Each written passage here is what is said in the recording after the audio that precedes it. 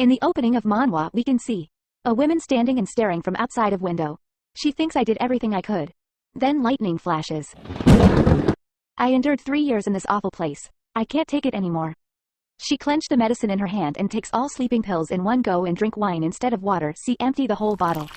While drinking she thought she wants to end this all. She is tired of all the mockery.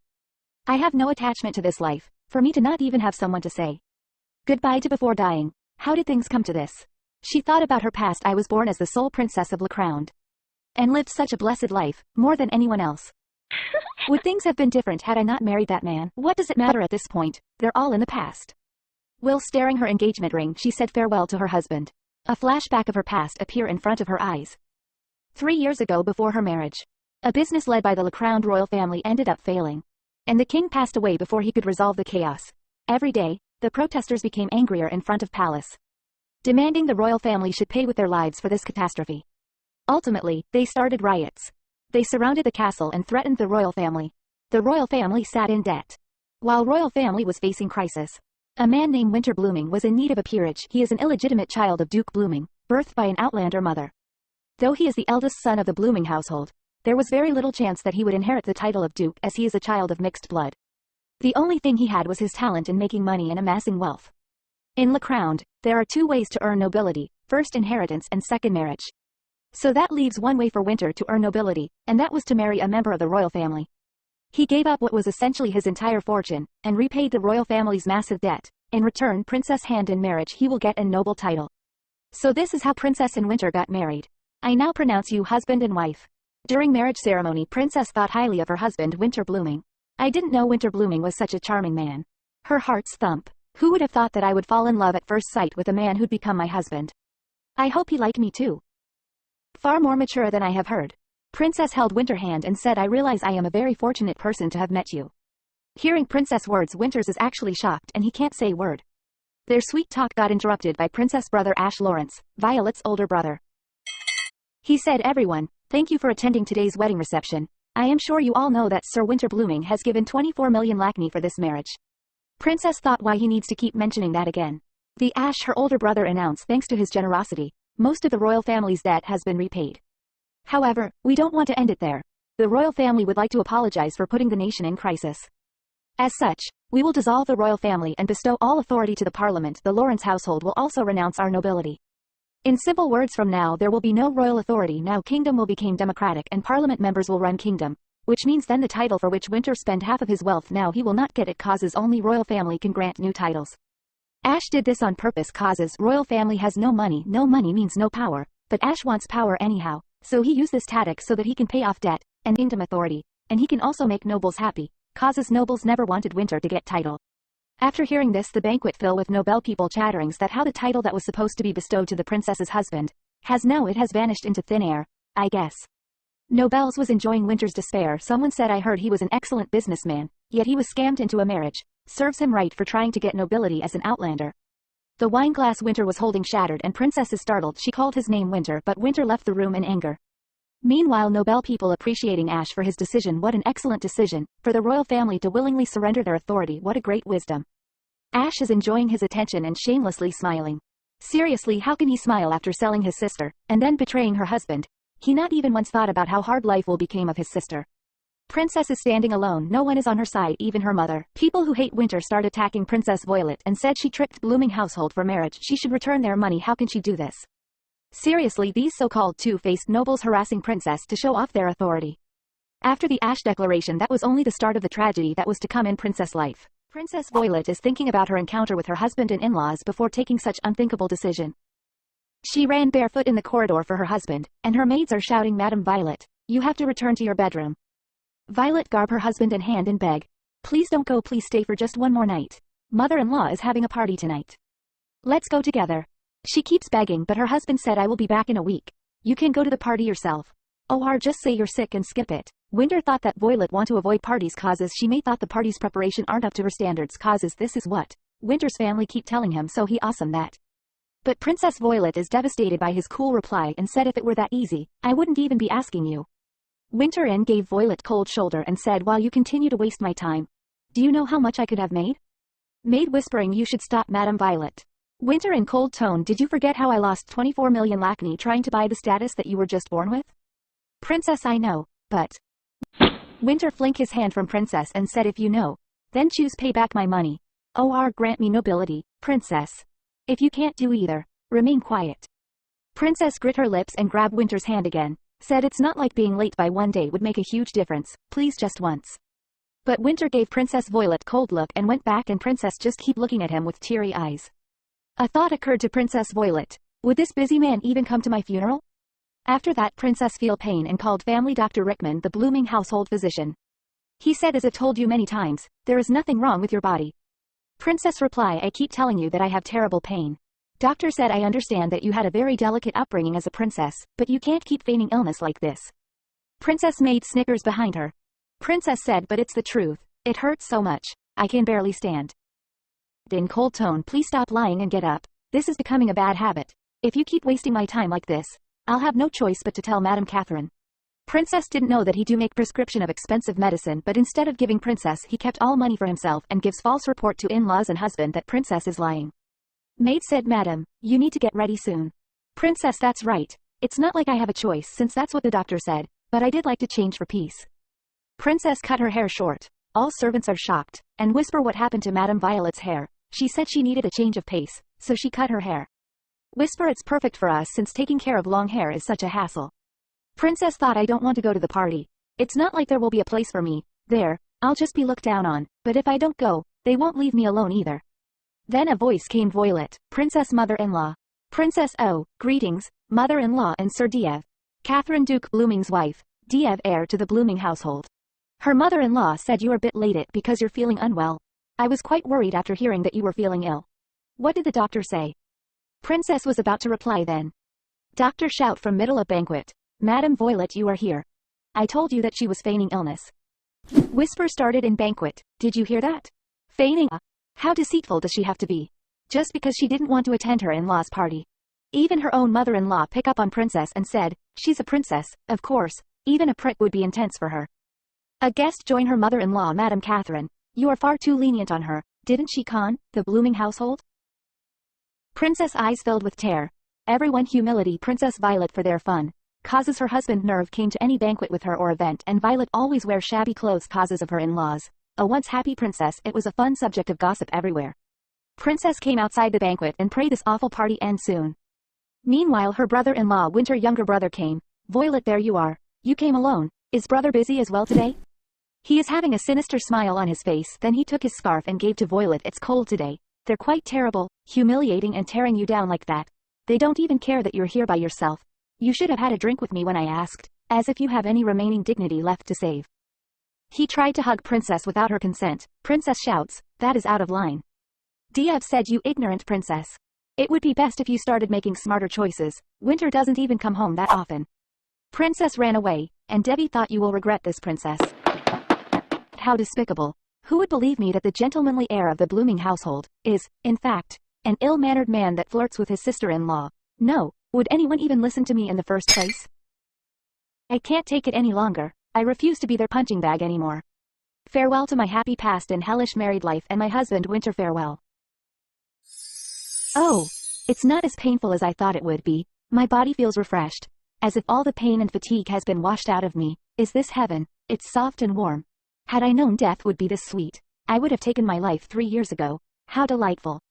Then suddenly Princess realized her voice changed. She quickly get up. What the voice, and these are not my hand. What going on? She is currently in her husband body and her body is still lying in her. Princess saw her reflection in mirror, 6 feet 3 inch, with broad shoulders, black hair and gray eyes, a wild outlook but still outrageously good looks.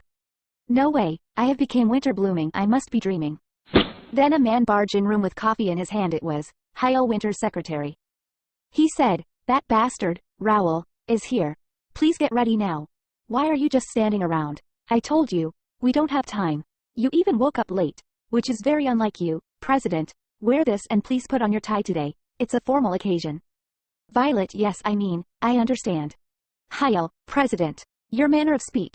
Why do you sound more refined? Oh, you're practicing your manners, aren't you? You did go overboard yesterday. Violet asked what happened yesterday.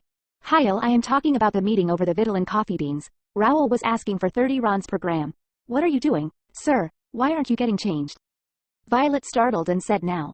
Then she said, which Winter will never say. Hyle, I am a bit embarrassed, could you step outside for a moment? She thought, even though this is Winter's body, changing in front of another man, I will need your help putting on the tie later.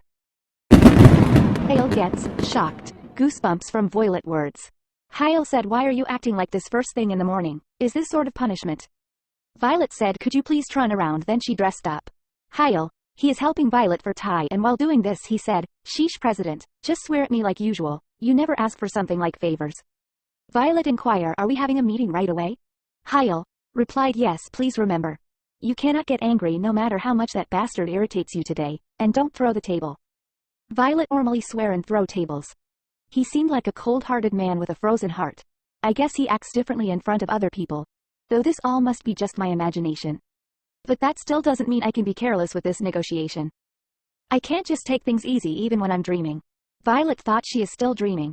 Then scene shifts. During meeting the gentleman said, as I have told you yesterday, I will not sell the victual and coffee beans anywhere below this price. Violet reply, but we've already signed a contract, if you suddenly raise the price, be difficult for us. But the man said this much should be nothing for you, don't spout nonsense, isn't your hotel chain currently having unprecedented success?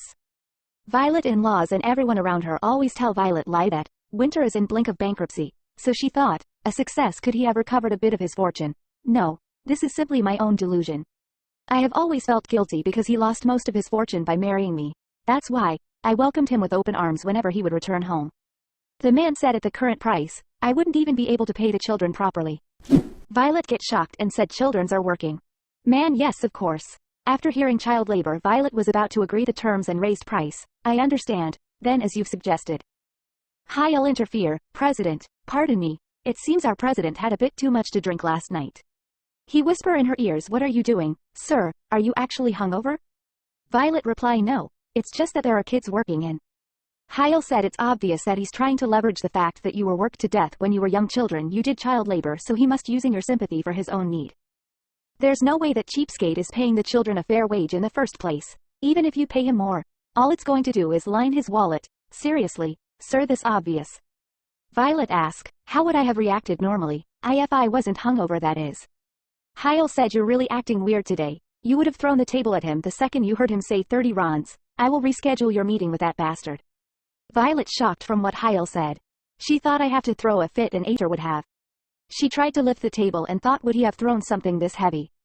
The man in front of her, Winter, will throw the table on him. She stopped and think, no, this isn't how she would solve problems. She said to man, let's restart the negotiations, from the beginning. The man is shocked that why Winter hasn't done anything. What are you talking about? Violet said, let's sort this through conversation. We can calmly sort things out until we come to a resolution we both can agree on. She thought throwing the table and instilling fear is how Winter Blooming would have done it, but the one currently present is Violet Lawrence. I have endured people's ridicule and lived like a ghost. Now that I've sat down here, I need to see this through to the end. She said to man that I will start the negotiation for start, and I won't stop until either we find common ground, or one of us surrenders. Then scene shifts. In Winter house. Winter is ringing bell. Maid, isn't Madam Violet calling for us? Shouldn't we go check on her?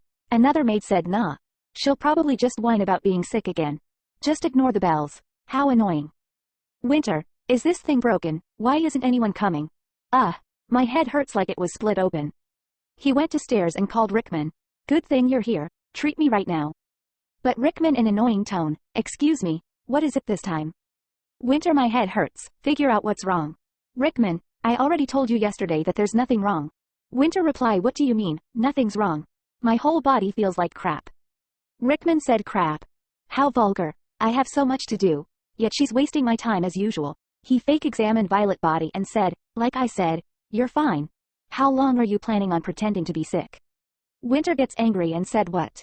Rickman tried to fool again and said, I understand that you were a princess, but this is far too excessive. Winter got angry and grabbed Rickman by his shirt in anger. And said, I have to go and negotiate with that damned Vitalin cheapskate, so do a proper diagnosis. Winter opens the door of his safe. The safe was filled with gold and money. He took out money and threw it to the Rickman and said, is that enough? Now, tell me what you should do. The arrogant doctor now gets startled, and said, to treat you, no matter what. Winter in angry tone, that's right, I need to get to the capital as soon as possible, so do whatever it takes. If this body faints on the way, No, my husband will have your head. Winter thought that, though you're done for as soon as I regain my body. Thank God, finally Winter will fire this useless leech doctor. Servant, are you all right, doctor? Doctor is stunned. He can't believe what is he witnessing. He thought, what's going on? Why would Sir Winter, who values money like his life, give her the code to the safe? Why is Madame Violet acting so high and mighty? Up until a minute ago, she stayed quiet like a mouse despite everything. Then Violet's body start paining again. Winter grabbed his head in pain. Servant asked, are you all right, madam? Winter said, I am all right, and bring me coffee, a hot, steaming cup. All servants are also get startled, from what sight they are witnessing. Then servant gave him coffee and thought, she's having the same way as Sir Winter would have. Said, how long are you planning on just standing there? Servants ask, what do you mean, madam? Winters barged on them and said, Rickman, find me a cure, and you, Philippe, get me a train ticket to the capital. Servants, understood. We'll get on it right away. When they leave, Winter thought, they are slow, and what's the matter with this body? That aside, I thought she was a refined princess, but she's just like me. I'm now certain that I've switched bodies with Violet. Winter thought that, he is surprised how well he is taking this body and situation. Compared to being captured and forced to work by tiny people, being experimented on by a witch, this is nothing, especially when there are countless people hold a grudge against me. He thought maybe someone who is holding grudge against him might done this. Winter, while stroking Violet's hair, thought, it took her long enough to cut her hairs. Then he suddenly remembered a flashback of past year winter season, when he was having dinner with his wife. She was very happy. Violet said, I am so happy, Winter, you're staying home for 4 whole days. And we can even have dinner together. Winter replied, I'm going back to the capital soon anyway. But still, then Princess smile and, she start blushing and hesitate, ask, don't you think my hair is long? Winter replied, yes it is. Princess asked, should I cut it? It would be a fresh change. Winter in cold tone. Do whatever you want.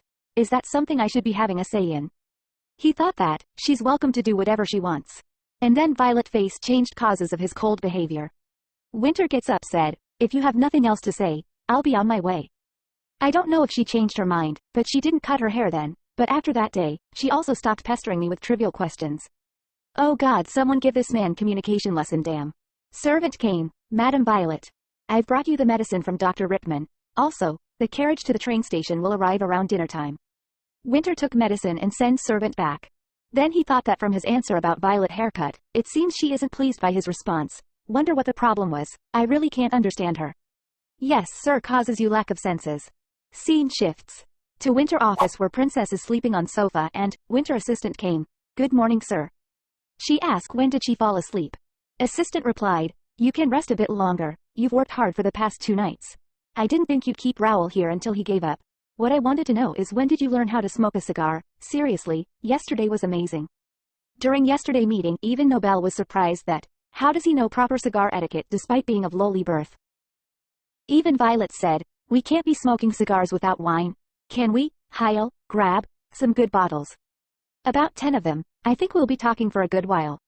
Princess said to Heil, I might have gone overboard keeping him here for 47 hours. But Heil said, what are you talking about? You scored a successful contract, not to mention, we got to see Raoul back out like the whimpering coward he is. Such a refreshing sight to see. That man cures Winter, you monster. Finally you have your way. Violet smiled, and blushes, and thought, I did it. I didn't think that royal etiquette would come in handy like this. If this is what it's like to live in my own fantasy, such a life doesn't seem so bad. If this is a dream, I hope I never wake up. Hale informed her that, Winter received a telegram, while you were asleep, from Madame Catherine.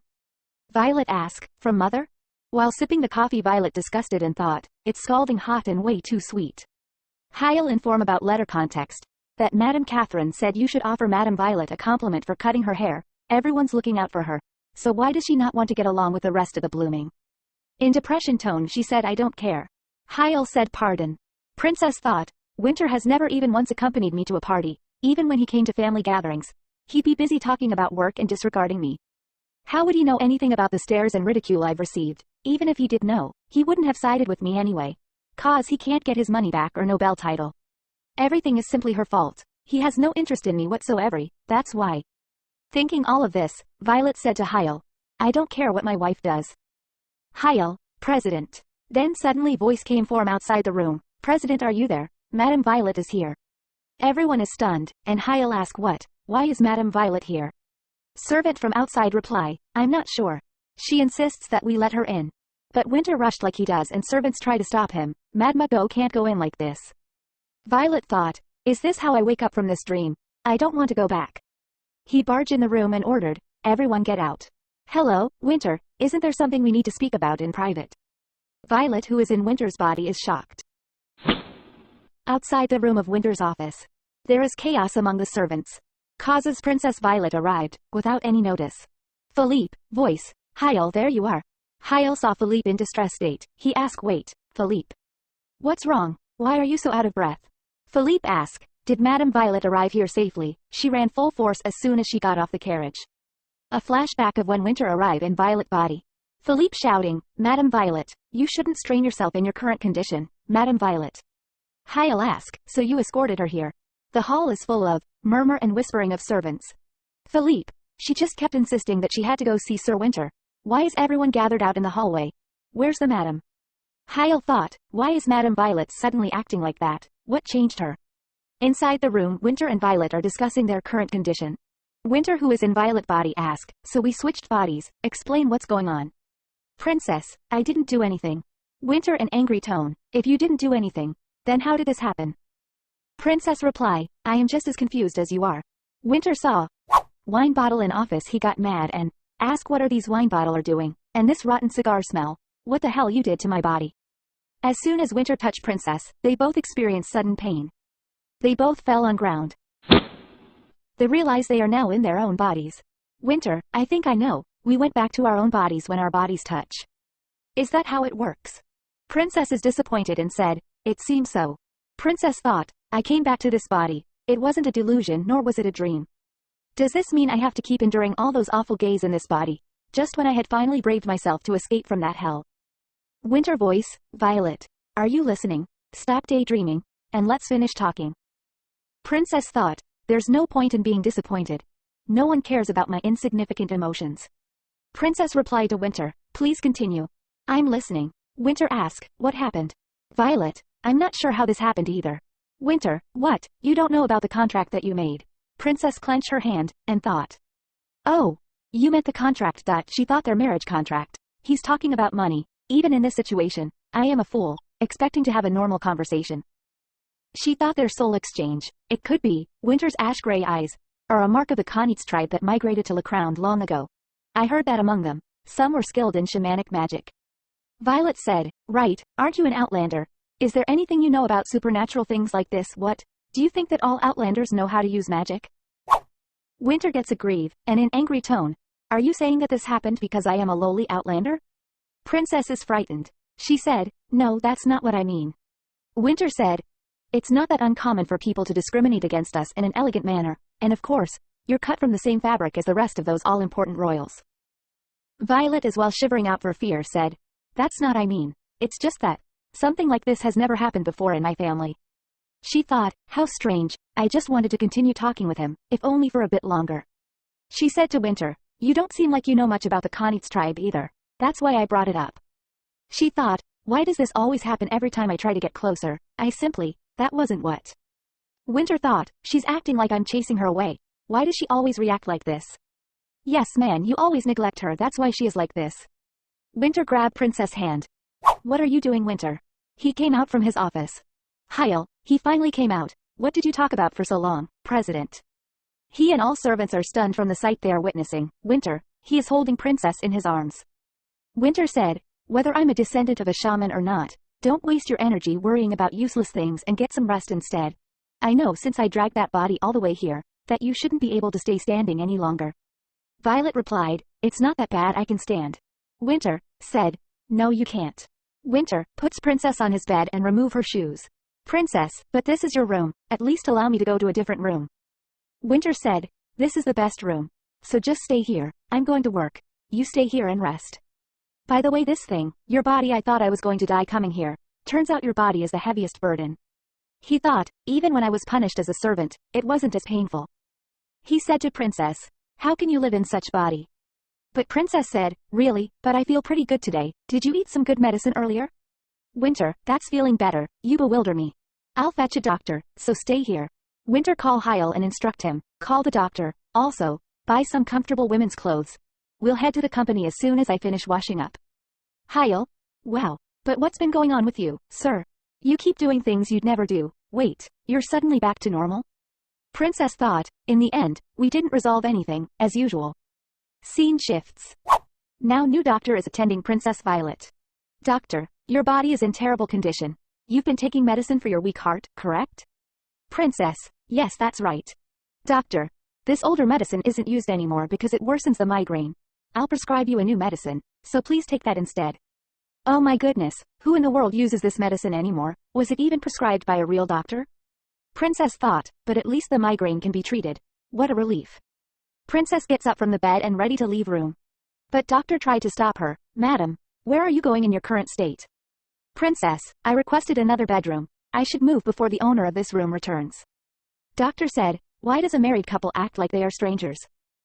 Violet thought, strangers you say, this only happened because of the body switch. I mustn't get used to this sudden kindness because, in the end, nothing will change, or at least that's what I thought. Then scene shifts to next morning. An army of maids are coming in Violet room with ton of dresses and accessories. Violet is stunned. She asks, why are all these clothes in my room? A voice came, Madam. How was your meal? Now, let's get ready. Even if we start now, we might only barely make it in time. Lulu the hotel maid, we need to choose an outfit for your lunch date with the president. Grab the rest. All maid are super excited to dress up Princess. Princess is surprised and asks, lunch date with my husband. Princess is surprised after seeing such beautiful dresses. She thought, wow, what a fancy dress. Am I really allowed to wear this? Lulu said, Mr. Hyle went and bought them in a hurry. He said it'd be the first meal that you had shared in a while. Princess replied, I also only just found out that I'm having a meal with him. Princess thought, if I wore such a fancy dress, to be indulging in such luxury after wasting all her husband's money. How shameless can one be? The entire blooming household would be up in arms. Princess thought, let's something modest as usual. Maid, that color looks perfect on you. Madam, it looks perfect for this weather. I also like that. Princess. Princess said, no, I was going to pick a different one. Lulu, do you not like that dress? You've been staring at that dress from the start. Princess, have I? Princess thought, actually it's my favorite color. Then she thought, as there's no one here to criticize me, maybe I can, just for today. Princess informed maid Lulu, then I'd like to go with this dress. Lulu, excellent choice madam. Elle will do your hair and makeup. Please have a seat. While brushing Princess' hair, Lulu said, President indeed a lucky man. To have such a kind and beautiful wife. Princess replied, thank you for your kind words. Princess, but I'm a bit worried. How can my husband afford all this? Maid Lulu surprised from Princess' words. What do you mean madam? Princess replied, I heard that after spending 24 million lakhnas to marry me, he almost declared bankruptcy. Lulu, that's so, that's odd. The president buys dresses like these regularly. Princess is surprised from hearing Lulu words regularly. Maid Lulu informed Princess that Hyle is always buying racks of dresses. Princess thought, that's impossible. I've not once received a dress from my husband. Then who did he buy all those presses for? Princess thought maybe Winter have affair, but little did she know that her in-laws are the one who never inform her about dresses sent by Winter. Winter, what's taking her so long? Hyle, there's still 2 minutes left, President. Besides, the clothes just arrived at 10 a.m. Of course, she'd be late. Winter, why do you keep taking Violet's side? Winter, what's the point of taking so long when all she's going to wear is some old-fashioned dress like she usually does? Hyle replied, that's true. Why does the madam always wear simple dresses? While they both were talking, Princess Violet arrived. Winter kept mumbling, it's probably just the precious princess's style. How could people like us possibly understand? Princess arrived. She looked so mesmerizing that Winter stopped talking and kept looking at her. Princess, shall we go? Winter. Winter replied, I was expecting you to dress like you usually would. Princess, why did you assume that? Winter said, because you like old-fashioned dresses. Princess startled from Winter words. She tried to say that is because, but she stopped and thought, there is no point of saying anything, because he would care. I am famishing, let's go. They both went to a fancy restaurant. Violet. Wow, the view is gorgeous. Winter, though we almost ended up seeing the night view from all the quarreling. Violet, that's because you were saying all that unnecessary stuff. A flash before they enter the restaurant on ground floor. Winter, we'll take the elevator. Violet, I can handle that much. My bedroom is also on the 5th floor. Winter, how can you possibly climb 5 floors in your condition? Hyle, immediately install an elevator in the mansion. Hyle, yes, sir. Violet exhaust, I told you that you didn't have to. Was walking around in my body that difficult? This means that Winter doesn't have any idea how her wife lives in mansion. Her room is on 5th floor, most for rest and almost in the corner of mansion. Winter, you were right. Violet puzzled. What do you mean? Winter reply. I looked into my ancestry, the Khanit's tribe. There are various records of people switching bodies with one another, even though they didn't have shaman powers, but we couldn't find out exactly how it works nor the reason, and also, the contract you negotiated was excellent. Then Winter said, let me give you a reward. Violet, reward, giving your wife a reward. She thought Winter as stiff as ever. What I want to receive from Winter is. Violet replied, then would you please escort me to your father's birthday party next month? Can you be please my side? Winter as usual in cold tone, he replied, you seem to be severely mistaken. My time is far more valuable than you think. I meant a materialistic reward. Tell me an item that you want. Violet. I see. She thought even though we've been married for 3 years, we're still practically strangers. I'm so sick and tired of this. Violet reply, it's fine. I don't need a reward. I'm just glad everything worked out for you. Then a Winter gets irritated. He said, this again, I despise your attitude. If you want to say something, just say it. Don't be so meek. Winter thought Violet is showing her princess attitude. Princess said, there is something I would like to know. Winter, what is it? Violet, if I had died, would you come to my funeral? Winter, what? What do you mean by that? Violet, it's exactly as I said. Winter, if you die, don't be so childish. Violet reply, why do you think I am being childish? Winter thought, you know nothing about me. He said to Violet, how many times have you been hit in your life? Have you ever been forced to work for anyone? What about been locked up somewhere? Tied up and dragged around, and worst, have you ever starved because you were too poor? Then sarcastically, Winter, as are you actually threatening to kill yourself? Violet reply, I am simply asking, if I had died, would you have finally give me a day of your time? She thought, I know it's a useless question, because you are the man that wouldn't use a single day for me. Oh man, he is literally gatekeeping his wife's trauma. Winter leave table and Violet in anger. Then Hyle came back. President, I am back. Oh, did you already finish your meal? I have the quote for the elevator. President, where are going in the middle of your meal? Sir, why are you leaving Madam behind? Winter left without a word and our meal end up our emotions in mess. Madam Violet, it's almost sunset. You need to return to mansion soon. Violet replies, I am sure you lady have it hard time having to serve me. Maid, that isn't so. Violet, I know it's getting late. I will head back now. Have Lulu fetch the carriage. A voice came. Oh my goodness, Violet. I can't believe this. It's been so long since I have last seen you.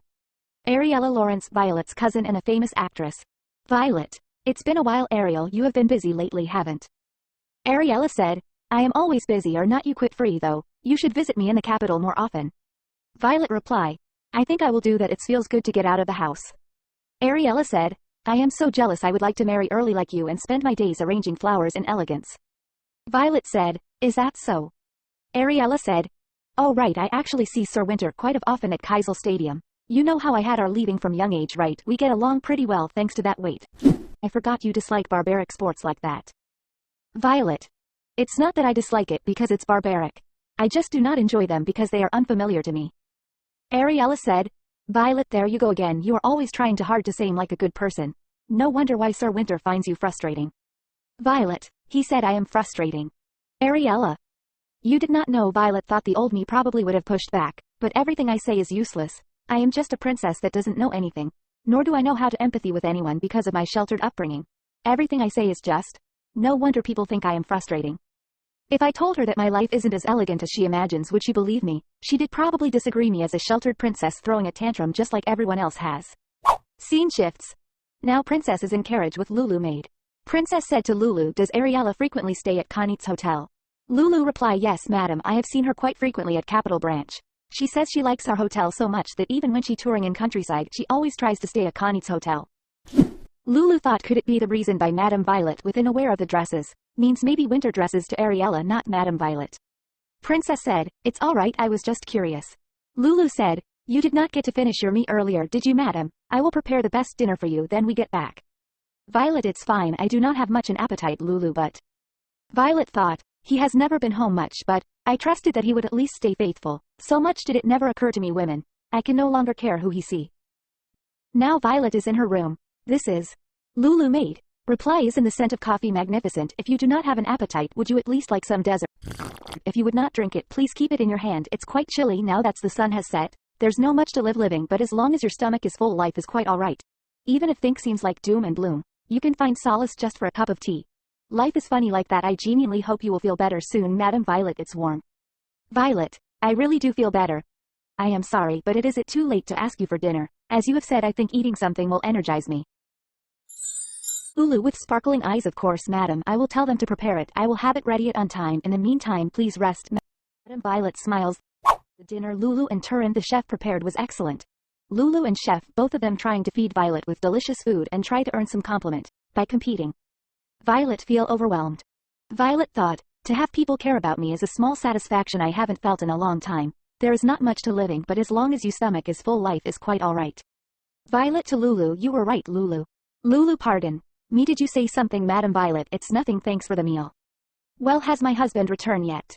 Lulu, yes, just a moment ago. I thought he has stayed at hotel headquarters tonight, but he came back. Violet, I have to see him. I no longer want to be a frustrating person. Scene shifts Winter office. He is angry causes of his previous conversation with Princess. He thought, what possible reason is there for you to say like that? You have really lost it. Pathetic. To chastise yourself over something she probably said without a thought. Why do you think I am working so hard to earn money for who? Knock on the door. Winter, are you there? I am sorry for bothering you at such later hour, but there is something I would like to say to you. Winter thought at this time. He opened the door. He asked, what brings you here? Wait, were you not finished early conversation? They both look at each other. While it's set, we will probably continue to be like this. We would not change ever, and that's why I feel all more certain. Winter. Princess Violet said I wants to divorce him. Then suddenly Winter gets shocked. He thought, my wife was completely different compared to an uncultured fellow like me. The nobleman's way of walking that I practiced for days, the overly complicated and uncomfortable attire. But in comparison, all these noble values were as natural as breathing to my refined wife. Even though she was marrying a lowly outlander out of responsibility as royalty. The princess was always elegant. Violet must have felt pathetic after she was used to paying off the debts of her country through marriage. I thought I had nothing that could satisfy princess, status, lineage, or money. There was only one option for me: to become affluent to a point where we're drowning in wealth. That goal was my drive. The start. What could be left at you to disappear? Then he came back to his sense. Winter didn't answer. He just kept his mouth shut and watched her. Winter, who was thinking about what to say for a long time, finally opened his mouth and said, if you want a divorce, I'll give it to you anytime. Really? But of course, you have to return the money I paid for the marriage. Violet paused at his words. Winter continued with a calm face. Of course, 3 years will bring interest. You'll just have to give me $27 million. I'm going to take out the interest because you have worked hard in the 3 years you've been my wife. And what else should I do? Do you want me to pay for rolling on the bed? As Winter approached, Violet gradually stepped back. Just before her body touched the wall, Winter inadvertently put his hand between Violet's head and the wall to cover the back of her head, thinking he should protect the princess. You want a divorce? How can you ask such a thing from me? Princess startled.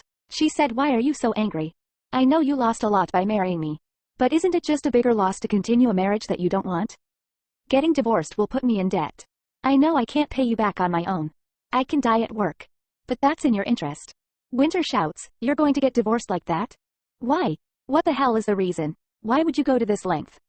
Violet smiled vaguely without even realizing it. That's what I said. I still don't know why. What the hell are you? Why do you hate me so much? What? Winter couldn't understand why she was saying this.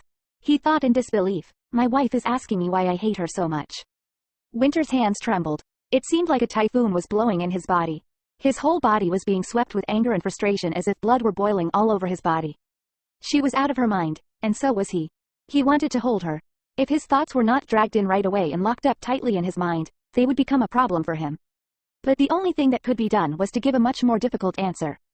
I don't hate you. I just don't want to get divorced. No one will help you if I don't want a divorce anyway. You know that much. Princess, I know. Then don't bring that up again. Winter stepped away from her. Then, he took a deep breath, looking into the air for a moment, turned around, and went into the bedroom. At the sound of the door slamming, Violet flinched. She closed her eyes tightly and opened them again. She thought Winter's words, I don't hate you. Lies. Violet walked to her room, sadly speaking to herself. Her conversation with Winter certainly made her understand. As long as the money was intertwined, it was impossible to get a divorce. I hated Ash from my heart, but I needed his help. It was Ash who didn't keep the promise of her husband's money. Now that he has fully paid off his debts and has started gaining public support, he is now almost the only one with the power to help her. I wanted a divorce, so I sent Winter to find a way to confer any title. Violet thought that it would not be very impossible to bend the law because he had supporters. She knew there was no reason for the divorce of the two, and she would not seek out Ash if there was no money at stake. A few days later, Violet got on the train leaving the capital. Winter sat opposite her. He seemed determined to pretend he hadn't heard about the divorce. Winter, that's great. How can you come all the way here being in the same posture all the time? While he was sarcastic, Violet smiled for the first time in a while. Princess, how can you change your posture so many times? I thought I was coming here with a child. The chair is uncomfortable. Winter was grumbling sarcastically as if nothing had really happened. He emptied a glass of beer before the train even started. He drank incessantly over the course of 7 hours. Violet, who couldn't endure him doing this, opened her mouth. Don't you think you are drinking too much? Not at all. Winter was sarcastic. Why? I guess it's so vulgar to drink in the eyes of the princess because she can't stand it? My father drank a lot, too. I'm just worried. I'm afraid you won't be able to live long and what? I'm not saying you're a vulgar person. Violet said the word and shut her mouth. She thought Winter would be annoyed, but he looked at Violet with a slightly dazed look. He turned his head toward the window and touched his chin with his hand. Finally, Winter, who fisted his hands in his 2 pockets, headed to the place where the carriage was waiting. He looked back to see where Violet was because there was no sign of her following him. He saw that Violet was looking at a girl who was standing with a basket of flowers. Violet slowly turned her head toward Winter and opened her mouth. Will you buy me some flowers? In return for the contract. Then, Winter replied with intimidation. Don't, you can buy anything later, just ask for the right one. I like flowers. Then you can buy them later, besides the flowers in the house are better than that. Princess, while we're talking about it, it's more comfortable if you buy it for me. The flowers in the house are not gifts. I want to get a flower as a gift. Buy me flowers. Winter had no idea what was different between the 2 flowers, but he didn't have a reason to refuse anymore and walked to the girl. Winter stayed for a week and returned to the capital. He was still busy at work and had not talked to Violet, but it was the first time he had been in the mansion for so long. Violet couldn't figure out why Winter hated divorce so much. Without the knowledge, I thought about whether this marriage is economically beneficial to him or not, but there is no way to confirm it now. Today, 15 days after he left the mansion, there was a birthday party for the Duke of James Blooming. Winter will be back for his father's birthday party this evening, and Violet was going to talk to him more when he came back. As usual, Violet wore a purplish-black dress for tea time till lunch. When she was ready, the door opened without her permission and Ash Lawrence walked in. Catherine Blooming stood behind him. Violet picked herself up. She felt uneasy about the stiff look on the faces of the two. Then Catherine, who came with him, looked sad. She glanced at Ash and spoke. Violet.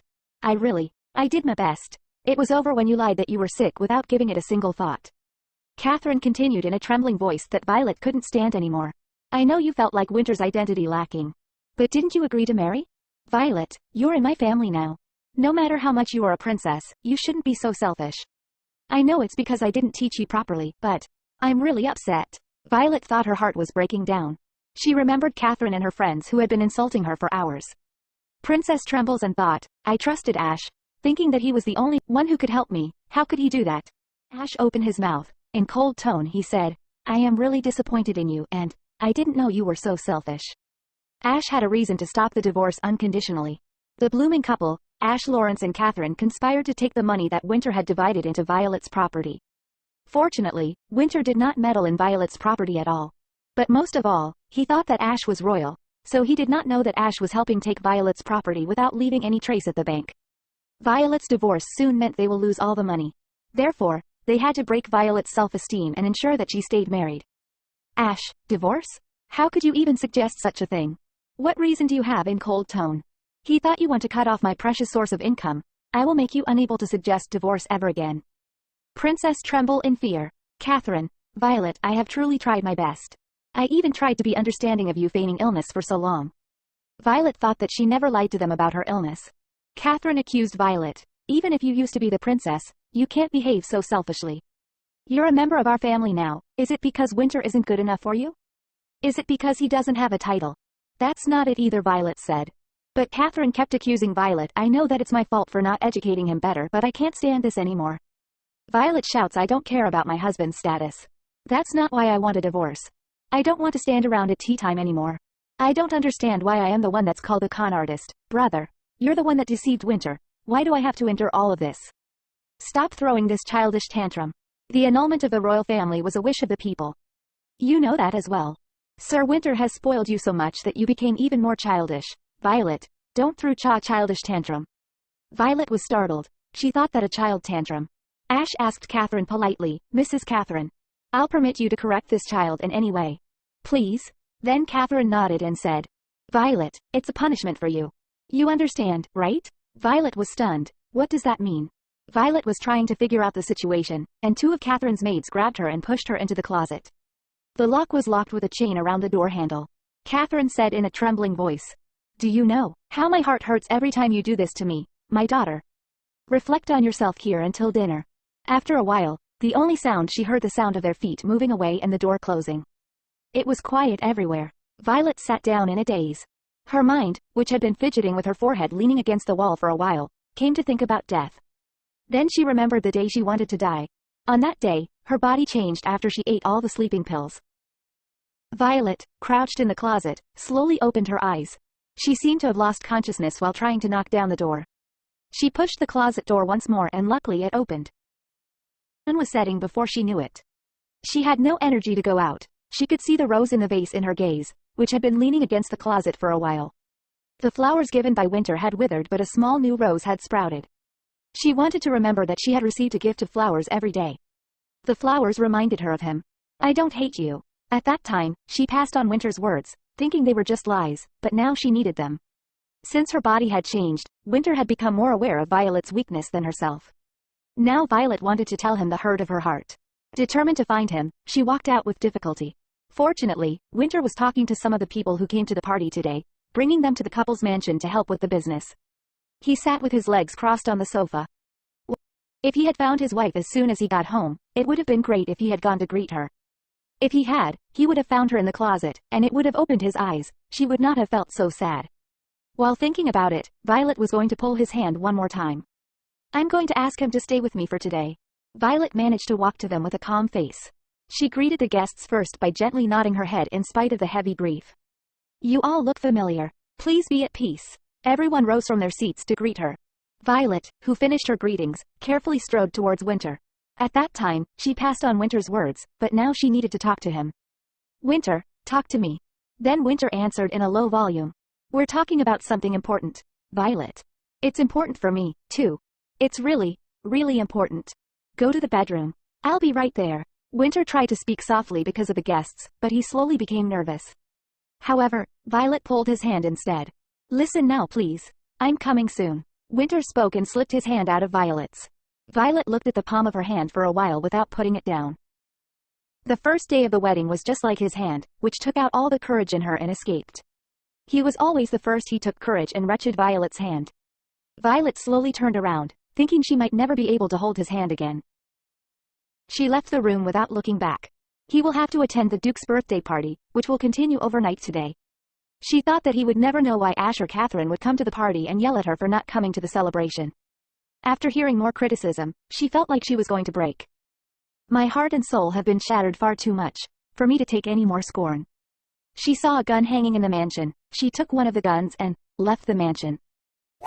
Scene shifts. Violet arrived at blooming household beach mansion. The dark sunset and the calm sea were beautiful as night approached. An old woman, the villa keeper, was surprised to meet her. Young ma'am, what are you doing here at this hour? I came here to see the sea, so don't worry about it and go back in. My young lady is here.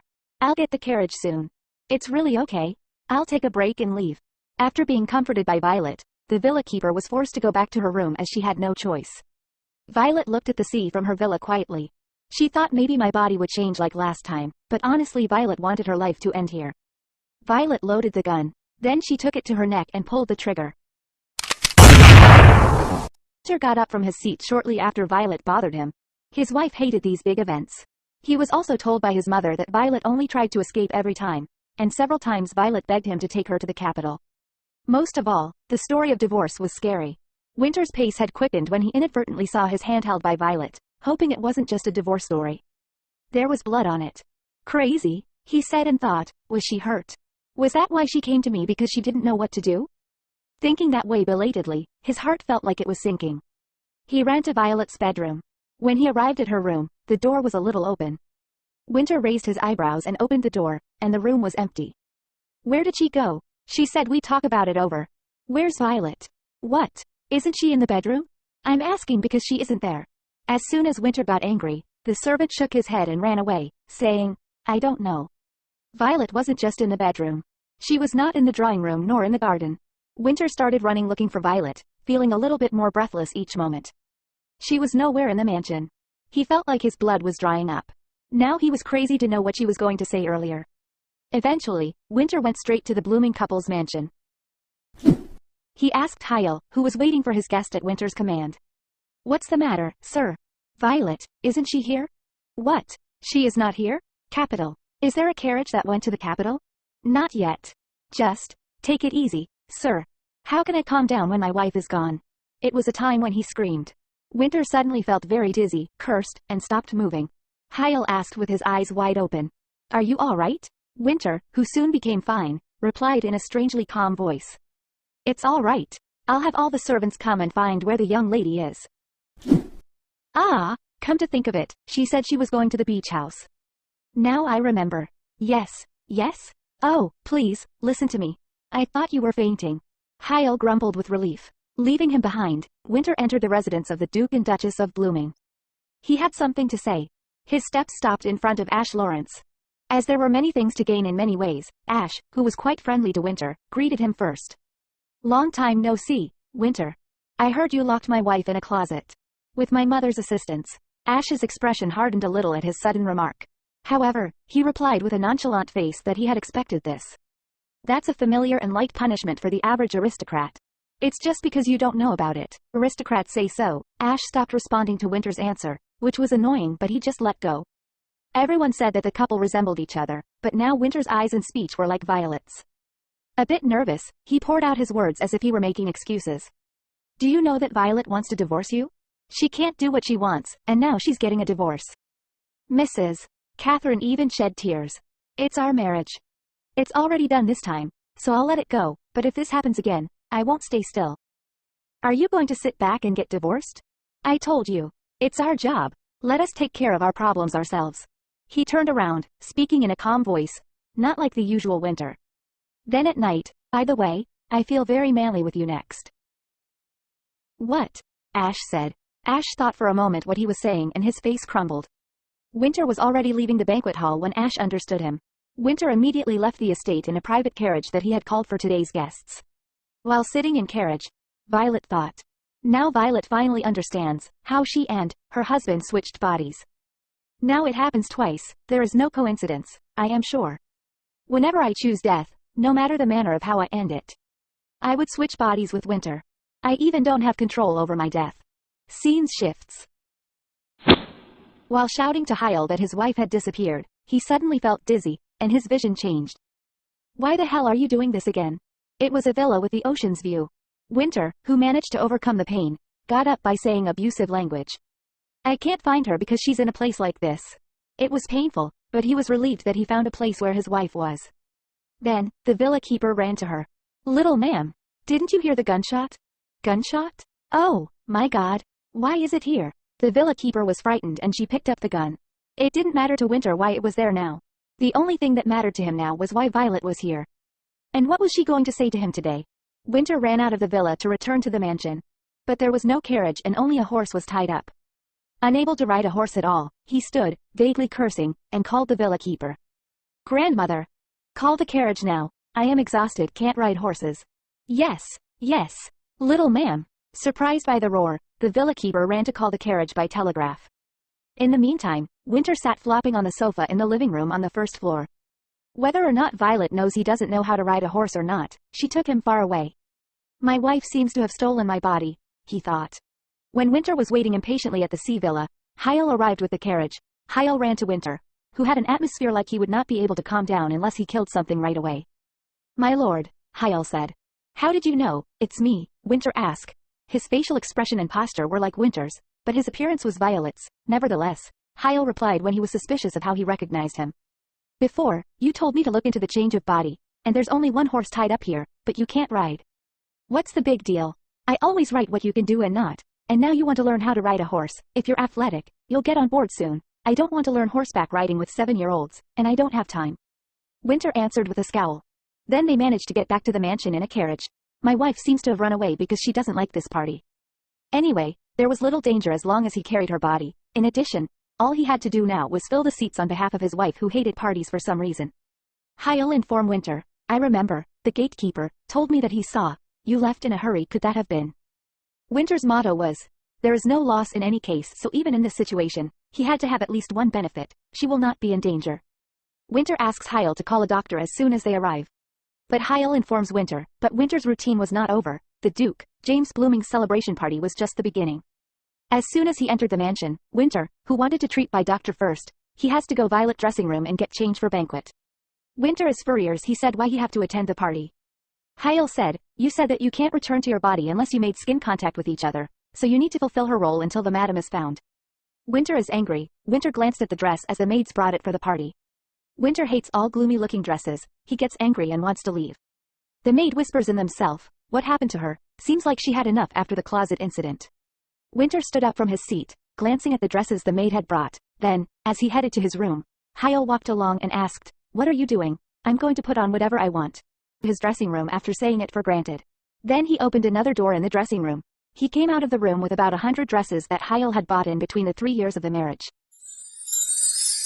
The closet was filled with lavish dresses, all servants even. The butler is shocked, and Heil is in distress.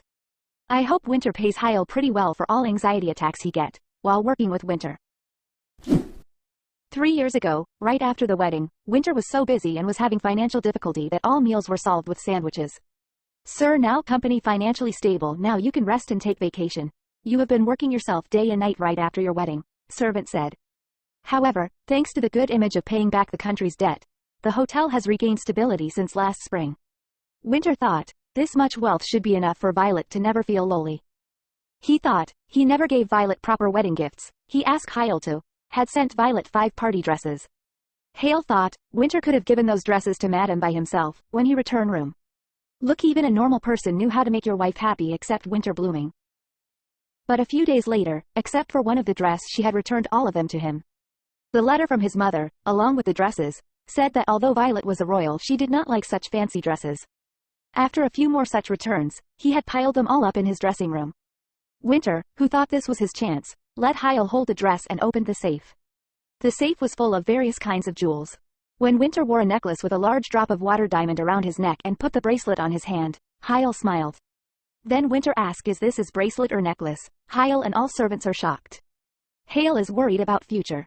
You said that women don't like small things such as jewelry. Besides, where is there a lady who comes out with wearing all this jewelry? Shut up. My husband bought me so much that I had no choice but to put them on. What are they going to do about it? Winter's usual mouth was the same. Winter, who was looking at the dress, complained that he could not wear it alone. I have no idea how to dress. Can I help you? Wouldn't you get out of here right now? I'm trying not to touch something. Bring the maids. Please don't curse with the appearance of a little lady. It really hurts me 100 times. He was in tears and ran out to call the maids. The maids' eyes were wide open in the dressing room, which glistened even though the sun had set. After Heil was kicked out, the maids dressed the tiny lady. Winter couldn't take his eyes off the mirror even for a short time. See, I knew it. Winter thought that. He knew such Violet would look great in such extravagant dress. I did it right. Maids compliment him. Madam, you look so beautiful. In the meantime, a maid who was grooming her shortened hair casually said, how does this white dress look so good on you? In the wedding day, the bride. Then the maid next to her freaked out and slapped the talking maid on the arm. The maid, who made a slip of the tongue, hurriedly closed her mouth with her hand. Winter asked, narrowing his brow. What about the wedding? Sorry, I'm sorry, young lady. Violet had never heard a nervous voice before, and the two maidens apologized as their faces turned pale. However, Winter became grimmer and questioned the two. Why can't you talk about the wedding in front of me? You tell me. Winter snapped at the maid, who had been hitting her arm, and stopped her, but she couldn't raise her head and cry. Yeah, on the night of the wedding night. The little young master disappeared without a word. Master was angry, but I felt sorry for the young lady, who couldn't even take off her dress and waited all night worrying. I'm terribly sorry. Winter could not say a thing at her words and remained firm. It was the first time he heard about it.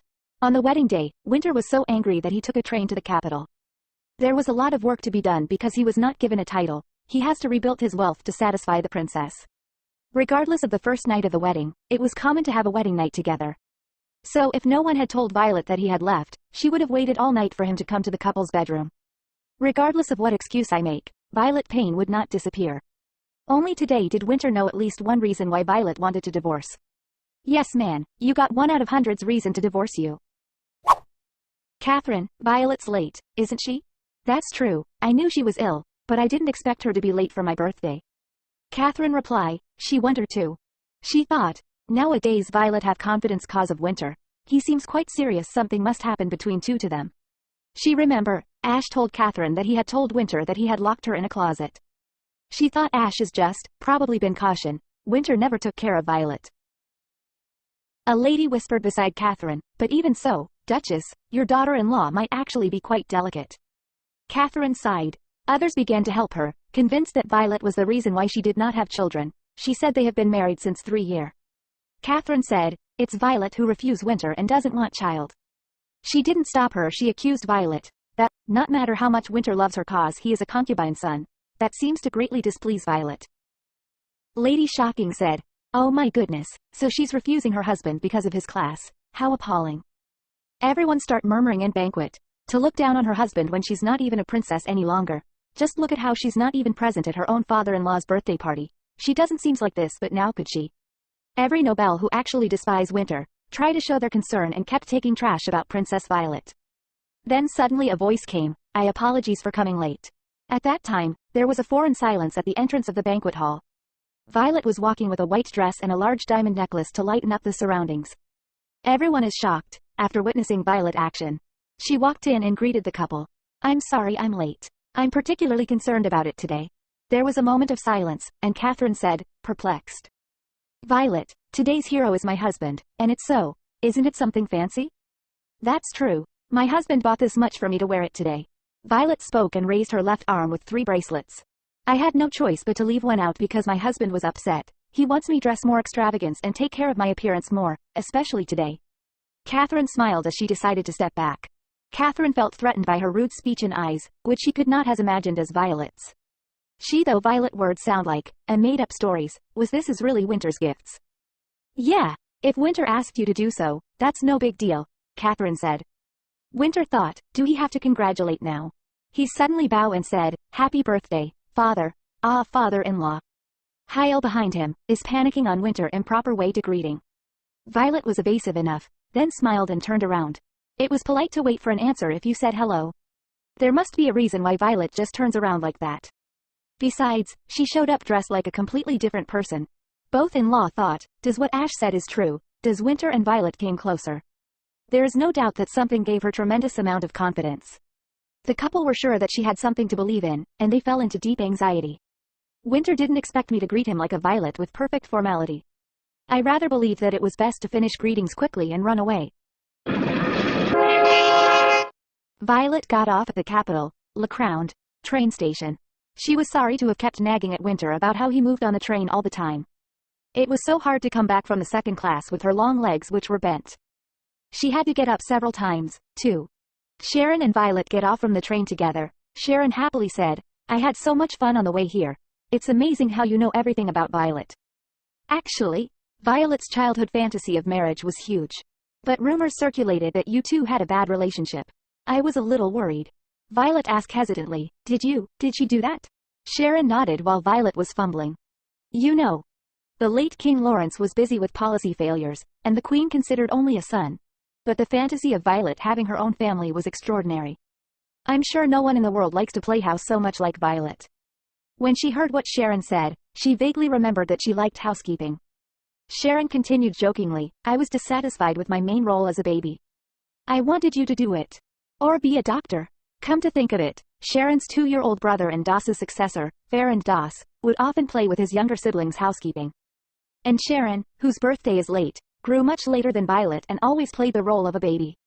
When Violet thought of the memories she missed, she laughed because she was so happy a long time ago. Sharon said with a smile, I'm so relieved that Violet met such a nice person. I am sure she is happy. Then suddenly Violet came back to her sense, her expression changed and became gloomy. Sharon asked, is something wrong? Violet said no. Then a man arrived. He called Sharon's name and informed her that her carriage arrives, and it was ready to take her to her hotel which reserved. Sharon said that was fast. Violet asks from Sharon, Lady Doss, there is something I'd like to ask you before you go. I heard that the DOS Principality is generous about handing out citizenship. Yes, that's right. It's because they have such a small population. Just by arriving at our principality, we immediately grant people citizenship. Of course, criminals are an exception. Violet replied, "Thank you for explaining it to me. I'll make sure to tell my wife to contact you." Yes, please do. My brother is also curious about how Violet is doing. I see. Violet nodded her head. Sharon left after getting confirmation again and again. When Sharon left, Violet had a gloomy expression. She thought she is sorry for not telling Sharon the truth and how unhappy she is. Violet thanks. It was fortunate that she was not dead yet. She didn't know that there would be someone who often remembered her. Since I decided to divorce, I had to think about what should happen after the divorce. If I couldn't get a divorce, I was going to run away at night. I will throw away my heart and love. I shall depart without any load on my heart. Death was not allowed to me, so I was going to leave. With a heavy heart on this earth and a light body. My husband won't find me even if I leave. Violet bitterly thought that he would not know that his wife had disappeared for about 3 months anyway. It was around 4 a.m. when Violet arrived at the capital. Most people who arrived at this time waited for the sun to rise, eating coffee with simple snacks at the train station. Violet also decided to spend time at the station because she thought it was rude to visit her mother at dawn. "Excuse me, gentlemen. May I check your ID for a moment?" "Yes, that's all right. May I help you? We usually do random tests at dawn." "Oh, I see." Meanwhile in Banquet, Catherine thought, Winter's biological mother left her child in a restaurant for a while when he was 5 years old and never came back. Kingdom was rapidly changing, and the era of solving everything by status alone is over. It took money for the Duke and Duchess of Blooming to continue to serve as the rulers of the Southern Recrowned. However, the only thing the couple could do about money was accounting. They needed family members who knew the flow of money exactly. After the judgment, the two decided to warmly welcome Winter, and the boy was completely fascinated by the stability he first tasted at the age of 12. Since then, the boy has always bought affection with money. His parents sold their affection for money. There has never been a problem with a love deal until this year when Winter turned 27. The Duke and Duchess of Blooming, who had been in such a relationship, were feeling extremely nervous. They were very nervous about Winter setting up a new home and going outside. Ash was against it, but frankly, for them now it wasn't an awfully bad option for their eldest son and wife to get divorced. Worst of all, the relationship between the two became so good that they left the Blooming family. If Violet seduces her husband into paying for his parents' party. Soon after, Winter regretted coming out with a necklace. He twisted his neck and said to Hyle, who came with him, "Can't I take it off in the middle?" "Of course not. I don't think all the diamonds in the banquet hall will be enough. Everyone will know. I think I'm going to break my neck." The shoes were hard to walk in and the dress was uncomfortable, but the necklace was the most painful. It was no ordinary job to bear this weight with his wife's slender neck and shoulders. Now I know for sure why women know what they're up to. Winter shook his shoulders with his hands and turned his head frivolously around. His wife was originally a beauty and appeared wearing brilliant jewelry, so it was natural to draw attention. Winter was annoyed by the men's gaze and said to Hyle, "Just find out who Violet should say hello to. Say goodbye and leave." "How do I know that?" "Women his wife's age, whose mother usually comes to goddess tea parties. You should know their face. She's never been to a tea party, so how do I know who's coming?" "She has never been there?" "Yes, never." Now that he knew 2 reasons for divorce, it was a night of good results. Winter clicked his tongue, sighed, and covered his face with his hands. Then Hyle said, "Why don't you make eye contact with anyone? If you know them, they'll talk to you first." "That's no big deal." Winter, who found it extremely loathsome to socialize, made eye contact and smiled in search of women who seemed to be her age. However, most of the time, greeting lightly and smiling face to face was over, and some even ignored it as if they had not seen it at all. He couldn't find anyone close to Violet. "It doesn't make sense to not have a close friend. How much time did she spend on my mother's tea party?" Winter said to Hyle in a fit of irritation. "Someone she knows didn't show up. Why don't I just leave?" "Hey, does it make sense that the Warhausens are all here today? Your little lady isn't a ghost." Being treated as an absentee at a party was called as a ghost in the south of LeCround. Crossing the street, talking about people who were barely invited to the party and failed to make connections has now become a term for those who are unpopular and ostracized. Winter thought for a moment that the word, ghost, might have bothered her, and said to Hyle, "No one is talking to me." "What? Nobody talks to her?" Only after hearing that, Hyle looked around. An hour has passed since entering this place, and none of the many Blooming family guests here have spoken to Violet first. He thought instead of giving Violet respect, everyone looks down on her. He remembers whenever his wife asked him to be with her at the party, Winter had some regrets that he had put his work before her, treating her like a child. Because I had never seen my wife at a party, I had no idea about her close relationship. Guests are murmuring in themselves. She doesn't know how to read the room. She can't even do a proper greeting. I'm embarrassed for her. She must have seduced his secretary because her husband wouldn't give her the time of day. Now that I look at it, the guests are all acting weird. Meanwhile, a man came and informed Hyle something urgent. Hyle gets startled. He quickly informs Winter that Madame Violet is in LeCround Welton police station. Winter gets shocked. He turned right away and left the banquet hall. Winter ran out of the party and luckily the last train hadn't left yet. Going straight to the first class, he was exhausted and had no energy to sit down anymore. First class seats could be made into a bed by laying down chairs. Violet maid said, "Madam, I will wake you up when we reach the capital, till then take a rest." Then Hyle spoke. "What do you think happened? Why Madame Violet is at the police station?" However, shortly after, Winter's face turned into a frown. He said with his hands pressing against his waist, and then in a trembling voice, he had severe back pain and his stomach had been hurting to the point of cold sweat. Felt like it's going to snap. Hyle and the maid hurried and get the painkiller. Meanwhile, Winter as usual cursed. "Damn it, can't we call the doctor?" Hyle brought a small bottle of medicine and said he picked Violet usual medicine, and Winter should calm down and take this. Winter again shouts in pain. How am I supposed to calm down when I feel like I am about to die? And what kind of medicine it is? Seriously friends, it's so a funny scene, but isn't he overreacting? "It's a painkiller," Hyle replied. Winter snitched the medicine envelope when Hyle couldn't answer correctly. On the outside of the bottle, it was written to eat in menstrual cramps, and the expected period was from tomorrow. Winter was annoyed and tried to throw it, but Hyle stopped him. "You have to eat one more," he said. Winter didn't want to take any medicine, but he couldn't stand it because he was in such pain that he wanted to take out the middle part of his body. Eventually, he agreed and took the pill and lay down again. Scene shifts. Finally, they arrived at the capital's train station. Violet, who was waiting at the police station, suddenly heard a voice. "My wife is more trouble than I thought. How many times do you plan for us to meet like this? Now this time you chose the police station of all places." "I didn't know you'd find me so soon. I had a lot of plans," Violet replied. Winter in an annoyed tone, "Is that all you have to say, after causing trouble and ending up in a police station in less than half a day?" Violet flinched and replied, "I didn't make an accident. Earlier at the train station, I came here to find an officer who only picked strangers and checked their identification at dawn. A police officer approached me with an identification check. Is that a common thing? I've never once had to do that before." "We usually do random tests at dawn, for security reasons," officers replied. "Oh, I see. Thank you for your hard work." I gave them Winter ID card, but those policemen had been giving me weird looks since the beginning, even though I hadn't done anything wrong. When they checked the ID card suddenly, they screamed, "Oh my God, Lord Winter Blooming, I'm sorry, I didn't recognize you." "I'm so sorry." "Why are you so sorry?" The pale-faced officer ran away before Violet could finish speaking, and a young man passing by when Violet was puzzled said. Then a voice came. "You've been unlucky since dawn." When Violet wondered, the young man shrugged his shoulders. Then he continued and said, "Judging by your gray eyes, you're an outlander, aren't you? My father still gets his ID checked like this. He is also an outlander. Fortunately, I crossed the passing line and got black eyes and hair." Violet's face hardened when she realized the meaning of the word, passing line. With his explanation, it was silver hair and gray eyes that represented the Karnak clan, a stranger in the Lakeland. Winter inherited his father's black hair, and his mother's gray eyes. My husband had the power to make the policeman run away while turned white when he knew who he was, but he still did not cross the line of acceptance of his discriminatory appearance.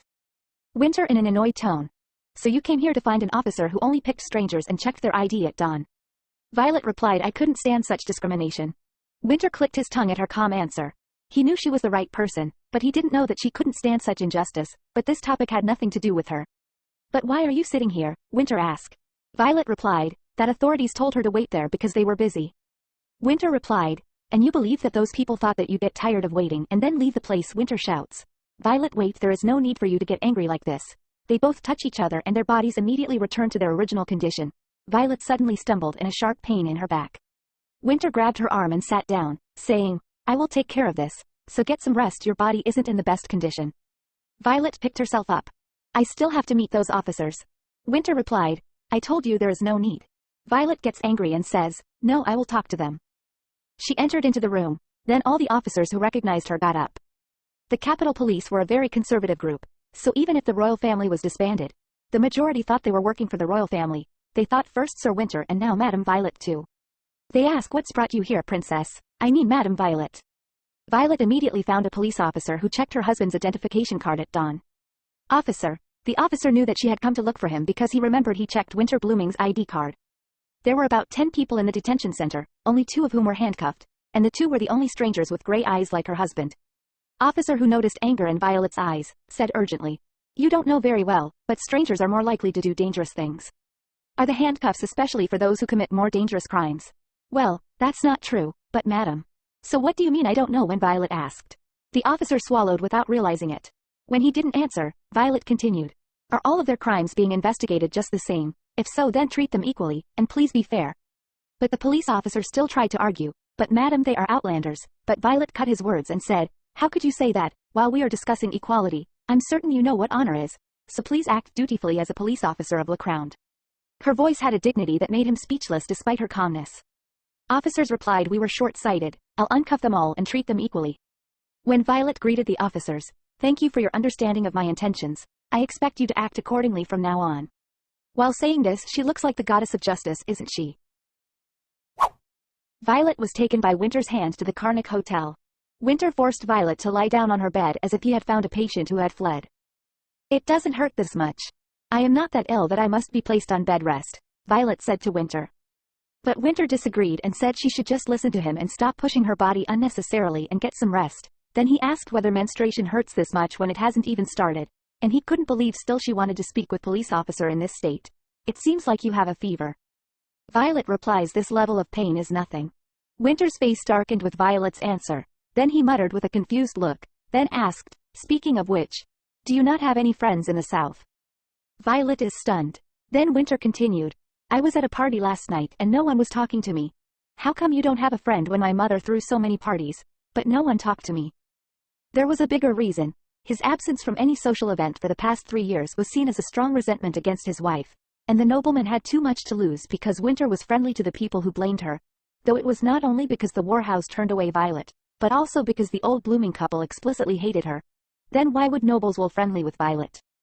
Violet replied to Winter that it was nothing, so he didn't have to worry about it. Dude, how dumb he can be. This man clearly notices everyone looking down on her during the party. But Winter asks what she means, and is honest with him. She then replied, "Aren't you busy?" She then continued, he didn't have time to chat with her, and now she wouldn't whine any longer, and she was sorry about everything until now. He should leave her. He said if she insisted he would leave them. Violet thought as if he cared about anything till now. Now that the conversation is almost over, Winter said one last thing. "The next time you see a policeman like that when you're in a different state, kick him. My body can handle that."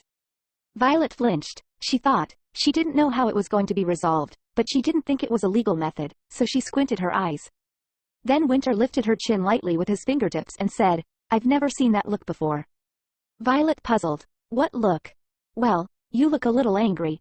"I never knew you could also make such kind of expression," Winter replied. He kept looking into her beautiful blue eyes, but then Winter immediately took his hand off and turned his head on Violet's rounded eyes and slightly opened lips. "Forget it, never mind. I must have gone used to this small body. That now even small things are bothering me." Violet coldly replied, "I am sure you are busy, so you can go. You don't have to chase me out like that. I am already leaving. You should get some rest." Winter left the room. Outside the room, Hyle was already present. He started informing Winter about his hectic schedule. "President, I rescheduled the meeting that was interrupted the other day. We have to hurry as we're quite far from the headquarters. The meeting, we have to go over managing Hyle kept policies because your schedule was disrupted due to the body switch. We're having a sponsorship party in Cantus this year as well." While Hyle kept babbling, Winter thought, the first menstrual cramps he felt were terrible. And he felt so disgusted that he wanted to throw it at a random person and scream. He didn't know how his wife was holding this up. Hyle asks the president, "Are you even listening?" "Oh, I'm so busy. Yet I can't stop thinking about her, Winter." Hyle looked puzzled. Then Winter turned nervously on his way out to his wife's room and said to Hyle that he wanted to make sure that Violet fell asleep. Hyle should go ahead first. Hyle shouted, "Did you not listen to my report? We are on tight time, President." Winter opened the door and found Violet asleep on her medication. Winter sat on his knees beside the bed and stared at her. "Violet," she seemed to be sound asleep. Winter followed. "Don't be sick," he said, sweeping her hair behind her small ears with his fingertips. "Don't even think about getting a divorce, just live with me." After he finished speaking, he looked at his wife's face for a while and stood up. He felt itchy for some reason, so he rubbed his neck and grumbled, "Looking at your face, I can't go to work," he thought. The next day, Violet looked pleasantly out the sun-drenched window. Then a voice came. Did you rest well, Madam Violet? It was maid Lulu. Violet turned around in excitement after hearing Lulu's voice. Lulu was happy to see Violet again and serve her. She inquired about Violet's well-being because she had heard about Violet's fainting. You seem now well, madam, Lulu said. Wow, sometimes a stranger gives you more warmth than our close one. I love the Lulu maid. What about you, my dear viewers? Violet replied, do I look good? Actually, I had a pretty good dream last time. I'm glad you rested well, madam.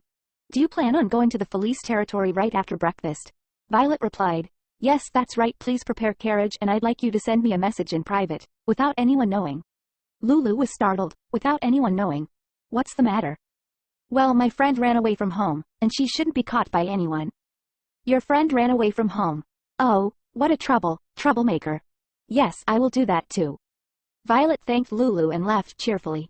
After Sharon's now maid Lulu made our princess happy, she should stay with Lulu. After breakfast, Violet sent the telegram and went straight to her mother. After a 30-minute drive, Ella's residence in the Philippines came out. As Violet got out of the carriage, Mrs. Ella Philippe, Violet's mother and former Queen of Le Crown, came out to meet her with a bright face. Violet, it has been a long time. Sorry I haven't been able to see you, mother, Violet said while greeting her mother. Her mother said, now you are a blooming household, dear, I understand. Would you like to go in for a cup of tea? I managed to get some of Ash's favorite tea. Violet froze hearing her mother's words. Ella continued in a soft voice. You're doing fine. So there's nothing to worry about. What should we do with our poor Ash? He can't even freely drink his favorite tea. You have no idea how much he struggles. Violet in a depressing tone. I see, so Ash has a tough time. Yes, he is having a tough time deceiving people and plotting against his little sister. She thought, no, I can't keep her mentioning about Ash. Then she said, I really wish to see the garden. How about we take a walk? There is something I like to discuss with you. Her mother asks, what do you want to talk about? Now the scene shifts to Winter's office. Next is regarding the sponsorship party. This year, it'll be hosted by Cantus once again. Is this that place that gifted us wine as thanks for the donation? Winter said Winter loved this wine, but no one can purchase it because monks don't sell it. They give it as a gift to their believer, and Winter was only interested in wine. That's right, you were very much enamored by its president, Hyel said.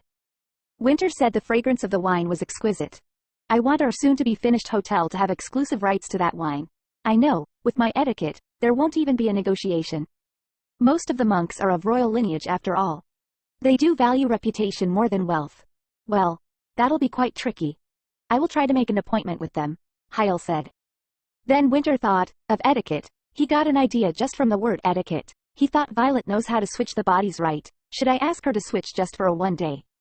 Well, viewers, I think this man really wants to destroy his house with his own hands. The scene shifts to Violet and her mother's garden. Mother, I had a hard time, Violet said. Her mother asks, are you having a problem with Sir Winter? Violet continued, I don't know what to do this anymore. I don't know when my husband be home once he goes out. And all the southern aristocrats hate me. I'm really tired now. Her mother replied, but you're good on your own, till now. Violet bit her lips and continued with a quiet voice. I also have times when I find it difficult to deal with it, mother. And that's why there's something I'd like to ask for you, mother, if Winter and I get a divorce. Ella sighed as if she couldn't hear. She suddenly shouted, Violet, that isn't the right way. Marriage can be difficult, but divorce is never the answer. That's something you can't blame others when you can just do better. I know you will understand what I am trying to say. You are already doing so well on your own. Seeing her mother come out like this, Violet gets what her mother is actually worried about. Her reaction means if Violet leaves the blooming household, it will have a negative impact on Ash's influence in the kingdom. She thought, she understood, when Violet was 10 years old, her eldest brother passed away. Before that, Ella only knew her son, but after that, she became obsessed with her other children. Violet understood her mother because her older brother's early death was like splitting Ella's world in half. Ella continued as if she was heartbroken. Compared to you, Ash gave up his crown and has nothing left. I am quite worried about him. Violet thought, sometimes she also wanted to be a poor daughter of her mother. Seriously, what kind of psychopath are these moms, who are obsessed with their sons only? The scene shifts, and Violet returns to the hotel in disheartening condition. Fortunately, there is news waiting to make her feel better. It was a telegraphic call from her childhood friend Sharon. Finally, Violet's mood changed, and asked exciting from Maid. Maid reads the letter and Violet hears and gets even more excited. Sharon was staying at Orgel Garden, south of the capital where the two often went to play when they were young. Violet left the hotel with Flip. When Violet arrived at the Orgel Garden, Sharon ran excitedly from afar. Violet. Sharon. Violet smiled. How long has it been? Sharon said. Wow, Sharon, you've grown up a lot. Violet replied while hugging. The garden was owned by Sharon's maternal grandmother, Anna Tessie Orgel. She came out and said, You must have been surprised that my granddaughter didn't grow up after a long time behaving the same. Ma'am. Violet hesitated and said, Please be less formal with me. Grandma replied, That would be improper, as you are also an adult now, madam. Grandma saw Violet's expression of regret while hearing her answer. Then Grandma continues, But if you insist, I guess I can't help it. Instead, call me Nana as you used to. Violet was relieved at her words and smiled. Yes, I will, Nana. Then all the ladies went inside the garden and sat and chit-chat. For Violet, who likes flowers, sightseeing at the flower garden was the happiest time. Although the garden was colored as the summer began, all the flowers would be gone. Violet knew what kind of flower tree it was without flowers too. Sharon said proudly to Nana, Violet really knows all the flowers. Nana, she knows the weeds, too. That's true, but I don't know why you're bragging, Nana said. I'm bragging about my friend. Is that so? Then she's also your pride, Nana replied. Violet became embarrassed. Please stop that, you are embarrassing me. Then, a maid came running frantically and interrupted their sweet talk. Ma'am, we're in trouble. There's a carriage with flowers for tomorrow's dinner, and I think there's a problem in it, and the flowers are dead while transporting. None of them can be used. Sharon speaks. Then how are we supposed to decorate the banquet then? The roses in the garden are not in season either. Nana said, That's indeed a problem. How can a garden banquet be without flowers? The flowerless dinner in the garden must be disappointing to the guests. Then Violet suggests, Why don't you change the theme of the dinner to a summer garden? There are a lot of shell flowers blooming. It's so cute. I think it would be good to decorate the branches with green ribbons and put bluish grapes or green olives and transparent liquor like white wine to enjoy the summer night atmosphere. As expected of Violet. You have a good sense for these kind of things. Sharon excitedly said it was just a simple suggestion. Violet replied. Nana, who listened to Violet's excitement for a long time, said, Is Lord Winter dead without you for a day? Then Violet smiled and shook her head. Nana got up from her seat. Why don't you spend the night here, Violet, and I will make sure to reward you handsomely if you help us in preparation for the banquet. If you help me.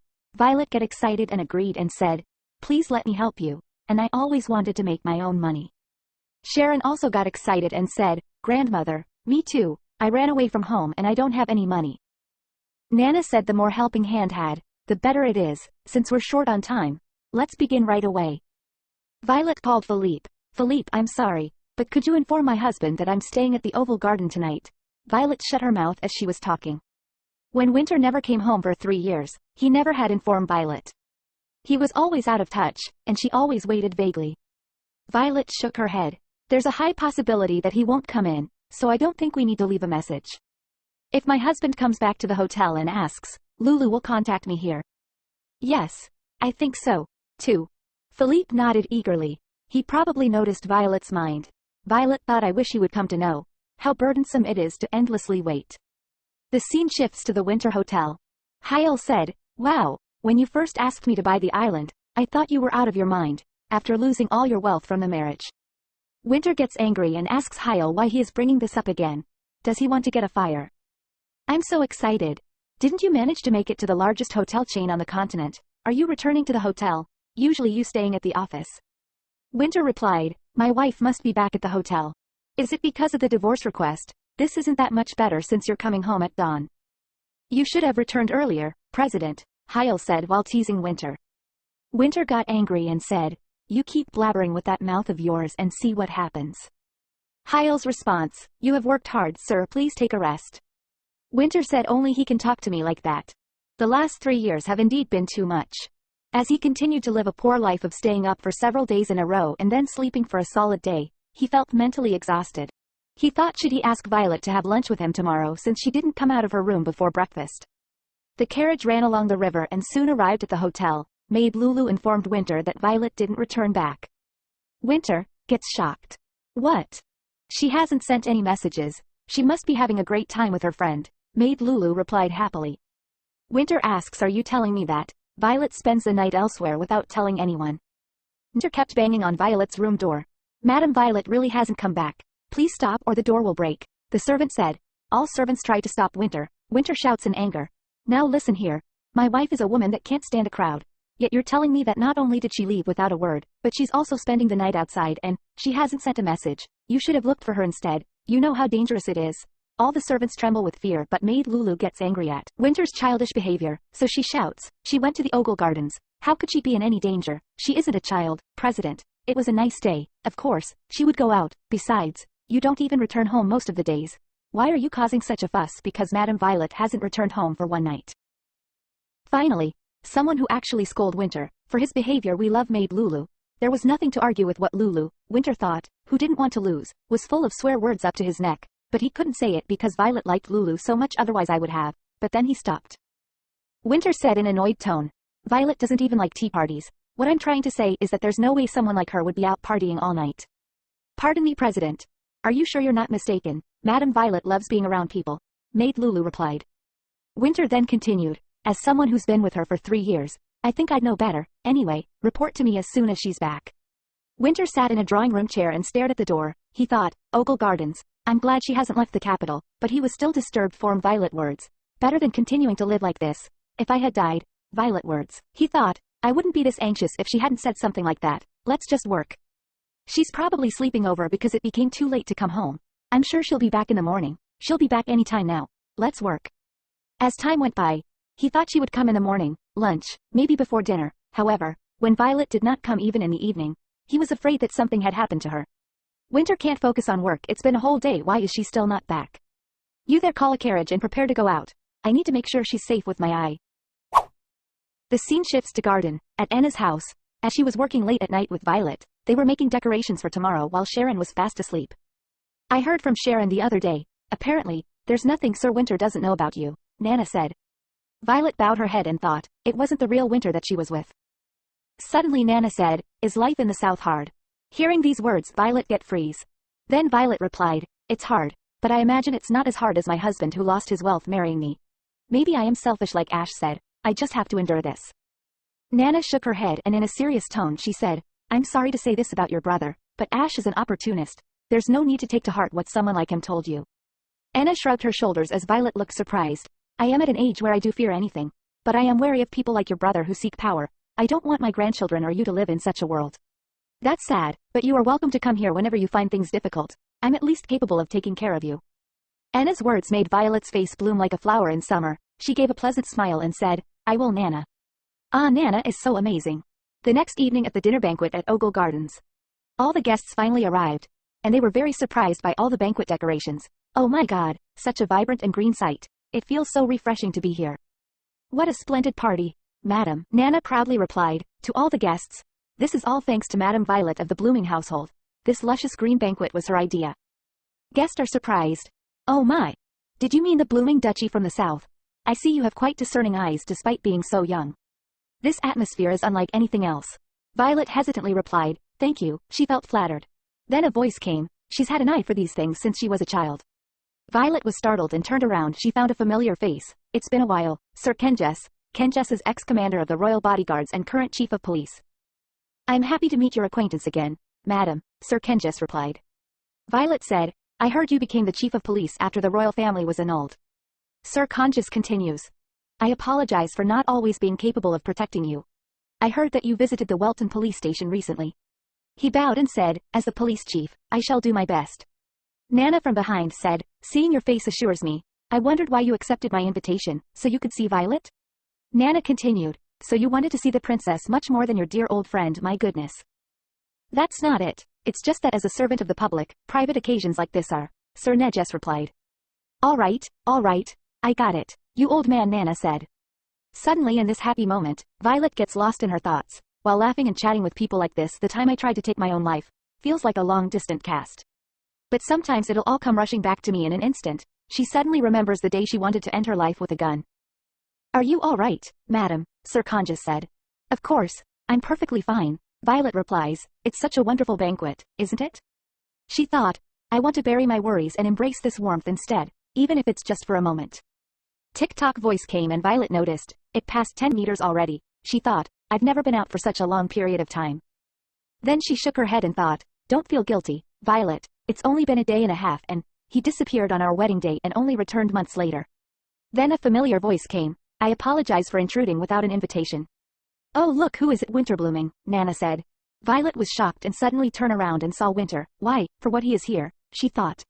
Winter presented a wine bottle. This is a small gift for my sudden visit, he said to Nana. Nana replied happily, you didn't have to bring such fine wine. Violet asks, what's bring you here? Seeing how you're dressed, I'm sure you had business. I didn't think I'd see you here. Winter lied and said, I was in the area, so I stopped by. Violet gets puzzled. All the way here, a place 2 hours away from the hotel. Why, is this somewhere I shouldn't have come? Winter asked. That's not what I want to say, Violet replied. Then Violet lowered her head, clenched her winter shirt and said, does this mean I have to go back now? I wanted to stay a bit longer as there are a lot of people I haven't seen in a while. Winter looked at her and replied, go and talk to them, I will wait for you here. Violet thought, is unlike him, is his business not urgent, then? Then she asked, would you like to come with me? This is our first time at a party together.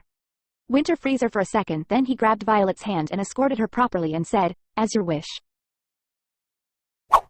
Scene shifts. Now Violet and Winter are in carriage. They are going back to hotel from banquet.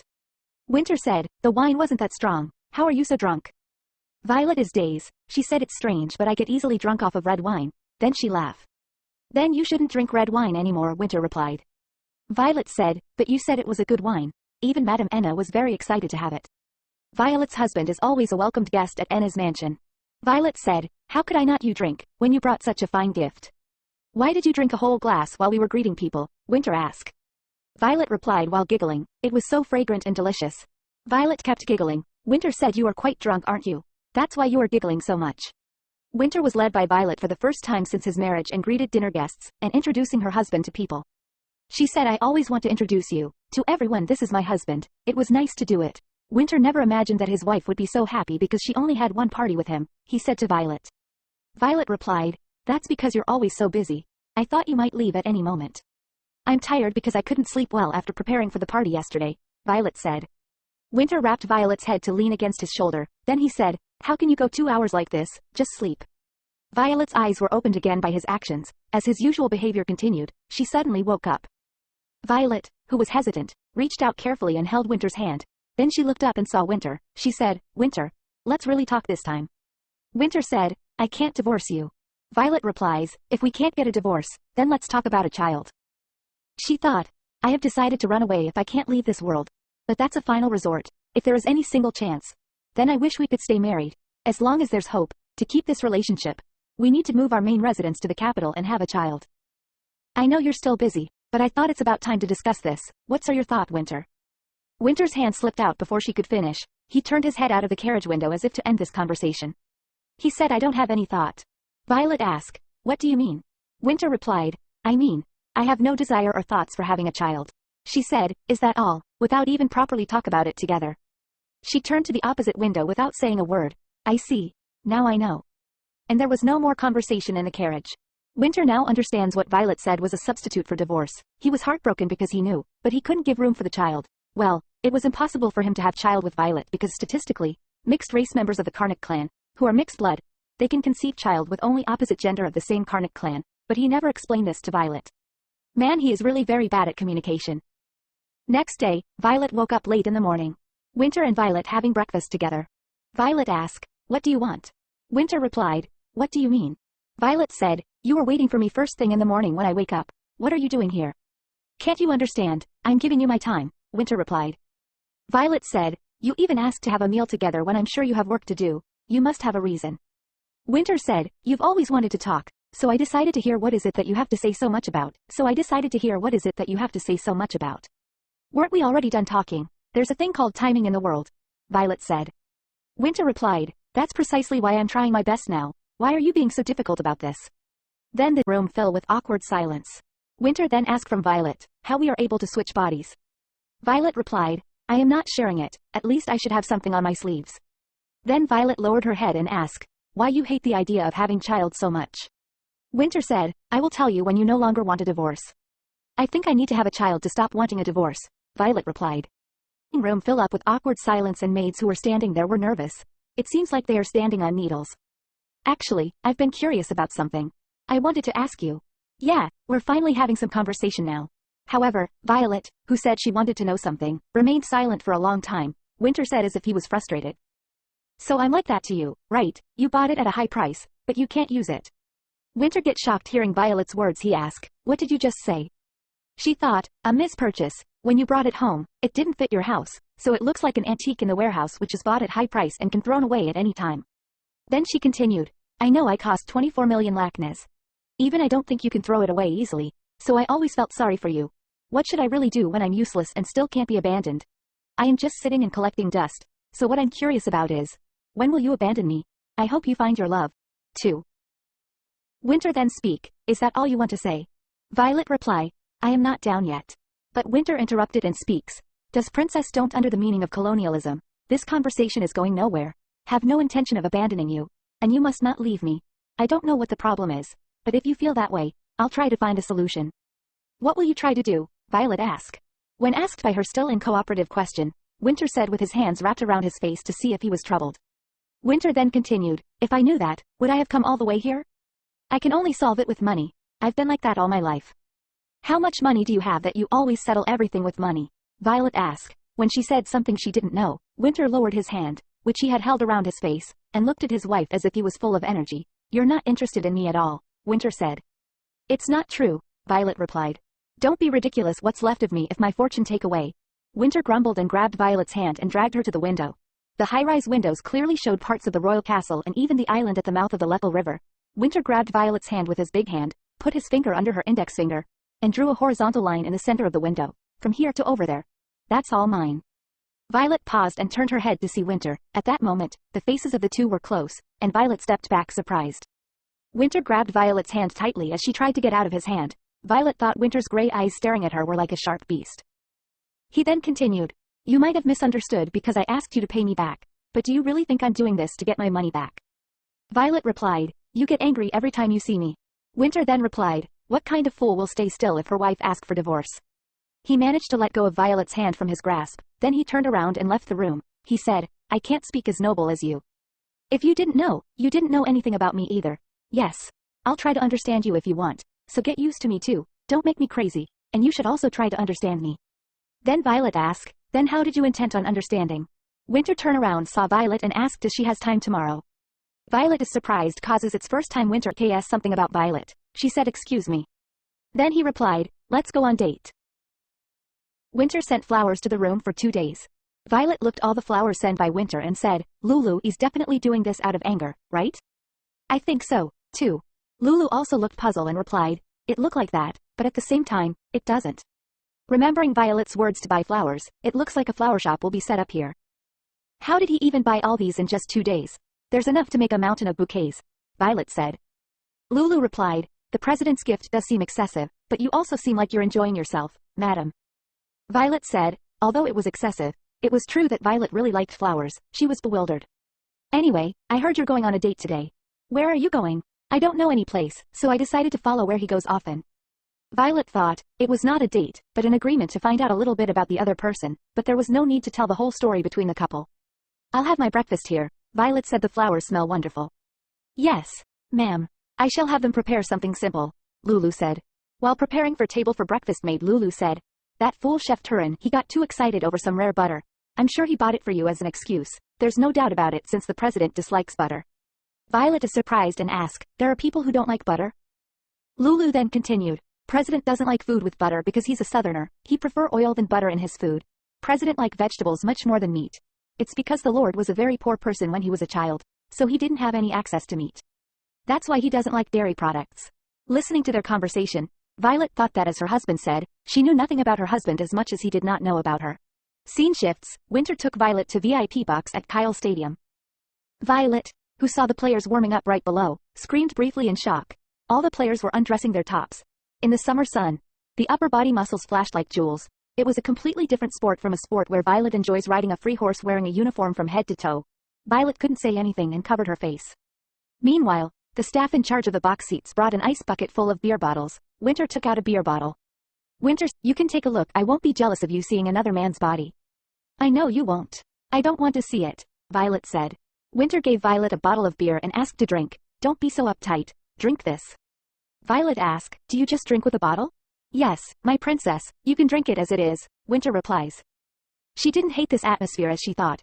She was a little shocked when Winter put his 2 feet on the window frame. She thought, where's the man in a prestigious family in a decent suit that I've seen so far?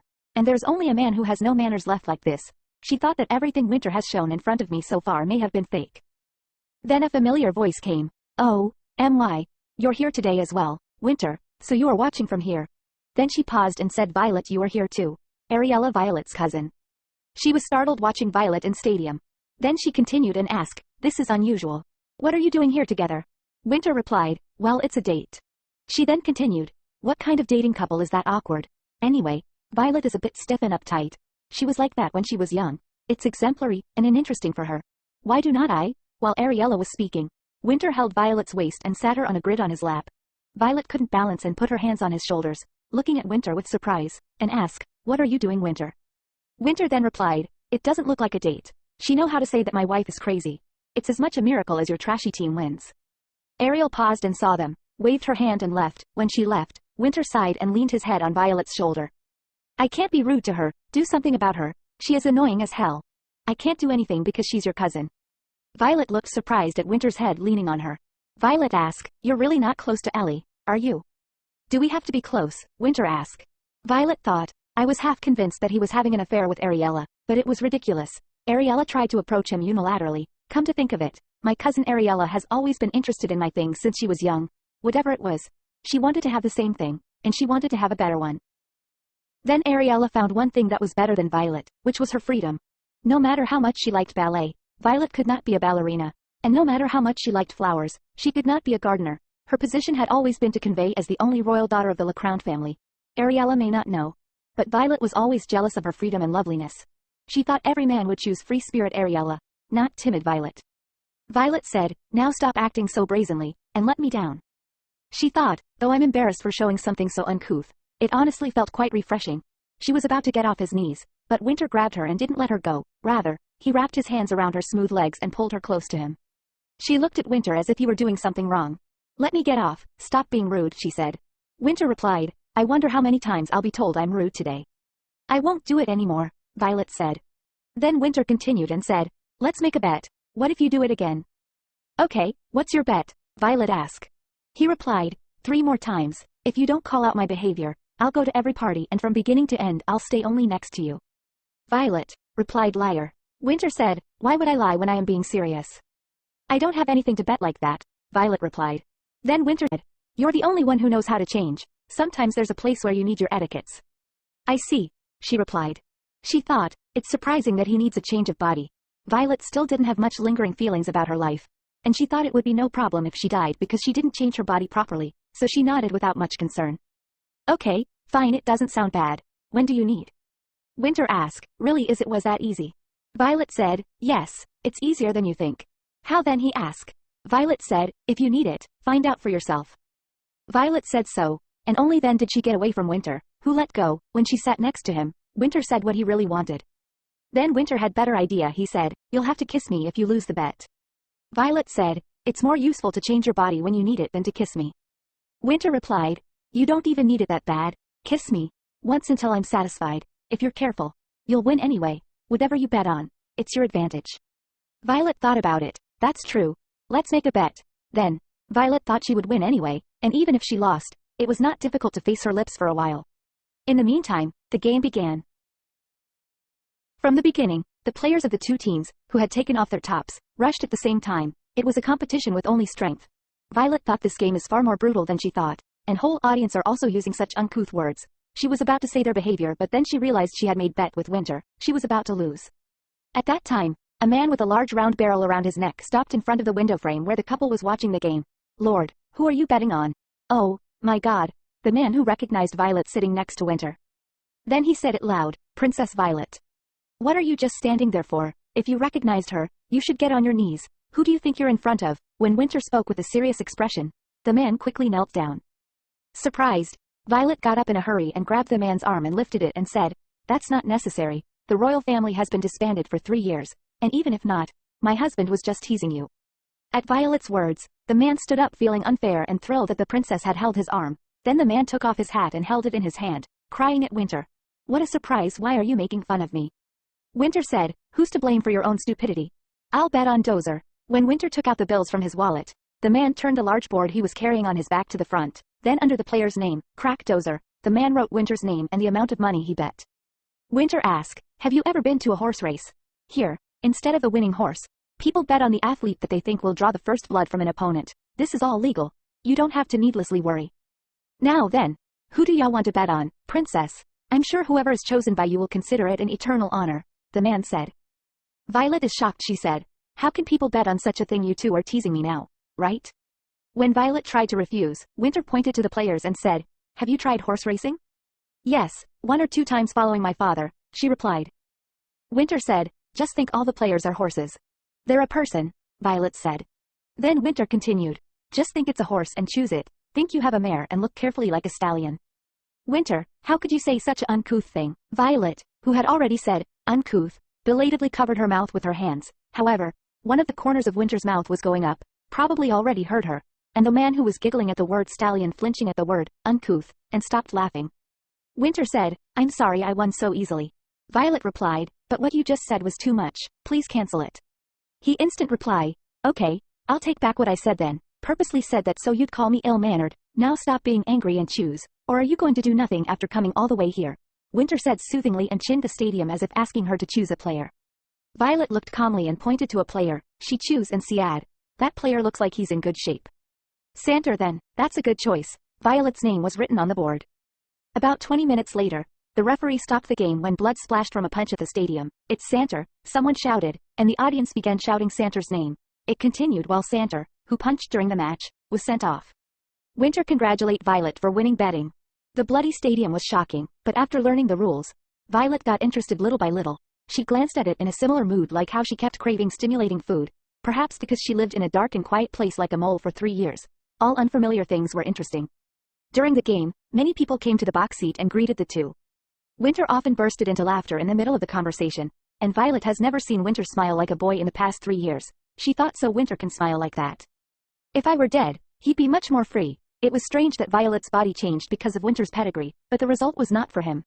Scene shifts. It was around 9 o'clock when the two returned to the hotel. Winter bought a bag of his favorite crawler donuts at a nearby night market. You're not eating this either, right? You must be a bit picky, Winter grumbled. Violet replied, it's not that it's not, but he bought fried fish for dinner at the stadium, that's why. Winter said, it's fine, you don't have to think about it.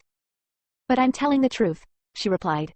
Is it your first time seeing a donut that looks like this? Winter asked. Yes, I've never tried it before, she replied. He then continued. It's just like how I dislike the fancy dishes of nobles. I get it, so you don't have to pretend otherwise for me. However, after seeing Winter eat a donut with his mouth wide open, she also opened her mouth wide. Violet mumbled while covering her mouth with her hands and said, oh, my God, it's really delicious. It was quite different from the expression, it's delicious, as if a guest was praising the bad food at dinner, that she said while eating fried fish earlier. Violet said it's wonderful and, why are you laughing? Winter replied, because it's cute. She asked, who? There's only 2 of us here. Do you think I'm cute? Winter said while frowning. The word cute was so unfamiliar for her that Violet could not respond. Oh, I decided to kiss you in exchange. Shall we do it now? Violet got up from her seat. I came here with that in mind. That was why I've been sitting here with you, but, Winter said and kept staring Violet. Then he opened his mouth and said, I'm warning you, a playful kiss like last time is not going to cut it. Violet gets embraced. She then replied, playful, I've never done no such thing.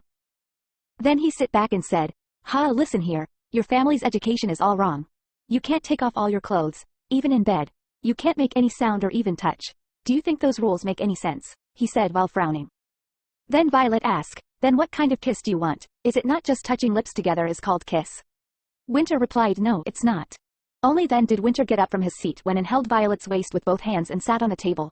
Violet looked up at Winter with her head up. She said, don't sit on the table. Winter leaned over the table with his hand. As the faces of the two became somewhat closer, Winter stopped and glanced at her eyes. He replied, it's fine while kissing now you can kiss me. Violet leaned back little by little because she was nervous without realizing it. Then Winter held her waist tightly in one arm and pulled her close. Violet gazed gently at Winter's face, which became too close.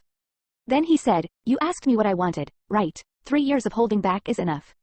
What is the kiss he wants? As soon as she thought, each other's lips touched. Even the way he kissed seemed to be completely different from her husband. Then Maid Lulu knocked the door and said, Madam Violet, I'm here to prepare your bed.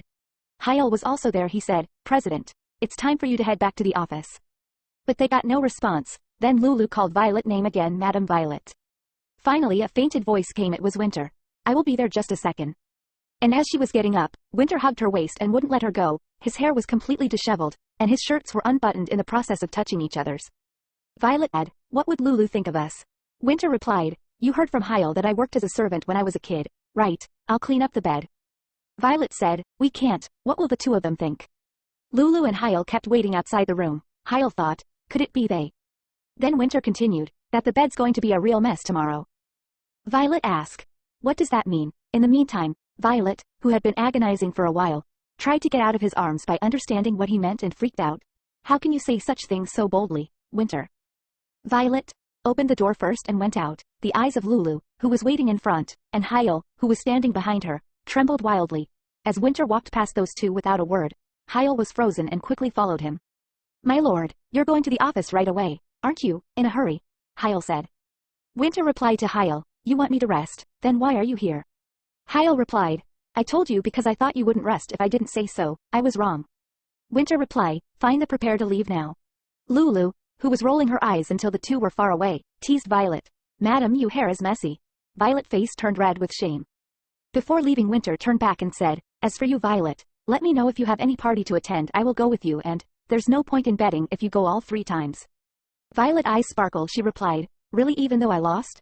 Yeah, even though you lost, I'll go with broad generosity, Winter replied. Violet's eyes got round and nodded. She said, then, I bet often. Walking to every party to participate every time? Winter asked. Yes, I'd love to, she replied.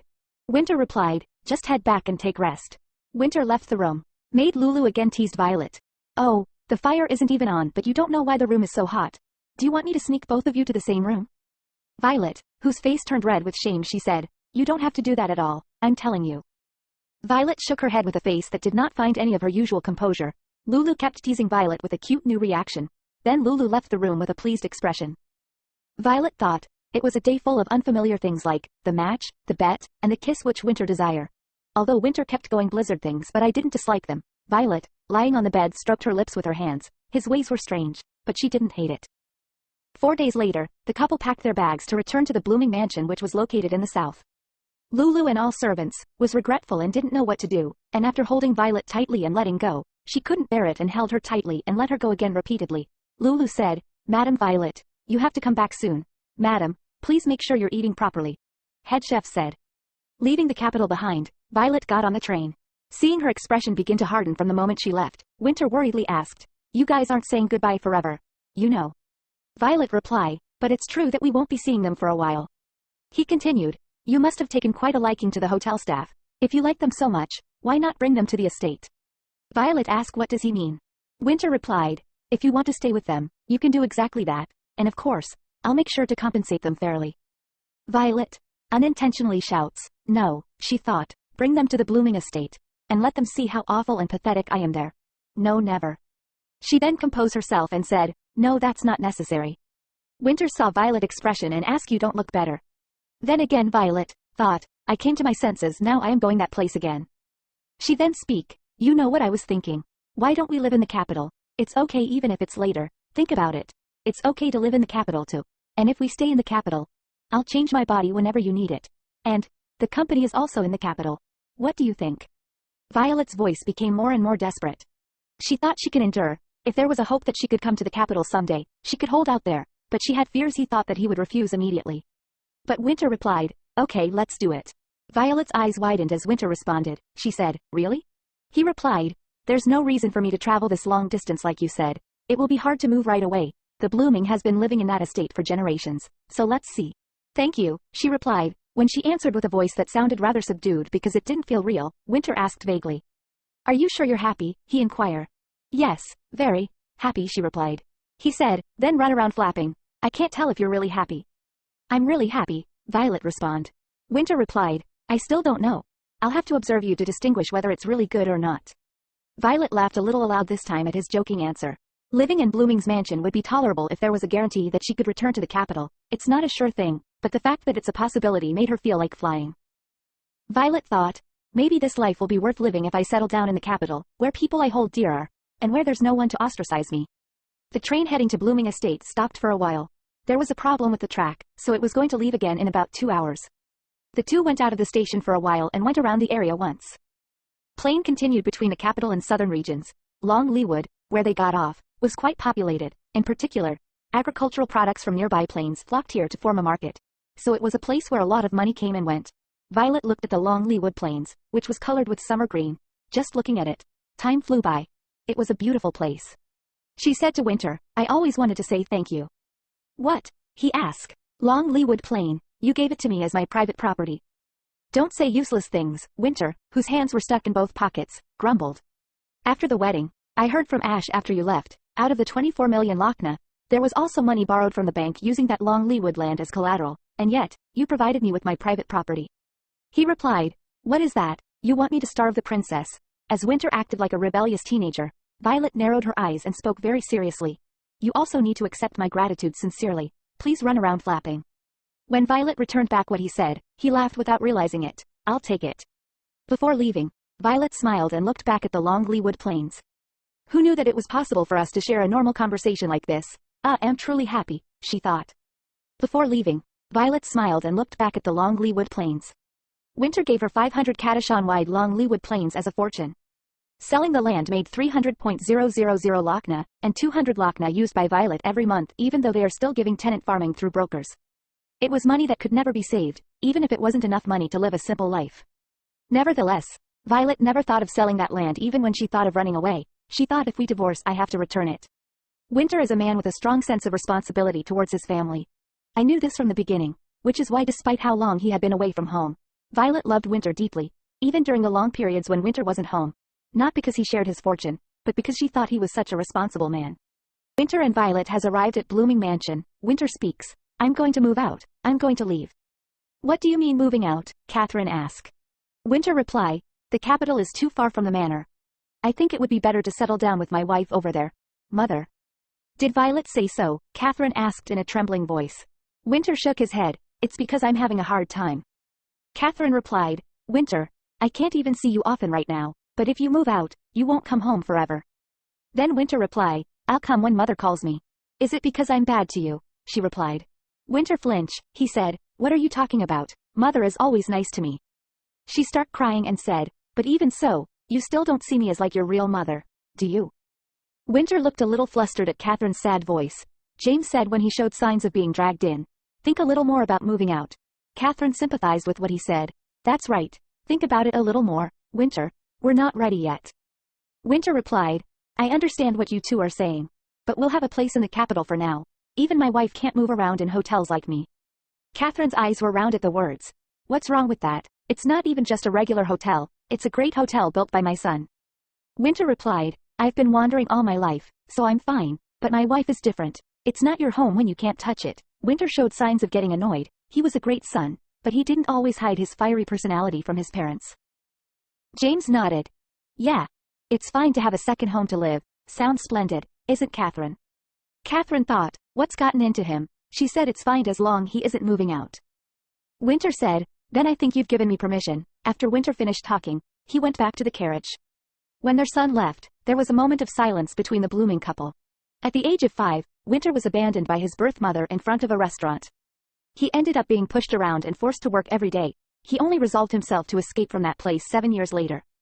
When he heard two people conversation in a restaurant, "Did you hear? The Vitellin nobles started purchasing coffee beans." "Why are they purchasing coffee beans when they're not even a luxury good?" Who knows how nobles think? Maybe those noblemen are scheming something. Once he escaped, Winter headed to the Vitellin Mountains, where he spent the little money that he had to buy a cart full of coffee beans. He then crossed the treacherous mountains once again. After all his trials and tribulations, he finally arrived at the blooming estate where he heard that his birth father had lived. While he traversed the mountains, the price of the coffee beans had increased tenfold, and the blooming couple noticed Winter's talent for reading the movement of finances. Winter appeared to have a very keen brain and was cool and ambitious in making money. It was not difficult to find out that the boy would succeed in the future.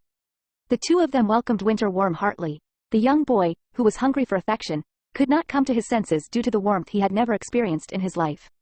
Furthermore, the couple had no better investment because he was a bastard and had no right to inherit the family, as they expected. Winter quickly began to make huge money when the situation stabilized. Even when they ran out of property, even if they starved, it was Winter who prepared the living expenses for other families. He was a man with a strong attachment to his family. However, his attachment towards his wife was not enough, so if he wanted to go to the capital, it became a serious problem for the couple. Catherine shouts, "When did he become so obedient to his wife? What if Violet tells him to cut off the money that goes into us?" James said, "Not long ago, the relationship between the two was bad. What the hell is he talking about now?" Catherine replied, "It might honestly be better for us to let them have the divorce." James said, "A divorce now that you mention it, Violet doesn't know yet. Violet doesn't know that she can't have a child with Winter. Mixed blood descendants who only possess a single trait of the Khanits tribe, be it the silver hair or the gray eyes, are only capable of having a child with someone who shares Khanits heritage.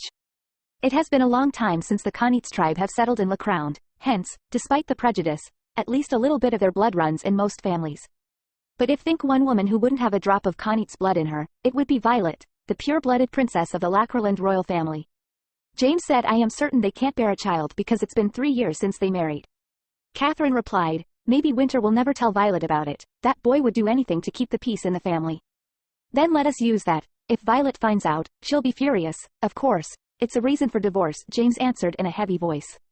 After telling his parents about his plan to move, Winter headed straight to Violet. "I don't know how she lives with that stamina anyway," Winter muttered and looked up at his wife for a while without taking his eyes off. Since his wife fell asleep, he wanted to check something in the meantime. Winter asked Hyle to open the door to Violet's dress room. He thought, upon returning here, Violet returned in a dark, plain dress. In the capital city, she enjoyed bright clothes, so he had no idea why she chose dresses that didn't match her skin at all. Winter muttered inside the dressing room, "Even witches in the West will wear more than this." He wondered why his wife bought multiple sets of this dress. Winter, who came out of her room, said to Hyle, "My wife doesn't touch anything unless it's private property. I'd rather buy her some more land." "President, something isn't right," Hyle said with a curious look. "Is the young lady, aren't you lending her the Long Leawood land for a bargain price?" "What?" Winter asked. Hyle replied, "That's true. When the Lord got married, the area of the land written in the premarital contract as the young lady's private property was 5,000 katashans. Isn't it the land where you can get 2,000 lakna per month even if you give tenant farming? No matter how many you get." "Is that all?" Winter asked. "First of all, if you use 2,000 lakna for dignity alone, it's twice as much the lady, and as I said, if you get caught." Hyle's words were not entirely wrong. It didn't make sense to buy only these dresses with the quality land without getting so many households. Since she's a princess, it's cumbersome. So even if she gives the land to her tenants, she gets 2,000 lakna every month. And if she sold the land, she could buy countless dresses and jewelry. When Winter clicked his tongue, Hyle asked. Hyle said, "Should we find out, how much is the tenant for the land?" Winter replied curiously, "Can you identify the tenant's land ahead of my wife?" Hyle said, "There's nothing money can't do. Besides, if the broker took it out in the middle of it, we'll have to figure it out anyway." Winter said, clicking his tongue, "Find out." "Yes." Hyle nodded and went out. When Hyle went back and asked to see Violet's private property documents, the manager said, "That's an old saying. Even if you're a married couple these days, you can't easily see each other's property because they're very thorough in distinguishing between what's yours and what's mine." But Hyle bribes the manager and got all documents. Hyle checked the document. Why are the documents divided into 500 katashans land and 4,500 katashans land? Manager replied, "That's how royalty's private property is marked. Maybe 4,500 katashans are personal property, and at the same time include royal property." Hyle said, "No, it's been a long time since the royal family was disbanded, and all these damn documents are like this?" Two recipients of the 4,500 katashan sharecropping fee were listed as royal property, Violet Blooming Lawrence and Carlson Lowe. The money from the 4,500 Cartesian land going in someone else's pocket?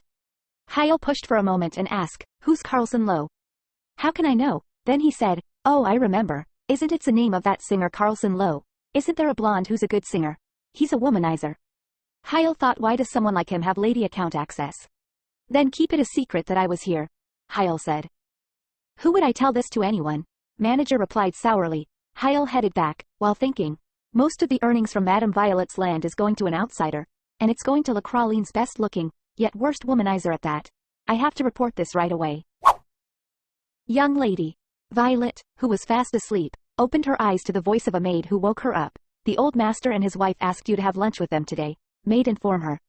"Today?" Violet asked. "Yes, they told me to come by noon," maid replied. Violet lifted herself up. There are about 4 hours left until noon, but Violet spent a long time wanting to be less flawed. She thought as soon as she came to Blooming's mansion, she felt sick, and the thought that maybe it's just faking illness made her laugh. At the hotel, Lulu did everything for her even if she didn't want anything. But she had to stay alert here. Then Flip came just in time. You've been wearing shoes all the way to the mansion, so I was wondering if you were tired. Oh, then please, Violet replied. Flip took off Violet's slippers very carefully and slowly poured her favorite temperature of water on her feet. He relieved Violet of her fatigue throughout her time in the capital, so Violet got used to it. Then, the door burst open. Winter said, "How long on earth are you going to sleep?" Winter stopped talking as he opened the door. "What's going on?" He narrowed his forehead and alternated between the two. As Flip bowed and tried to massage Violet's feet again, Winter said, "Get out." Flip replied, "Yes, but not yet." "Leave it and leave." Winter knew that if he made a mistake while changing body, he made a very big one. He gave away for another man to touch his wife's toes, that too by himself. Violet said goodbye to Flip, who was getting up on the way. "Thank you." Flip bowed and left the bedroom. Violet said, "I thought you had already gone to the capital. I'm glad I didn't go," he replied. Then he said, "I'll do it." Violet asked, "What?" "Since I kicked Flip out and I picked up the perfumed oil, what else would I do?" "Well," as Violet still didn't have a clue, Winter said as if he was embarrassed, "I'll massage your feet." Violet asked, "Who? Me?" Winter finally couldn't stand the frustration and shouted. Violet paused and then said, "You're testing an essential oil product. Are you expanding your business into producing essential oils as well?" Winter freezed from Violet's assumption. Then he thought, people only see me as a business tycoon, huh? He said, "Think whatever you want." He kept pouring oil. Then Violet stopped him, said, "Philippe didn't pour that much." Then he replied, "I have my own technique. I might look like this, but I've done every job imaginable." Winter had a temper and grabbed Violet's feet, which were dripping with oil, with both hands, and Violet trembled when he pressed his thumb on the back of her foot and rubbed it. She didn't understand what he was doing, but it hurt more than anything else. Flip carefully massages her feet for fear of a very slight impact on her feet. Winter asked, "Does it hurt?" Violet nodded a little, and Winter said, "Then you need to say it." Violet replied, "It's hard to say that to someone who works so hard." It's not that it's not, but it didn't seem as simple to massage women's feet with his big build. He, who overdid anything, poured almost a whole bottle of oil, causing the smell of jasmine to vibrate throughout the room. Violet said. Winter, who somehow finished massaging, brought slippers and put them on Violet. As she stood up from her seat, her fluffy feet were slippery and her slippers immediately came off. No matter how calm Violet was, she muttered to herself in a small voice that sounded a little bit upset, "Why did you ask Flip to leave?" There was nothing to say. Winter picked up the slippers and knelt on the floor, and he looked up and saw Violet. She was looking down at him with slightly more emotional eyes than usual. Winter suddenly recalled the eyes of the nobles he hated the most in the world when he saw his wife looking down at him. But Violet's eyes were more intense than anything he hated. From head to toe, it was an elegant and perfect look that seemed to dominate from the moment she was born. Because of that look, he thought he might have wanted Violet to collapse and fall into his arms. "Just don't do anything. Just be docile. Just live helplessly in the kingdom I created." He unknowingly thought so. Are there feelings more intense than hatred? What the hell is this feeling? Is it a greater hatred? Violet opened her mouth first. "So what brings you here?" Winter informed her, "I told my parents about moving out yesterday, but my parents didn't seem to like it. But as you said, it's true that it's hard to get in and out, so I said I'd get a place in the capital. I'll find a house in the capital soon, and when I have to stay in the capital for months, you can go and stay there with me. I'll think about moving out completely afterward." Violet, who had darkened her eyes because she thought it meant she couldn't move out, belatedly understood what he meant and asked. "Really?" "Yes, you choose the house. I'll only sleep anyway. It's okay to stay at the hotel. Don't be ridiculous. The capital city is a place where parties are much more frequent than here. It's hard to hold on without being invited and hosted like you." She didn't care about the hotel or the house. Either way was good. Violet, who expressed joy with a faint smile, soon recalled Winter's words to express joy more clearly. However, it was unimaginable to jump around as he said. Violet took a step toward Winter, then she leaned her head in his arms in a very awkward position. "Thank you," Violet said. "What are you doing?" Winter asked. Then Violet replied, "You told me that you didn't know if I was really happy." "So?" Winter asked. Violet said, "It's an expression. If you don't like it, I won't do it from now on." Winter snatched her waist when Violet pressed down on the embarrassment and spoke calmly. Then Violet looked up at him with a rather rigid look and asked, "Are you angry?" He replied, "I'm not this calm when I'm angry." Violet was quieter, but when Winter just looked at her, she finally spoke again. "We were invited to lunch. We'll be late." "You can be late," Winter replied. Then she replied, "A gentleman is never late for an appointment." "Where the hell am I a gentleman?" he asked. "Why not? You're the eldest son of the Blooming family," she said. "You can only say that because you don't really know how nobles are." Every time I said that, Do you know how they respond whenever I introduce myself as the eldest, rather than a gentleman? They look at me as if I belong in the slums instead. That's not true, Violet said. It's because you can't see that look in their eyes. I saw it when we changed bodies. It's really not like that. They were not underestimating you. They're afraid. They're trying to press it down because they're afraid. They're afraid of your talents and are trying to win against you with their peerage. You don't have to act prideful. You're already a noble with enough power for everyone to fear. Winter looked at Violet and smiled and said, "You are really naive, princess. Speaking of which, last time you said you change your body with mine, right? There's a day I want you to change it soon, the first Sunday of September. There was a party to sponsor Cantus Monastery. I'd like to have that wine exclusively in the hotel, but they are quite high prideful. I need to show royalty." Violet nodded and jokingly said as if she knew what she meant, "She speak, so you need their wine, I understand. Consider this my thanks for relocating us to the capital. It's full of people who make easy things difficult." Winter burst into laughter at her words without realizing it. Violet quietly laughed along, thinking that the moment Winter smiled was unrealistic. Winter said, "Good, then get ready." After Violet finished talking, she was lost in thought for a moment. With this trip to the capital, she thought that her husband's words that he didn't hate her might not have been a lie. After accepting her request to move out, she was a little excited about her husband. She had an expectation that maybe if her husband went to the tea party in her body, he may recognize her loneliness. Maybe, if only her husband understand her heart, then she'll be so afraid of death. Violet thought that if Winter understand, then we would never switch bodies. Scene shifts. Winter and Violet are with blooming couple. The couple's mind was complicated. Catherine spoke in a soft voice. "There's no place like this in the future if you move out." Then James said soothingly, "It's not like he's moving out right away. Don't be so sad, Catherine." "I know that, but," Catherine wrapped her cheek in one hand with an embarrassing look, "but I'd like both of you to stay at home a little longer if possible." Violet's mouth was dry as Catherine and James openly expressed discomfort with their plan to move out. She was afraid that this persuasion would change Winter's mind. Violet questioned the blooming couple's failure to teach Winter even the simple etiquette of tea time in recent days. Violet thought Winter's parents might not love him as much as he thought, but it was impossible to say such harsh words, because he believed in and didn't doubt his parents' love. She thought she can't eat due to anxiety. Catherine continued, "Moreover, Violet, how's your health these days?" "Health?" Violet trembled in fear, and said, "I believe my health is better." Winter intervened as Violet tried to answer with a pale face. "It's not good, to be honest. It was also hard to come here and sit down. It isn't even weird if she falls down suddenly." The blooming couple was thinking of turning the story of faking illness around. But when Winter answered with a firm attitude, they paused. Winter continued, "The doctor says she has a bad headache." That dog-like quack, Winter, who saw his parents' surprised eyes, coughed and continued, "The incompetent doctor was using a bad quality medicine that didn't have any use now. What's more, the medicine causes headaches. The quack must have paid for the medication in the middle, so I'm going to put him in jail somehow."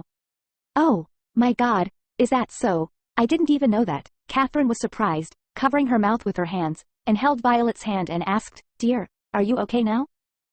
"Yes, I am fine," she said. Violet's hand trembled slightly. Whenever she met Mr. and Mrs. Blooming, she felt strange. Violet barely smiled with her trembling mouth. "Why can't I just accept their concern?" she thought. James then asked Violet to bring up the main purpose of the meal today. "So, why do you want to move out so badly, Violet?" Winter replies, "Father, about moving out." James cut Winter's words in the middle and said, "You don't have to wrap it up, Winter. As a father, I know better. You who have lived here since you're 12 wouldn't have brought up about moving out first."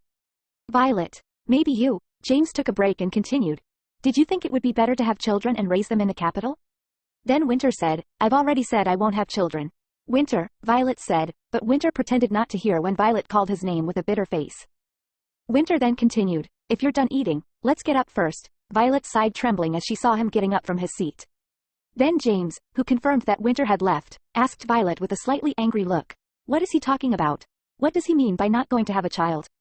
Violet replied, "My husband doesn't want children." "Then you have to persuade him. Would he have said that if he had something to put his mind to at home?" James said. Then Catherine, who's next to him, stopped him. "You know Winter's stubbornness. Once he makes up his mind, no matter who persuades him, he won't listen." "Violet, what are you doing? Not going out and comforting him? Damn, what shitty people are they?" "Then I'll get up first." Violet excused herself and followed Winter. When both of them went out, James said, "I can't believe the two of them have gotten so close to each other, for Winter to care so much about Violet." Catherine replied, "I was speechless after seeing the two of them arrive together. They had never arrived together." Catherine continued, "Thanks for today, we are sure." James said, "Yes, it seems like Violet doesn't know yet that Winter and she can't have children." Catherine asked about some medicine. James said he had already prepared it. Catherine called her butler, and gave him order to call Violet's new doctor. Violet have to go out and Winter is waiting for Violet outside the mansion. He thought, I told her to hurry. What's taking her so long, seriously? Then Hyle came. President, so you were here. I came over as I heard you were out. I need to report on Madame Violet's land ownership. Winter asked, what's the rush, did you find something? Hyle hesitate and told everything to Winter. Then Violet came and said, I thought you would have left by yourself. He replied, and why would I leave you behind, let's go.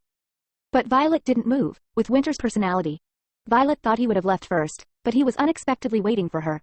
Violet stopped in front of Winter and glanced at him. When it came to child problems, he also didn't want to back down. So he didn't say anything first. She couldn't figure out why he hated the idea of a child. Besides, he didn't even explain why. When the talk of children came out, he just shut up and it was over. While the two were still facing each other, Winter opened his mouth first, and said, we can't have child. Violet flinched. Violet's eyes narrowed at Winter's ferocious, cold words. She asked but why. He replied, you don't need to know. Violet continued, I'm going to convince you. He replied, I won't stop you from doing that, but I won't change my mind. Still, Violet's heart was a little relieved when he said that he would not stop her from persuading him. She thought she should be happy that Winter heard her. Winter isn't someone who will bend so easily. Winter turned back and asks, Violet, it doesn't seem you've sold any portion of the land I gave you. She asked, are you referring to Long Leawood Plains? Hyle, who was also standing there waiting for Violet reply. Winter continued, yes. I also noticed that you don't have any proper jewelry. Is there a reason as to why? Do you perhaps you have something else that takes precedence over maintaining appearances? Violet replied, there is no case. It's fine if that's the case, Winter replied. He said, but now that we're on the subject, let's shop for some things for you. She replied, it's fine. Really. I have everything I need. There's something I've always wanted to do. Wait, he asked. While he was avoiding her, Violet reached out her hand carefully and held Winter's hand. Then she looked up at him and smiled faintly. I want to hold hands, she said. She still couldn't tell when her husband was angry or not at all. She thought he was angry, but the corners of his mouth were a little twitchy. She said, now you're angry, aren't you? When Violet asked, Winter shouted, no. Why couldn't you hold my hand all this time? You could just hold it like this. She then continued, well, it was hard to find a time when you weren't busy. Winter, who was angry at Violet's frustrating words, stopped. Winter was not familiar with Violet holding hands until just now. Winter pulled his hand out first again this time. He said, this isn't all that great. You and I really don't fit together. I told you that I'd buy you whatever you wanted. Then, Winter tried to pull her hand into his arm and once again grabbed Violet's hand tightly to see if she was familiar with it. Violet's hand was held in Winter's hand. He said, yet this is all you want. Let's go, now that we're holding hands. Let's also buy whatever you want. Rashay flinched and asked, Aight now, don't you need to go to work? He replied within grumpy way, what kind of a company would go belly up just because one person's missing? It's not even an important store. He held Violet's hand firmly and said let's go back to estate. Violet asked, weren't you trying to get to the main street for shopping? He said, I don't have time to walk around there and buy stuff. We'll call the main street here. Violet said, how are you planning on doing that? Violet thought, the first time she held his hand at the wedding hall, she was so nervous at that time. The man she had never seen before became her husband, but she didn't know what to do from there on. But he lost all his money that day because of her brother, so she felt sorry for letting his hand go that day. Violet regretted it. She thought, she should have held on to it that day. She should have followed him. If that happened, would he have hated her a little less? If their relationship has truly improved, maybe it'll be alright if she try and persuade him. Winter escorted Violet to the carriage. They both then went off. While riding carriage, Winter lost in thought. It was the conversation happened between him and Hyle regarding Violet land. Hyle informed Carlson Lowe is a singer, who is currently receiving a portion of Madame Violet's revenue from leasing out the land. Winter replied in angry tone, I know who he is.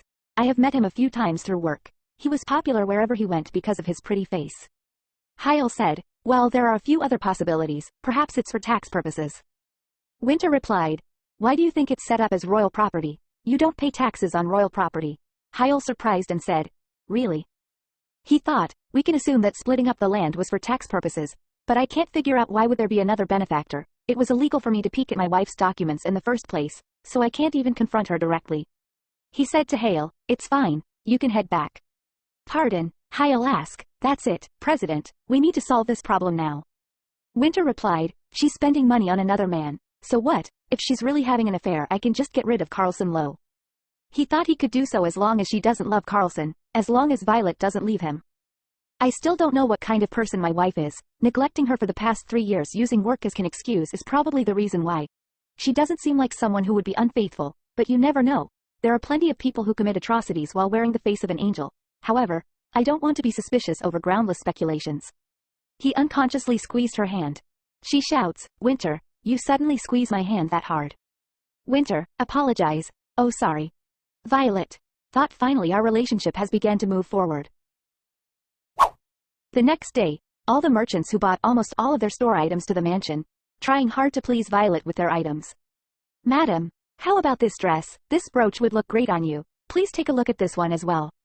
Violet said, you really did mean it when you said you'd bring the shopping district to us. I can't believe you brought in so many shops.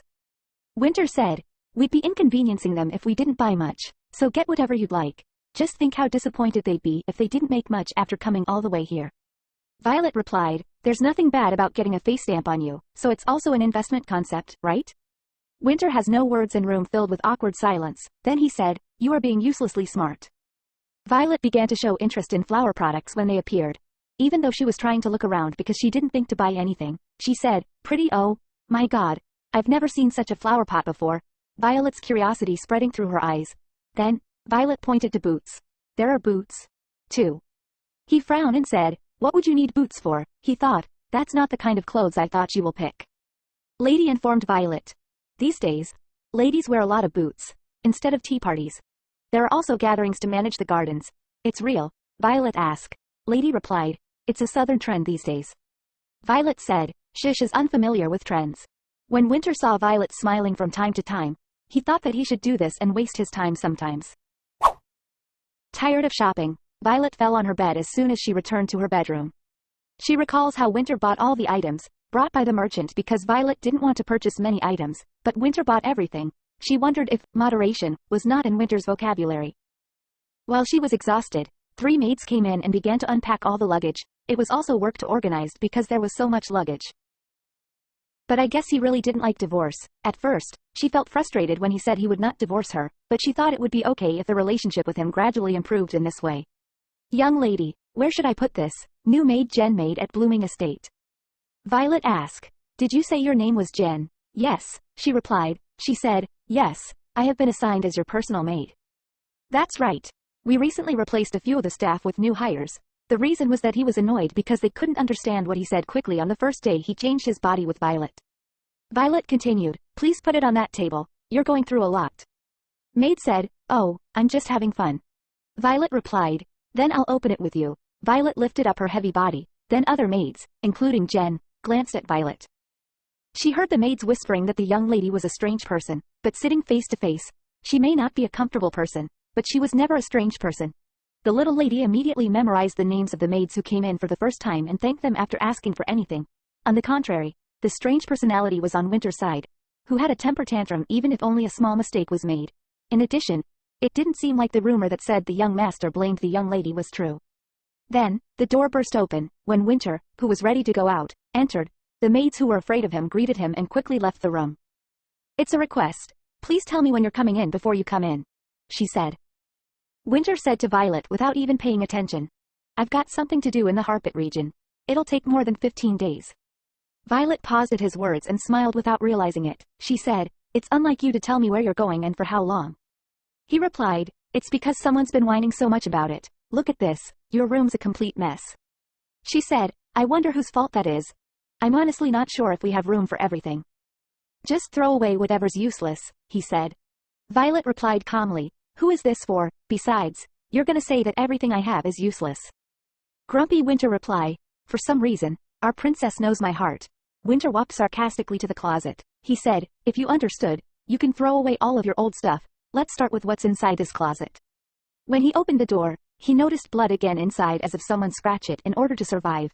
A bad memory returned. When Winter worked as a servant, the restaurant owner, who was an employer, often beat him up and locked him in a barn. At the same time, he was thinking of Violet's hand that he saw on the day of his father's birthday party. Violet as Winter, what's wrong? He replied, it's nothing. He thought, what a wild thought just ran inside his head, and who in their right minds would dare lock up a princess? After a while, he looked back and asked Violet, you've never been trapped anywhere, have you?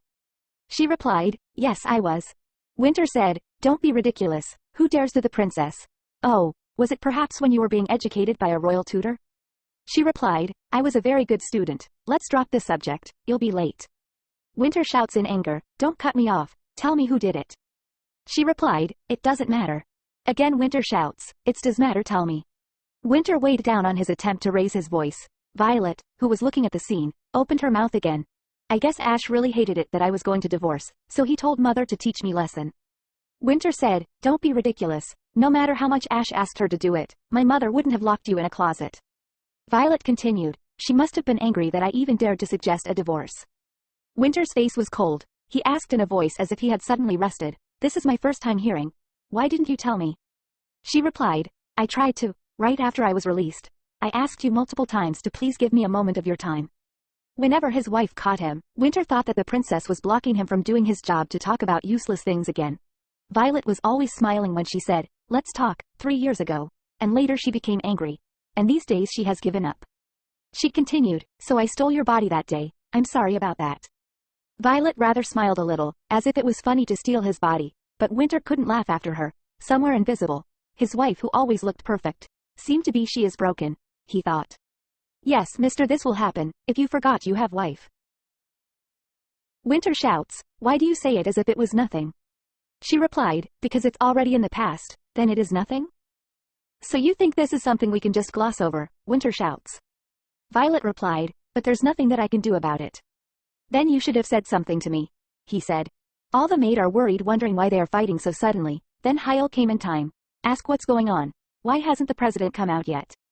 Maid replied, we're not sure either. Sir Winter suddenly started raising his voice. Hyle said, President said, he was only telling the madam where he was going. Then, the door opened and Hyle pushed his head in and said, Lord, you really have to go now. Winter said, wait outside. Hyle insisted, President, but we have to go. Winter looked at Hyle with angry look, did I not tell you, to wait outside? When Winter made an impression and turned to Hyle, he flinched and quietly left the bedroom, now maid or wondering even have. Was kicked out. When the door closed, Winter looked at Violet as if he was looking at a prey. Violet said, you are angry, aren't you?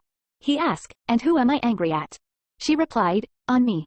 He then continued, what, do you think I'm angry at you? She tilted her head at his question. Winter erased his expression to the point that it looked achromatic this time. Did I look angry all 3 years, always, he asked. Well yes. Violet said and then smiled faintly, and continued, you didn't look angry. You were angry, only towards me, and you have all the right to be angry. Winter had no words. Then said, anyway, I really need to sleep now, I'm tired. Violet sat on the bed and took off her slippers one by one. But Winter, who had to go out, came along and lay down on her bed. Violet asked with a rare expression, what are you doing? Lying down, he replied. She asked, why? It's my room. Grumpy Winter replied, what a shame, now you're also losing your bed to your husband. Violet murmured, what a strange man. Violet just lying down pretending to be tired, and she feels uncomfortable causes. Winter was staring at Violet. Violet said, embarrassed by her husband's cold yet warm eyes, you seemed busy though. You have to leave for work, Hyle is waiting outside. He replied, I'll go when you fall asleep. If you want to kick me out, quickly go to sleep. Winter said, closing his eyes first, and Violet followed him and murmured, now that it's done, go to work. He said, why do you keep kicking me out? You told me to stay the other day. She replied, it's an appointment, and it's scheduled. She thought, was strange that such a person who only knew about work did not go out. Just when I thought I understood him, he acts strange. Eventually, Winter lay by her side the whole time without going out, and Violet, who was worried, fell asleep because she was so tired. Then Winter left the room. He said, Hyle, tell them that we'll be even more late. Hyle said, aren't we leaving? Winter replied, something more important than a business trip just came up. Winter soon entered his parents' mansion. After sunset, his parents were enjoying banquet with wine at a dinner table with some of Warhosen's nobles. Catherine, who found him, approached. Winter, what's going on? I'm happy that I've been seeing you often lately, but I hope it's not affecting your work. Then Winter took a glance. He saw all the noble are enjoying banquet with his money, but still looked down at Violet. He said in a sharp way, I heard you punished my wife and locked her in a closet. No wonder when he came in, Catherine wondered what else was wrong with him that made his face full of temper. Catherine, who has learned to control Winter's hot temper, said affectionately, Winter, we did it all for you. You know? He asked, how the hell is that for me? She continued, I don't know what's going on between you two, but Violet shouldn't do this to you. I don't want to see my son getting hurt. He said, no matter what, she's not even a child. Isn't it too much to punish her like that? She asked. Did Violet say she was hurt a lot? I'm sorry if I did. I'll go apologize. I thought it was all for you. When Catherine spoke with a tearful look, Winter's expression, which had been angry all the way to his head, became somewhat relieved. She thought, Winter has always been desperate for affection. There's no need to panic. All I have to do is act remorseful and hook, line, and sink. He said, anyway this time I can't help but to let it go, but you can't do that from now on, never. With a sinister smile she said, sure, I'll never do that again. Only then did Winter's anger soften. He then continues, then please, apologize to Violet. She said of course if she is hurt. Catherine thought, what a simpleton. Then Catherine asked, warmly patting Winter's arm, would you like to eat while you're here? No, I have to go right away. Then Violet gets an apology, and I'll end up paying no more for this year's party. Catherine, who was not embarrassed at his words, paused, and said, what do you mean? He said, two people can resolve matters between themselves however they like, but you meddled into my personal affairs. It's only fair for me to meddle in your personal affairs as well, Mother. She asked, still, you're going to withhold funds. Was this Violet's idea? She always hated coming to parties, so she must say so. Winter made an absurd expression as if he didn't notice such an obvious thing. He continued, Mother too, it's money involved, so of course, it's my idea. Winter, in the end, Catherine's voice, which seemed soft all along, became louder. Winter grimaced and continued, I'm really busy. If you're going to nag me, don't forget to write it down somewhere and do it next month. I'll listen to you until you're sick of it. I'm 27 now. Why did you interfere with my divorce when I'm not even a child? Besides, it's not like you can't have a party just because I don't give you money for a few months. Catherine's shock was even greater because he was a son who listened to his parents. In a world where titles were not everything, the blooming couple had no choice but to strengthen their power through the social world. The inability to hold a party is directly linked to a flaw in power, either way or not. For half a month Violet went to Maureen's silk shop. The people who gathered at Maureen's silk shop book club were all restless. It was not only embarrassing for the princess to join such a small gathering of people with only money, but she wasn't even just a princess, but a princess whose husband is Winter Blooming. A woman was standing there, with straight posture. Despite her modest appearance, everyone in the meeting immediately noticed that she was Violet Blooming. Lady introduced Violet to others. Please welcome Madam Violet Blooming to our book club. Violet now and greets everyone with courtesy. One lady asked from Madame Morini, why did you invite the princess here? Madame Morini replied, I didn't expect her to actually come to a gathering of merchants. When I received her letter, I thought a disaster was about to strike. Violet wrote, I remembered that you invited me to your book club last time you came to the Blooming estate. If it's all right with you, could you tell me the schedule so I can attend the next meeting? She's the wife of Winter Blooming, the man that has complete control over commerce on Leon Road. She must have a reason for attending an insignificant gathering like this one. I should be careful not to step on her toes. Violet asked from Morini, you said this was your store, correct? Morini flinched. She immediately got up from her chair and replied, pardon, that's correct, Princess Mean. Madam, I'm actually quite ashamed of my humble little store. We should have at least gotten you a more comfortable chair. Violet replied, oh, don't say that. I simply came to thank you today. Thank you for inviting me to your cozy shop, Madam Morini. Ladies thought, Madam Violet is actually much more gentle of a person than I thought she'd be. After the meeting, Violet left the place. She thought, I was honestly quite nervous. I mustered up all my courage so I could try and make friends. Had I been rejected by them as well? They all treated me very nicely, but they were afraid of Winter. Even so, Violet got up early. Everyone was really sad that she was leaving, so she was quietly excited to see if they really liked her. Finally Violet felt relief and she thought while blushing. The weeks without Winter passed by quickly. Winter already informed Flip that he should tell all the conversation that happens during the Blooming banquet to Violet, thinking that Catherine would not be able to hold the party easily because she had no money. For the time being, the fear in her heart disappeared and became lighter. Perhaps because of that, while Winter was gone, the mansion was perfectly quiet for a while. But I feel so anxious. Violet walked back to the carriage but paused in front of a store. She liked the platinum wristwatch that she saw over the show window. It was a product with a price that made her hesitant, but on the contrary, it would be too cheap for Winter. Violet, who had been hesitant for a long time, mustered all her courage and entered inside the store.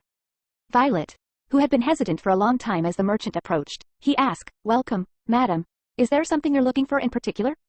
She replied, I want to give my husband, Lord Winter Blooming, a present. Could you show me the watch that's in the window display?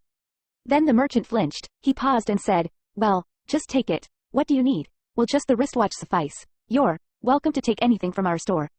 Violet replied, how can I do that? I have a brooch that I don't use. I want to remove from my collection. Please show me, he said. The merchant looked closely at the brooch. Although the trend is outdated, it is still valuable. So fortunately there is a larger price difference. With the price difference, He said, with this watch you can purchase more product. Violet saw a handkerchief and asked to pack it too. He replied, Madam, still some amount is left. She said, then could I get the rest as change? And Philippe, take this and buy some snacks for the staff working in the mansion, and returned home after that. Flip replied, yes, madam. She thought, now that I think about it, I've never once bought a gift for Winter, since he's always away on every major occasion. I wonder will he like it. When Violet returned, Jen he made, inform her, the snacks you bought for us were super delicious, madam, everyone loved it. Violet asked, did you really enjoy it that much? Jen replied, of course, only crumbs or remain left. Jen took some medicine, pill on a spoon, sprinkled it with honey. Violet asked, what's this medicine? Jen replied, it's a new medicine prescribed by your physician. Violet said, I see, I'll have to thank doctor later. Violet gulped it down in one bite and drank water. While Jen was about to leave the room, Violet asked, is Winter back yet?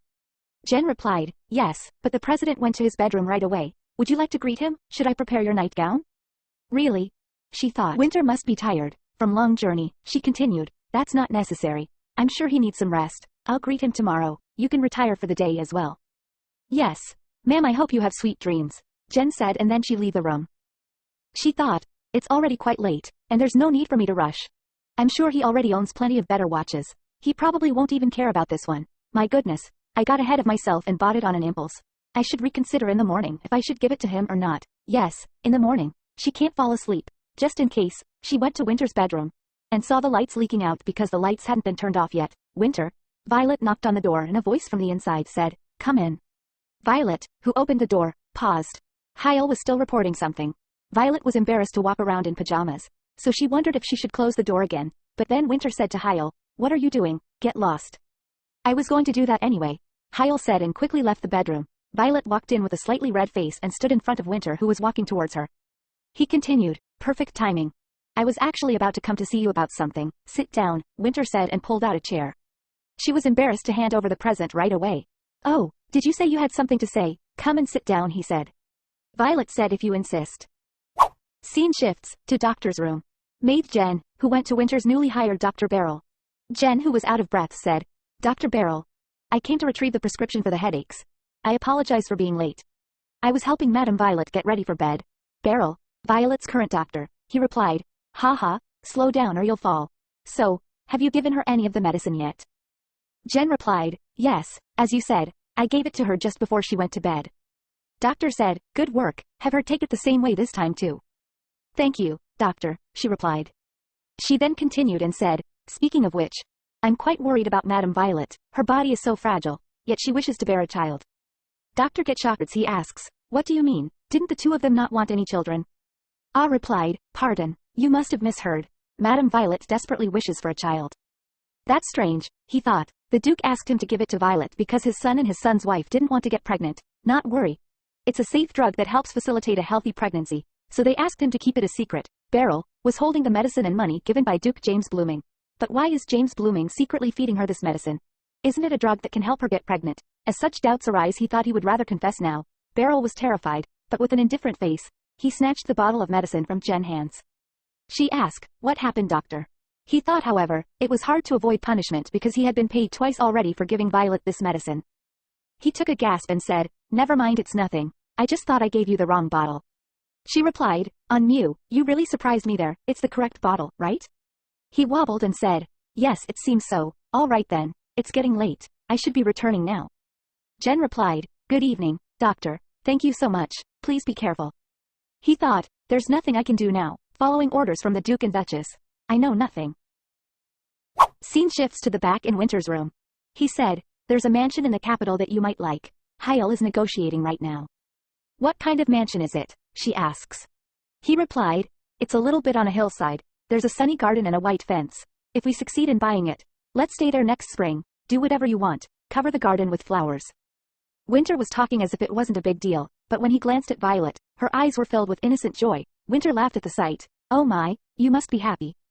She replied, happily, thank you. Violet was encouraged by happiness and continued, well, I saw a wristwatch on the street earlier. He said, do you like the watch? Do you want me to buy it for you? But I heard that nobles don't wear watches, for some reason. Should I buy it for you? She said, no, that's not what I want. I already bought it. I wasn't sure whether I'd be able to get the right size just by looking at your wrist. Winter looked at Violet, who had already brought it but looked as if she was wondering what to do. Afraid of being rejected again, she fiddled with the box and eventually opened it. She pulled Winter's wrist towards her. As tall as he was, his arms and legs were long, so he didn't look uncomfortable even when she pulled them like that. Would it be the right length because I bought it with a guess? Violet murmured and recklessly fastened the watch. She thought, what a relief, it fits just right, and it looks great on him. She then spoke, I don't know if you like it though. Winter twitched and asked, what is the occasion? Pardon, she flinched and saw him with surprised face. He continued, on what occasion are you giving me this? It's an object that's distanced from royalty like you. She lowered her head and said, but you wear them, and it reminded me of you, so I wanted to gift it to you because I thought it would look good on you. Winter examined the watch carefully. He said, I see, but you don't have to do something like this again. From Winter words Violet get startled. He continued, I'm simply someone who brings in the money. There's no need to give me anything in return. Violet was surprised. She then replied that no one in this world should have to live like that. He said, why not? That's something I live by, so I don't expect anything. He thought, nothing ever comes back from waiting or hoping for something. Besides, no one cares enough to wait for me anyway. Winter briefly recalled the day when he first met Violet. On the day of the wedding, he was talking to Hyle. My lord, do you know how to do a knight's greeting? If the ladies stick out their hands first, you can hold them with both hands and pretend to kiss them. Winter replied, I know, but why would you tell me that? Hyle continued, you've already been given the title of lord when you got engaged. Yeah. It's been a month since I got it, and I've never seen anyone call me lord. Let alone that way of greeting. Everyone calls me mister. But would a sky-like princess acknowledge a man who has just been knighted and has gray eyes right away? It was such a sarcastic remark. He only paid money to buy a title. I'm someone whose worth only increases when his wealth does. I'm an outlander that no one acknowledged. He didn't think seriously about it until he saw a woman who looked too young, dazzling, and nobler than expected got off. A woman like a flower that blooms only in the sky who can never be touched, and she looked at Winter. Nice to meet you, Sir Winter, holding out her hand as if it were natural. Winter broke out from his memory from Violet's voice. Winter, are you listening to me? No one in the world should have to live like that. Those rules don't make any sense. He thought, Violet has always turned the way I live my life upside down. Clenching his fist, he said, I still don't understand. Why would a princess like you act like a commoner and buy a watch? She replied, as I expected, it's not to your liking. No, it is to my liking, he said, yes. I'm going to wear it for the rest of my life. Only then did Violet laugh, relieved at his joke. Winter glanced at her smile, and he smiled once. As he got closer to her, he felt like he was becoming an ordinary man. He felt like he should just be an ordinary husband, coming back if being waited for, thinking of the other person even on something that has nothing to do with him, without feeling pressured or inferior to the other person's status or lineage. He didn't have to prove his existence with money. Just like an ordinary man. Violet then broke room silence and said, oh my, look, what's the time? Winter said, ah yes. You must be quite tired at this hour. If that's all, you should go back and rest. Your body needs it. Violet thought for a while and said in a businesslike voice, it's been 2 days since we joined in a room. After all, it was urgent business, but I think it's okay today. I mean, if it's fine with you, I don't think a 2-day difference would be that big of a deal. Winter saw Violet's innocent face and smirks, and said, how candid of you, princess. He continued said, this is very unlike you. You're never the one to offer. She replied, it's not very unlike me. Well, it's a date set by the family. Is that really it? He asked. She continued, should I have another reason? If you don't want to, then just say so. Violet continued, of course, I know you don't like children or sleeping together, but to some extent, in a marital relationship. Wait a minute, he said. Winter narrowed his eyebrows. He said, even if I said I don't like children, why do you think I don't like sleeping together? You said you were dissatisfied last time. It also seems like you're always avoiding it, she said. Violet tried to speak calmly as usual, but she couldn't hide her expression because she was hurt inside. She continued, I understand because the situation was like that, so you must have hated it. Her heart ached after barely finishing her words. He grabbed Violet's arm and said, Violet, don't take this the wrong way, but if it weren't for that damn rule about when we should be sleeping together, I would have spent every night with you until you got sick of me and chased me out of the room. At his words, Violet wrapped her hands around her mouth and saw him with little boundaries. She then said, exactly which part causes misunderstanding? He replied in hurry, I just didn't want you to misunderstand me as some guy who only thinks about that kind of thing. Well, if that's what you wanted me to not misunderstand, it's a little too late, she replied. He continued and tried to give her explanation. What I'm trying to say is that you've been looking at it the wrong way. It's not that don't like sleeping with you. She then replied, all right, I understand. I'll try to change the sleeping rules then. But too drastic of a sudden change would be difficult for me. He asked, Can I kiss you and can I also do it like last time? Winter looked distressed, but as if that was enough, he lifted up Violet, hugged her, and headed to his bed. He laid his wife on the bed and lowered his head to untie the ribbon on the neck of her pajamas with his teeth. Then Violet said seriously, "Oh, you can do this with your hands." Winter had an unsure expression on whether to laugh or suffer. Violet tilted her head, wondering why he looked like that. He said, "You're usually very smart, but why are you so clueless in bed?" The next day, Winter got up earlier than Violet, and he took a cold water shower. He kept thinking about Violet while taking the shower. He took 3-4 shower to cool down himself. Damn, why he is so hot. After taking a shower, he came back to his room. He saw Violet sleeping soundly. He strokes her hair, and then someone knocked on the door. It was Hyle. When Winter opened the door, Hyle said, "Good morning, President. I heard there was something you'd like to discuss?" Winter said, "Yeah, and don't come in yet. Violet's still asleep." Hyle handed him coffee. Winter opened his mouth after he gulped down coffee to get rid of fatigue. Winter continued, "I thought about it yesterday, about a child. All I've seen so far is the mixed race in LaCroix, right?" Hyle response, "That's right, it's easier to retrieve information about mixed children." Winter continued, "I want you to look into the area where the Conneets tribe used to occupy. Must be some information there, too."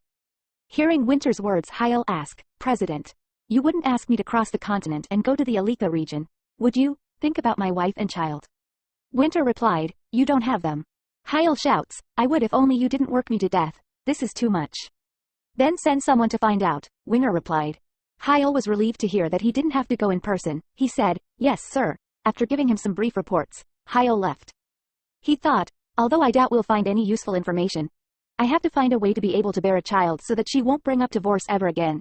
It would have been nice if one could just pop out of thin air, if only that was possible, if only I could get rid of all the excuses Violet could use to leave me. Well, viewers, isn't this imaginative kid is so cute? Violet woke up. She called Winter, "Are you already working?" He said, "You are awake. How are you feeling?" Violet replied, "Good morning. It's hard for me to stand." Winter said, "Don't strain yourself. Your body is delicate. Since you're up, I was hoping that you'd take a look at the outfit that I'll be wearing to the monastery." Violet sat on a chair. "The sponsor party is this week already. All right, let's see it."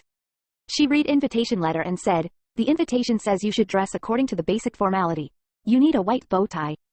"Can't it be a different color?" Winter asked. Violet replied, "If we're speaking about the basic formality in LaCroix, then it's white shirts and white bow ties for men." He almost made a big mistake from the start. Violet continued, he said. Violet asked, "Are you going to go with the blue one for the handkerchief? It would be better if you chose the blooming household's preferred color." "The blooming household's preferred color? Is there even such a thing?" Winter asked. Winter's annoying murmur made Violet look embarrassed. Then Winter narrowed his eyebrows. He said, "The nobles really are an odd bunch. Don't make that face. I didn't have a chance to learn." She wasn't surprised to think that Winter was pathetic for not knowing that. She was surprised that the blooming couple did not tell him what they should have told him. Although the capitalist was exceptionally more than usual, the people of LaCroix were ashamed to show off something openly. However, there was a contradiction in showing superiority and factionalism among them with their preferred jewelry or colors, but to think that his parents didn't share such an important family detail. Violet said, "It's good. I just bought a handkerchief." Violet brought the box containing the watch and took out the dark gray handkerchief that had been laid under it. She said, "The people of the Lawrence family prefer dark gray." He asked, "Isn't that something I'm not supposed to wear?"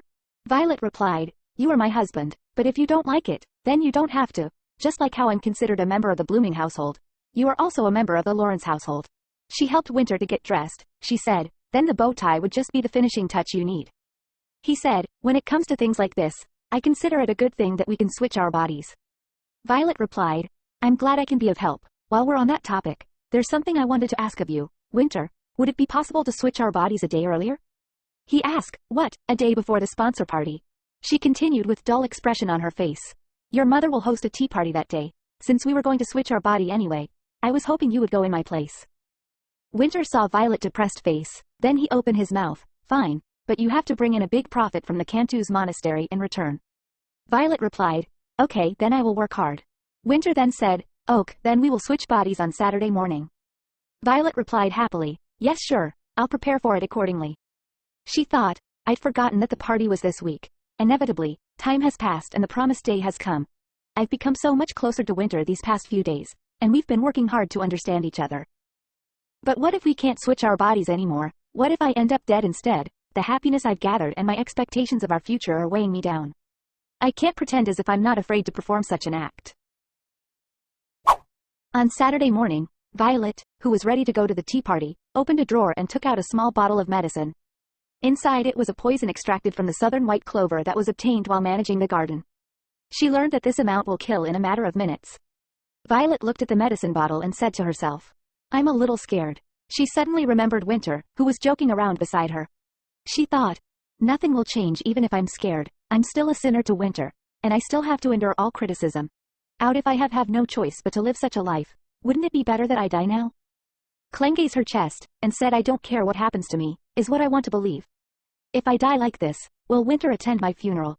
This exact thought crossed my mind during that first time. I thought I didn't have any lingering feelings left. But it seems that I'm still expecting a lot from Winter. It was dark as if she was falling asleep, but when she opened her eyes, she was in the carriage. Hyle was sitting opposite. He spoke, "My lord, is everything okay?" "I'm fine. Where are we going?" she replied. "Oh, we're going to the tea party that is being held by the lady. I think it'll take about 2 hours, madam." When asked where they were going, Hyle immediately noticed and answered the question in soft words. She thought we successfully switched bodies, but it's still hard to get used to Winter's body. Violet felt Winter's healthy body comfortable and uncomfortable at the same time. Even the carriage, which was made relatively to Winter's body shape, felt stuffy because the ceiling felt low. Violet, who had opened the window to look outside, touched her husband's watch in his wrist, and said, "You really haven't untied your watch." Hyle, who was checking the document without a break, heard her talking to herself, and replied, "He really cares about it. He usually gets tired of things easily." "That's a relief." Violet smiled unconsciously. After that, she looked at the clock for a while. She jokingly said to Hyle, "Yes, his personality is like fire indeed.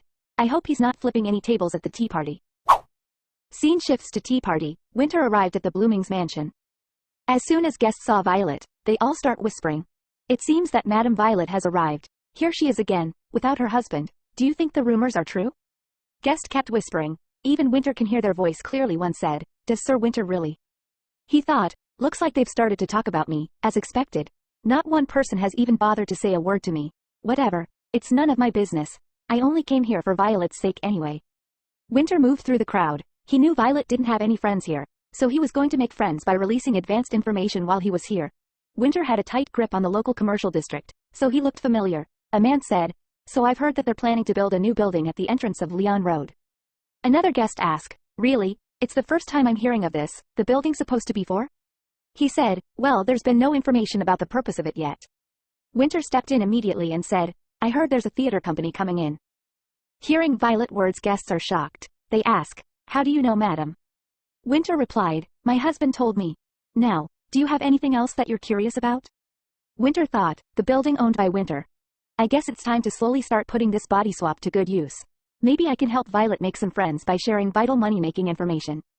Given the occasion, I guess I can share some valuable information that'll help make you some money." Winter, who inadvertently expressed his money by putting his thumb and index finger in a circle, belatedly recalled that his wife would never do this. People began to ask this and that as if they had waited. Guest asked, "I heard Lord Winter called all the busy merchants a while ago. Is that true?" Winter replied, "Why did he call them all? He only called the high-end stores." Guest asked, "Either way, that must mean he did call all of them?" "That's correct. I was in need of new clothes," Winter replied. Guests start gossiping, "So he called all of them over for his wife." Sir Winter did. One even asked, "Then what about the garden party that was held at the capital? Did you really attend the party with Sir Winter?" Winter thought, I thought I said I'd share valuable money-making information, but what's with all these cheap gossips?" He continued, "Yes, that's true too. We went together." Someone said, "I suppose all the rumors are true then." Winter asked, "The rumors?" Guest replied, "The rumors that Sir Winter has forgiven you, madam." Winter flinched. He asked, "I did what? What is there for me to forgive?" Vo before he can shout, he heard a small disturbance, and when he turned around, a lady was embarrassed by food spilled into her clothes. As Winter turned his head without much interest, the woman in front said, "After Lord Winter forgave you, the scapegoat has changed. In the meantime, looks like the next target has been marked." Winter asks, "Did she do anything wrong?" Lady replied, "She's the one that's been harassing you, madam. Now that Sir Winter has forgiven you, she'll most likely become the target of a new gossip whirlwind. Either way, there's no need for you to be polite to her." The word gossip hits Winter hard. The lady continued, "That's right. If you get tangled with the likes of her, you'll receive the same treatment as before." Winter, who frowned at the word forgiveness and wondered what it means, looked back again. The lady, who looked blankly at her clothes, stood under the shade of a tree like a sinner. The people next to him shouted back, Perhaps because they thought Winter and Violet's relationship had improved, the sensible nobles apologized and made excuses for what had happened.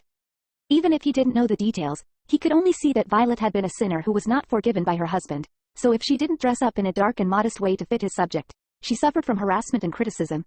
Violet had always asked him with a soft expression and tone. Later, she came out angry and begged hard.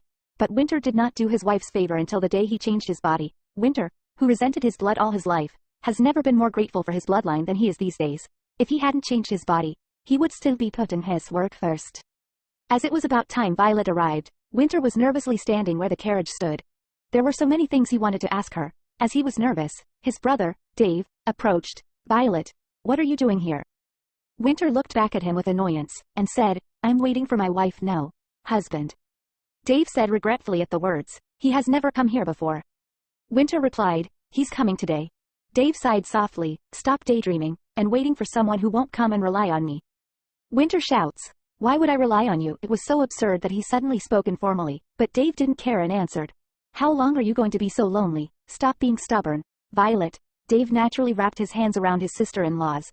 His behavior made an impression on Winter and he pushed Dave roughly. Dave smiled funnily. Winter paused at his laugh. Then Violet, who was in Winter body, arrived. She said, "That's enough."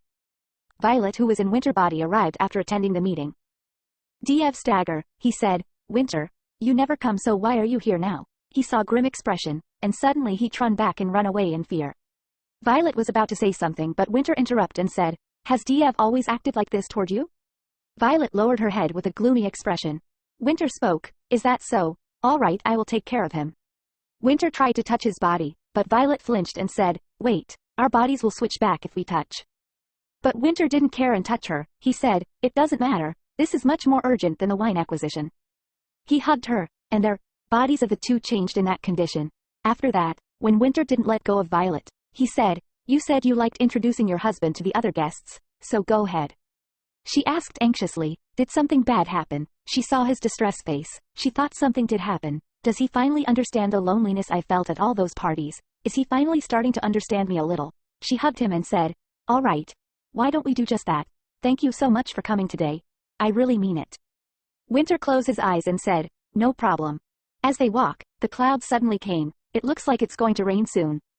Violet looked up and said, "I should have worn my black dress shoes." Winter replied, "Don't worry about it. I'll just carry you if it rains." Violet asked, "That was a joke, right?" This is the first time Winter came in party with Violet. All the guests are surprised. One said, "Did Sir Winter came? My goodness." Catherine watched both of them. She suddenly walked towards them with a friendly face. She said, "Oh, what brings you here, Winter? Welcome, my dear. I guess you had some free time in your schedule to attend this party." Winter replied in grumpy way, "I'm here to find out who my wife said she didn't like." Violet pulled Winter's arm in surprise, as if fighting him right away when he spoke as if she had been depressed. She said, "When did I say that?" Winter replied, "I read your mind." She said, "He's just saying that in jest." Winter replied, "Didn't you know that I like to make jokes now and then?" All the guests glared both of them. Winter crumpled his hands into his pockets, crumpled them as he had an impression, and looked at the people. He then said, "Look at their eyes darting around, all disgruntled." Violet was worried but felt a part of her heart tickling. She thought it would be nice if her husband came, but she didn't know it would be this reassuring. Then Violet opened her mouth and said, "Winter, let's head over there this time." He replied, "I'm not going anywhere. You don't need to rush. We can meet everyone slowly." She thought, it would have been nice had he come to me before I contemplated death, but now is not too late either. Then suddenly rain started. Catherine informed, "Everyone, please head inside the building." All the guests rushed. Winter said, Looks like I really have to carry you now. After all, a princess never runs in the rain." Started removing his coat. She asked, What are you?" Winter cuts her words and says, "Since we'll get wet if we go anywhere, so let's wait here. Hyle will bring an umbrella soon, so let's stay like this for a while." He covered Violet with his coat. She leaned on him. She thought, "I can hear his heartbeat. I thought I didn't have any lingering feelings left. I thought it wouldn't matter if I died, but it feels like this faint yet steady sound is giving me a will to live." She tried to look up, but Winter said, "You'll get wet, just stay still even if you don't like it." She replied, "It's not like that." He asked, "Then what is it?" She lowered her head and in a low voice she said, "I'd like to move to the capital as soon as possible." Winter paused for a while from Violet's words, then he spoke, "Having experienced this tea party myself, it really is annoying. I can see why you hated attending them every week." She replied while blushing, "I really want to live with just the two of us." He replied, All right, we'll do that then. He hugged her tightly. She replied, also I don't hate standing here with you at all. He replied, that's good to hear. She thought, his embrace is so warm. Then Hyle came. He shouted, President, I've brought an umbrella. He asked, what took you so long? What do you mean? I ran here, Hyle replied. Come closer before you get van soaked, Winter said to Violet. Violet thought, it's a good thing that it rained. Winter's arms are so warm it makes me want to cry. Violet looked at Winter with a warm smile. Winter saw her beautiful face. He grabbed her face, and said, no one can see because of the umbrella. Under was huge that it's impossible to peek. Winter kissed Violet. She suddenly gets lost in thought. If Winter knew how I felt, I wouldn't ever switch our bodies again. That actually might be possible now. We might be able to understand each other even if we don't switch our bodies. And the more we know about each other, the closer we'll become. Then suddenly the rain stopped. They both looked at the sky. Violet squeezed her hand, and said, I guess it was just passing rain. He said, it seems like the rain had stopped. The next day, the couple took a 2-hour train ride from the nearest train station to Cantus Monastery. Entering the wide vineyard owned by the monastery, powerful people in the country were gathered. When the sponsorship party began, monks came out. Thank you for joining today's sponsorship party. I heard that the food is shabby because it's a monastery, but the wine is pretty good. I won't nag you, so please enjoy it. The monk said it and smiled as if it was a joke, and the people laughed along. Winter said to Violet, wow, their wine is incredible indeed. I have to secure a deal with them somehow. Is it that good? She murmured. She smelled the wine found. It's very fragrant, that she couldn't handle it. She thought, ever since she changed her medicine, she started to have slight nausea, but it was never to this extent. She thought perhaps maybe she is pregnant. No, that's impossible, she murmured. There's no way I'd have morning sickness when we only slept together a week ago. Perhaps it's a side effect of the body switch, but what it can be a girl hope. Winter saw Violet not taking a sip from her wine glass. He asked, you're not drinking? She replied, yes. I can't drink red wine. If he would like, he can drink mine hers too. Winter replied happily. All right then. She thought, I've hoped for it for so long. I should stay away from alcohol just in case. I must get properly checked once I get back. After a while, Violet started socializing with other guests. She speak, and so, making use of the white fabric was really incredible. The guest was impressed. They didn't expect her to notice such a small detail. Violet replied, well, it was a stage prop to convey the main character's heartbreak. I was deeply moved by the director's intention. How knowledgeable you are. We'd love to have you at our theater sometime. Winter felt out of place. He thought, it feels like the conversation is somewhat going well. But I have no idea what they're talking about. Violet noticed Winter mood. She whispers in his ears. If you'd like to socialize with the nobles of Le Crown, there are 100 novels you must read and 15 plays that you must watch. Winter replied, I guess everyone's had plenty of leisure to enjoy while I was out working like a dog. Violet said, shish, be careful of what you say. Winter. Winter took a card. Violet asked this. He replied, it's the card you used to write down your contribution. She said, you haven't given yours yet. I saw them collecting these earlier. He continued, I'm still deciding on how much I should write down. It should be just enough for those monks to gladly give me their wine. She replied, oh, that's why you held onto it. What about 100,000, even for you? That might be. He replied, the phrase, even for you, doesn't apply to people like me. At times like this, it really makes me feel like you're in the dark. She asked, what do you mean? He replied, you're oblivious of how the world functions. Then a voice approached her. He called Violet. Carlson Lowe, an opera singer and the second son of the Lowe household. Then a blonde handsome man who was far away looked back at Violet and smiled refreshingly. He said, Violet, long time no see.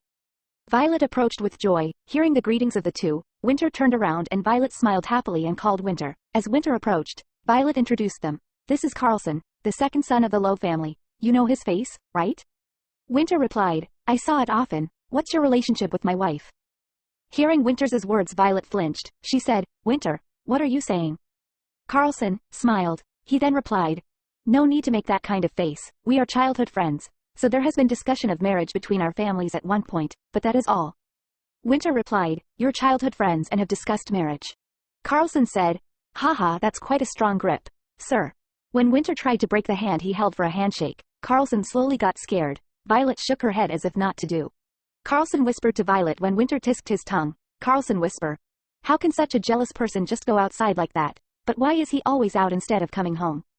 Violet looked embarrassed at Carlson's honest question. Winter kept glaring both of them. Carlson the leave cut before leaving he spoke. I should leave before I cause further misunderstanding. Violet replied. All right. We were also just about to take a walk along the vineyard. I will see you next time, Carlson. She pushed Winter and said, let's go, Winter. When they both left, Carlson had a sinister smile and he took Winter's name. While walking in the garden, she told Winter that it was just something our parents discussed because we've known each other since we were young. That's really it. He angrily replied, they tried to marry their princess off to a sleazy playboy like him?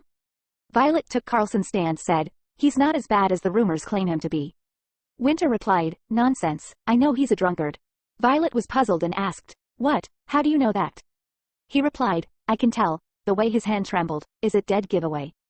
She said, still, you shouldn't jump to conclusions just because of that. He shouts, you're only defending him because he's your childhood friend. He thought, he just hated the fact that Violet was more involved with a man named Carlson Lowe than he thought. In his head, Violet's long Leawood land came to mind. When he found out that the man who received the tenant's fees even used to be engaged to her, he felt disgustingly depressed. He was going to find out about the land as soon as the event was over. A monk was seen falling. Then someone shouted, someone called a doctor. The monk fainted. As Violet ran in a hurry, Winter followed her in a surprise. As they got closer, the fallen monk's body was convulsing. Violet leaned down to examine the condition of the young monk. The poison was spreading blue from the monk's hand, and in his hand was a bundle of donation envelopes with raw flowers received from the patrons. Someone shouts, what are you waiting for? You, call the doctor, and you, collect all the envelopes. Violet shouts, don't touch envelope. She checked the flowers in the envelope one by one and left one bag aside. It looked almost the same, but it was a different flower with a dot behind the petals. Violet immediately loosened the ribbon around her waist and tied it tightly to the monk's arm so that the poison would no longer rise. She thought, who could do, using such poison? Perhaps someone wants to harm him. Scene shifts. The night after the sponsor party, Violet and Winter both went back home. I find it suspicious that such a dangerous flower was there. I'm certain that someone was trying to harm the monk on purpose. Winter said, the party has been cancelled. You don't have to worry about it for now. The police will take care of the rest. At least the monk's life was safe thanks to you.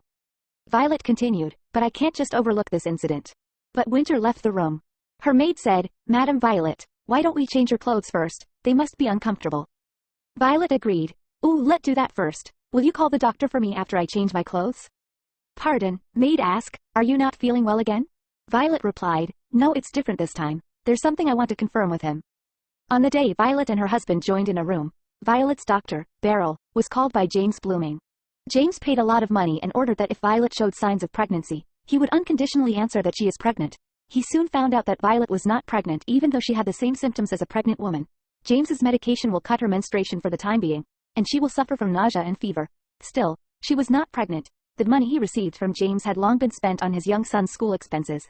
Beryl, who is now called to Violet's bedroom, examined her with a trembling hand, but an expression of no concern. Beryl reacted more violently to hide his fear. Then Violet called his name. He snapped out of his thought. Violet continued, what do you think, Beryl? I've been feeling a lot more nauseous lately, and I also think I have a slight fever. I was thinking that maybe I could be pregnant. He blandly said, congratulations, little lady. You're pregnant. Violet, who paused at the words, asked carefully, is that really? Yes, it is, he replied. At that moment, there was a bright light on Violet's face. She struggled to get up with a heavy body. She said, Doctor, my body has been feeling better ever since you came. Thank you so much. Even though the expression of emotions was not strong, joy was smeared in her gestures and voice. Beryl was shaken again by the consistent warm greeting of the little lady. He replied, I'm glad I could be of help. Keep it a secret from others for a while. My husband doesn't want children, so I'll have to tell him myself. He said, I understand, madam. She thought, Winter didn't tell her why he didn't want children, so she couldn't know why. She was afraid of her husband's reaction, but at the same time, she was full of happiness. She continued, I'll have to talk with my husband. I'll reward you for this the next time we meet. He replied, all right, madam. I'll be heading out now. He hurriedly excused himself and ran away, soothing himself that nothing big would happen to him. A white lie like this couldn't possibly cause too much trouble, right? Violet went to see her husband. Winter, are you busy? I have something I'd like to discuss with you. He replied, I was only looking over the brewery case. The deal might fall through with the commotion that happened. He then paused and said, wait a minute, now that I think about it, the monk was saved thanks to you. She replied, and so? He continued and said, since they're nobles who regard etiquette so highly, I assume they'll pay us a visit soon to thank us. What if you bring up the wine deal then? She frowned at Winter's words, and replied, I wasn't expecting anything in return though. He continued, we can switch bodies if you're uncomfortable doing it. I'll talk about it with them instead. She replied, You're so cold-hearted, Winter. How could you use an incident like that against them? He smirks and said, You call that cold-hearted? You'd be surprised to hear of the things I've done. She said, I believe that you wouldn't have anything bad.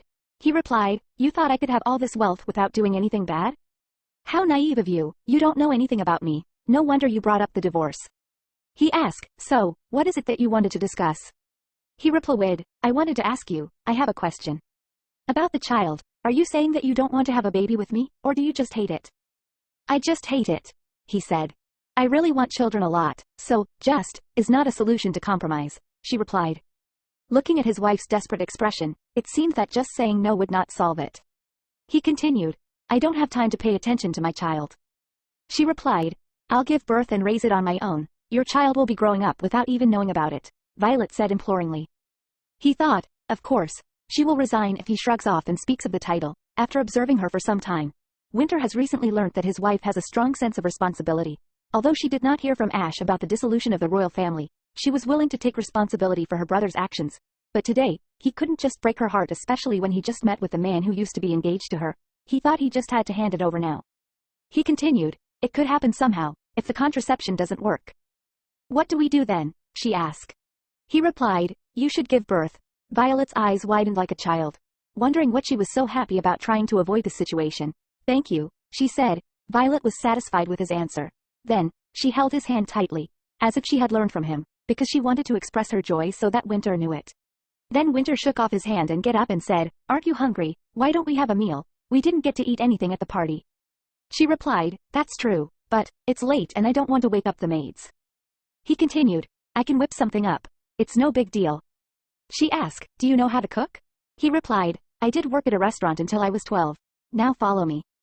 He thought, This a little bit. After she does what she wants, after buying her what she wants to have, and letting her do everything she wants to do, after she finds something she would like more than having a child. After that, he thought it wouldn't be too late to say that he couldn't have children. Winter, who had been pondering for a long time, said in a shaky voice.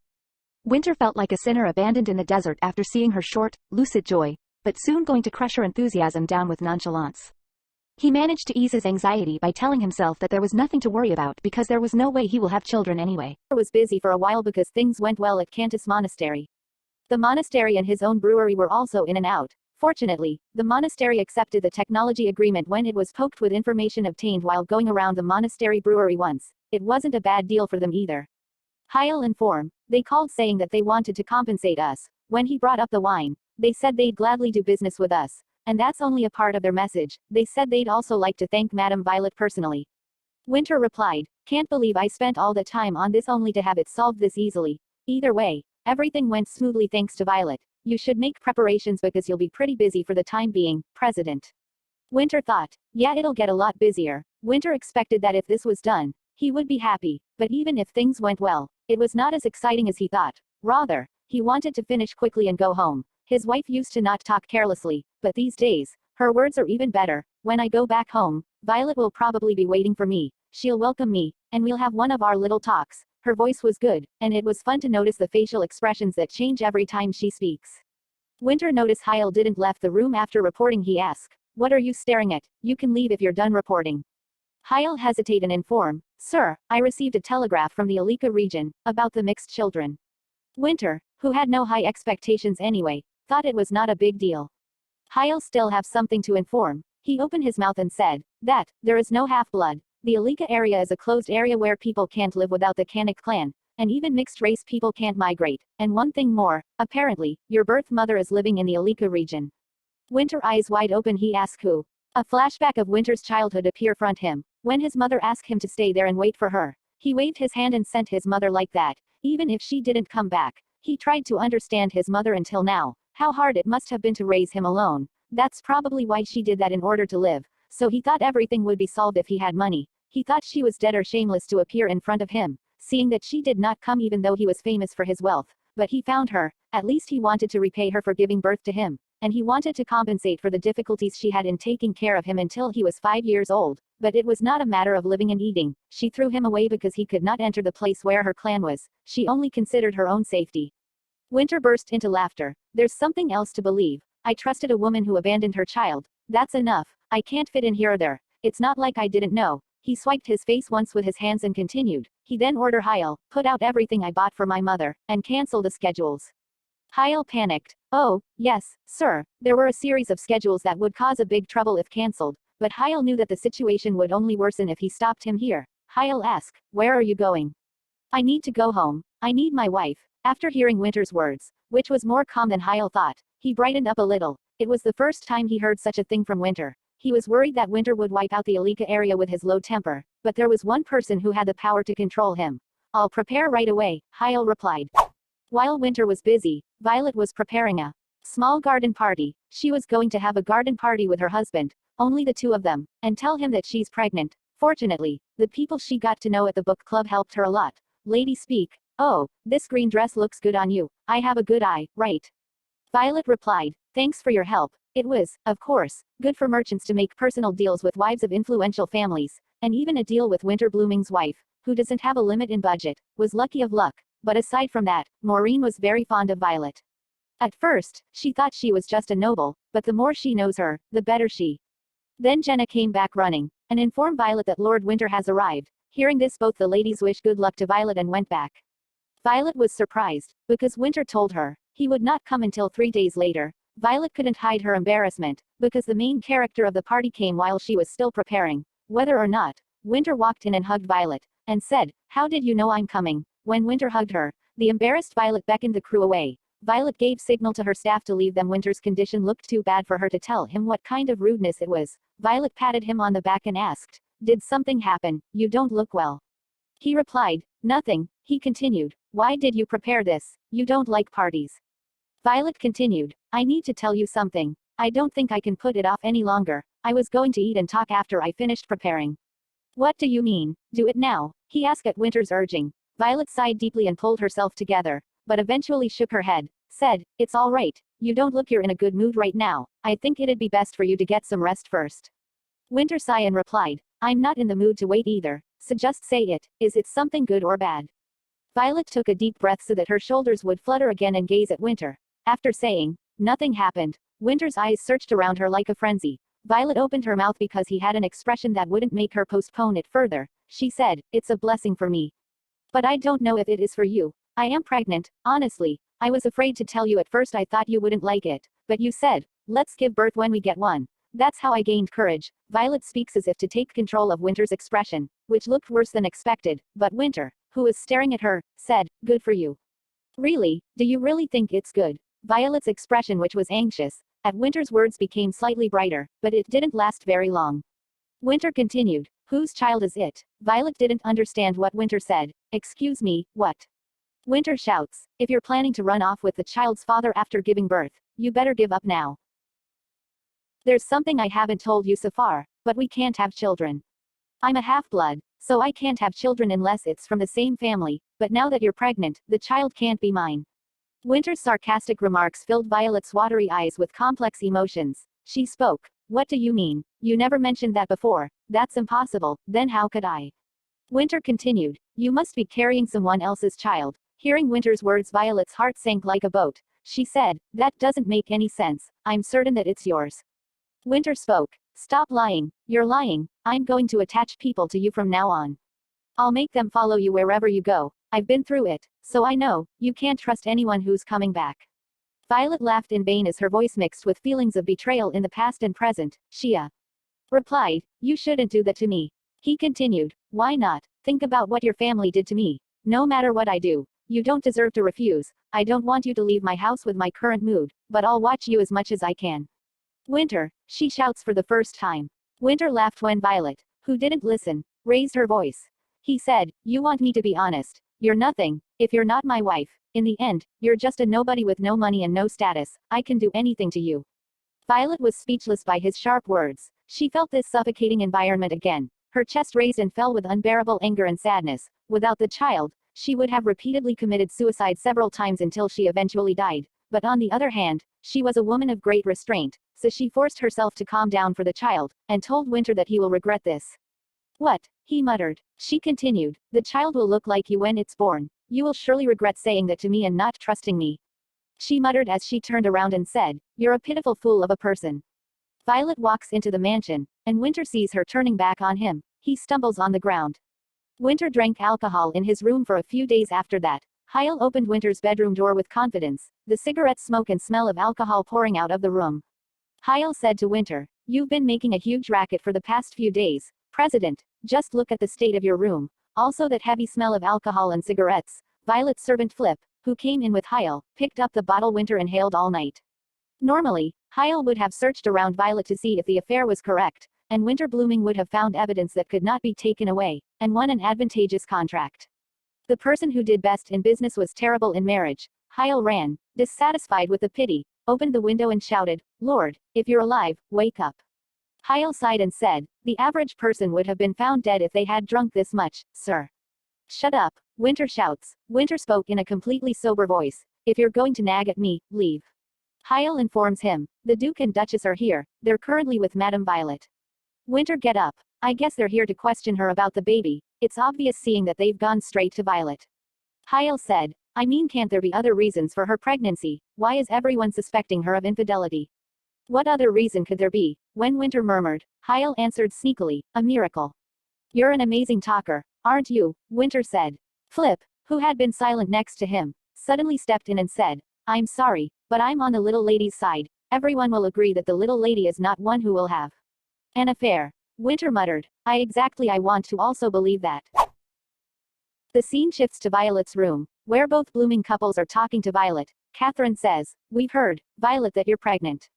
Violet replied, "Yes." Catherine continued, "I have heard you're not been able to eat anything other than a fruit these days. In addition, you aren't taking your medicine."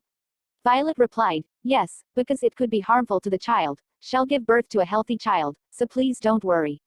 Catherine continued, "I see, so you'll give birth to a child with a father we're not sure of. As you may have heard, Winter and you are not able to have children." Violet asked, "You knew, yet you didn't bother to tell me." When Catherine hesitated, James opened his mouth instead. "Isn't it all money that came between you two anyway? These collateral things are just marriage that would have happened without even knowing it." Sadness and anger crushed Violet, but she tried to find composure. She replied, "For 3 years, you didn't even say anything when people blamed me for not having children." If they had told her in advance, she would have accepted it and moved on. She continued, "Please, wait until the baby is born. You'll definitely know when the child is born." The bedroom door opened while Violet was patiently persuading them. Winter spoke in an irritated voice, "I've heard it from the outside, but you two don't deserve to say that to my wife. What have you been doing for 3 years? Why do you nag her after something happens? You should have taken care of at least one of my wife's work with so many living expenses that I've been giving you. She's my replacement, the only productive person in the house." Catherine spoke, "What a rude thing to say, Winter. How can you say that?" When James scolded, Winter replied, "If got my point then leave." Catherine stopped James and said soothingly, "We can leave now that we've got a glimpse of the situation." James said, "All right, we will talk next time." Then they both left.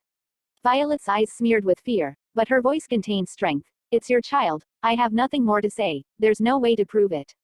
Winter asks, "Tell me who it is. I'll forgive you." He meant it. He could forgive Violet with all his heart, if there was a guarantee that his wife and the child's biological father would never meet. "You don't believe me," she replied. He said, "It has to be reliable for me to believe." "If you don't believe me, what I said about wanting to get divorced is still valid." She remained calm even if she was afraid to face the man with a great physique who exerts intimidation and thought of attacking her. He shouts at her, "Who said I was going to divorce you?" She thought, "If it were only me, I wouldn't care, but I won't let my child be suspected of being someone else's." This time Violet doesn't hold back and shouts, "Isn't there even an ounce of faith in you that this could be your child?" He leaned towards Violet and spoke, "I checked the ledger of your land. The evidence is plainly written on that ledger and you still insist that you're not having an affair. Carlson Lowe, that bastard, is the one who has been receiving all the rent money from your land." Violet can't believe what she is hearing. She asks, "What are you saying? Tell me, what do you mean?" "What do you mean by what? The man you used to have marriage talk with is supposed to be the one receiving the tenant's fee. What more explanation do you need?" Violet pulled her husband's arm inadvertently because she didn't understand at all and was nervous. "What the hell are you talking about? Please tell me in detail." "Carlson Lowe, of course, it's impossible for you not to know that his name is on it." Hyle confirmed it. "Don't try to insist." "Really, I'll show you the document." Violet struggled up and stumbled. She said, "Here you go, the only thing written on it is my name." Winter replied, "Not this, the remaining 4.500 Catishans land. It's a royal property, so I don't have the documents," she replied. "Then who?" Winter asked. "Winter, who is speaking louder?" thought for a moment and asked, "Did you get only 500 catechins of land from your brother, from the beginning?" She replied, "Yes." He continued, "I gave all of the 5,000 catechins land for you, whether for you to sell them or get a tenant fee for buying dresses and partying." Violet's eyes grew bigger, at the words he uttered with contorted expressions. Winter soon asked as if he was interrogating, "How can he transfer your property into the royal property without your permission? It doesn't make sense." She thought then replied, "Ash enjoys polo with high-ranking officials, and the meeting also includes the head of the central bank of the capital, which manages royal property." Damn it, these rascal nobles. Winter was really going crazy. To him, who climbed up from the floor, the high society his wife explained was often so unrealistic, that it felt like a lie. As Winter poured harsh swear words one after another, Violet wrapped her hands around her ears. She could not tell the child that his father was such a tough talker. At her actions, Winter covered his mouth with his hand and put it down. Then he continued, "How can a princess like you maintain her dignity with that in the first place? Isn't that weird? Shouldn't you have asked me what you were supposed to do?" She replied, "It wasn't weird. Thank you for caring about me that much. And do you have time to ask if you thought it was weird?" Violet was about to cry while talking, barely keeping her emotions together. She continued, "I will go check with the central bank." He grabbed her hand and said, "How can you ride such a rocky carriage in the early stage of your pregnancy? I'll be back, so stay at home." She replied, "I'm not going to be in trouble if I ride the carriage for a while. I need to go find out what's going on, it's my job." Winter blocked the door with his body. As Violet spoke firmly and headed to the door, Winter spoke, "Even the train's supposed to take 7 hours. How can you say that it's only a while? Don't do anything dangerous, I'll check it out soon." Then she turned and said, "Then, please make sure of it."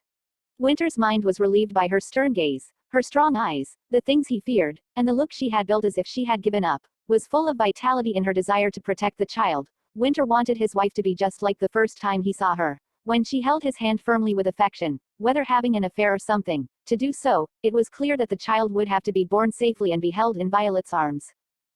Next day, at the capital branch of Connie's Hotel, Winter headed to the opera house where Carlson was performing.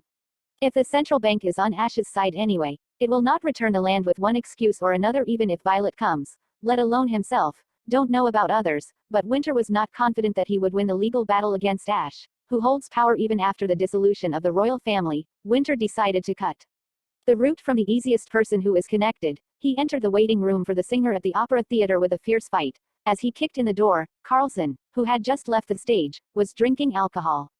Carlson low. When Winter called, Carlson turned and looked at him, said, "Sir Winter, to bring me here without any preamble, you're so rude every time I see you." Winter replied, "Likewise, you've decided to relish in alcohol even after being dragged all the way here." Carlson speak, "I've finished all of my performances anyway. I don't do this in front of my admirers, so no need to be concerned." Winter opens his sleeve button and start folding it as if he is about to do something. He said, "Okay then, let's talk about the real reason I've brought you here. What happened with Longleywood?"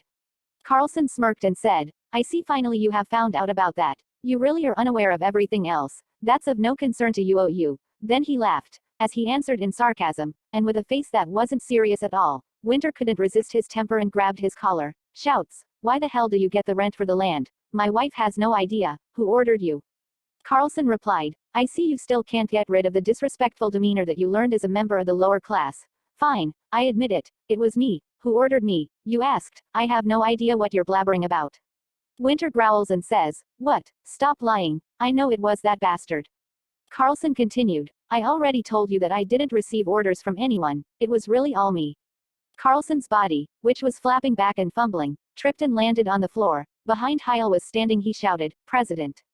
Carlson continued, "I really did it alone. You know, if it weren't for you, I could have married Violet. So I hate you, and I hate Violet." Winter blooming. "Anyway, if you didn't know that for 3 years, that means you're not interested in your wife at all. Does it make a difference whether I spend your wife's money that you don't love or she spends it? I'd better believe that I wrote it, not the Lawrence family." Winter raised his fist and said, "So that's mean. You and Violet were never in a relationship." Carlson didn't understand first what he said. The spoke, "Violet and I, did you think we were having an affair?" In the meantime, Carlson burst out laughing. He continued, "You didn't even notice that I've been stealing money for 3 years, and now you're suspicious of an affair. You didn't tell Violet about it, did you?" Winter asked, "What does that have to do with you?" "I don't care. I would feel good if I told you." Carlson continued, still unable to withstand the remaining laughter. "Violet is a person who has a strong pride. As strong as she tries not to hurt other people's pride, that princess would rather kill herself than being sold for money, but because of the guilt that her father made the country indebted, she gave up her pride and swallowed it. Marrying a stranger like you. Because before you appeared, I loved her like my whole world depended on it, and tried so hard to be loved by her, but how dare you stomp on her pride like that? I can already tell how Violet must be feeling. People don't change so easily. No matter how much the world crushes her, Violet will never forgive you. Although the conversation didn't work because he was drunk, Winter couldn't afford to question Carlson even if he was clear-minded. When Winter hurried out of there, Hyle hurriedly stopped him. Hyle said, "Where are you going?" "Help me fix this." Winter replied, "I have to go back home." Hyle continued, "No, how could you beat up such a popular singer and just leave?" "Anyway, he can't even remember because he's drunk," Winter replied. Hyle asked, "To give him at least a few bucks." Winter replied, "He's been stealing my money for 3 years. What kind of money do you want me to give? Take care of it by yourself, I'll go." Winter went off without Hyle. He sat on train. Carlson's words echoes in Winter's ears. "You will never be forgiven by Violet." What that lunatic said suddenly made him nervous. He thought, if there was no infidelity between the two, as his wife and Carlson said, how on earth did his wife get pregnant? Hyle's nonsense words about the miracle kept lingering in his head. Hope is unnecessary. Optimistic people fail. That was Winter's stubbornness. However, no matter how much he endured in front of his wife, his stubbornness eventually broke down. On second thought, he couldn't figure out how his wife lived with such little money. He knew that saying, "Why she didn't say it earlier," would no longer work, so he was going to ask her how she has lived for the past 3 years, and he will listen to her as much as she wants this time. There was so much to tell her as soon as he got back. She may not understand and hate it, but she had to talk more about money today. He was actually spending 10 times as much money as she thought, so he had 10 times as much affection for her as she thought. That's how he calculates affection. It's something she needs to know about him, so she needs to know that. She has to understand. He had to get it across to his wife as soon as possible. It was not long after Winter left for the capital. Jen May brought Violet a small box of present. "It's a gift from the lady as a token of apology. From Duke and Duchess." Violet accepted the box and greeted her with stiff lips. She had a splitting pain in her back. Jen, who received the gift box instead, said as if nagging, "So take your medicine. You don't take it even though the doctor said it's okay to take the medicine during pregnancy." Violet replied, "It doesn't hurt that much." Jen said, "Your face looks pale, I guess." Violet thought, the symptoms were similar to the month when menstrual pain was exceptionally severe. Since she had no experience, she wondered if the pregnancy was originally like this. Then she opened the box, and there was a neat pair of baby shoes in the box. It was a very good shoe with a silk exterior and a fluffy inside. "Baby shoes are really small," Violet muttered. Jen said, "But if the child looks like a little master, wouldn't it be a big child? But I don't know if the child looks like the little lady." Violet happily replied, "Heard that when I was born, I was also on the big side." Violet couldn't take her eyes off the shoes while answering. She suddenly felt sorry that there was nothing prepared for the child, as she was shocked when being informed of the pregnancy. Jen ran when Violet, who had finished thinking, tried to get up by force. Jen asked, "Oh, why are you getting up? You said you had a backache." Violet replied, "Don't I have to prepare a room for my child when he's born? I was lying down too much. We should at least have a room ready for when the baby is born." Jen said, "It'll be a while until the baby is born. Madam, you don't have to worry about that so early in your pregnancy." Suddenly Violet's back and stomach hurt. She clenched her stomach and said, "Staying in bed for too long is no good for me." Anyway, Jen looked at Violet and in concerning voice said, "All right madam, if you want." When the pain subsided a little, Violet walked to a room a few feet away from her room. Jen said, "This room is huge." Violet replied, "I love this room. I like this place the best since I first got here. I'm sure Winter will eventually give in and offer me a room to prepare for the baby. He argues that the baby isn't his, but it didn't seem like he was completely against having a child." Jen cuts Violet's words and spoke, "Why does Sir Winter doubt you when he doesn't even know anything? I know all the people you've met up until now, because I'm always right beside you. If I were you, madam, I would have probably fainted from arguing with him by now." Violet replied, "I would have, but I didn't want to do anything that would hurt the baby." Jen continued, "But it won't be good for you if you continue to keep everything to yourself like this either. They say that if your husband doesn't treat you right during the early stages of your pregnancy, that memory will stay with you forever." "Who said that?" Violet asked. Jen replied, "All of my friends who are already married, so you have to promise to amend your relationship and live happily with each other in the future." Violet smiled at Jen's words. She said, "All right, I shall." Jen continued her lecture, "And one more thing, saying that your husband will offer you a boom, makes it sound like you're a guest here, Madam Violet. The two of you are a married couple." Violet replied, "Then I shall discuss it with him and come to a conclusion together on this matter." Hearing Violet's words, Jen smiled brightly. "Yes, now that sounds a lot better."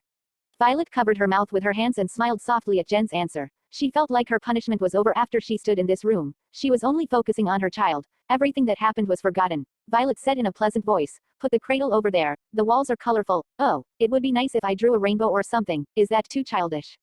When Violet was sincerely happy and asked questions, Jen was excited, and she came up with one opinion or another. It was when she was thinking that if the little master insisted on not using this room, she should protest with the little lady.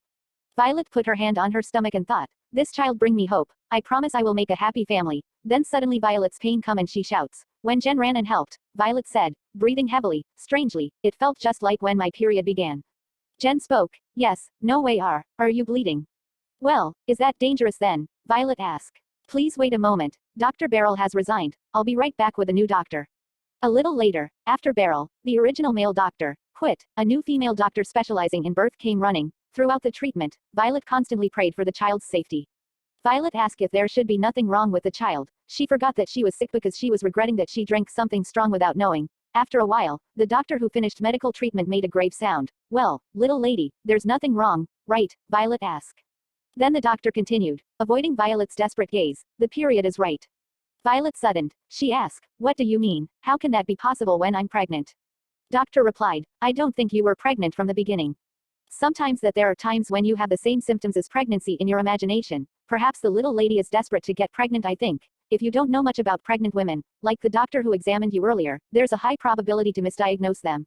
The symptoms are so identical. The doctor continued talking after that, but Violet does not hear anything. She thought she didn't have expectations, but she actually had a lot. There was hope that one day she could persuade Winter to give birth to a child, that her relationship with him will get better little by little, and that her resentment toward him would be resolved. She will also have a family that is simple and often laughs, like the dream she had when she was young. When what she believed to be a miracle disappeared like a mirage, she returned to reality, where she could not even get a rest like death.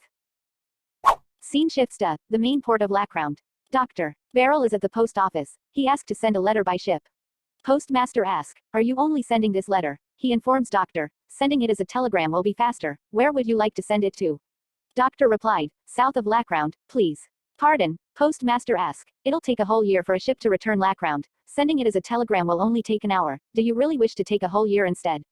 Doctor replied, I have my own reason. Doctor thought, now that Madame Violet has stopped taking the medication for the baby's sake, I'm sure she's found out that she isn't actually pregnant by now.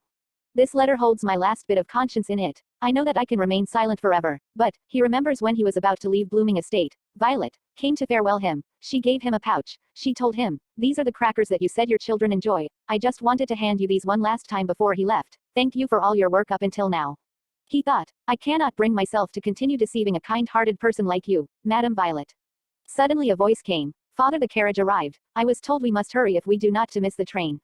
Doctor replied, yes, I am coming. I've finished my business here. Letter context was, Dear Madame Violet, please forgive me for confessing the truth to you so late. The medication that I had given to you was given to me by the Duke and Duchess, who conspired against you behind your back.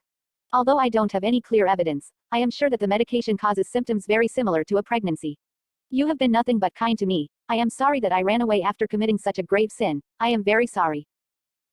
At this early hour, all the people in the mansion were awake. Winter found something wrong with an extremely gloomy atmosphere. Flip, who was in tears, ran to him when he stopped in ominousness. Lord, you're here. Winter asked, what's going on? What's wrong with the atmosphere? Then Flip, who was shaking his shoulders and sniffing, managed to say, the little lady wasn't pregnant. What? When Winter made a face as if he was going to kill him right away, Flip wiped his tears with his hands and barely continued. The little lady was so desperate that she only had symptoms. She wasn't pregnant. She hasn't moved since yesterday like a dead person. Winter said, you should do as much bullshit as well. I can't understand. Winter pushed him and hurried to Violet's bedroom. When he entered Violet's bedroom, his wife was sitting looking outside, and some of the maids were bringing up all the good stories they knew to make her talk somehow. Only the two were left in the bedroom. After the maids who saw Winter left the room immediately, he could not believe she wasn't pregnant. Winter looked at Violet, who only looked out the window. Violet, he took her name, but Violet didn't move at all. She didn't cry or feel sad. She was just turning her back on the disturbance. Winter couldn't figure out what to do because she had never looked like this before. Winter said in a voice that was far from soothing, I heard you've been doing this since yesterday. Get some sleep, Violet. No matter how many times he called, there was no answer. Take some sleeping pills if you really can't sleep. Winter shouted outward, get me some sleeping pills. Jen replied, inside the closet. There are always some sleeping pills. Then ask, then bring some water. Yes, yes, the maid answered in fear and hurriedly fetched some water. Winter opened the closet and found sleeping pills. Always, Winter stood with a bottle of medicine and kept talking to her. What kind of medicine do you take all the time? What good will it bring to your body? You sleep because you're sleepy. Can you take medicine and fall fast asleep? You can't. I'll take you for a walk for tomorrow. If you walk a little bit, you'll fall asleep without taking medicine. You'll feel better. No matter what he said, Violet didn't answer. Soon, Winter asked when the maid brought a bottle of water and a glass. Winter asked, did you feed her anything? Jen replied, she didn't eat any meals or even drink water all day. Oh, damn it. Winter sat on the bed with a glass filled with water on the table. Drink some water, you will be dehydrated. Let's get some sleep and head straight to the capital. There's a house in the capital. I don't really like flowers, but that house is fine. I don't know how nice the garden is. You like the capital city and the flowers. It'd be nice to go. You'll like it. Winter, whose breath trembled as he was not sure how she had lived, raised his voice a little. You should at least cry. It's soothing. Or hit me or get angry. I'll be happy to get hit. Violet, who had been lying down for a long time, raised herself up, and she made eye contact with Winter, who looked at her, lips are open. She said, I never had an affair with another man, though I don't have any proof. You won't even look at me now because you're mad at me. What else can I do? You should know that I had no other choice but to question you. I trust you now. I know that you never had an affair. I really thought that I would give birth to a healthy baby who looks just like you. I believe that you would understand me then. How great would it have been if that were the case? She slipped back to bed. Winter spoke as if to explain. I screwed up. There is something wrong. It was a misunderstanding. The situation is, that's what happened. Winter tried to repeat the words, but he shut up. For the past 3 years, he has turned a blind eye to his wife for the same reason. Her brother took away all his property. What's the priority over restoring it? How dare she ask him for something? How can she leave him? How can she refuse him? It was because of the situation that he tried to take her down with harsh words about her terrible pride. The wound that scratched her heart to protect his feelings was too deep to blame the situation. First, I need to buy every luxury good I can get my hands on for Violet. Once she sees how much I love her, she'll feel better. She'll smile and she'll finally understand how I truly feel about her. He had to show that. This way, Violet will know that he was considering her as his wife. That's how it's always been with everyone else. Now 3 seasons has passed, but Violet is still depressed from that incident. The wound that scratched her heart was so deep that Violet was unable to heal. Her maid Jen came to woke her up and inform her that a letter from the Ranchia couple, the parents of a young monk whose life was saved by her at the Cantus monastery, came apparently. He's the second son of the Lancia family from the west. She continued, I'm sure the letter will be full of their gratitude, but you should still see what they have to say. She took that letter near Violet, but Violet didn't pay any attention to it. Jen left the letter beside Violet and said, rest well madam, then she left the room. It was an unexpectedly cold winter wind that woke her up, who had been out of her mind for a long time. Just as if she woke up with cold water poured on her face, her mind came back when the physical coldness touched her cheek. Violet read the letter context. Greetings, Madam Violet. We received the news that you saved the life of Reyes, our son. After a long investigation, we have finally found the culprit of that incident. We thought it was right that we shared this news with you. After our firstborn son fell ill, our second son, Reyes, was appointed as head of the Lancia household. As it turns out, the person responsible was none other than Lancia John Peze, my husband's younger brother. My husband's brother conspired against Reyes and poisoned him in order to succeed his title. With our firstborn suffering from a dire illness, I don't know what my husband and I would have done if our second son had also left our side. We would have lost our mind. We are forever indebted to you. If there is anything we can do for you, please let us know. We will help you to the best of our abilities. After checking the letter once again, Violet took the paper with the blooming family's crest from the drawer and put it on the table. She wrote down her replies. In the meantime, a maid who came to wake her up in the morning came running in surprise. Little lady, are you awake? You have regained your strength.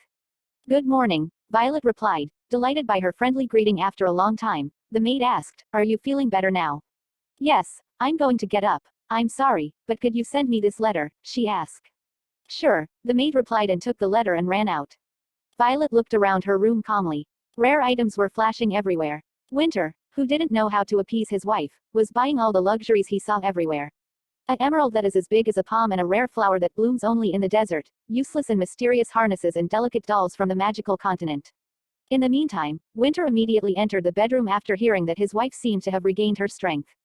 Violet asked, what happened this morning? Winter entered the room with confidence when asked with a calming question just as before. And when he looked carefully at Violet's face, she asked, have you eaten? I always get up before you and eat, he replied. He continued, your lips are chapped. They usually are during the colder months, she replied. They're chapped because you were on your bed all day instead of taking care of yourself. He spoke then as if he was pinched and picked up the box under the bed. When he opened the box, there was a thick cream-type cosmetics. He asked, you put this on your lips, right? That's right, you are good at this, she said. He replied, I tried it when we changed bodies. Winter, holding the brush containing the cream, looked up at Violet as if he wanted Violet to raise her head a little. After applying the cream, the dry and cracked lips were glossy. Violet said, you should put some on too. He replied, glossy lips aren't necessarily a good look for me. He hated it as if he was annoyed just thinking about it. Violet swept his lips with her index finger. rubbed Winter's lips with a creamy hand, and said, while releasing her hand, she spoke, "It's not strange at all." He spoke nervously, "You had me worried sick for the past 2 months and now you're." He thought, finally she is back. Violet has finally returned to her usual self. He continued speaking, "If you're feeling better now, let's go to the capital before it gets colder. I've got too much luggage. It will take a long time to pack it. Just throw away the things you don't need." More than Violet, Winter was out of his mind for a while. Violet's room was full of things that she could not fill while she was in sorrow, and there were a lot of things outside the room that she had not yet opened. He opened another box and took out a marionette the size of Violet's waist from it. He said, "Especially these things. I don't know what the hell I was thinking when buying this. I thought this kind of doll was used only in puppet shows," she said. He replied, "Yes, only in puppet shows." Winter took out a gentleman doll dressed in a suit and skillfully took off his hat with both hands and moved it to greet. "It's hard to see you, ma'am." Violet asked, curious about his dexterity, "Why are you so good?" He replied, "I'm good at everything." Violet laughed a little in a long time at his impudence. Then she bowed her upper body and shook hands with the doll. "Long time no see, gentlemen." He leaned back and said, "Oh, let's go to the capital as soon as possible. I'm sure you'll like the house." After closing his eyes for a while, he murmured in a voice that even felt naive. She replied, "Yes, I really want to go as soon as I can too." The mansion was noisy for a while. Winter bought so many things this year that Violet's luggage alone required 3 cartloads. Even Loader said, "We had to call over 3 carriages to carry all the luggage. You really have a lot even for a noble family." She replied, "They are that valuable to me, so please handle them with care." He replied, "Of course. I'll make sure to deliver them safely." "All right then, I shall be on my way now." And went off. Violet asked from Jen, "Winter has left for the capital already, hasn't he?" Jen confirmed, "Yes, he said he would go first and prepare for your arrival. He said you can take your time and take the train tomorrow." Violet replied, "I see you can go now and can rest." Jen, who checked that the luggage was loaded well, somehow returned to her side with a worried face. After a while, Jen said in a small voice as the carriage departed, she asked, "Those were private carriages, weren't they? I saw it as I was moving the luggage. The crest of a noble family hung on the inside of the carriage. All of your belongings are in those carriages, madam. Where are they headed to?" "Jen, you're very observant," Violet replied. Jen asked, "Please tell me where those carriages are headed to." "Sir Winter is waiting for you at the capital, madam. West of the continent, to the house of Ranchia. They decided to buy all my stuff at a good price. It won't be difficult to dispose of the goods since they're a family that trades by sea. And I'm only going to bring empty luggage boxes to the capital house." Jen continued, "So you decide to leave." Jen spoke as if she knew the reason now and sighed with tears. A moment of silence. Violet continued with a relieved face, "If you can't die, you have to live. You have to move to survive. I decided to leave this place to live. I've only been sorry for my husband, so I'm trying to give him back. I haven't been of much help to Winter anyway. That's why I am planning to give him what he loves most before I leave." Jen speak, "Are you referring to money?" "Yes," Violet replied. She continued, "In return for leaving his side, I wanted to provide him with the money that he so cherishes more than his own life, although it's nowhere near enough of how much I wanted to give him. This monetary amount is the only happiness I'm able to provide to Winter. If he was happy, she thought she would be happy." Scene shifts to capital. Winter thought. It was raining in the capital now. The road was a mess with muddy water, but as the night deepened, the road seemed to freeze, making it difficult for Violet the carriage to travel. Winter stood at the porch of the mansion, accompanied by Hyle. This is the new place for Winter and his wife to move. Hyle spoke, "I'll do something about it tomorrow morning, so you have to work." "I'm busy," Winter replied. It's been like this for 2 months. The company, which had always been fattening based on Winter's big decision, suddenly fell into confusion. Hyle cried in distress. Hyle said, "How can you be so busy doing that here? Isn't the Lord like reading documents that make money the most in the world? The documents are piled up in the office now. Your work is completely paralyzed." Winter replied, "I hired so many talented people, yet none of you were able to take care of it." Hyle's response, "Well, they probably didn't know that you'd be overworking them like this when they first came. Then tell them to leave." Winter spoke. Hyle continued, "But again, they probably didn't know that you'd pay them so well. Now that their income and spending have increased, they won't be able to go to another company." Winter laughed at Hyle's unfair voice. His wife should have heard this. She doesn't know the dizzying taste of money yet. If she walks through that door, she'll know when she sees this huge mansion he's standing in. How much money can do. Winter opened an umbrella embroidered with the company's logo and said, "Let's do another test."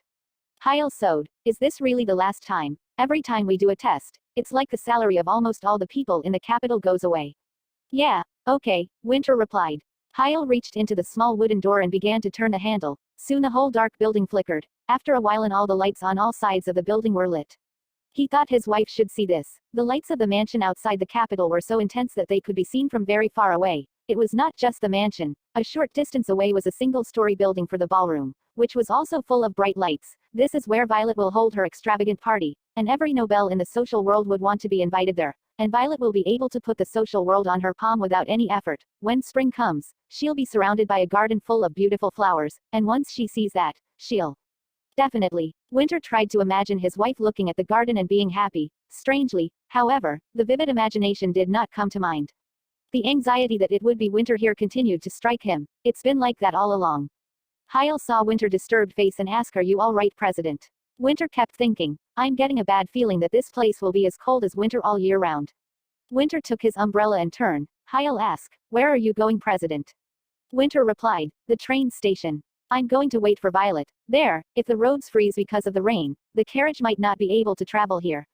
Hyle spoke, "You should wait for her, because we still have a whole day left before Madame Violet arrives." Hyle kept begging, but Winter didn't stop. Winter can't stop thinking how everything seems too bad. He muttered, "No, it can't be. I'm just worrying over nothing. I know I've guessed wrong multiple times now, but I'm certain this time, Violet will be happier once she moves to the capital. And if Violet is happy, then I will eventually happy too." Violet had arrived in the capital a day earlier than she had told Winter. Earlier today, her jaw was dropping when she saw a huge sum of money sent by the Ranchia family from the capital's central bank. Ahe muttered, "Oh, my God." Selling an enormous pile of gifts that Winter bought yielded more than 10 times from what Violet expected. Ranchia family servant spoke, "Please accept it. It's also a gift of gratitude from our master."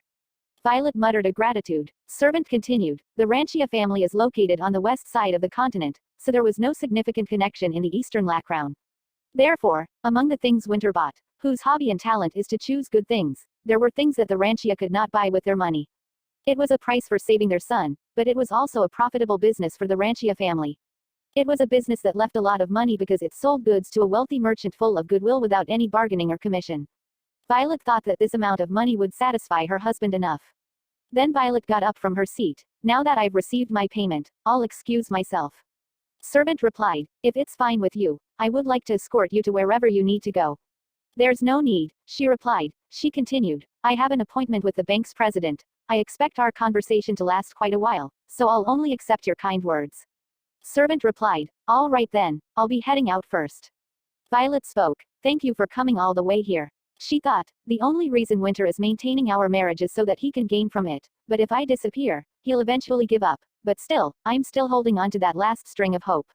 The hope that I may still be able to bear Winter's child someday. However, if that were to happen, I'll have to endure their cruel interrogations once again, and I no longer have the strength to endure such a thing. Our relationship was ill-fated, merely brought together by money. Once I leave, Winter will finally, as long as I am by Winter's side, there will be no end to his unhappiness and misfortune." Finally Violet arrived at bank. An employee informed Violet that the president is waiting for her inside. As the door opened, Violet is determined to win this legal battle for her husband. She greets them, "It's been a while, Mr. President, and you too, Ash." Violet brother Ash took her name Violet. His eyes was filled with arrogance. Watching his arrogant face, a face flashes before Violet eyes, the person she despised, yet pity, and love the most at this very moment, Winter blooming, she only wished for that Man's happiness. And if Winter is happy, she will eventually happy too. Well, viewers, why I am getting deja vu on this sentence. Violet sat down. She opened her mouth and speak. "I've requested to see you both for the reason I have explained prior to this meeting. I have come to reclaim my portion of Long Leawood land. As I have been informed, Mr. Banker, I would like to return the Longwood estate, which was owned by the royal family, to my private property." President replied, "I'm checking it right now, ma'am. I think it'll take a little while. Why does it take time to get back what was originally mine? Didn't the bank president conspire with Ash to give it away?" Violet spoke coolly, but the bank president, set in Ash Lawrence, still seemed fearless. President replied, "If you convert what has once become royal property into private property, there will be a lot of opposition from the people. People will claim that you are only trying to fulfill your selfish interests." Violet replied boldly, "But the document was wrong from the beginning. That land was given to me as written in the prenuptial agreement. I would like you to reveal that contract to the public immediately." Ash interfered and spoke, "If we don't keep your premarital contract a secret, then your marriage will be revoked." "Revoked? Violet repeated. Ash continued. It sounds like you aren't aware of the real reason Sir Winter wasn't able to do anything despite knowing about this matter. Keeping the prenup a secret is a condition for your marriage. As soon as you reveal the existence of the agreement, your marriage will become null. That's why Sir Winter chose not to reveal it to the public. I guess he really didn't want to divorce you. Violet's forehead is wrinkled. She then spoke. It wasn't enough that you stole Winter's property. You were also planning to use our marriage to your advantage. Ash didn't stop. He continued. Use is a very distasteful word to hear. In the end, he was the one who chose to not to reveal the contract. So if your husband shows you such affection, just shut up and stay quiet. You shameless little thing. I can't even fathom how someone like you was born into the Lawrence household. Finally, Violet remembered her nanny's words. Ash's opportunist. Finally, she realized that she was not the problem like what her mother has always said, but it was Ash Lawrence that's a disgrace to her family. She then spoke. Ash is someone of the Lawrence household. I cannot forgive you. With the great confidence Ash spoke. So what you can do, the great Sir Winter himself couldn't do a thing. Unlike her husband, Violet, who has a calm personality, carefully thought of a solution and opened her mouth. Then I can say this property is my dowry. Hearing Violet words, Ash and President was stunned. She continued, when I got married, only the Lawrence family got it from my husband. So return the land to me in the name of a dowry. Ash shouts, what, you've been married for 3 years, what kind of dowry are you bringing up now? She replied, I didn't get it 3 years ago, so I'm telling you now. It's the law of the family that women in the Lawrence family receive dowry. If I file a lawsuit, I will definitely win. Hearing this, Ash can't control his anger. He shouts, you will take me to the take. But Violet didn't flinch. She continued, I didn't come here to lose, Ash, so stop here and don't go ruining your image that you've worked so hard to build until now. You even went so far as to give up the throne to create this image of yours.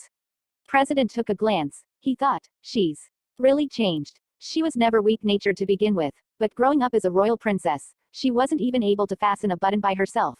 I can't spot an inch of that delicate side of her anymore. Violet continued, you don't have to return the money you've taken so far. It was written by Carlson, he replied. She continued, okay, I'll take it for granted, just return the land. She thought, I'm sure he didn't expect me to come at him like this. He may have given up royalty, but he's still as prideful as ever. I'm sure he won't be able to see his own reputation get tarnished. Ash clenches his fish. He can't imagine, is she really going to take it this far? She never cared for that land for the past 3 years, so why now? That land is basically mine at this point. Ash sighed and spoke, I can't believe you're threatening your own sibling over this menial little thing. It seems that you've taken after that lowly bastard after living with him. Fine, take it. I'm tired of just sitting around and waiting for your husband to stab me in the back anyway. Ash thought, nevertheless, his mother was always on his side, so if he begged her to help him by selling Violet's property, the land, she would not stand it and come over to her. Violet, like any other daughter, could not hate her mother even though she knew she favored her brother, and land will eventually came back him. Eventually, Ash returned the land document to Violet in the name of a dowry. Violet, who was relaxed only after the document was completed, gently pulled up her mouth. The bank president asked Violet in a voice that felt more subdued than before, then did this solve the problem between you two? She replied, yes, that's correct. However, the problem between you and me is yet to be solved. President, finched he asked what does mean? She continued, the two of you have conspired against me and put your hands on my assets without my permission. That's an undeniable fact. If there's ever a chance for me to return the favor in the future, I'll be sure to take that chance without hesitation. President felt uneasy. Then Violet, who got all the remaining land documents, said arrogantly looking down at Ash, if I went back to 3 years ago, even if I knew I would suffer this humiliation, I would still agree with my brother's idea of dismantling the royal family. What? Ash asked. She continued, you said that my husband was lowlife. You shouldn't tell people that they're lowlife. You must have had the same education as me, but why don't you know? I can't believe that kind of person almost became a king. The fate of the Lacrown was almost doomed. Goodbye, Ash. Violet borrowed a vault in the name of Mr. and Mrs. Winter, and put in 5,000 Cadishan land documents for Long Leewood and the money she received from the Ranchia family. Who had to see her off even though she told her to go to the mansion first, was around. Jen asked, supporting the staggering Violet, then where are you going, little lady? Violet replied, to the West End, the ship I lent from the Duchy of Doss will settle in the port. To ride it. Before leaving, some thought came across in her mind, I've accomplished everything that I could do. If I leave like this, I'll eventually end up longing for winter. The feeling of hurt and hatred from that day is still vivid in my mind right now, but as time passes, this too will become a feeling of affection. Jen, who saw her off at the train station, has repeatedly pestered her, you have to send me telegrams often, madam, don't forget me. Violet replied, "Don't worry, Jen. I'll be in touch with you as soon as I arrive." As soon as Jen left the platform and the announcement was made, "Attention passengers, the train will be departing soon on platform." Violet thought, thinking about it now, Winter has never really been by my side these past 3 years. I suppose it will be some sort of relief as I won't notice much of a difference now that I'm really by myself. I'll probably quickly adjust to a life without him. Then she turned around for her train coach. Then suddenly Winter came and hugged her from behind and asked, "Where are you trying to go?" Violet was startled. She asked, "What are you doing here?" He replied, "I was waiting for you. I thought it'd be hard to come in the morning if the roads were frozen." She hesitated but replied, "But still we agreed to meet tomorrow." He noticed second-class ticket in Violet's hands. He snatched it from her and asked, "Now answer me. Where are you trying to go? Why are you going to the west?" "Who's there? Answer me." Violet blooming. His fierce voice shook Violet's body. Winter's voice was as acrid and empty as the ashes left after the fire. Violet answered with a trembling voice, "It was quit impulsively purchase." Winter frowned. He asked, "Impulsive? Impulsively going to the end of the continent?" She continued, "Yes, it was a real impulse." Violet lifted her little clutch. "Look, what and how long would I have to go with this one? Without luggage? Really, it was an impulse purchase. It's because I'm still feeling a little gloomy. I'm telling you the truth." Winter sighed and spike, "Don't scare me like that ever again. I was really surprised." "Why are you so angry over it? It really isn't that big of a deal," she said. Winter replied, "You call disappearing without a word not a big deal. You're really testing me, aren't you?" She spoke in low voice. "I was going to return before our meeting tomorrow. Where would I possibly go when I can't even do anything by myself?" Winter sighed. "It's cold outside and it's getting pretty late." "It's cold, but what's with your clothes? Are you trying to freeze to death? Let's head back for now." Finally, they both went to the nearby hotel owned by Winter. He told Violet, "The roads are really freezing up." She replied, "Staying in a hotel overnight isn't all that bad. It's a good thing that the roads have frozen. At least we get to stay nearby the train station." She was surprised when Winter showed up then, but that doesn't mean she have given up just yet. Once morning comes, she planned to leave the hotel quietly. While she was lost in her thought, Winter noticed it and spoke, "I'm saying this just in case you're trying to do anything weird. If you ever run away, I'll find you no matter what it takes. I'm going to find you, and I'm going to watch your every single move." His fingers, which moved on his chin, swept and grabbed Violet's hair, which was still less dry. Winter continued, "Don't forget that you can never me. I'll find you even if you run away to the other side of the world." Finally Violet spoke, "Winter, I'm of no good to you. I'm not worth doing any of that for." Winter replied, "You don't know that." She continued with dull expression, "You still confident that you'll gain something out of this marriage?" Winter bit his lips then spoke, "I've already lost a lot of things because of this marriage." Then he hugged Violet and continued, "And all I have left is you, so do let me lose you too." He continued, loosening the waistband of Violet's robe. The gown rolled down and revealed her shoulder. After 3 years together, Winter had never seen her body properly. It was because she had never taken off her clothes properly and had never turned on the light. She asks to turn the light. Winter frowned and said, "Damn your stupid sleeping rules." Violet repeat her words, "Turn off the light." She told him that she did not intend to refuse sleep together anyway. She thought, after spending the night here, he'll fall asleep, and she'll be able to leave. Above all, she really wanted to hug him for the last time. She won't be able to see him for long, so she uses this night as an excuse.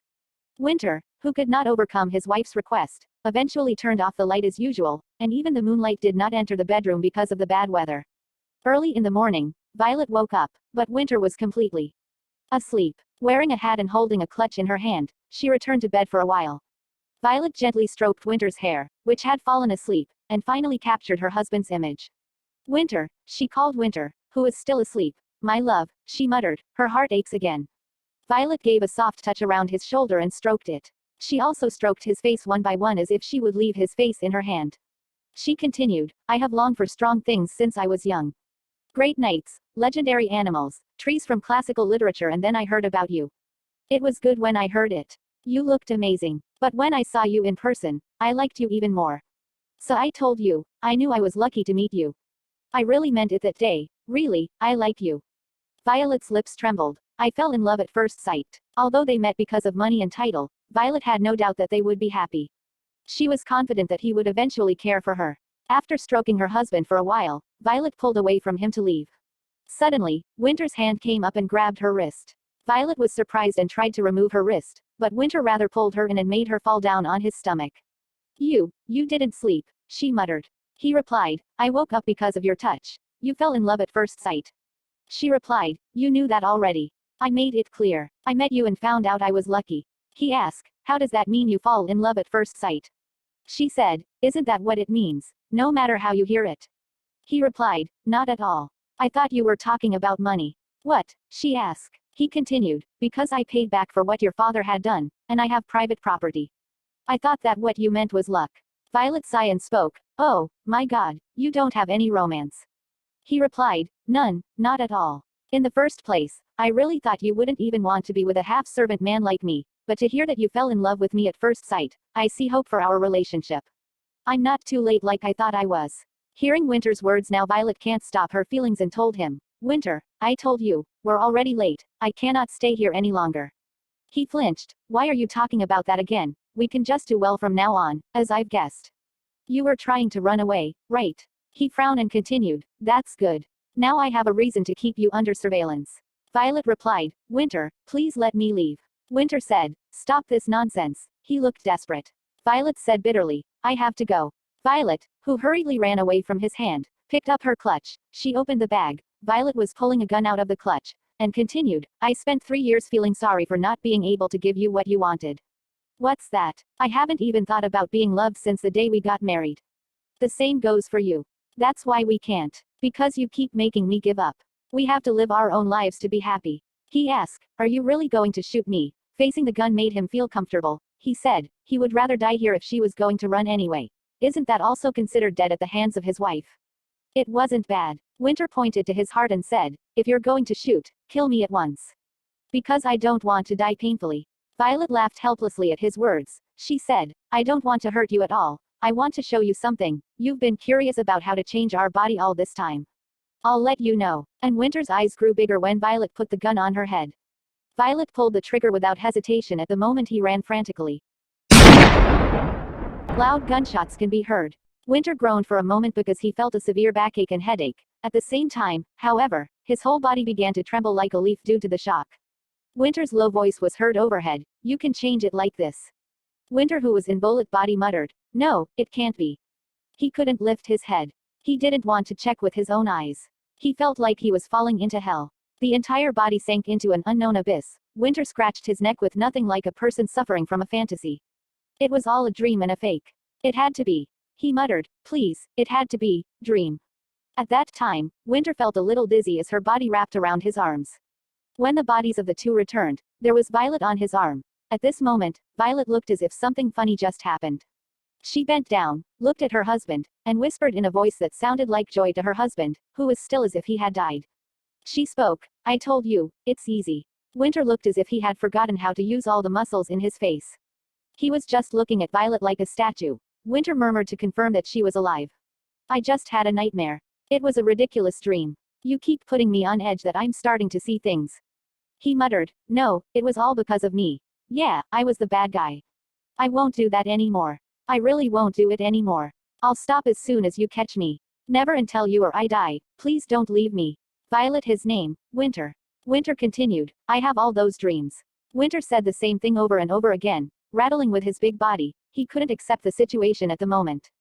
Violet showed her neck, and Winter's handprints remained intact. Look at this, it's not a dream, you did this. She continued, the first day we changed our bodies, when you left for a deal on Vidulin coffee beans, even after I held you. That day was really unbearable. I felt so miserable. Winter stopped moving again at Violet's words. He asked her to stop, but she just continued calmly as if explaining trivial things that happened before. She continued, I was at a tea party, and Dave asked to be with me. I ran out of the tea party because I didn't like it. I know I'll get in trouble if I don't go back, but I fear going back party rather than dying, so I took my own life that day, but instead of dying, we changed bodies. What was next? Violet thought for a while and tapped her finger on her knee as if she knew, and continued, the day I got stuck in the closet. I went there because I thought you would take my side, but you asked me to talk to you later. I'm always sad to be pushed away by you and your money. I shot myself in the head with a gun like now. Oh, how free I was to steal your body and go to the capital that day. You can always do what you want and go where you want. You will never know how I feel that day. Winter shouts, how is it so easy for you to take your own life? What were you going to do if you really did end up dead? Violet looked at him and replied, that's an odd thing to say, Winter. I did it because I really did want to die. Now Winter was in agony because he couldn't even breathe properly. Violet continues, but unfortunately, I can't seem to die by my own means. I don't know what else I can do, which is why I have decided to leave you, but of course, I was planning to return what you love most before I leave. Winter replied, no, you're more important to me than money, so please, don't leave. She spoke, oh, these shoes were also from you, too. Winter grabbed her wrist in a hurry as Violet tried to take off the shoes decorated with pearls on the green velvet. Winter shouts, stop. Please stop. Are you really want to leave? And where and how do you live without anything on your name? How will you leave after leaving here? She replied, I don't know, but it took me 3 very long years to finally make this decision. And during those years, my resentment toward you has slowly grown bigger and bigger. You should have paid attention to me, at least a little. If you had paid attention to me before it came to this, then, and now you're crying now, after all this time. Violet looked at Winter's face again and laughed without realizing it. Why are you doing this now? When she tried to let go of Winter's hand, Winter took her hand again with all his might. He spoke, no, I still can't let you. I won't let you leave. If you leave me, then I. Violet cuts off Winter's words, and spoke, please side with me just once, Winter. When I'm by your side, I have to live in a hell where I am physically alive but inside dead, and I can't die even though I'm slowly dying, Winter, so please. Please save me, Winter. Winter's hand fell helplessly at her request. Violet raised her body and hugged Winter once and spoke, thank you. I knew you weren't that bad. Stay safe. Farewell, Winter. She slowly lifted herself up and left the place. Winter couldn't hold on to Violet, who said it was hell to be by his side. It wasn't until a long time after she left that Winter lifted himself up. He moved on because he couldn't bring Violet back to hell, and stopped because he couldn't stand to be in this hell without her, and he repeatedly stopped again. Winter called his wife with soulless eyes like a sleepwalker, Violet, don't go, Violet. Don't go. When Violet first comes out, Lulu, who greeted her warmly, runs out, and she shouts, someone, please bring me the Lord's coat and boots. Oh my lord, please wear some boots. What the hell is going on here? Winter murmured in a bewildered voice as Lulu cried out, Violet is gone. She is, what? He continued, my wife left me, I will get her back. Where did she go? For now, let it be, because she says it's too hard to be with me right now. Winter asked Lulu in a blank voice, she'll be back after she has settled her heart, right? My lord, she muttered. He continued, she has to come back. How can I live alone? What am I going to do if I live alone? What's the point? He thought she might come back. The weather is not good, so she might be by his side for another day. Then he thought he should kneel and beg all day long. If I were to blame, if I were your hell, I'd rather die, so stay here. Recalling the moment where Violet shot herself in the head and spoke those words, I am slowly dying, repeated endlessly in his head, that he collapsed on group, and all the servants ran towards him. Violet ran frantically to the train station just in case Winter came. And fortunately, she took the train that arrived right away. The train station was crowded, but the train heading west was empty and freezing late at night. She gave everything to Winter and left, so she had very little money. It was cold and dark, so she was afraid of everything. Now that she thought about it, she was worried about leaving Winter behind. It was her first time seeing Winter with such a face. However, if she hadn't shocked him this much, he wouldn't have let her go, so it was inevitable. Soon after, he will wake up grumbling and start loving again to build his own kingdom. She had never left for such a strange and distant place alone.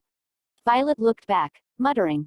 Violet, who was looking at the rising sun, murmured, wow, maybe it's because it's the southwest, but the weather is quite warm here. She thought, I've always thought that I was weak. Someone who couldn't get anything done by herself, but even then, I've endured it all. Violet decided to give herself a chance. She decided to give herself a chance not to be weak. Of course, she wasn't exceptionally strong. But why would that be evidence of weakness? Why did I think it was only a punishment that God didn't want my death? She murmured, maybe it's a blessing.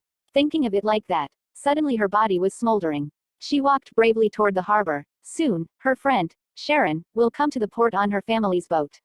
She was going to leave this continent on that ship. Her steps got faster and faster. Now she realizes that she can go anywhere she wants to go. After that, she wanted to go farther, farther away. Sharon Doss, who found Violet from the ship, waved her hand, Violet. Over here, Violet smiled. In the western direction, there was an island between the continents, which was the Duchy of Doss. And a small peninsula attached to the continent a little further west.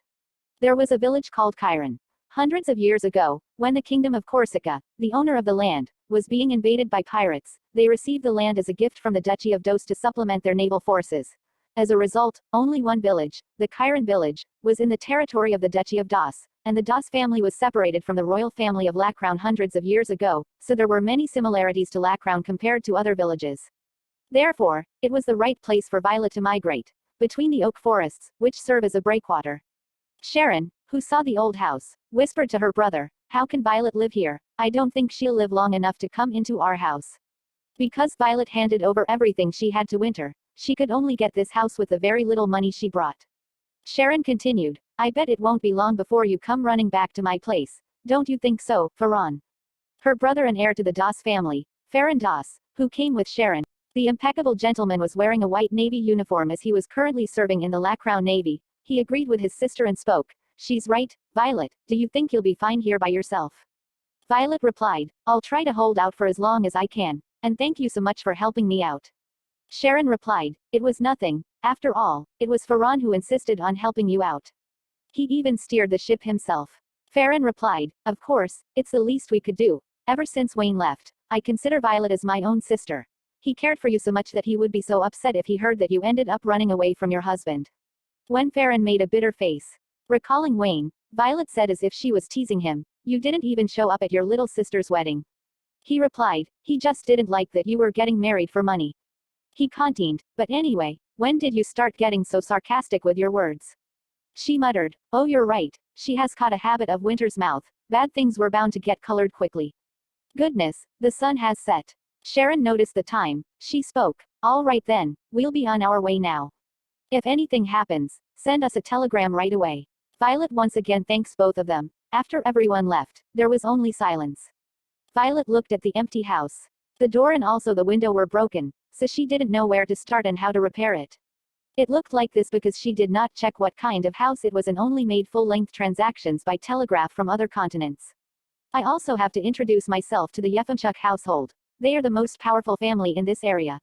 If things work out well, I may even be able to get a job from them. Then, all that's left is to..." She paused for a moment.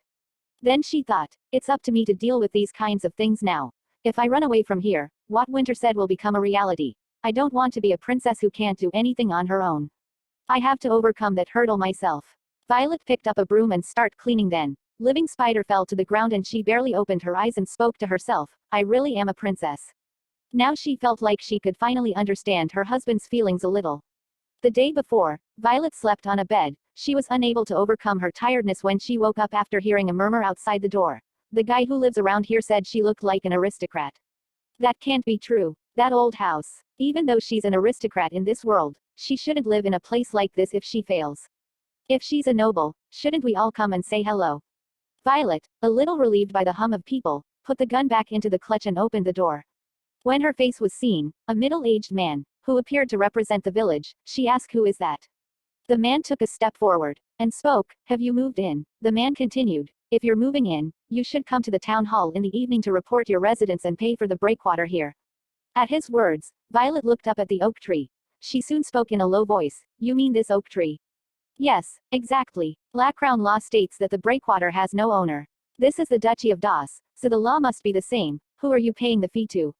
"I don't know if it's an administrative fee, although, I would understand if you were collecting maintenance costs." The man flinched at her point. At the same time, people began to murmur, "What is she talking about, Chief?" "Yeah, what is she talking about? Everyone in the village takes turns managing the forest, right? Isn't this forest from the Yepam family? Didn't you say you're paying a fee to that family?" As the people gathered, the head of the village shouted with sweat and fear, "I'm going to the hall first because I have business to do." Then he ran away like crazy. The whole village began to run along the village leader, who suddenly ran away. As soon as the front became quiet, Violet staggered and touched the door frame. She muttered in herself, "I didn't hold myself back and just said it. Hopefully, I didn't interfere in their business and cause any trouble. What if he comes back and gives me a hard time because of this? No, let's just focus on the problem at hand. First, let's finish all the cleaning that I couldn't get done yesterday." As soon as Violet entered, in her house she saw, village women are cleaning her house. Violet eyes widen. She asked, "Who are you? When did you get inside?" Only lady reply, "Oh, we noticed that you haven't finished cleaning your place yet." Another lady who was standing behind spoke, "Thought we'd give you a hand while we're here." Another lady nonchalantly spoke, My, how does one live in a house as dirty as this? You should call a carpenter right away." First lady spoke, You were surprised that a bunch of people just showed up at your door. Right, we're sorry. Everyone's just really curious to know who moved in here. We're all very close friends here. Violet spoke, but still, would you please ask the owner for permission before you enter? Lady replied, oh my, but we're already inside. Anyway, my name is Fim. She pulled her hand forward to greet Violet and said, now that you're an official resident like us, get along with each other. Violet smiled and happily handshake with the lady and spoke, I would love to. After a year had passed, the house had managed to become a place to live. A group of children from the neighborhood rushed in. Violet. Let me hide. Violet asked, you're in trouble again, you little ones. Unlike the adults in the Descent neighborhood, Violet did not make loud noises or get angry. The laughing children hid in the house, and after a while, she saw their mother, who were catching them. When Violet gently raised her hand, people gathered and took the children out of her house. The child said, oh, we hid well. Mother replied, do you want to hide in this house all the time and hope not to get caught? Oh my, we're always saying sorry for our children. Please excuse us, all of the town's children come here because you're always so easy on them, Violet. Violet replied, well, I like that the children always come and liven up the place. When the children were caught and dragged out, Violet laughed without realizing it. Violet asked, but anyway, why have you two come here? Fim replied, we came to give you some of these. Violet's eyes sparkled. She asked, oh, my god, thank you. Where did you get such a nice potato? Fim replied, from people who came on board to the port the other day. Violet asked, really, why have they come all the way here? She continued, please sit down, would you like some tea? Then they all sat down for tea. Fim spoke, anyway Violet, it's been a while since you moved in, how have you been these days? It also looks like your house has been all fixed up. Violet replied, you're right. I've become a lot more familiar with doing chores, it's all thanks to you, Fim. Fim spike, it was truly a disaster when you first came. When you said you didn't know how to clean nor do the laundry, I really thought you were a princess from some faraway land. Violet bowed her head and spoke softly, yes, but now I've really been doing my best with the chores. Lady asked, either way, it's nice to see that you've been adjusting quite well. Is there anything else bothering you? Violet muttered, anything else that's bothering me? Then she thought, Violet fell in love with her house for the first time in her life. It was the first time that she felt so comfortable. Adapting to Winter's absence was not too difficult. He wasn't the man who was always there for her in the first place. However, Violet often encountered the fantasy of Winter sitting cross-legged in front of a round wooden table, which she particularly loved. In her fantasy, Winter really liked this old house, so she used to bang her head on the ceiling and just grumble a little bit, and quickly grinned away. At first, she tried not to think of Winter as much as she could, but her lonely longing for him rarely disappeared, so she decided to just give up and accept it. She then replied, to Fim, there's nothing else. I'm just peachy. After chatting, Violet went to her work, to Yefimchuk household. While she was working, she was lost in her thoughts. I really have no idea why I long for a man who never hesitated to say such harsh words out of his mouth. I really don't understand my feelings at all. Then suddenly she hear footsteps. A lady from behind her back shouts Violet name. Violet around. It was Lizia Yefimchuk, eldest daughter of the Yefimchuk household. She asked, Violet, where did you get your hair done? Violet mattered. She is here again. Violet reply, I just washed and dried it. Lizia spoke, you liar, you're telling me your hair is that nice from just washing it. Violet, who was busy, reply, yes. I also brushed it, and, miss, please don't be like this. You must hurry and get ready for the party, it's a party hosted by your household. Lizia thought, I'm sure of it, Violet has got to be the daughter of some great household. I knew it, the minute she came to our house for a job. The way she talked, her gestures, and her facial expressions. She possessed all of the features that I've always wanted. Lizia was about to say something, but Violet spoke first. You want to advance into the central social circles, then you must refine your speech, miss, and you mustn't hunch your shoulders like that. Lizia felt embraced. She replied, this is only because everyone makes fun of me for being too tall. Violet replied, I wonder why they make fun of it. I think it's one of your charms. Lizia was shocked hearing such words. She asked, do you think so? Violet continued, just because you hunch your shoulders, doesn't mean your height will lessen somehow, you must gain confidence in your appearance. Lizia suddenly straightened up her posture. Violet comment, yes, exactly like this. Then Violet turned around for work and spoke, now, I also have things that I must get to. Lizia ramble and ask, then how should I hold a teacup? If you know anything at all about manners, please teach me, it's fine if it's something as simple as showing me how to walk, please. Violet took Lizia's name, Lysia, hearing this, Lysia flinched. Violet continued, do not rush yourself. There'll be many chances for you to advance into those social circles. Goodness, you have barely turned 19. Lysia spoke, but right now is my chance. In only a few days, there'll be a grand opening party for the new Connie's Hotel. Hearing Lysia words, Violet startled. She stopped working and lost her balance. Lysia ran towards her and held the stool. Lysia spoke, be careful. You could have really hurt yourself. Violet asked in trembling voice, what did you say just now? Lysia didn't understand, but she spoke, what do you mean? Violet replied, you said there was going to be a party to celebrate the opening of a new Connie's Hotel, but the Connie's company's business hasn't reached this area yet. Lysia replied, have you not heard? The Connie's company bought the hill behind the castle walls to build their hotel. They bought all of the land stretching to the coast. Apparently, the new hotel is going to be huge, so a lot of people are coming from overseas. Violet remembered what Fim told her. Then the people that Fim was talking about, people from overseas, arrived at the port yesterday.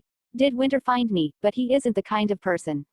A hotel and show off his wealth knowing the kind of situation I am in. Is this a simple coincidence? After all, he probably has no interest left in me. Lysia saw Violet worried. She asked, Violet, are you sure you're okay? Violet entered the entrance to the market at the bottom of the hill and began to see if there were any food ingredients from Lacrown. As expected, she was immersed in grocery shopping because she could see familiar ingredients. She thought, I think I've become more sensitive due to the news of Winter's arrival, but it won't even matter to me as long as we don't cross paths. It's been a year since she was separated from him. She was a little curious about how he was doing. While she was lost in her thought, she bumped into someone. When she turned around in surprise, it was a face she knew. Violet's eyes were round when she saw Flip and Hyle. After a year, Winter's favorite servant, they were officially employed by Karnak Corporation and was dressed neatly. She asked, what are you two doing here? But they hurriedly pushed Violet, and said, Madam, please come this way for a second. She asked, where are you taking me? Then she heard a familiar voice. Where did Hyle go? She heard a familiar voice that made her feel emotional just listening to it. It was Winter blooming. After hiding Violet, Hyle came out. He greets Winter and spoke. Were you looking for me, President? Winter asked, where did you run off to, and where's Philip? Hyle replied, something came up, so we were with the vice president for a bit. Philip's there right now. Winter sighed, all right. Go down to the 4th alley and buy everything there. I need to start looking into the special menu that will be offered as room service for the new hotel. Then Winter left, and Flip called Violet. You may come out now, Madam Violet. Violet saw both of them and speaks. It's been a while since I've last seen you two. You helped me so that I wouldn't cross paths with Winter, right? Flip replied, yes, we thought that it would be for the best. Since last year, the president has not been in the best condition. Violet bowed her head. Spoke. Did he get angrier because of me? He continued, I'm not exactly sure. Angry is the right word. It's more complicated than that. He's become a lot more sensitive, and he hasn't been able to sleep properly. I don't know how he would have reacted if you two had met earlier. But that aside, it's getting quite late. I'll escort you, madam. Violet thanks them. Thank you, I appreciate it. I mean, it's true that I'd rather avoid Winter. Then Hyle wants to say something but he hesitates, but finally he opens his mouth and speaks. Madam Violet, before you go, I'd like to ask you one thing. It doesn't have to be any time soon, but, do you have any plans on returning to the president? At Flip's questions, Violet muttered, returning to Winter. Hyle told Violet about Winter depression. Winter has never mentioned Violet in almost a year. He received all her letters regularly, but it was because the money was enclosed. However, he suffered from serious nightmares periodically throughout the year. Flip couldn't ask what dream it was, but a man who had nothing to be afraid of in the world woke up screaming or calling Violet's name, shaking his whole body and staying up all night with open eyes. Once he had that dream, he had to take a strong medicine for a week and fall asleep as if he was fainting. Hyle even asked Winter, that's he should lie down and take proper rest. Winter's condition is deteriorating because he keep working day and night. But Winter always say, he is fine, working helps him to pass time. But Hyle thought something else, but all Winter does for work is hotel expansion. If he continues to build more and more hotels, the company might go downhill at this point. Winter asked from Hyle, what happened to the thing I told you to look into? Hyle informed, it seems that Madam has been adjusting to life in Chiron without much difficulty. She's been working at the Yefimchuk household. And he gathered this information from an employee who we can trust, so there's nothing you have to worry about. Hyle shows Winter's a letter and also Madam Violet has sent money again. Winter muttered, she didn't even take any of her money when she left. I doubt she has enough money to sustain herself. He also read the letter sent by Violet. Winter opened it and read the context. Dear Winter Blooming, now that the situation has settled, I have enclosed the divorce papers with this letter. All that's left is your signature. Please take all the time you need to think about it before signing the document. I shall take care of everything then. I only wish the best for you, Violet Lawrence. After reading the letter he muttered, Violet Lawrence, not Violet Blooming, is she that sick and tired of me, that she sent me this divorce paper? Then he ordered Hyle to shred the letter. After few hours, someone came to Winter office. The person spoke. Please excuse my intrusion, President. Were you looking for me, President? He was the son of the Angeli Ristic household and vice president of the Konitz company. Winter replied, shut up. At Winter's words, Anjali bit his lips. The fact that Anjali of the Ristic family, who was born in a prestigious family and is known for his thorough education, cried out like this means that, if it were an ordinary person, he would have resigned several times and quit. Winter grumbled and said, if you've paid off all your debts, quit. Anjali replied, I haven't paid you back yet, but regardless of that, if I quit, the company won't run. I strongly suggest that you take some time off and really think about. Winter stood up. He grabbed Anjali by his collar and spoke, stop interfering in my work and just focus on yours. While you're here, I'll give you 2 days off, so go cool your head. And Hyle, fetch me the construction papers from the other region. Then both of them came out from Winter's office. Anjali said, he was never this reckless of a person. I really hope that he rests and comes to his senses. Is there no other way? Hyle told Anjali, I've thought about it, and what if Madame Violet were to come back? Angel replied, now that you mention it, has he been looking for his wife lately? Hyle shook his head and spoke, he's asked about how she's been doing, but other than that, he waited about 3 months after she left, and he's only started working since then. Anjali comments, he was extremely distraught when Madame Violet left. Even a simple reassurance of her return might have an effect on him. Hyle shook his head said, but we have no idea what Madame Violet truly wants. Anjali said, still, we can't keep on like this. If you ever come across her, you should try bringing it up. After informing Violet all that happened since she left, Hyle paused for a moment. Violet breaks the silence and spoke, didn't you say it would be best if Winter and I didn't cross paths? Hyle continued, but ever since the president became like this, the company has fallen into danger. He's been going overboard and recklessly charging ahead. I'm sure that he's well aware that it'll eventually damage the company if he continues like this, and so I thought that if you returned, the situation might turn for the better. Violet replied, I apologize, but I have no intention of coming back. I believe the next day we see each other will be the day he returns the signed divorce papers. Hyle informed her, actually, he asked me to shred it as soon as he received it. She replied, no wonder I haven't received it yet. Hyle asked, why do you not want to meet the president? She replied, because I am happy with how things are now. I don't want to return to the dark days that I spent by his side, so please do not force it upon me. They both replied, we understand, Madame Violet. The scene shifts to Winter's room. It's been like this ever since Violet left. Everything in the world has become bland. Even a little stimulating was to build a new hotel.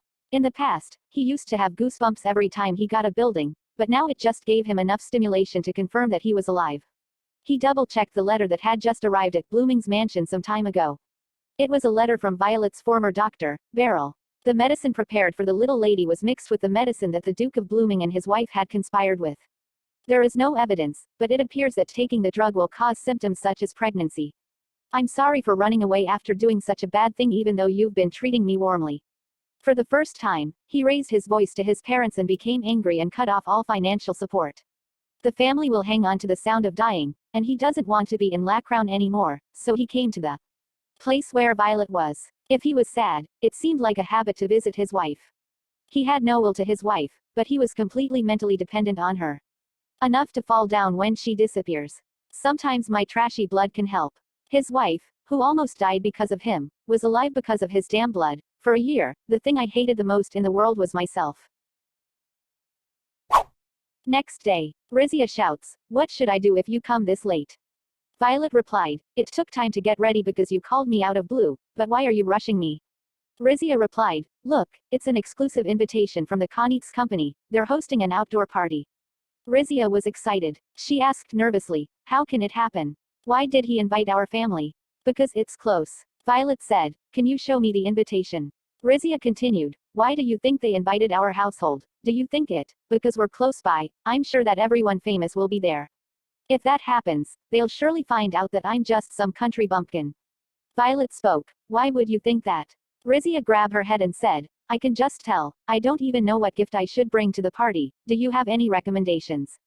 You're from Lackround, so you must know something. Violet, who had been thinking for a while, opened her mouth. It's good to bring olive oil. Just some olive oil, Rizia asked. Violet continued, the olive oil made by the Yefimchuk family is wonderful. Lackround is much colder than here, so olives don't grow. I'm sure it'll serve as a great present. Violet's eyes were briefly fixed on her husband's signature on the invitation. News of Winter's secret party was so big that it appeared immediately in Corsica's evening newspaper that day. When Rizia was nervous because she felt like it was not her place, Geordie, who was her brother, who came with her as an escort, was friendly. He spoke, You're gonna stay only a little while anyway, aren't you? Rizia replied, If you build a good network here, you could be invited to a prestigious place, shouldn't you also be looking for someone to marry? He replied, You're right, it'd be nice if there was someone like Violet around here. Rizia said, You do realize that your standards are too high, right? Rizia found Winter welcoming the guests at the door while she was playing around, and stopped. Geordie, who used to be noisy, also straightened out because he was nervous. Geordie whispered in Rizia's ear, Wow, his presence is overwhelming, just like the rumors. As a result, the brothers and sisters walked to Winter in a state of tension, as if they were herbivores in front of carnivores. Rizia slightly grabbed her skirt and said hello, I'm Rizia of the Yepam family, and this is my brother, Geordie Yepam. Welcome. Winter received the greeting. Rizia hesitated, and took away the olive oil bottle that Geordie had brought and handed it out to Winter. And this is a present that I prepared. It's an olive oil made by the family every day, and it's very high quality. I heard you like it. Where did you hear that I like that? Winter asked. Rizia paused when Winter asked with a feeling of rudeness. Then she spoke. Someone from Lackround told me. Winter opened the lid of olive oil on the spot and smelled it. When he showed interest for the first time, unlike other gifts so far, attention was drawn. Rizia was a little excited and continued, I've eaten it all my life, but it's still delicious. Winter replied, You have a good sense. He looked the freshly made olive oil. Both Yepam siblings startled. Winter wants to ask something, but he paused and changed his words and spoke, Why don't we talk more about your olive oil? It'll be business related. Of course, please come. Flip open the door. Rizia can't believe. She went inside. Winter asked her to wait in room. He had little business. Then he went off. Violet was working at the Yepam, so he sent an invitation to the Yepam family, and the invitation was returned with such a great gift. Each guest brought only useless things, but only the Yepam family brought the right ones. He muttered, Anyway, she's smart. Winter was excited just by the fact that she didn't forget him. She even remembered what he liked and thought that she had advised a gift like this, so the blood that had been stuck for a while was boiling. He was going to spray this olive oil on all kinds of food right away. While excited to work for the first time in a while, Winter stopped after hearing Hyel and Angeli's voices through the slightly open door. He heard Hyel's voice. I told her that we were on the brink of bankruptcy, and she didn't budge at all. Madam Violet has no intention of coming back. Winter stopped in the hallway and started listening their conversation. Hyel continue. Maybe I should have sent that servant, Jen, instead. I remember she used to follow Madam Violet very closely. We even have enough money now to get her royal status back, but she says that she's a lot happier in that run-down old house that she's living in right now. Anjali asked, why does she not want to meet him? Hale replied, she believes that she'll become miserable again if she meets the president. Anjali, ask miserable what you mean. Hyel continued, she said that she didn't want to return to the dark days that she spent by his side. Winter, who stopped walking, quietly turned his back there.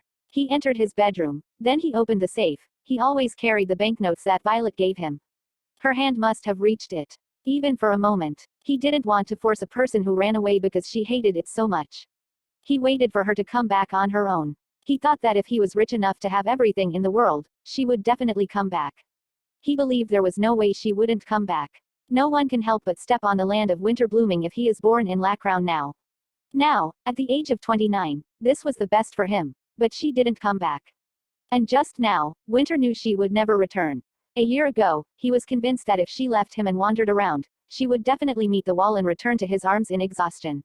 But she's not. She would still be unhappy being by his side, and she could get along well without him.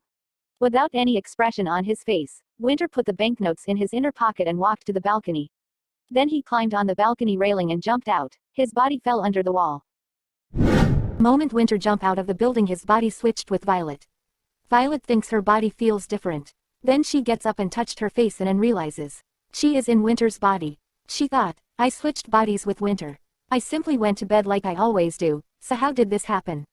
Did I die in my sleep? While she was trying to figure out what is happening, then suddenly door open and Heidelberg in the room.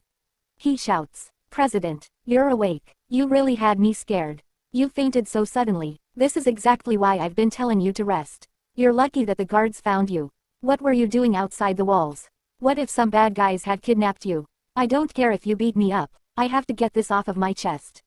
Please take a proper rest. For at least a month. Please." Violet then spoke, "Heil, look here, I see that you care about Winter so much. I hope he understands that someday." Hearing this, Heil gasped the situation and his eyes sparkled, knowing it was not Winter, it was Violet. Then, Violet get up and changed. She asked, "So you found my husband unconscious just outside the walls?" Heil replied positively. Then Violet tried to figure out what really happened. She thought, "I wonder why he went there. Could our bodies have switched because of Winter? That would mean that the person who died was Winter. No, that can't be. He might have just found another way to switch our bodies. Winter would never kill himself."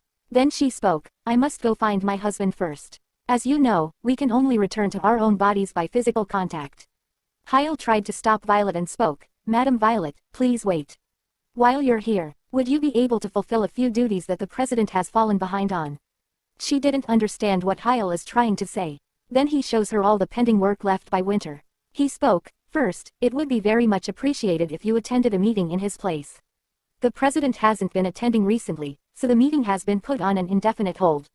And if you could also look over a few documents, that would be great. The president tends to just sign any documents these days without even taking a proper look at them." Violet is frightened. She is unable to understand why Winter, who loves working, have left this all work pending. She spoke, "That isn't how a president of a company should be behaving."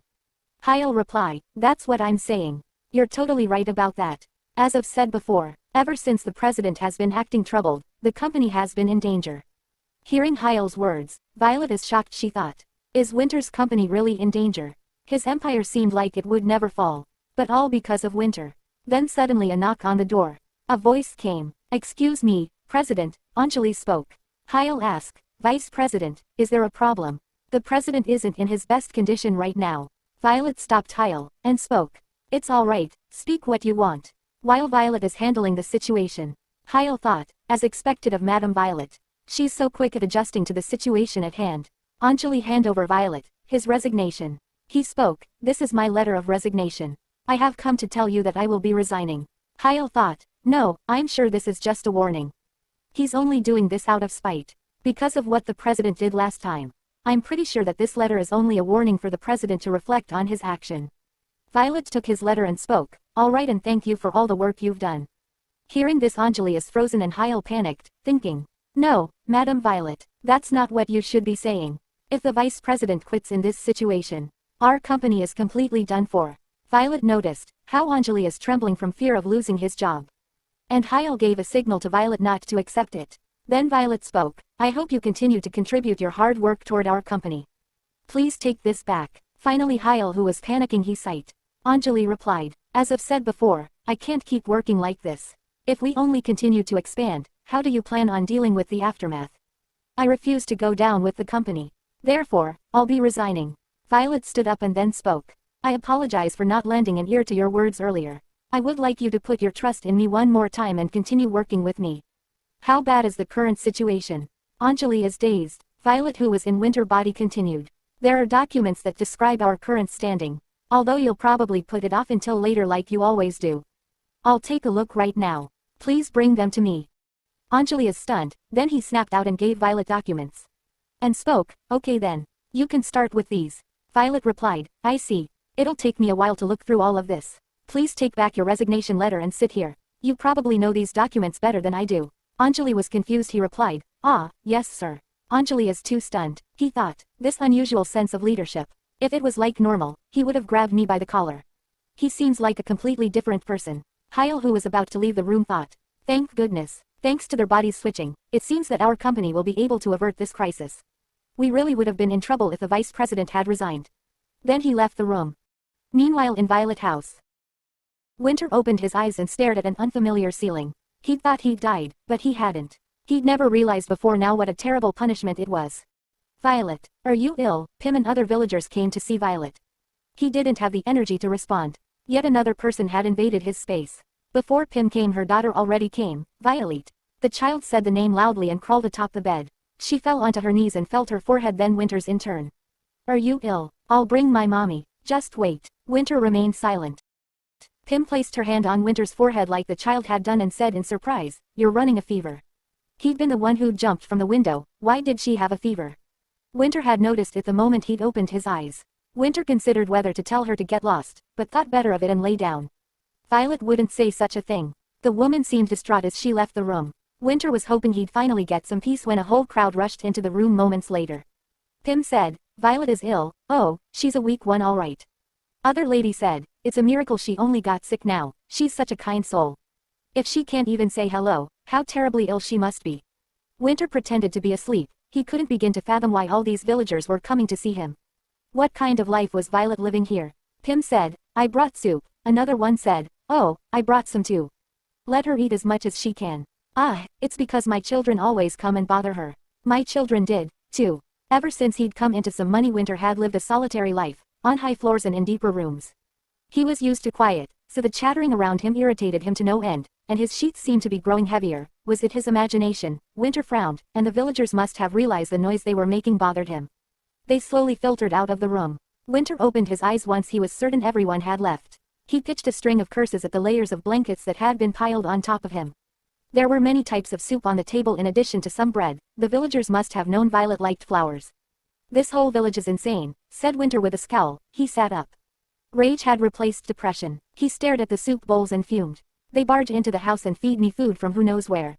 And what's with all the kids? And where did they get all these weeds? What is this, a dump? A street market?" Winter shouted at the top of his lungs. He'd lived with irritation and depression for the past year. He hadn't given free rein to his rage like this in a long while.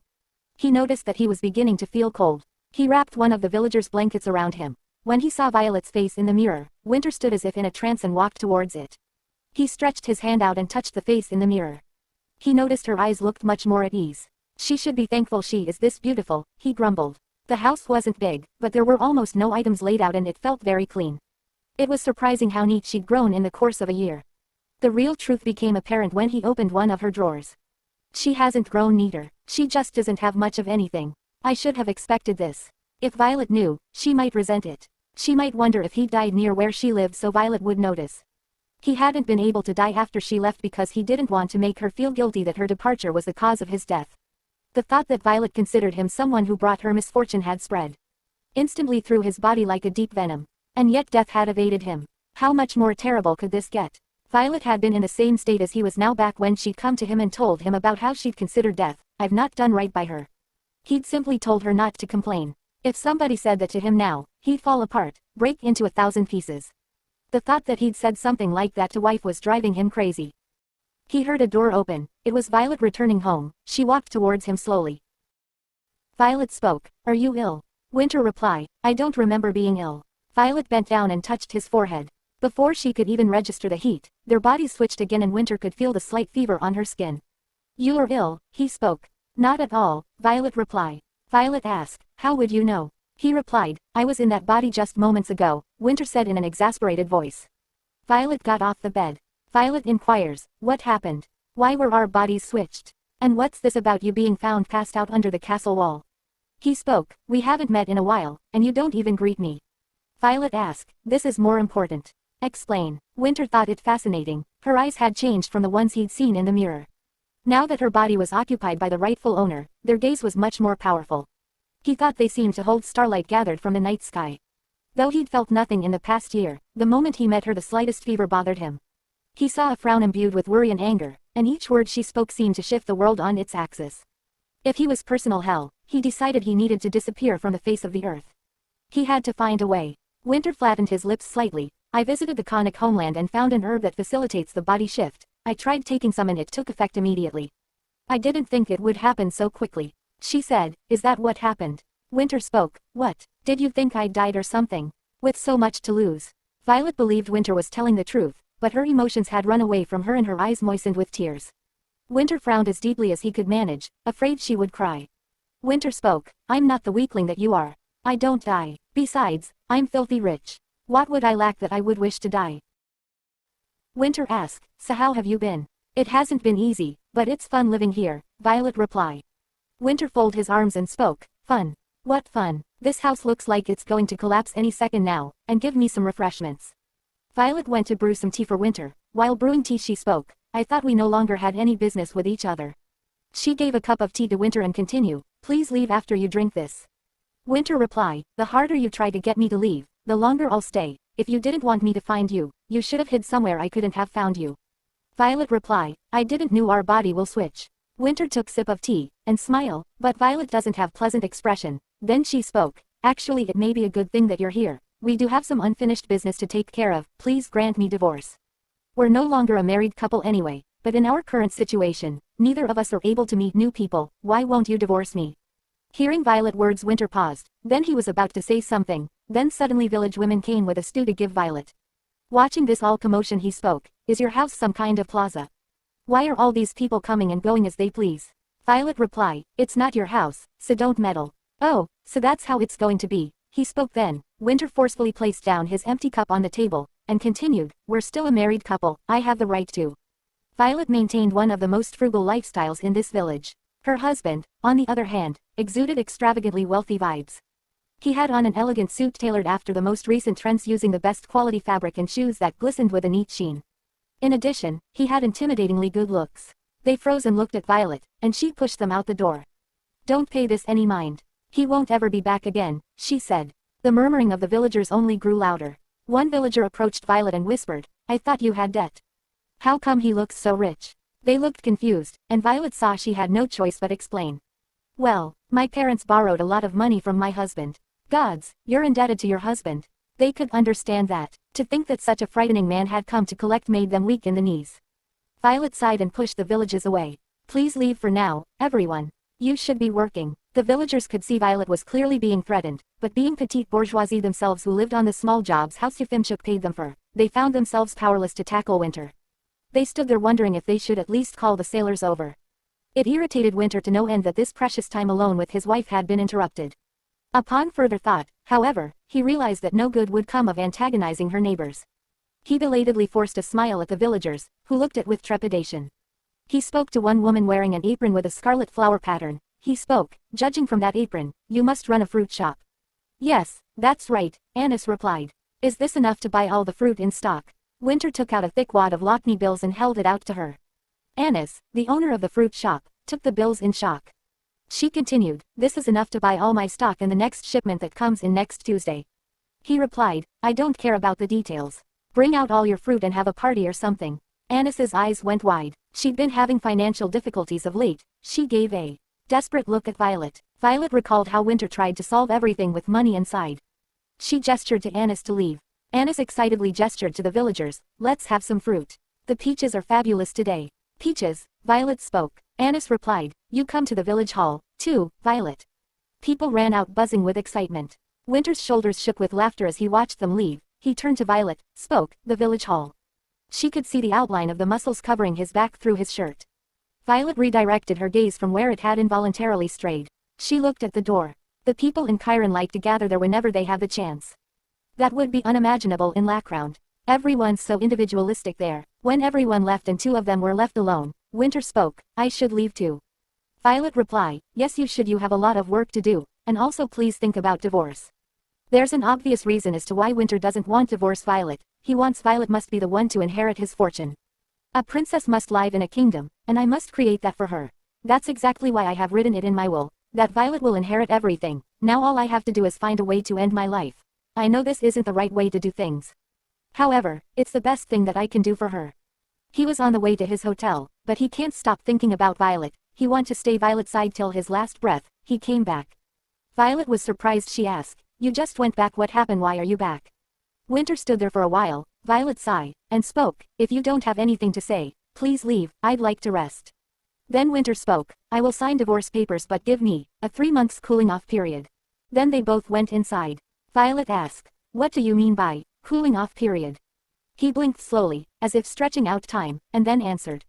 Let's get divorced. Do you know that my assets are one by one? No, do you think your family and my family would accept divorce so easily? We just signed one document without permission. Violet looked at him with her mouth tightly closed. Then Violet spoke, are you lonely? Do you even need a place to sleep? Violet's cold words poured into Winter's heart like thousands of needles. Winter spoke with an expressionless face, as if all her emotions had cooled and evaporated. Did I say something wrong? And if you want to swear, do it. Because it's written all over your face. That was all Winter thought about all day. She doesn't have the confidence to vent her anger, and money doesn't work for her. If I die, how is that any different from divorce anyway? Moreover, for Violet, a member of the Lawrence family, the pinnacle of conservatism, it was natural that widowhood would be better for her than divorce. He spoke in a somewhat broken voice. Ordinary couples take 3 months to consider before getting a divorce. That's natural. This period of reflection will actually make our divorce easier. Because it will be proof that no matter how hard you try, it's not worth it. 3 months. After that, I'll sign as many divorce papers as you want. He spoke. Violet opened her mouth and spoke. There are conditions. Condition, he repeated. Seeing the conditions come out, it seemed like the story was going well, so the corners of Winter's mouth, which had been dark the whole time, slightly light up. However, Violet had always been an incomparably noble princess to Winter, so even I couldn't guarantee that those words would never come out. Winter said in an uncertain tone. I try hard, but I just ignore things that come out of nowhere. Because you are so princess-like and have military responsibilities. She thought then response, I will do. There was a 3-month deadline. Winter looked happy at the harvest beyond her imagination, and Violet also spoke with a somewhat satisfied expression. After that day, I'm really done with you. He replied, yes. She continued, I guess we won't have to meet again in the future. Even if you want to meet me, I won't meet you. Violet paused for a moment at his words and then nodded. The two sat, and facing each other at a round table covered with a spring-like light yellow tablecloth and briefly wrote down their discussion on paper.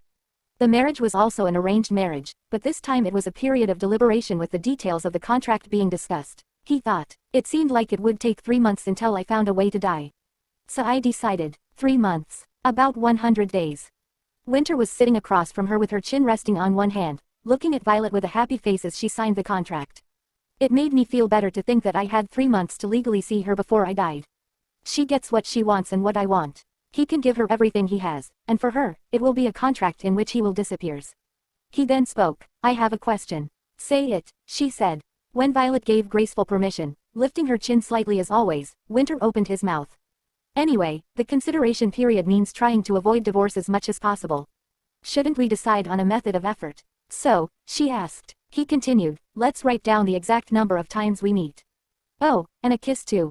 When the kiss was mentioned, Violet wondered if Winter might feel that her runaway was just a 1-year business trip. She said, I'll give you someone to talk to. He cut off her words and said, you won't have anyone to talk to.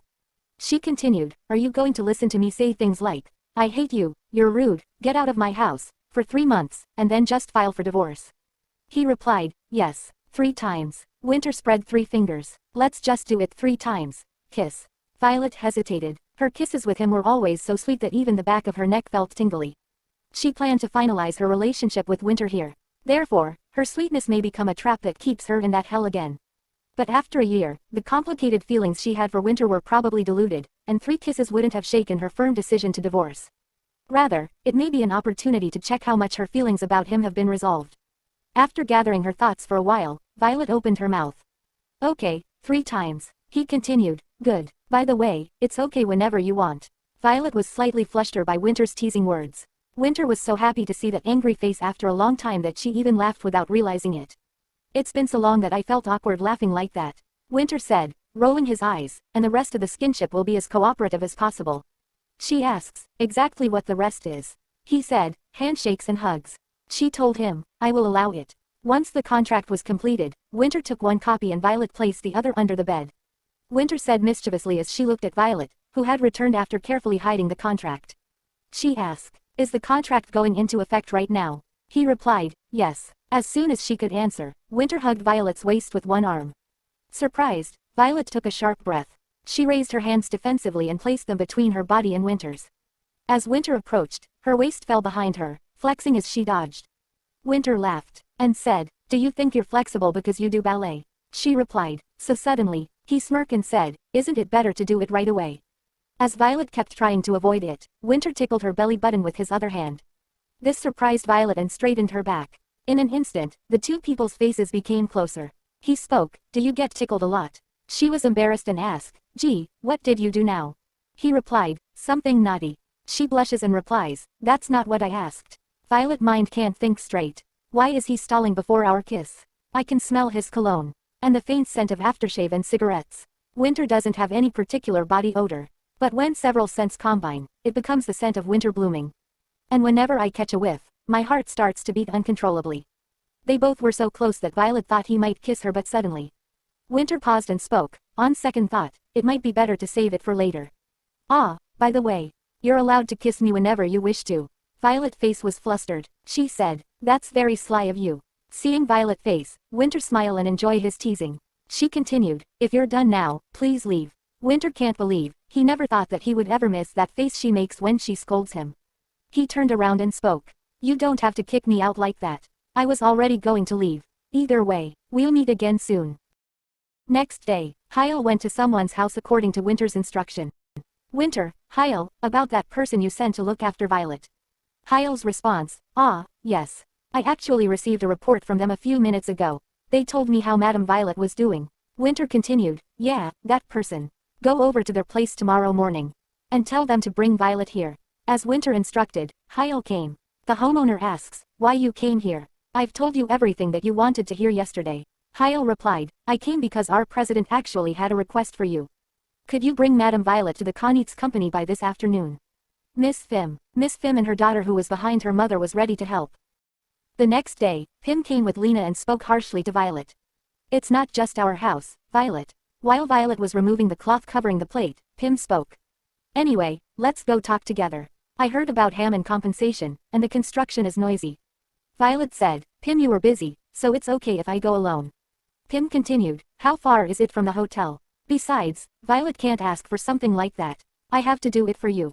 Violet made an embarrassed expression. That wasn't the reason at all, but there was no easy way to explain it. Eventually, she left the house, guided by Pim's power. The whole way she was thinking of a way out, and it wasn't until she was almost there that she remembered to pretend to be sick. When I came, I was in front of the hotel building. As I went inside, one of the employees who had been working neatly walked up. What's going on? Pim said in response to the employee's question. Why was it sent as compensation? This person was the only one in my village who didn't get it. I wonder if it's missing. The employee replied, I see. We will take care of it soon. I had to say no and say it was okay, but the timing wasn't right. Finally, as the staff began to walk along the lobby, Pim's eyes widened. The three people, including the child, were led by an employee into an empty reception room. When the simple snacks came out first, Lena looked around and asked her Violet. Violet, what's this? Then Violet leaned down, made eye contact with Lena, and said, chocolate, try it. When Violet tore open a small portion of the package and held out a piece, Lena bravely took the whole thing in one bite and her eyes widened. Delicious. Quote. Then Pim next to me spoke curiously. That's chocolate. It's my first time seeing it too. Violet replied, is that so? Oh, it must be a bit expensive. Even the ham that was sent as part of the compensation package is too luxurious. I don't even know how they got their hands on such high-quality ham. Violet thought, I wrote in my contract not to send expensive gifts, but I was sending gifts to people all over the neighborhood. Anyway, he was a man who could never let his guard down. As Pim shook his head, the door burst open and Winter came in. Violet looked embarrassed even though she had expected him to appear, but Winter had no qualms. He was the kind of person who would intervene wherever I wanted to. Lena was scared and grabbed Pim's arm tightly. Mom, he's the scary guy who married Violet. Oh my, why are you here? Pim spoke and glanced towards Violet. Violet explained with a somewhat resentful expression. It's my husband, but we are in the middle of divorce mediation. So, he has nothing to do with me. That's right, Winter responded calmly, then he burst into laughter at the same time, regardless of the situation. Soon Winter cleared his throat and spoke to Pim and Lena. Are you two going back? I will prepare a carriage for you. Wait, I need to take Violet too. I can't leave her with her soon-to-be ex-husband. As Pim spoke firmly, he opened his mouth and said, either way. By the way, did you hear that from Violet? If you know she is lacround precious. At that moment, Violet shouts. I guess we have a lot to talk about. I'm sorry I came with you, Pim. Do you want to go first? But Lena said she will not leave without Violet. Then Winter continued, kid, if it tastes good, I'll give you more snacks. So stop bothering Violet now. Lena ran in excitement, and said, I need to give some to Ranas and Karano and Henna too. Winter said, yes, take enough to share with your little friends. Fim turned and said to Violet, then I will be heading out first then. While the Fim was leaving Winter in Fim ears. Have you had a chance to ask her about remarriage yet? She replied softly, yes, I did on our way here. She said that it probably won't be easy for her to remarry. She expects that her brother will be heavily involved in that matter. Winter replied, I see. He thought, once we divorce, I'm sure that Ash will try to use Violet to his advantage once again. After all, that's what he did when we got married. Violet may say that our marriage was entirely her decision, but I'm sure she was put in a situation that made it hard for her to reject the idea. Sometimes I wonder what her 18-year-old self was thinking when she agreed to marry someone who simply wanted her for her title. He then spoke about the compensation for the construction noise. It was actually just an excuse to get you to meet me. I have something to say to you today, so I figured I would come here if I did this, so I thought about it. What do you mean? As Violet asked, Winter walked towards her and knelt in front of her. Violet's eyes showed embarrassment at his actions. Winter said, sorry, I feel like I need to say this. Violet unconsciously clenched the hem of her skirt. What are you sorry about, all of a sudden? He continued, you were right. You did that, right? I bought it at a high price, but it seems like I can't use it. I didn't understand it at the time. My marriage to you is ultimately about me paying money to buy a title, and you had to sacrifice yourself for that. I didn't want to admit it. I apologize. Violet looked into Winter's eyes as he looked up at her. It was a feeling that was difficult to describe. Thank you for saying that. How much? Do you want to at least pat my head? When Winter asked mischievously, as if she was done with being serious. Violet unconsciously said, ah. Then she laughed as if Winter was shocked and spoke, you make all those noises. She replied, I learned it from Pim who came with me earlier. He said, you learned something great. She continued, I also learned how to be sarcastic from you. He said, oh, is that so? Violet then smiled, ever so slightly, and said, I'm sorry too. Winter replied, if it's about losing money, that's fine. It wasn't your fault, but you apologized 100 times. If it was an apology for leaving, that would be fine. Because I will never forgive you. She said, then let's cancel. That's wise. Winter said, although it took a long time, his apology softened their relationship considerably. And Violet guessed that Winter wasn't just ignoring the past year. Violet got up and pulled Winter's arm and he got up. Then he pretended to stumble and hugged his wife with one arm. He buried his face in Violet's shoulder and muttered, my legs are numb and I can't stand. You are standing now. I don't feel any weight at all. Shit. Winter grumbled and straightened up. Maybe it was because he relaxed a little after receiving the apology, but I found him a little cute. Violet asked, why do you want to hug me like this? He said, your body is perfect for hugging. Violet thought that Winter might have been seeing someone else over the past year. But seeing as he was hugging her, I guess not now. He asked if that was your idea of gifting olive oil. Violet replied, yes it was. But how did you know that? He continued, there's no one in this rusty old town who knows me like that. Violet frowned and said, don't call it a rusty old town. He continued, you should be thankful that you're so beautiful, especially with that uptight personality of yours. Hearing Winter's words, Violet paused and stared at him blankly. He didn't get why she is making such an expression. Then he spoke, why are you looking at me like that? Don't tell me, you don't realize how beautiful you are. She replied, it's the first time I've heard you say that. Winter asked, have I never told you that you're beautiful? She nodded. With a gloomy expression he said, should I get on my knees again? She said, no, that's enough. He continued, seems like I ruined the mood again. I was hoping this conversation would naturally lead me to asking you out on a date. A date, she repeated. I heard there was going to be a festival next week. I know you're not the kind of person to ask me out on a date, so I was going to ask you instead. She thought of a date. I didn't think we'd ever go on one again. But he did apologize, and I should cooperate as much as I can, just until our cooling off period is over. She said, all right, I will accept your request for a date. She looked at Winter and think, maybe my heart has become little softened. It almost feel as Winter looks so adorable at this moment. Winter strokes his hair and blush. 1 week later, the Yeffenschlick mansion, during tea party. A lady harassing Lizia. The lady spoke, it's been a while, Lady Lizia. Oh my, it seems like you've grown even taller since the last time I saw you. Maybe we should be calling her Sir Lizia instead of Lady Lizia. That was Lady Elsa Aiden. She was from the upper class than Lizia. She continued, but anyway, thank you for inviting us. This is quite a small and cute tea party. Lizia was unable to take a stand for her. Then Elsa saw Violet. She asks from Lizia about Violet. She spoke. That woman taking care of those flowers, is she from a noble family? Lizia replied, I am not sure. Elsa continued, looking at her appearance, she seems like a noble who's fallen from status. I guess she doesn't have any pride left to be doing that kind of work. Hearing all the insults, Lizia was trying to hold her anger. She thought, no, there's no point in standing up against them. After all, I'm nothing to them. Then suddenly a Violet called Lizia, and she snapped out of from her deep thoughts. Violet continued. I thought I already told you that there's no need for you to hunch your shoulders like this. It's fine for you to be confident in yourself. But Lysia showed no confidence. She was worried that ladies in party will harass her more. Then Violet sighed and gave Lysia a vase. Lysia asked, why are you giving a vase to me? Then Violet said, you can place it in the center of the table. That's how it's usually done at the tea parties held by the central social circle in Lackround. You set the vase on the table and wait for a leaf or petal to fall. If you're lucky and one falls into the vase, that's when you can wish for something. And it's believed that your wish will come true. Lysia finally down and was wondering how interesting this is. Violet told her more one thing. Violet made a gesture of holding a teacup. And this is something I haven't taught you before. But when you hold your teacup, you must never extend your little finger. Lysia looked at Elsa and asked, but the pinky extends naturally. See, even Lady Elsa's doing it. Violet replied, you're right, but she's still young. It'll be nice for you all to learn this etiquette together. Finally, Lysia wasn't afraid anymore when she understands even Elsa, who seems to look so perfect, is still lacking. She said to Violet, thank you, Violet. I'll try to talk about these with them. She went to Lady's table and spoke, now, everyone. I just heard some stories about central social circles. All young ladies seems curious about capsule etiquettes. Lysia continued, and told them even tea holding etiquette. Finally, few ladies started talking to Lysia, was so happy after getting the attention. Then a maid came, and told Violet has been called, and both of them went off. But Elsa, who was always the center of attention, knew it was all Violet who must have told Lysia. She was enraged and thought, how dare she. Violet fell into a deep sleep as soon as she returns from urgent work. Making money really wasn't easy.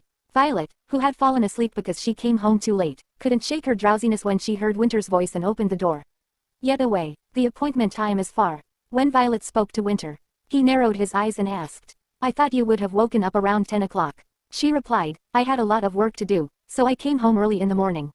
He spoke, what, it's dangerous. But there is no better opportunity connected like this. I plan to prepare and open a store later. Violet was a little restless, perhaps cause she couldn't shake off all the sleepiness, and held up the hard papers. It's still a long way away, but it also has a name.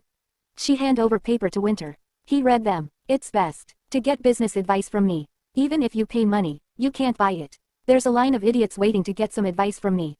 Winter said and checked the papers.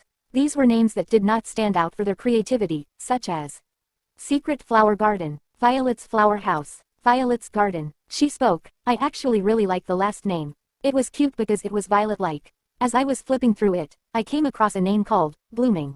As Winter looked at it crookedly, Violet took the paper away again and said, I don't use that. He speak, why? It's perfect because it means flowers are blooming. It's also your last name. She replied, not in 3 months. That is unknown, he said. She turned and spoke, what do you mean? You made a promise. He replied, you never know. Before that, I might get better again and not want to do things like divorce. Violet, who thought Winter's words were a joke, answered firmly. That will never happen. You may not think it's a big deal, but I really. He said, I know. Violet looked at Winter with a vain expression. How do you know? You were sure that I was having an affair with another man. At that time, you don't know how I felt at that time. I thought your baby was in my womb. At that time, when I thought it existed, then. Violet couldn't speak anymore and closed her mouth. Winter said, or, I might not be here in 3 months. I beg your pardon. The words were meant to relieve Violet's anger, but she looked even angrier than before, so Winter hurried to change the tone. Winter walked closer. He lifted Violet. Violet, who suddenly fell down on Winter's shoulder, asked in surprise, what are you doing? He replied, the date is at 5 o'clock, so sleep well. I'm afraid you'll be too tired to even walk. Think of it as a carriage. He walked over, laid her down on the bed, took off his shoes, and lay down next to her. The bed was small, and as soon as Winter, who had wide open shoulders, lay down, the bed was full and his tall calves first came off the bed. She said, isn't it uncomfortable for Winter to lay down with a full suit? Then Winter started unbuttoning his shirt one by one without hesitation. He spoke, why are you looking at me like that? Is it also rude for a gentleman to take his clothes off in front of a lady? Of course. Violet couldn't resist and got up and spoke. Why are you so rude? It wasn't like this before. I didn't mean to take it off. It just seems that way. He replied, I usually take it off if it's uncomfortable. I wish you could do the same. Violet lost her temper. He finally gets up and spoke, it was a joke, go to sleep quickly. Before I eat you, she replied, people can't eat it. That's a conservative view, he said. Violet didn't want to sleep, but she was so exhausted from staying up all night working the night before that she quickly fell asleep. Winter found out where the illusion came from through the letter. She was just a victim. Although I felt unfair to some extent, It was clearly my choice and my fault to criticize her child as being another man's child, abuse her and monitor her child as she was nothing. It was amazing that she stayed by my side for 3 years, and it was even more amazing that after her death, her body changed and she decided to live in the capital again. He thought that if Violet had betrayed him while he had such a firm will to die, he might have died right now, until he eventually died. Did Violet ever think like this? I hoped not. He hoped that she had never felt this feeling, as if tens of thousands of cracks would form in his body and crumble to the floor due to intense depression. 3 or 4 hours later, Violet opened her eyes and saw Winter asleep. For Violet, it was extremely uncomfortable to be entangled with him like this. She unconsciously touched him, Winter, who had fallen asleep. Oh, I was just about to wake you up. Violet didn't want to be caught looking at him, so she hurriedly spoke. Winter seemed to be convinced and raised her upper body without saying anything. He asked, his face half asleep. They said it was hot. Why are you wrapped up in your clothes? She replied, because I have you. He continued, if you don't have it, then take it off. Why don't you think there isn't one, and take it off? Violet was annoyed and spoke, I guess there are only lewd thoughts on your mind these days. He replied, I guess that's what happens when you're lonely for about a year. Violet asked, then why didn't you meet another woman? It won't be difficult. He replied, women who only run for money have no hobbies. She then replied, no woman will approach you just for money. Even if you exclude money, you are a good man. He asked, then why are you trying to divorce me? She replied with a heavy heart, because you weren't nice to me. He gets up and leans on and whisper, I know, I want to kiss you right now. Please let me. Violet hesitated little but she allowed him because of agreement they had. He kissed her and held her for a long time. Then Violet pushed him and asked, wait, how much longer do you plan to kiss me? Then Sly Fox Winter replied smirkingly, well, we didn't set a time limit. He said, then we'll set one right now. Winter asks how much, but Violet hesitates and says he can choose. Finally they both went on a date at Corsica Beach on the streets of the festival. Winter gave Violet a hat as a gift and she was pleased. He thought I think Violet liked these types of gifts. Then she now that I think about it, I haven't really asked you about how you've been. How are the Duke and Duchess? He replied, they send me a telegram every day asking for money. Violet was surprised. She asked, every day? Asking for money? He replied, yeah, I stopped funding them. She continued, it'll cost a lot of money if they want to hold their spring garden festival soon. Winter was annoyed that she still thinks about her in-law. If they were so worried about that, they should have treated you better. She smiled and spoke, I didn't think I'd ever hear you say that. He glanced at Violet's beautiful face and thought, seems like I made the right decision. I should continue to not send them funds. After walking a few steps, Violet stopped. Winter glanced in her direction and saw that her attention had been drawn from paper duel. Picture of a doll on a piece of paper and a variety of paper clothes for the doll to wear. Winter asked curiously, the kid next door. She hesitated and then spoke, yes. Ah, Winter then understands what Violet actually wants. He asked, do you want it? When Winter asked again, looking very embarrassed, Violet's face instantly turned bright red. She said, I remember playing with it with my older brother when I was little. I just saw it. Wayne was ill for the most part, so we didn't get to play much. I always used to bring him toys like this one. Wayne was a great brother. He always took my side, and he was very gentle. But he didn't live long because of his illness. That's why I took a liking to strong and healthy people. I think that's also the reason why I wasn't completely against the idea of marrying you then. Hearing Violet's words he spoke. Maybe you saw me as your ideal type. But it must have been disappointing when you found out that I was actually a very weak person. Without any hesitation she replied him, not really. He continued, well, if you really think about it, you're the stronger one between the both of us. You're like a waterweed with roots that go deep into the ground. You stand firm no matter how strong the current is. Then Winter took her to the hills. He said, I thought you said you wanted to watch fireworks. Violet asked, are we going to watch them from up here? He told her that, this place is great to catch a glimpse of everything. She said, wouldn't it be better from the festival streets? He replied, I didn't realize you liked festivals so much. Have you ever been to a Southern festival? She replied, no. He said, if the festival was fun, you should have gone there. She said, later. Violet changed the subject as if she didn't really want to talk about it. Winter said, grabbing her arm and pulling, if you want to say something, say it. Don't be frustrated. She became angry and spoke, I wasn't in the mood to go to a festival all 3 years. He said, you should have told me. Hearing this Violet couldn't hold back and spoke, that again. I told you. I always told you if I needed anything. If there was anything I wanted to do for you, I did it. So I have no regrets. I sat at the table and waited for you even when you didn't come home. I embroidered a handkerchief even though it wasn't necessary. And there was a time when I prepared a meal and wore all the accessories and waited for you in front of house but you never came. Don't ever say something like that again. I should have told you. I did my best. I couldn't do this anymore. Violet spoke in a clear voice and shook off Winter's hand that was holding her, then he extended his index finger and pointed to his hand. She spoke, and don't pull me so hard. Don't try to control me as you please. Never. Winter turned to face Violet, who was looking at her fearfully. My wife was locked in a box so small that she couldn't even straighten her back for a long time. After she ran away from there, it took some time before she remembered how to straighten her back. She was no longer the Violet Lawrence that I had destroyed step by step over the course of 3 years. Winter had previously thought that I liked my wife very much. And after a year, he realized that my feelings for his wife were not just about my will. The first day he met Violet, he didn't feel like running away because he hated his wife. He admired her for her uprightness, conservatism, and justice. My bride, who was much younger than me, was acting like the adult he most wanted to be. I finally found out about it. He was an adult who had not yet grown up. Be careful going forward, every time, every moment, he answered surprisingly obediently. Violet, who had planned to raise her voice and fight more if she had to, looked a bit discouraged when he immediately agreed. She spoke, I didn't know it would come out like that. He said, let's go see the fireworks. After finishing speaking, Winter gently grabbed the tip of Violet's finger.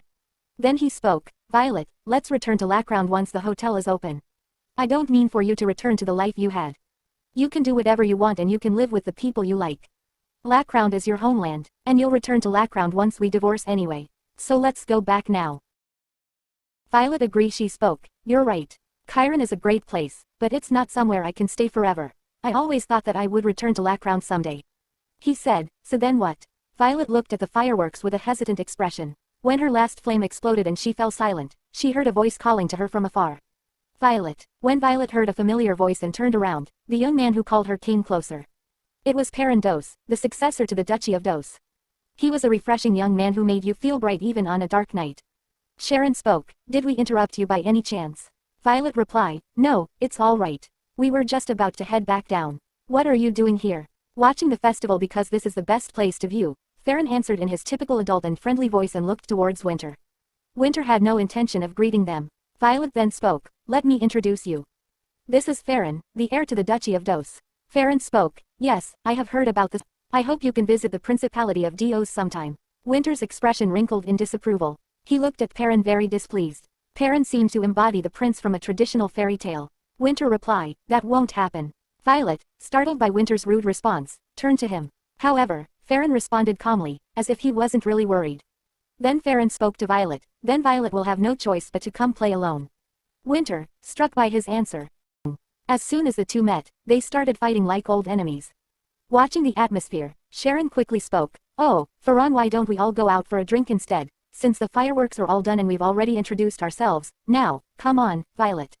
Let's go. Violet hesitated but then said, right now, okay. Farron spoke, you two head to the carriage first. I'd like to discuss business with Sir Winter for a bit. Then both the ladies went for a carriage. When Winter and Farron was left alone, in a firm voice Farron spoke, I'm saying this because I sense that you have your guard up against me. But I don't see Violet as a woman, so you don't need to be so wary. I believe you'd also feel the same way if you were in my shoes, but I would never consider any of my sister's friends as a significant other. I'm essentially Violet's older brother. Winter folded his arms and spoke. Enough with the bullshit. You don't even share any blood, yet you call yourself her older brother. Farron gets angry from Winter's rude remarks. He then spoke, you should really refrain from using such rude language.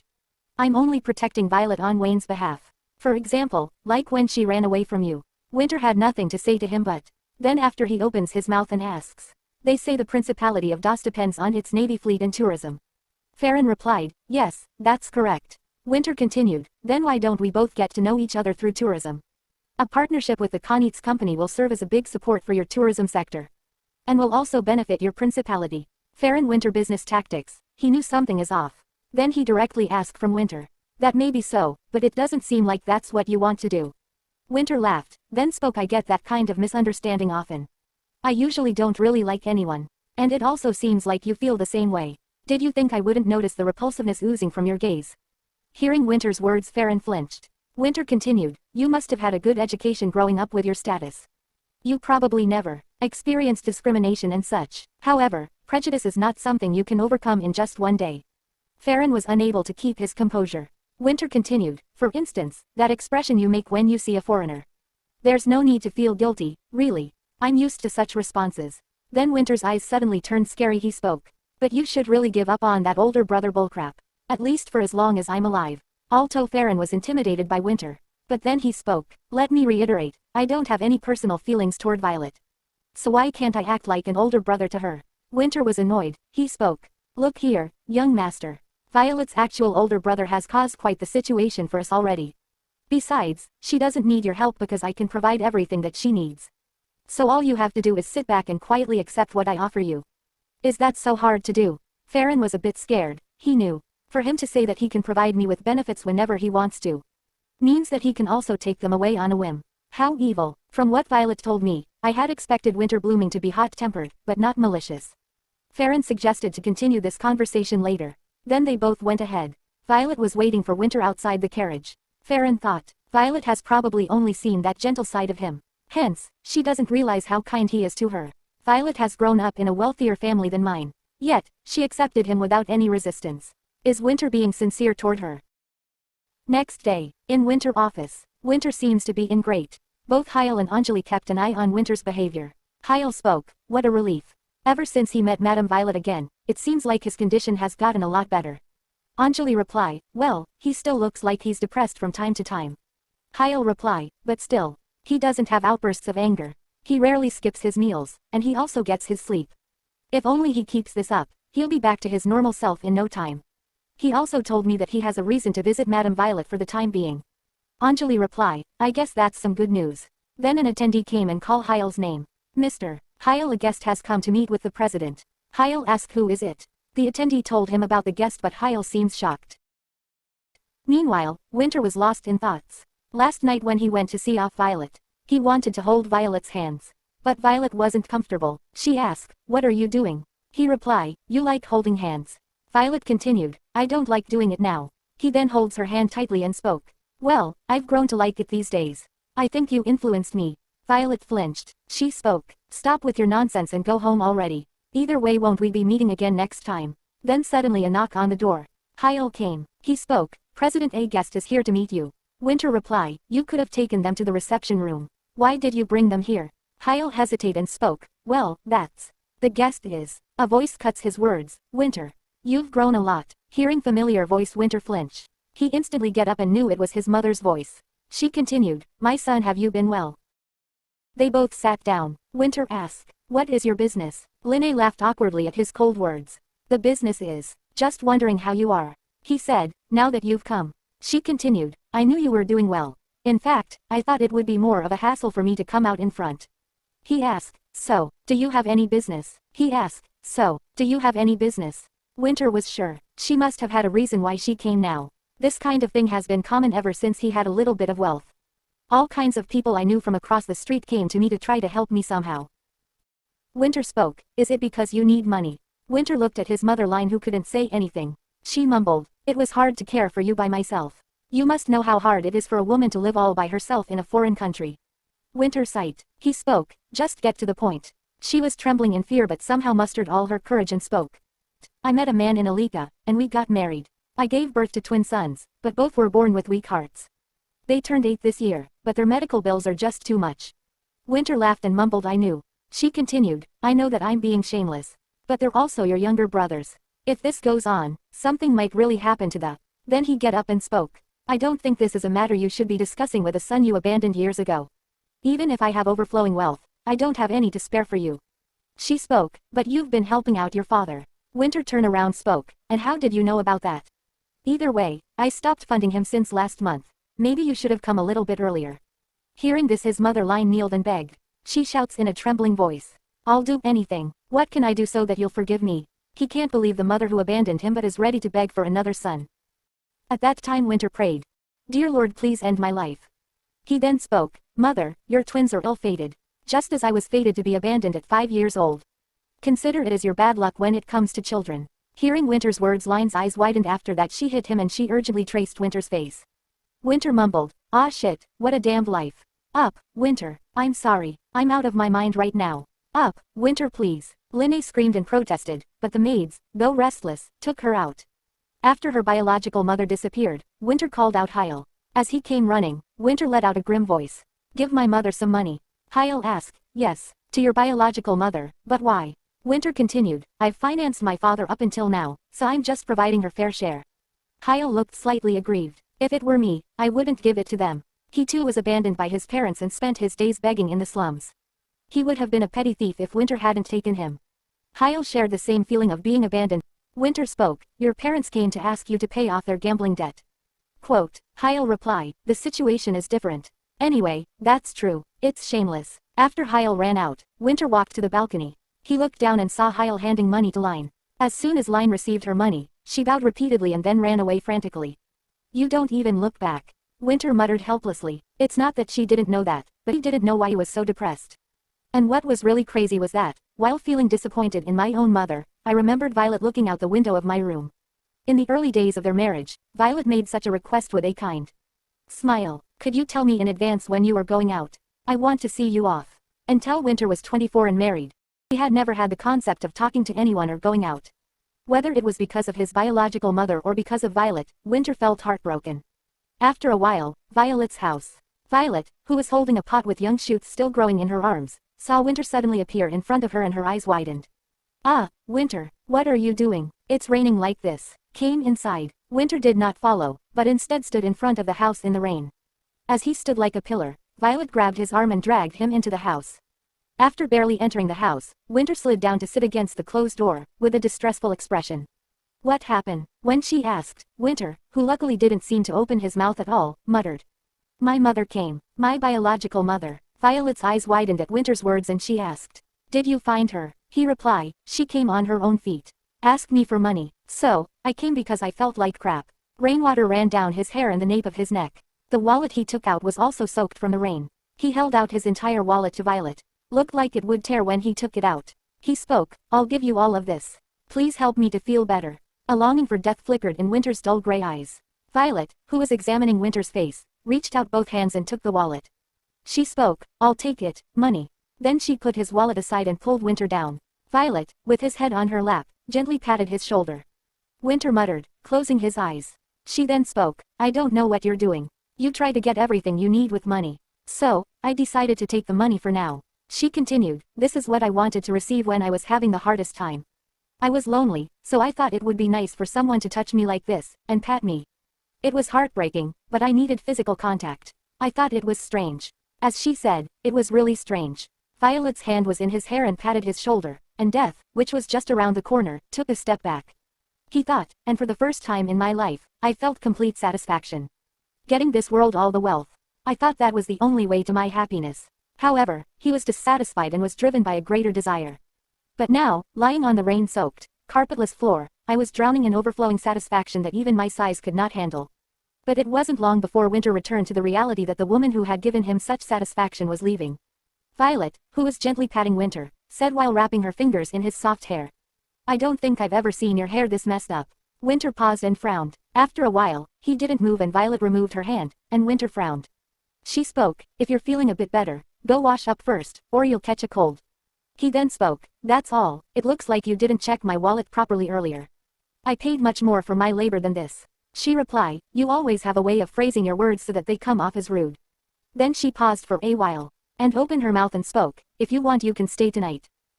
Winter went to take a bath. Meanwhile Violet was lost in thought. I ended up telling him to stay the night. However, how could I tell him to leave when he was standing drenched in the rain like that? Pushing him away, Violet lit the brazier. I felt very strange. Now, rather than hating him, I was filled with regret, wondering how I should appease him.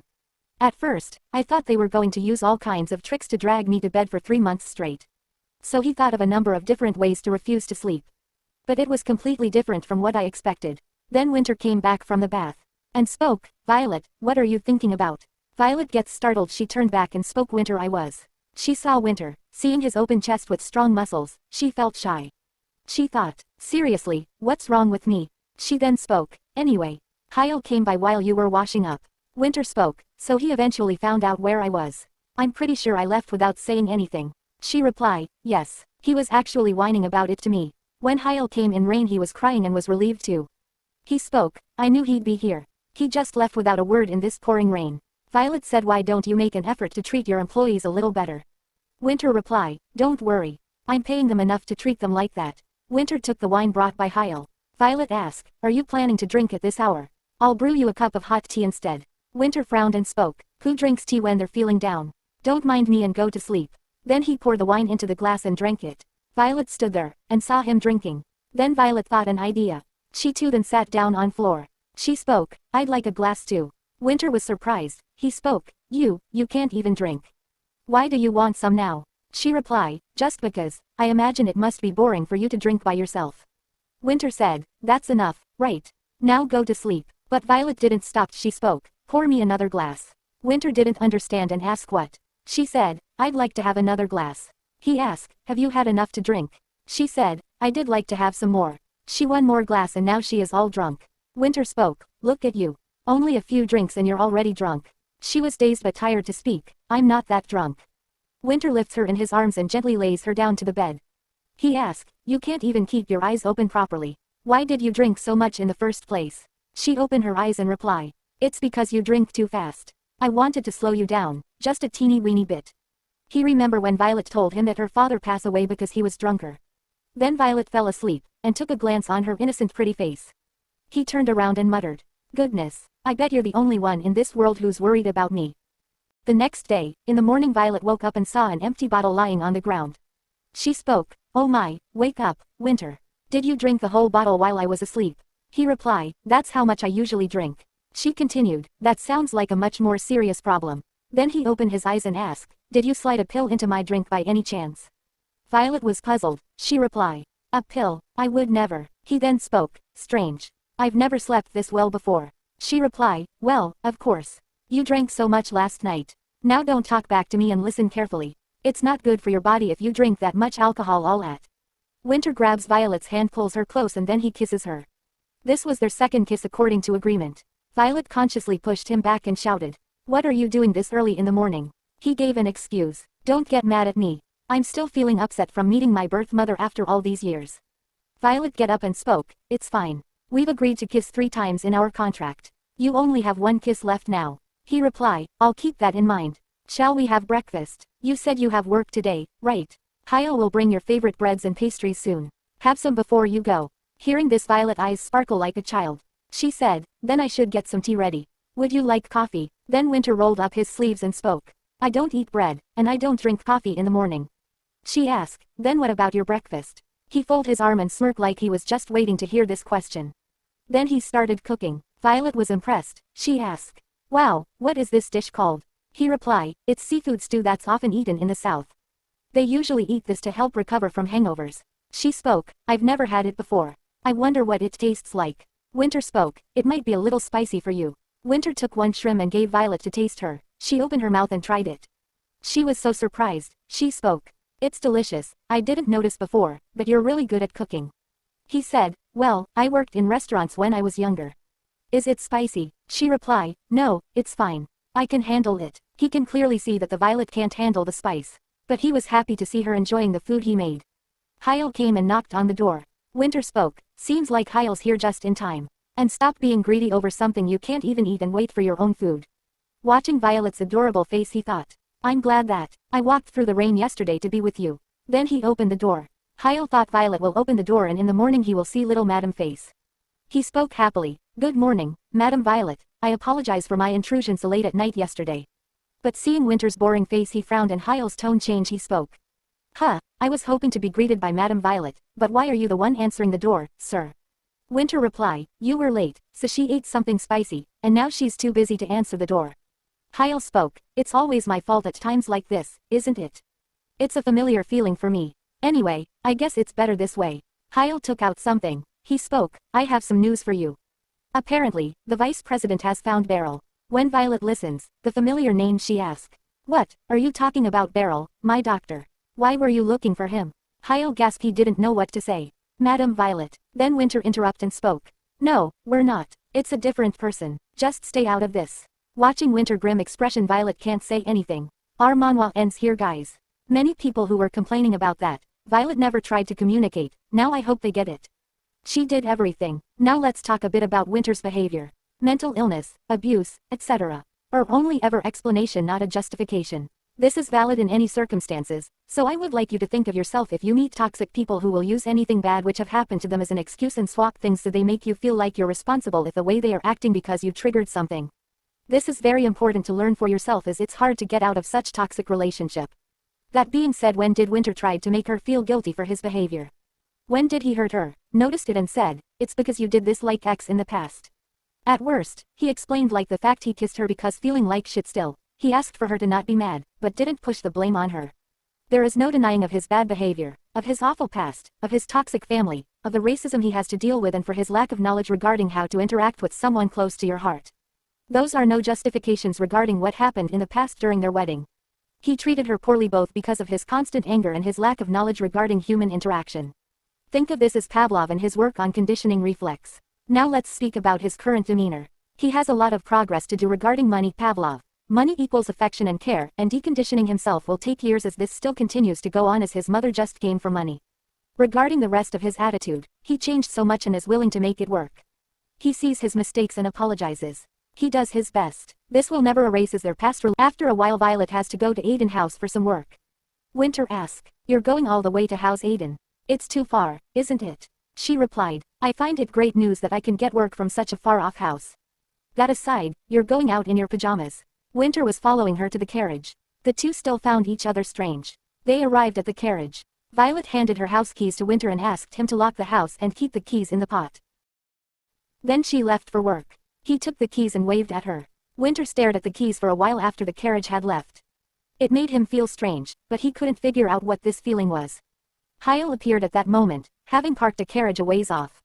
"Sir, what are you doing here?" Winter pointed towards Violet's house with his chin. "I think we should move my wife's house over to Lackround." "What?" he replied. Winter continued, "She's going to Lackround soon anyway. We can move the house there." "But why, sir?" Hyle asked. Winter continued, "I can sleep properly in that house. We have to check if it can be taken apart and put on our ship, so call for a carpenter." Hyle had a lot he wanted to say, but it wasn't his money anyway. "All right, sir. It's her house, so as long as she allows it. She'll like it, too," Winter replied. Winter said with conviction. Hyle, on the other hand, was certain of the opposite.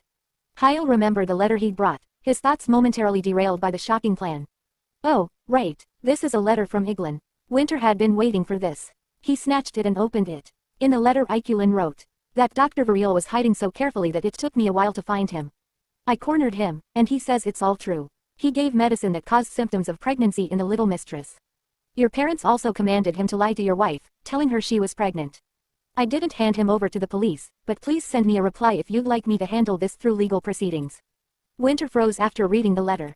Hyle asked, "Isn't it better to tell her right away? She probably still thinks it was her wishful thinking that was to blame." Winter couldn't predict how she'd respond. He'd been to blame not joining her, he'd been to blame not joining her for any of his mother's tea parties and therefore being ignorant of how backed into a corner she actually was. He'd also hidden the fact that they couldn't have a child. If he told her, she might never want to see him again. Winter gestured to Hyle to be gone and walked towards Violet's house.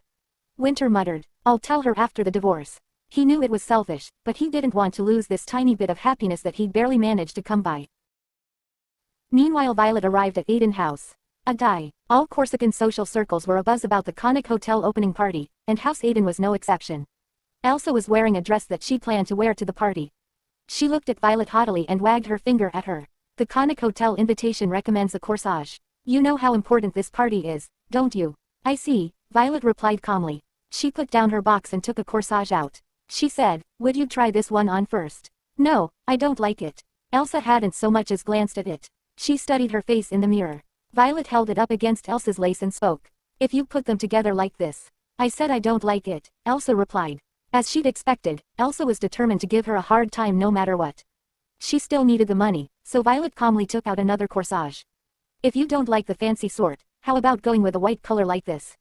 I think it matches the pearls nicely. The hotel lobby is all white. How am I to wear white? It won't even show," said Elsa irritably. She finally turned to look in her direction.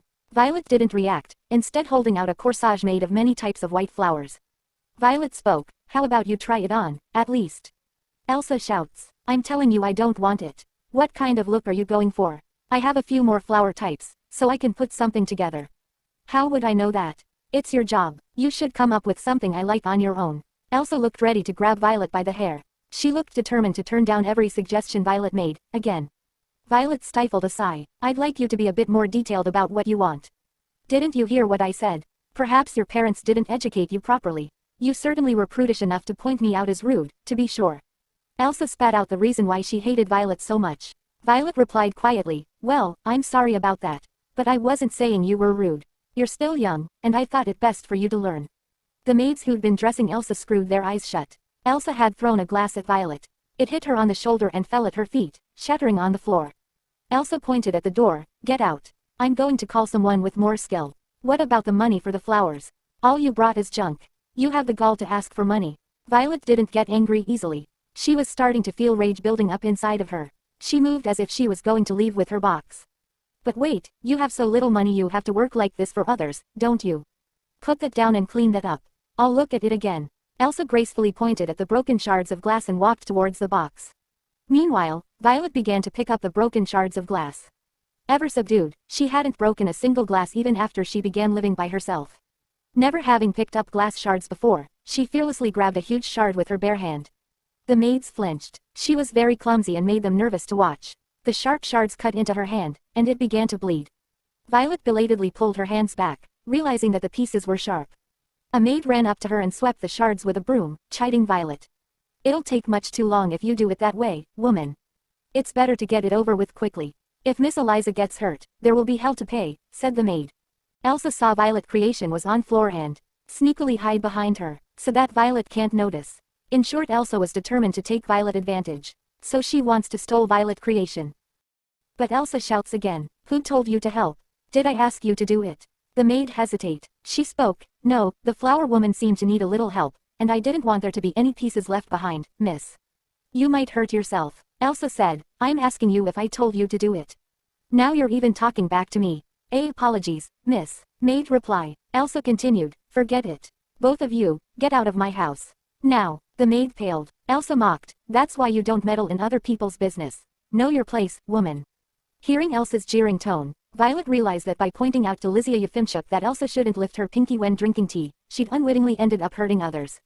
Even so, Violet just accepted it as the way things were meant to be. Moments later, Violet and the maid were thrown outside. Violet waited for the maid to come out with her luggage, as she walked. The maid paused when she saw her. Violet asks, what is your name? It's Hilla, maid replied. Violet inquired, Hilla, do you have a place to stay? Then Violet walked back to her home with Hilla. Meanwhile Flip and Jen were waiting for Violet return. While Violet and Hilla was talking, Jen approached Violet. Violet looked puzzled to see both of them there. She asks, what are you doing here? But Jen kept crying out of joy. Jen told Violet everything that happened after she left. Well, after you left, the president gave us all a really hard time, so I ended up quitting. But recently I was asked if I wanted to go to Chiron, where you reside, which I accepted right away. The other mansions don't pay as much as our president does, so I couldn't bring myself to work for them. Jen noticed the blood on Violet's shoulder. She suddenly shouts, Madam Violet, there's blood on your shoulder.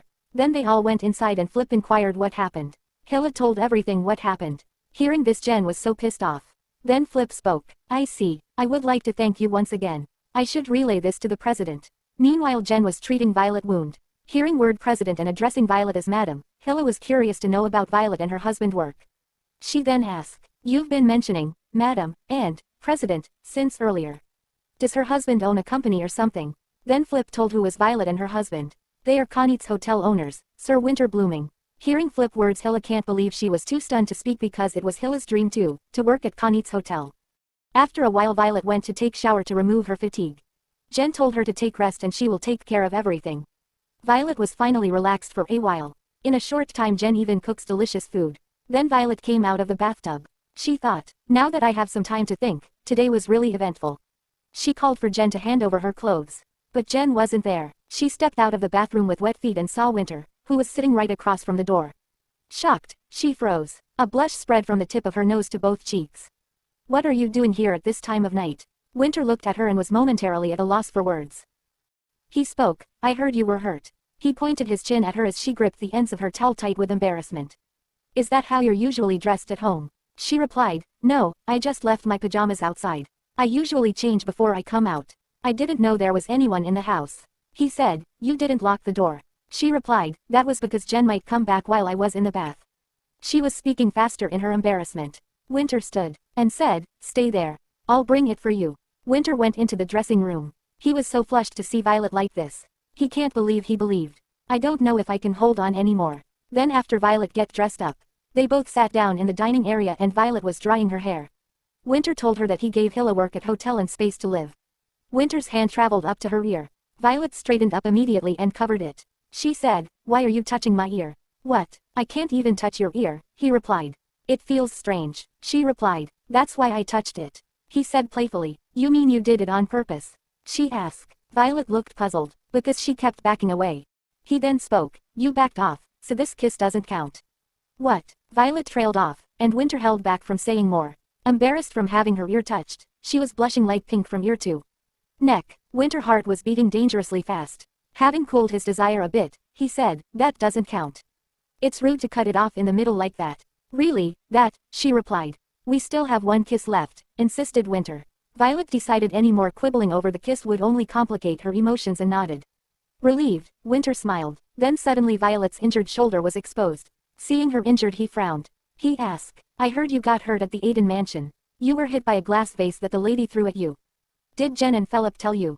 Violet inquired. Winter continued, "If something like this happens again, tell me right away. Don't make me hear such things from other people. I'm still your husband, so learn to take advantage of me when I'm no longer by your side." Divorce meant that people separated, so his words were not incorrect, but the way he said them made her a little nervous. Then Winter took his leave and told her not to mind his words. While he was leaving, Violet noticed Winter's face. It seems like he was injured but concealing his emotions somehow. Scene shifts to Aiden house. Elsa was having lunch with her friends. Her friend asked, "Has your invitation not arrived yet? I heard that someone from the Konitz hotel went around to visit each household a few days ago. Were you left out for some reason? Perhaps you should pay them a visit." Elsa thought, "There's no doubt about that, as all of the other households in the vicinity have already received theirs. But the fact that the Aiden household was left out is humiliating in itself. They're essentially implying that our household isn't one to be looked out for." She couldn't reply to her friend. She laughed. "This is unacceptable. I must meet with them tomorrow." Then suddenly her butler came. He informed her that a guest arrived. Elsa inquired, "Who is it?" He replied, "It's Winter Blooming, the president of Konitz Hotel." Hearing this, her friend was amazed. And Elsa was over the moon. She asked her butler to let him in. She thought, "Yes, this is what I expected, him to come and give invitation personally." Moments later, the butler guided Winter Blooming inside and jaws began to drop. His head was neatly split and smoothed back and his suit was impeccable. His long limbs and tall frame did his suit justice. Elsa felt an irresistible sexual attraction towards this man, but seeing those conic eyes she'd only heard about assumed a haughty expression. Elsa looked at him with arrogant eyes. "What are you doing here, sir?" "I've come to give you a new invitation." People began to murmur. Elsa's lips twitched as she held out her hand. And she said, "Why did you come yourself, sir?" "I had something to tell you," he replied. Winter's impassive expression made Elsa feel quite pressured. This man was more handsome than anyone she'd seen in these parts. His cold air of repressed anger was extremely sexy and her heart was beating wildly. Winter tipped his head in one direction and handed her the invitation. "I'll give you this envelope, but you do not need to come. You'll find it very uncomfortable." She was stunned. She muttered, "What?" Elsa pulled herself together. He replied, "I heard you were rude to my wife." "What do you mean? Who is your wife?" she asks. He continued, "You don't know who my wife is. I'd thought most nobles knew." "Oh, pardon. Your house must be too insignificant a house to know," he said mockingly. He found it shocking that his wife had been insulted by such people. Elsa, unable to remember who she'd been rude to, grew irritable. She shouts, "I've never done anything of the sort. Are you sure you aren't mistaking me for someone else? My wife was hurt. How could I be mistaken?" Winter said, his temper getting the better of him. A possibility arose in Elsa's mind, but she did her best to deny it to herself. Her face was going pale. She replied, "Don't be absurd, sir. I've never done any such thing." He continued, "What exactly do you find absurd? You didn't pay for her services either. Not even common thugs do business that way." So it was about Violet. Elsa, feeling wronged, teared up and shouted, "I didn't know. I wouldn't have done it if I knew." Winter looked down at her with displeased eyes. He replied, "Well, being of low birth myself, madam, I couldn't care less what you did. But my wife hates rude people. I want you to stay the hell away from my hotel." Having had his say, Winter turned and was about to leave the place. Elsa's hands shook in rage and fear, then she shouted, "No one here would have known that Violet was your wife. I'm very active within the local social circles, and not even I know of her. You've never cared for your wife all this time. Does it even make sense that you're going around trying to take care of her now?" Winter listens to every word said by Elas. Then he slowly walked away and left the room. After a while, Winter went back to his hotel office. Hyle was worried about work which is still pending. He said, "President, we're way behind because you left work for Madame Violet's house last time. We also need to send out all of the invitations going to Lacrown by today. Winter was checking out the list of guests. The list exclude his parents. He thought, I just couldn't bring myself to forgive them after what they did to Violet. Suddenly he remembered the Elsa words. His heart felt heavy, seeing Winter in such state. I'll leave the files there and gave Winter privacy. Winter was lost in his thoughts. He thought, do I even have the right to be angry at my parents? After all, I was the one who didn't realize how they were treating my own wife. Still, I want to see Violet, and I'd use any excuse to do so. But if I keep seeing Violet without telling her anything, how does that make me any different from before? I wonder what would happen if Violet ever found out about these letters. Suddenly he remembered Violet's devastated face. It seems like his heart will come out through. A knife fell from the desk which is used to open seals. He picked up the knife. Then a knock on door. He opened the door, and went outside. His employee tried to stop him. But Winter didn't stop. He went to the washroom, and stand in front of the mirror. He muttered, I am sorry Violet, I finally understand what meant. Yes, sometimes it is easier to end your life. Then he committed unthinkable. Then the scene shifts to Violet House. Hyel had taken refuge here with a very tired look on his face. He was a very bad drinker and took a sip of beer as he muttered, he expanded the business like crazy before he found you, and now he's simply ignoring his work. I think it's high time I really quit. His temper is growing worse, if that's possible, and he puts us through so much. Though Hyel was usually quite artful, he wasn't a big talker. Drunk on the single sip of beer, he grumbled on. Winter was always softer towards Violet and she wondered if he really deserved this much criticism. In any case, Hyel seemed very hard to put on it and Violet lent him a ready ear. She was about to get up to get water for Hyel, but then Jen and Flip came running. They asked, do you need something madam? Violet told them she was about to get water for Hyel. Flip ran to get it and Jen told Violet to relax, they both will do everything. Violet thought, I may have gotten hurt, but they won't even let me move an inch. It feels quite nice to be reunited with everyone once again. I'm tired, too. I'm going to get a different job. The hope of all office workers. I know you must go through a lot. Though she was tired of his complaining, she found it slightly cute and couldn't help laughing. Still, no one takes better care of my husband than you, right? It's a blessing that he met you. Please be sure to tell him that. If he hadn't saved me when I was begging on the streets, I'd have quit long ago. Hyel mumbled. Violet suddenly brought her hand up to her temple as if she was dizzy. Suddenly Winter and Violet changed their body. The conversation was going on. Hyel looked at Violet's disgruntled face with worry, and Hyel suddenly lifted his head. He said, the two of you are getting along again. I guess that would be difficult, right? Jen stepped forward, glaring. She spoke, do you know what he said to the little mistress? She asked him why he didn't want a divorce, and he said he was sure he could still turn a profit from this marriage. Really? Hyel inquired. Jen continued, yes. What kind of person would want to maintain a marriage after hearing their husband say something like that? Violet's expression went rigid. Spoke after a pause. She spoke. Well, it was quite long ago. And it's not such a bad thing to say, is it? Hyel noticed the way Violet replied. He immediately gets the situation. He knew it was Winter blooming, not Violet. Winter continue. It means the marriage is valuable, right? In the long run. What's so wrong about that way of thinking? I don't understand. All three people went pale and looked at Violet. Don't say that, little mistress. Jen replied. Flip now also takes the Jen side. He said, that's right, I've changed my mind too after what Jen said. I oppose reunification as well. Jen and Flip spoke gravely. Apparently annoyed at their reaction, Winter glared at them with murder's eyes. He spoke, whatever, I hate people like you anyway. Don't you step any closer to me. Instead of feeling offended, Flip looked baffled. This was not something Violet would ever say. He muttered, I'm sorry I looked this way, I guess. Jen screamed, I think the little mistress is possessed. Flip nodded. Winter turned around at this absurdity. And Jen shouted, our little mistress can't catch bugs with her bare hands, not in a million years. Who are you, you devil? Jen was about to spray him with salt when Hyel hurriedly intervened. It's Lord Blooming. Don't do it, Jen. Jen paused with a fistful of salt in the air. Hyel continued, their bodies are swapped at times. It's been going on for quite a while now. Winter tutted and reprimanded Hyel. You can't tell them that.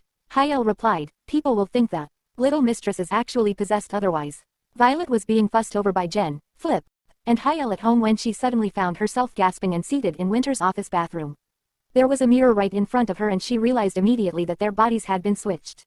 She wondered how he'd done it this time and looked around her, but she saw nothing.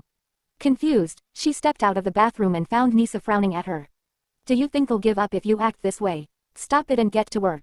Violet's jaw dropped at the huge pile of documents Nisa was pointing to.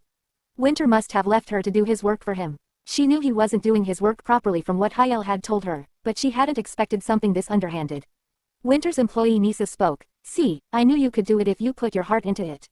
Violet thought, who is this man? Looking at his eyes, he looks like he's from the Khanite's tribe.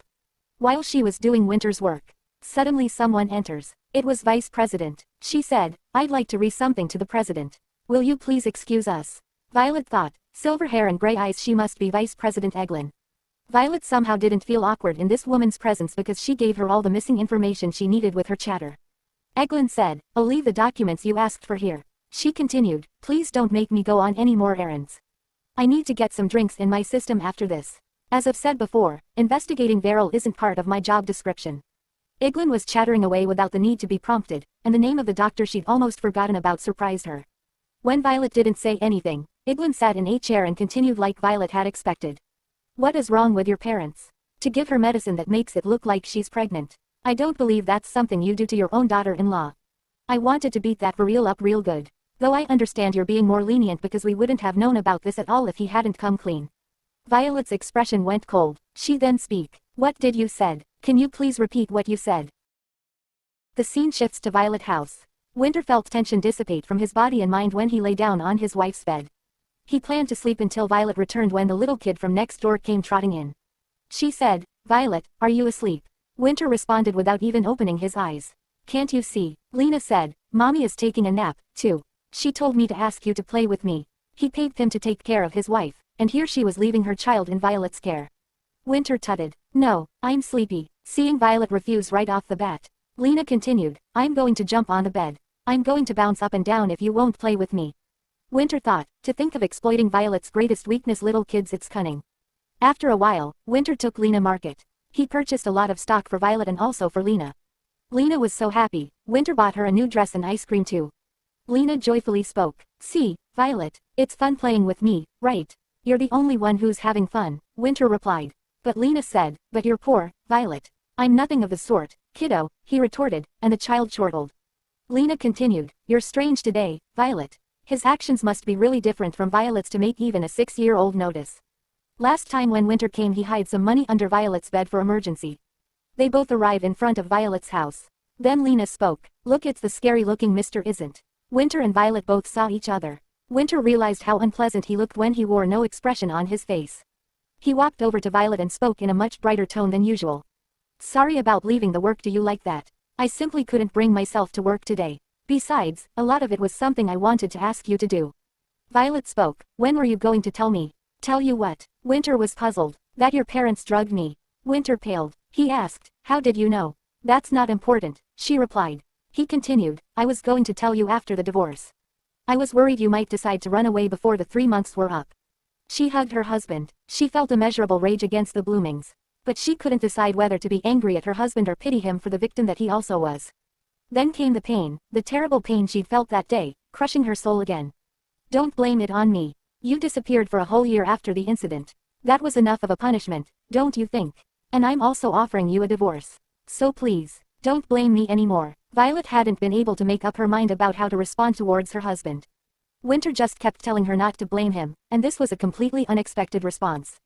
Winter loosened his arms a little, and spoke, you said you felt like dying when you were with me, right? Violet's eyes shook slightly when she saw the expression on his face.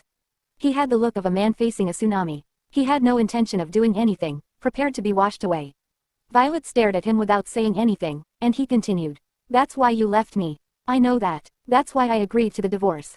Violet had said this place made her happy, that being with him was hell, and none of that had changed. She spoke in a soft voice. I'm not even angry yet. What are you so worried about? Of course, I am a little angry at you as well. But I think your parents are the ones I really need to be angry at.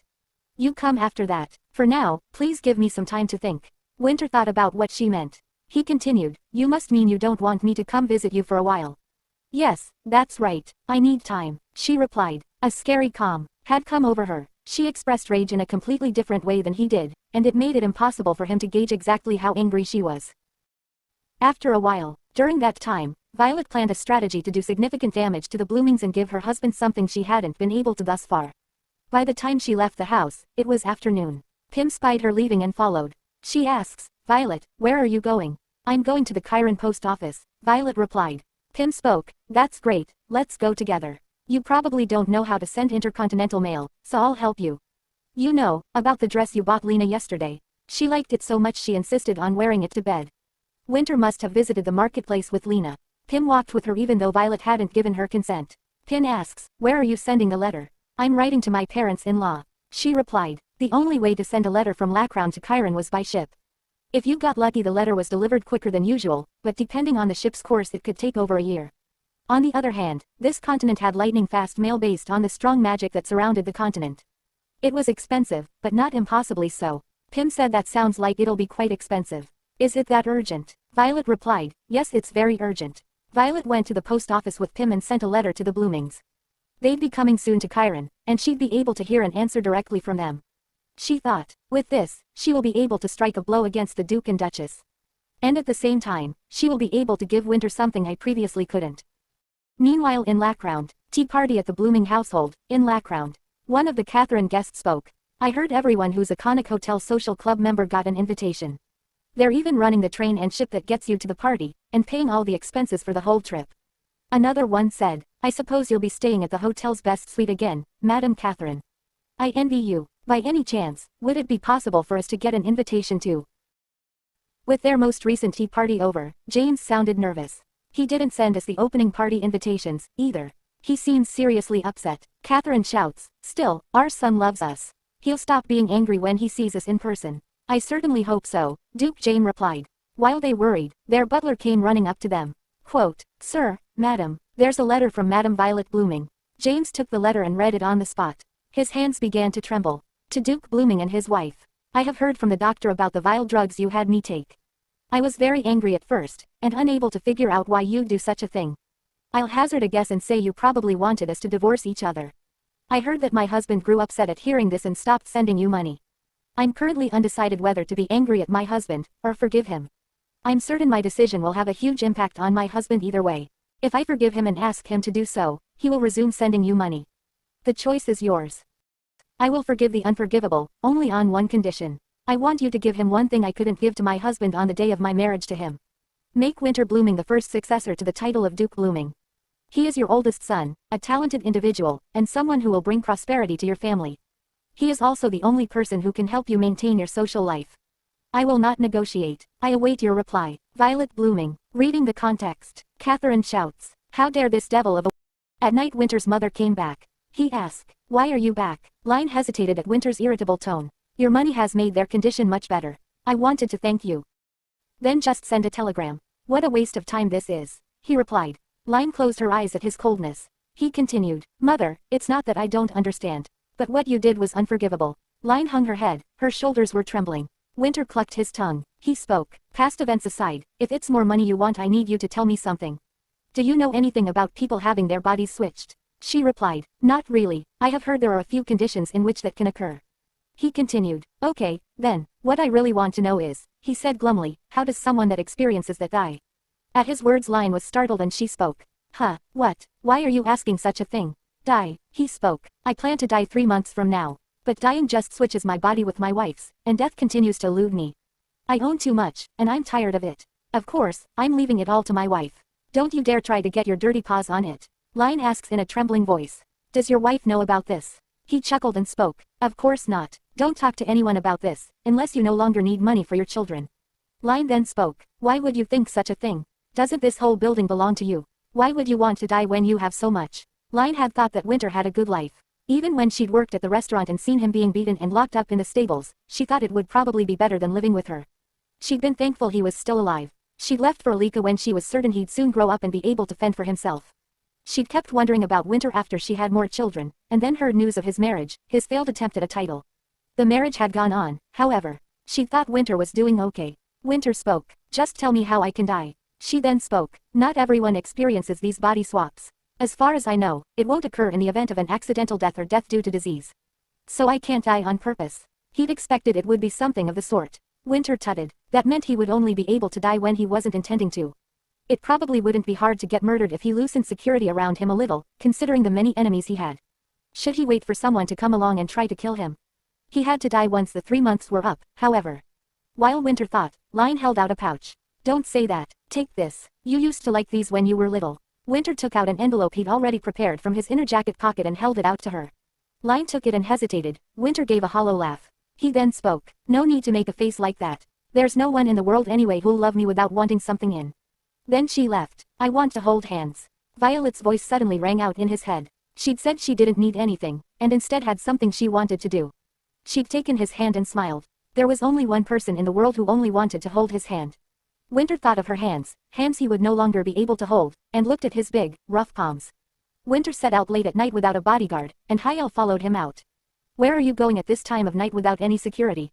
This isn't Lackround. You should take one with you. Winter got angry and shouts.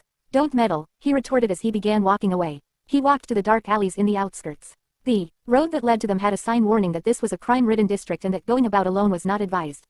The surroundings were quite dark. Winter walked on without a second thought.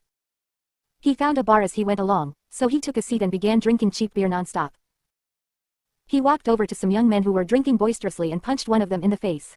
What the hell is with this guy? The guy shouts. One of them threw a bottle of beer on the floor. He was about to punch Winter, but apparently their difference in stature convinced him otherwise. He just fumed instead. He grabbed Winter by the collar at least, and Winter leaned down to give him a better grip with a satisfied look on his face. Another young man pulled on his friend's shoulder. Hey, let's just ignore him. There's something strange about this guy. What the hell is wrong with him? All of them looked confused but backed away, apparently afraid something was up. Here, stab me. He wondered if it counted as suicide if he was the one who provided the weapon. Seeing him offer them a knife, the men swore at him with guarded looks and got up from the table. Feeling Winter's strength from the grip on his arm, the man paled. Instead of stabbing him further, he dropped the knife and desperately rushed back to his friends. This man is completely insane. I told you we should just leave. It's best to simply ignore crazy bastards like him. The bunch swore at him and flipped tables and chairs, making a mess of the place. Then they proceeded to leave the bar. His first attempt having failed, he muttered. Why can't I end my own life? Winter woke the next day on the hotel bed, feeling perfectly fine. The soft sheets made him frown. Finally feeling the hangover, he sat up and Hyel walked in with a grimace. Sir, you don't remember how you got back, do you? Do you think I would? Winter replied. Hyel continue. You passed out at the bar, and the owner of the bar moved you to a bed. The owner found your business card in your wallet and came to me this morning, so I brought you back. It cost exactly 5,000 lon. It ended pretty cheap, actually. That's a hellishly expensive beer. Winter muttered. Hyel continue. What is it that you want, exactly? What can I do to make you stop with this juvenile foolishness? There are limits to what I can do to cover for you, you know. Said Hyel, giving him a deadly glare. Hyel didn't have the warmest of faces, and now he looked ready to kill Winter if he bothered him any further. Winter replied, I went there to die. Don't pay them next time. Hearing this Hyel was too stunned. He then spoke. What is that supposed to mean? Just leave me to die, said Winter with a frown. Hyel clamped his lips and said in slow, clear tones, I'll pay again to bring you back if this happens again. And after that, I'm quitting. All right. Having remembered something, Winter called out to him as he left, don't breathe a word of this to Violet. Hyel was unable to contain his temper. He screwed his eyes shut and shouted, and if you die that way, I'm telling the little mistress immediately that it was suicide. And she won't even come to your funeral. He stomped out of the bedroom with a disgusted look. Hyel left the hotel immediately. The stress from all this manhandling piqued his stress levels. He had his own house in the capital, but here his only lodgings were at the hotel. He had only one place to go. Winter was angry but his hangover was killing him. He muttered, shit, it's harder to die than it is to build a hotel. He lay in bed with his arm over his eyes to obscure the bright sunlight when he heard the door open. You're here, he said. You knew it was me? Asked Violet. You sound different from other people when you move about. Really? Like what? She asked. Haughty, said Winter, both hands covering his head. My head's splitting open. Violet laughed a bit and then spoke. It's your own fault. Are you here to get angry at me? He asked. Yes. Why did you drink so much? Violet had come to scold him, but from Winter's perspective it was more of a reward than anything else. It made him decide he'd drink like this again whenever Violet refused to meet him. Winter sat up and Violet looked surprised at the wound in his neck. She asked. What happened to your neck? Winter felt his neck with his hand and lied without missing a beat. What? I don't remember. I had too much to drink. What? Winter, she muttered. Ouch, that stings, Winter said irritably, though he'd brought it upon himself. Don't touch the wound. Do you want to torment me? I'm trying to take a closer look. She replied. Seeing that Violet wasn't going to give up, he grabbed her arms and pulled them down towards the bed. He then grumbles. What good will that do? You're not a doctor. I think my shoulder must be infected. I can't really stand. What? Let me see. Winter spike. Are you a doctor? She replied. Violet had realized that reasoning wasn't enough to control this man, unlike normal mature adults. The maneuver had quieted Winter for a change. Violet tucked away her stick and brought out the carrot. Now that I know the situation, I'll forgive you for suspecting me of having an affair. You're a victim, too. Really, he replied happily. She continued, yes, of course. That doesn't mean you were right to do what you did, but I've been angry at you long enough. Winter was grinning. He shouted outside the door. My wife is here. Where are the refreshments? Yes, sir, someone outside the door said, startled. Violet flinched at his shouting. Winter grabbed her arm and pulled her up. Good timing. We have to pick out the dress you'll wear for the party. She was confused for a second, then she spoke. What? You didn't even tell me I have to go to the party. I've told you now. Feeling even his hangover subside, he dragged Violet out of the bedroom. Let's go with blue, Winter said. I prefer white. There's a lot of white on the first floor, which is the party venue. She replied. Blue, Winter repeated. I want white. Violet gave her words. He continued to insist. Blue is better. It makes you look the part of the hostess. What are you looking for? A camouflage? Taken aback by the statement, Violet clammed up. Winter's eyebrows knitted obliquely at her disgruntled expression. He muttered, what? I'm buying it. I don't get a say. Violet led a sight. You're not giving an opinion, you're being obstinate. He continued, you think you aren't obstinate. You're just as bad. Do you think there's anyone in the world that treats me as badly as you do? I treat you badly. Her eyes went wide at the shocking accusation. Thankfully, before the two could really fight, an employee brought a trolley and placed tea and desserts on the table. They sat at the table and sipped the tea. It was brewed just right. It's good. Winter leaned back at an angle. Your maid told me the tea temperature you prefer. You also prefer not to have any stray hairs hanging out when you tie your hair back, and prefer neat clothing designs but don't care about the color. She told me all that. Then suddenly Violet's eyes saw the newspaper from Lackround. She asked, is this Lackround newspaper? He replied, our cruiser arrived moments ago. Because it has been traveling to Lackround for sending the invitation. She then grabbed the newspaper and started reading. The newspaper detailed that there was a new head for Margrave House Heston, the most powerful family in Lackround. That there would be a new person heading the house had been expected and wasn't surprising in the least. What was shocking was the announcement made by this great house beloved by the citizens of the Lord for its important role of guarding the northern border. House Heston has always been a house that guards the throne. How can a new head of the house be regarded as one without the king's blessing? The message from Heaton was written. I, Carson Heston, hereby request the blessing of the King of Lackround. Reading this, Violet was in utter disbelief. This was so absurd that Violet laughed aloud. She spoke. Is this a request to bring back the royal house?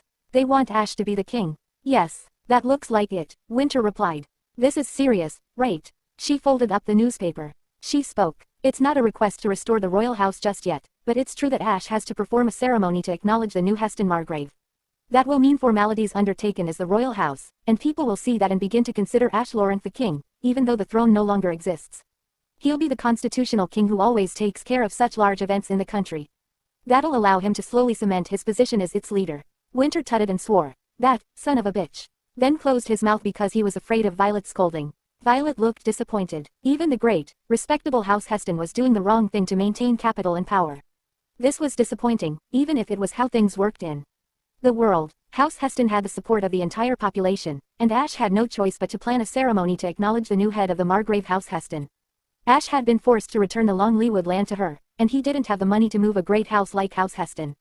Violet began to suspect that perhaps she'd been the commodity used in this deal. The previous Heston Margrave was 68 this year, and his son who was taking over the role was 47. His wife had passed away recently. Feeling the onset of a headache, Violet brought a hand to her forehead. It can't be. Her brother couldn't be intending to marry her off without even telling her. Her brother was capable of such a deed, yes, but not House Heston. Violet calmly folded the newspaper. She muttered firmly, never. She wouldn't sit still and let that happen. Rather than being forced to stand at some wedding she didn't walk, she'd run away somewhere even farther. And if there was some way for her to win with less effort, she'd take it. The scene shifts to the next day at Violet home. Jen walked in and began to fuss over it. Little mistress. Tada, Jen said again, and Violet recovered enough to speak. What is with that revealing dress? A gift from Lord Blooming. Jen replied. Violet replied, I told him not to send. Jen said, he said it was very cheap. The finish is not at all high quality, as you see here. There are no ornaments, either. Jen lifted the dress for her to see. Jen's description was far from correct. In fact, the dress was immaculate. Furthermore, Violet had never worn such a fancy dress that revealed her legs, shoulders, and chest as much as this one did. He said he would take you to a conic bar wearing this. I don't know why you fought, but he said it was to be a makeup date. A sudden date, Violet muttered. Jen asked, will you be going? I know he's of mixed blood, but how can a person like you go somewhere so Jen regarded Violet as the most precious person she knew, and didn't like the idea of Winter taking her to a secret bar that not many even knew the location of. Violet, on the other hand, disliked the dress. She had to try it on, at least, so Jen began to help her put it on. Violet was wondering why Winter had sent such a dark dress when he knew how sick she was of such colors. When she'd put it on, however, she changed her mind. The dress was made of the highest quality fabric and was lighter than it looked. Even the slightest movement made it shimmer with a faintly different color. It showed off the soft skin on her arms and legs, which she'd always covered over in the blooming mansion. Instead of imparting a stifling, dark feeling, the dress looked elegant and modern. Violet walked over to her and opened the door, and Winter looked at her for a moment. Then he opened his mouth and spoke. "Did you cut your hair?" Seeing his surprised expression, Violet decided to have a little fun.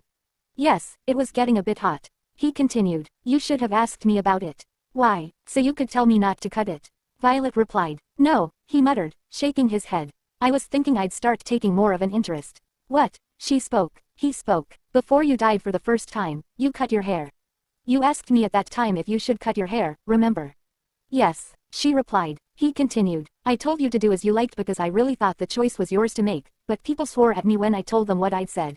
They told me I sounded like I didn't care. That's not how it is. I just meant that I didn't mind whether you cut your hair shorter or not if that's what you wanted. And in the event that you asked my opinion again, I was planning to give you a more proper answer." Violet had an odd expression on her face. "What were you going to tell me?" He continued. "I've learned a thing or two about talking to women. Go on, try me." She then spoke. It's getting warmer and I thought I should cut my hair." "I see, I guess that would be cooler in the warm weather." His casual reply made Violet laugh. She began speaking again. "Oh, but I like long hair better." He spoke. "Oh, is that right? I feel that way too. But it'll be a problem if it feels stifling, right?" He replied. She continued. "I can tie it up. I think that would look cool and cute." He replied. Winter kept up his replies to the end, nodding at her. Violet burst into laughter. Then she spoke. "What is that? So you don't actually have an opinion?" "I really don't mind either way, but saying that would make me sound uninterested." He replied. "You still prefer longer hair, right?" She asked. "No, now that you've cut it, I prefer it shorter." He replied. "I didn't cut my hair. It's been tied up and rolled inwards." She answered.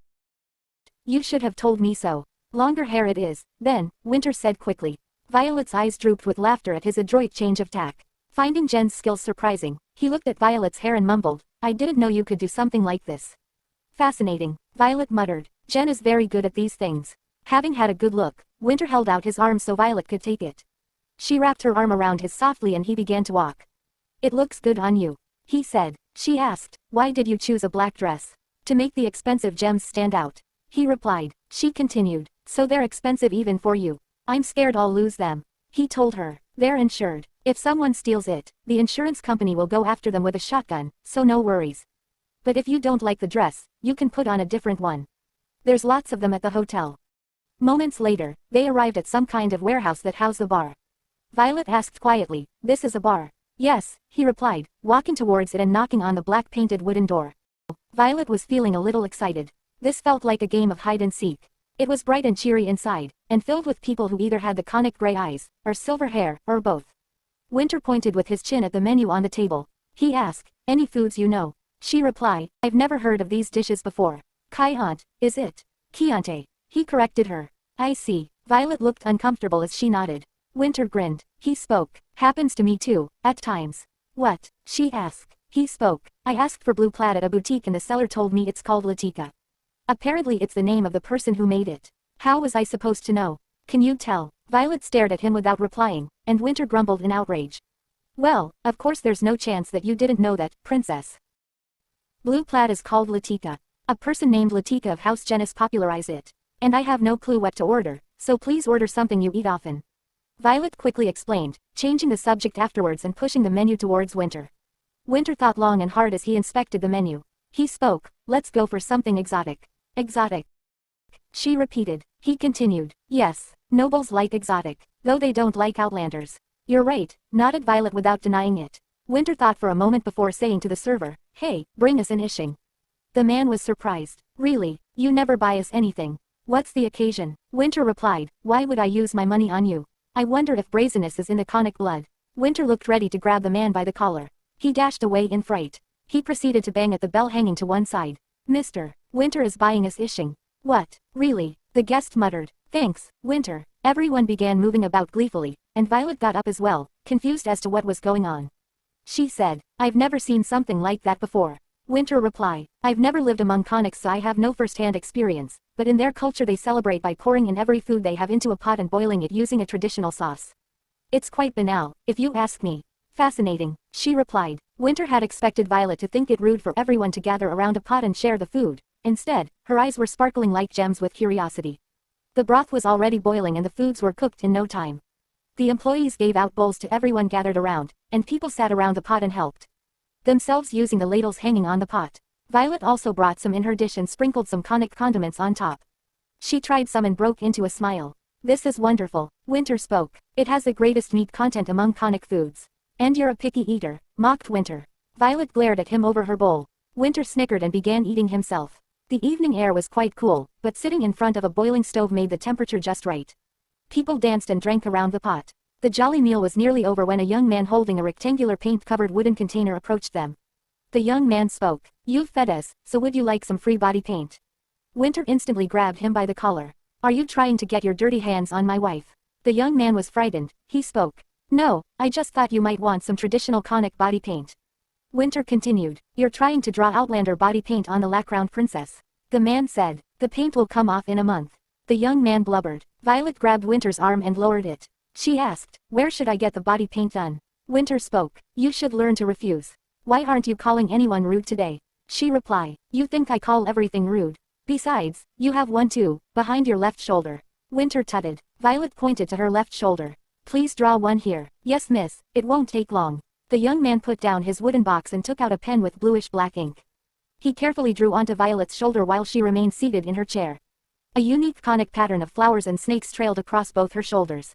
Moments later, the pattern was finished. Violet looked back at Winter. "How does it look?" Violet asked. "He's got skills, at least." "But why would you get one?" He replied. She replied. "Because you have one." He asked. "What does it have to do with me? Why would you follow the traditions of these petty creatures?" He asked, frowning. Violet frowned even more deeply. "I told you, you have one too. Your hotel is named Conic Hotel, and you follow conic traditions. So why do you keep berating your own blood?" Her quiet anger placed him at a loss for words. He turned his head and changed the subject. "The opening party is a few days from now. That won't come off before then," he said, backing away. Violet, perhaps sorry about the angry outburst, spoke in a more playful tone. "Come to think of it, you didn't even invite me to the party properly, did you?"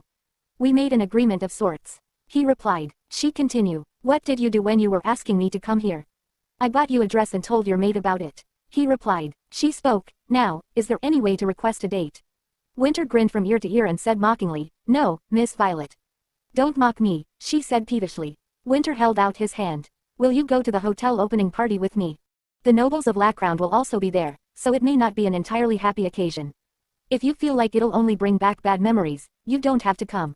But I would like it if you attended the party as the wife of the host." Violet tilted her head slightly and looked down at his hand. She put her hand on top of his and pulled. "All right." Even if she was preparing for divorce, there was a lot to think of as the wife of the party host. When she arrived at the hotel, she found the floors to be white marble and the walls finished with copious amounts of gold. It looked like some kind of huge temple. Winter gestured with a finger towards Violet, who stood at the entrance, and took the lead. The rooms of a hotel are the most crucial aspect. The entrance is the first impression. It has to be perfect no matter what. Elegant, but not inconvenient. She spoke. "I see, but Winter, can you slow down?" He replied. "I have a lot to tell you, so walk faster." Violet felt like a new recruit as she walked after Winter. The hotel in Chiron was on a different level from the hotel she'd seen in the capital. The lobby spanned 2 floors with huge chandeliers hanging from the ceiling. The second floor, which one could access through the central stairs, featured tables arrayed in a circle skirting the walls. It was one of the 3 restaurants of the hotel, and offered a view of the sea from every single seat. From the front entrance there was the reception desk of the left and a stage opposite for musical performances. An artificial waterfall stood right next to the stairs, and colored glass sparkled within. Violet looked down at her shabby outfit and grabbed his arm. "I'm going to have to change. I'm not dressed properly for this place." He smiled and spoke. "I'm glad you know." She continued. "I'll go back and..." "They're in the room." He gestured to an employee who'd been about to follow them, to stay back. He had Violet get into the elevator first, then followed her in, closing the door. Moments later, they arrived at the highest floor. He told her, "The entire floor here is a single suite. No matter how much money one has, only members of our social club can use this suite." No exceptions, not even for royalty. I see, she muttered. He continued, you should try and look a little more surprised. You're taking the wind out of my sails. The multi-floor suite was obviously perfectly built, even at first sight. The bar had a unique design with pebble-shaped ornaments, and the meeting table and sofas near the balcony felt exceptional. Winter spoke. Here, clothes for you. I brought some here for today. Winter said casually, and headed for the dressing room. Seeing that Violet refused to take any gifts, he was now claiming that everything was his. Violet wondered what this man wanted from her by using all this money on her. The answer was clear. He sought to be loved. Just as he'd continuously poured out money for his parents, just as he paid his employees a very high salary. What Violet hated the most was how her own heart was betraying her, becoming excited even though she knew it wasn't because she meant anything to this man. Violet took the dress. He spoke. It's odd, though, you don't usually care about how your dress looks in relation to your surroundings. She replied, this is your workplace. No woman wants to wear random clothes and meet people at her husband's workplace. He muttered, oh, you're saying it's my fault. She replied, why are you twisting my words? I'm changing for your sake. He continued, I twisted them so I could hear you say that, Winter said mischievously. Violet gave a small sigh. He grabbed her by the waist and began to loosen the dress ribbons at her back. Violet hesitated. What are you doing? I'm helping you, he replied. Compared to the suite outside, the dressing room was small. Violet pushed him away, but they were still only an arm's length apart. Winter untucked her white blouse from her dress. And he said, I want to kiss you. She then spoke, do as you like, but this time is really the last. If I move away while you're kissing me, it's because you did something strange, so it'll be your fault. He continued, don't miss a single detail, do you? She gets little angry and spoke. Don't mock me, I'm serious. And why must you always try to kiss me at moments like this? He replied, what moments? She then said, when I don't want to. Winter stepped towards her and their bodies met. He lifted her chin with his index fingers as she was looking at him, and mumbled, when I'm looking at you like this, you're always asking me to kiss you quickly. She replied, that's not because I want it, but because I find it uncomfortable to be looked at that way. Oh, what a picky princess, he said playfully. He still held his face close to hers, but not quite touching. As Winter said, Violet found it hard to stand it when he stalled close to her like this. She bit her lip and said in an involuntarily plaintive voice, this really is the last time. All right, don't make any more of those weird excuses. He replied, I always keep my promises. She continued, don't lie. I've never seen anyone more unreliable. Winter grinned at Violet's criticism. He hugged her waist tight and wrapped the other hand around her neck. He kissed her. Violet's shoulders trembled. Winter's hands felt strong. The passionate kissing made her knees buckle. Violet was about to slide downwards, so Winter pushed her and kissed her thoroughly. The inside of her mouth was scoured and Violet's breath grew hot. She began gripping Winter's shirt, wrinkling it. Winter held his hand over hers as if he found the action endearing. They kissed until the small dressing room grew noticeably warmer. Belatedly, Violet pulled herself together and pushed him away. Winter also seemed to have recovered a little of his composure. The heat didn't dissipate even though they were apart. It instead grew hotter, filling their bodies with heat. Winter groaned and spoke. This is driving me crazy.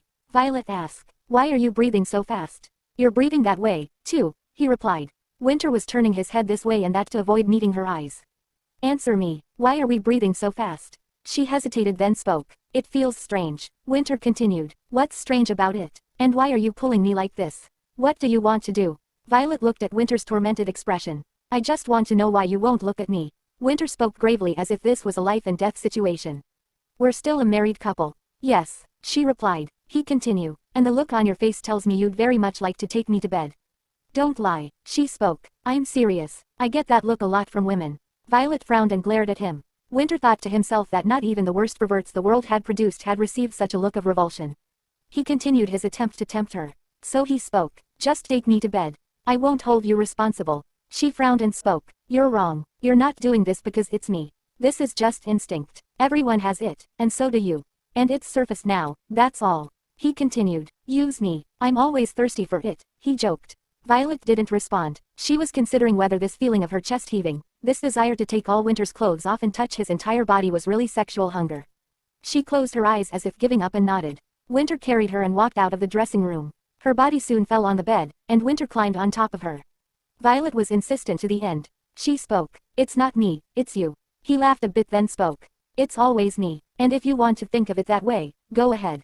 She asked, please turn out the lights. He replied, they've been out. From the start. The room has great lighting. What can I do about it? After a while then she spoke. Well then we can wait until evening. He frowned. It's too late. You agreed to this. She said. Don't walk over my words. Wait, what are you doing? This is not allowed by House Lawrence. Winter starts kissing her but Violet can't believe what he is doing. He replied, you hate to be called a princess, don't you? So don't pretend you are one in moments like this. She shouts. Wait, what? Violet's voice broke up. Her eyes were filled with consternation, then with pure pleasure. The two came to their senses 5 hours later. Violet, wishing to pretend nothing had happened, took a shower and dressed herself. She moaned as she flopped onto the bed. Winter, on the other hand, was humming as he came back to the bed. Seeing Violet fully dressed, his face was filled with dissatisfaction. He spoke, where are you going? Didn't you say you have a lot to show me? Our schedule is a mess because of you. Violet sounded angry. Winter tutted and laid her softly onto the bed. Don't do anything stupid, and lie down. We can do it tomorrow. She frowned, how can you do this to me? You didn't hate it, did you? He replied. She hesitated then replied, I simply couldn't speak. He then spoke, well, why couldn't you? It's because you liked it. She cursed him, you're a scoundrel. He laughed at Violet's naive words. You can't say anything worse, can you? She frowned and spoke, you're arrogant, rude, and a sex addict. She was still in shock, and her best rendition of swearing sounded extremely cute to Winter. It made his head spin. He lay down beside her. He hugged her close and mumbled, this is it. What do you mean? She asked. He continued, this was the married life I wanted. What do you mean by this? Violet asked, embarrassed to have her face buried in his chest. Winter closed his eyes. Being naked, having sex like animals, then sleeping, skin against skin. That sort of thing. Violet's face fell at his words. It came as a shock to her that just as she'd wanted a married life where she could share tea and chat, Winter had also had something he wanted. He'd asked her what kind of couple they'd be if they couldn't even converse without brushing their hair. Her husband had told her what he wanted as well, but she hadn't understood. Regret filled her, and she sat up. When Violet left his arms, Winter looked up at her. You don't like it. Perhaps he'd always been paying close attention to her actions. 3 years. Winter had felt like a cold wall to her during those 3 years, but how had he felt about her? Had she seemed to always have her back turned towards him, like she'd felt about him? Had he thought that she also refused to listen to what he wanted? He asked, what? Are you crying? Winter jerked up with surprise. Violet softly wiped her tears away with her palms and smiled. I felt sorry. He asked, for what? She continued, it was tough for me at times because I didn't understand you, but I've been thinking you probably felt the same. I'm sorry. I knew so little about you. This time I really, truly understand. Winter sat frozen, unable to even reach out to wipe her tears. He stared at Violet's smile. Then finally he wiped her tears and they hugged each other. The next day Fim and Rena were about to come and visit Violet. Winter suggested to Violet that they can ask both Fim and Rena to come with them to Capital. But Violet wasn't sure about it. Then Butler came and told Winter someone came to see him. He then went off. Winter went him. He asked about the newspaper. He replied these are newspapers from Lackround. Madam Violet wasn't to see them. Then Winter asked for a glance, and he then stumbled upon one specific article about new technology aircraft. He then torn the article and kept it. Fim and Rena came and they talked with Violet. The next day, the day of the opening party for the Chiron branch of the Conitz Hotel. Meanwhile, some came to meet Winter. They were his father and stepmother. They both came from the city to meet Winter without telling him. He wasn't pleased to see them. He coldly asks what are they doing here. Then suddenly his stepmother opened her mouth and spoke. Winter, we came in hopes of solving the misunderstanding between us. She held his hand and tried to resolve their issue. She continued, we never ordered that doctor to do any bad deed. He then took away his hand and shouted, really? I confirmed it myself. He said that both of you ordered him to feed those pills to Violet.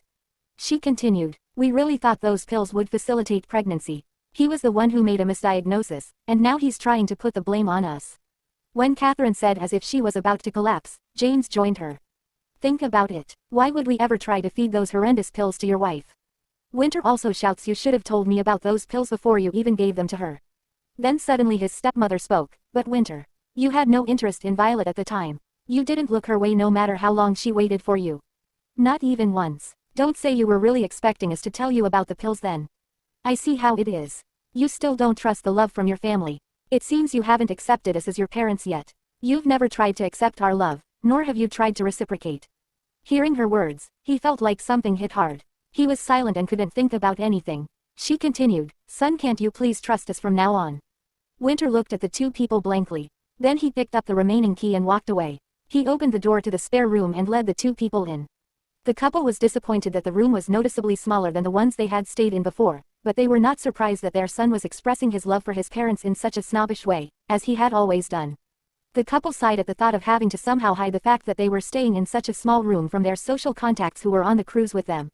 Thanks to their son, they always had the best seats at these important social events. After leading the way to the room, Winter hung the key in the key holder. Take a rest. He was about to leave when James caught him. Winter. Yes. Did you come here to try to work things out again with Violet? No, I will enjoy it for a while and then get divorced. Winter said as if it was no big deal and left the room. A moment after he left, James spoke firmly. As Violet said, let's choose Winter as the successor to the title. His words filled Catherine's eyes with strength. She continued, I said no. He spoke, anyway, Dave can't maintain the family alone without Winter's help. She continued, no matter what, how could my son? Dave is my son, born to me. How can you think of giving the position of successor to Winter, who I didn't even give birth to? He replied, Winter is a guy who spent all his money on his title. The best way to change his mind would be to recognize him as the successor. She then asked, then what do we do with Dave? He replied, if you make him the heir, doesn't that mean he will inherit? There are many reasons why the successor may not receive a title. When an unforgivable sin was committed, or when legitimate objections were raised that he would not be able to lead the family in the future, the successor could be replaced through a council of elders within the family. It also meant that even if they decided on Dave as their successor, the opposite could happen. If you keep going like this, your social life will be over. At James's words, Catherine sat down on the sofa. She muttered, how did this situation come to be? For a couple who grew up spoiled, there was no greater ordeal in their lives. During party time, they both came down in arms. She now slowly looked around the party. Any group was glancing at them. Because of the bullying she received before, Violet was not willing to take a step in any direction. Moreover, since she had been away from social circles for a long time, she had no idea who the socialites were. Winter suggested to introduce themselves. Hearing this, she was startled. She spoke, it's a host duty, Winter. He then replied, you realize that we're not living in an age where we still throw parties for war heroes, right? No one throws parties centered around men anymore. Normally, the proper thing to do would be to greet our families first, but then she saw her friend Sharon. Sharon immediately came to greet both husband and wife. She spoke, you look gorgeous. You must have put a lot of thought into it, Sir Winter. Violet would never choose to wear this kind of dress on her own. He nodded and replied, you really are her friend. Then Violet asked, but who's this? Sharon replied, let me introduce you. This is Farron's friend, Sir Aus. Farron couldn't make it because he was too busy. But Aus always has time on his hands, so I brought him instead. Then Winter opened his mouth and spoke, I don't think that's exactly the case though. Violet asked, if you're a friend of Farron's, shouldn't you be stationed with him on the same ship right now? Then the man shyly spoke, that's right. Hearing this, Sharon spoke, wait, what? Then what are you doing here? He replied, perhaps I should say that's almost right. I got discharged from the military. Sharon was furious. Then Winter intervened and spoke, I couldn't let you come all the way here with another man. He wanted to be the one to come here with you even if it meant that he had to discharge himself from the military. What else? Wants to say Winter already spoke, so he has nothing to say. Sharon was furious and she scolds him. Because of this, all four of them gathered all the attention. Guests started muttering, you can tell just from a glance that they seem to have a great relationship. More whispers. What's more surprising is that everyone tried to talk to them and showed great interest in any conversation with the Duke and Duchess of Blooming. However, since neither Winter nor Violet showed any interest in them, more and more muttering sounds were heard. At that time, as if there was nothing else to do, the Duke and Duchess of Blooming approached the two people first. Catherine stood in front of Violet and spoke in a cold voice. How can you do that? How could you leave without even contacting me? Do you know how much we worried about you? Then James joined in next to her. Even if you can't tell us where you've gone, you can tell us that you're doing well, right? How could you do that, having learned the example of the Lawrence family? Then, before Violet could respond, Catherine hugged her. Since the hug happened in front of everyone, Violet couldn't push her away right away.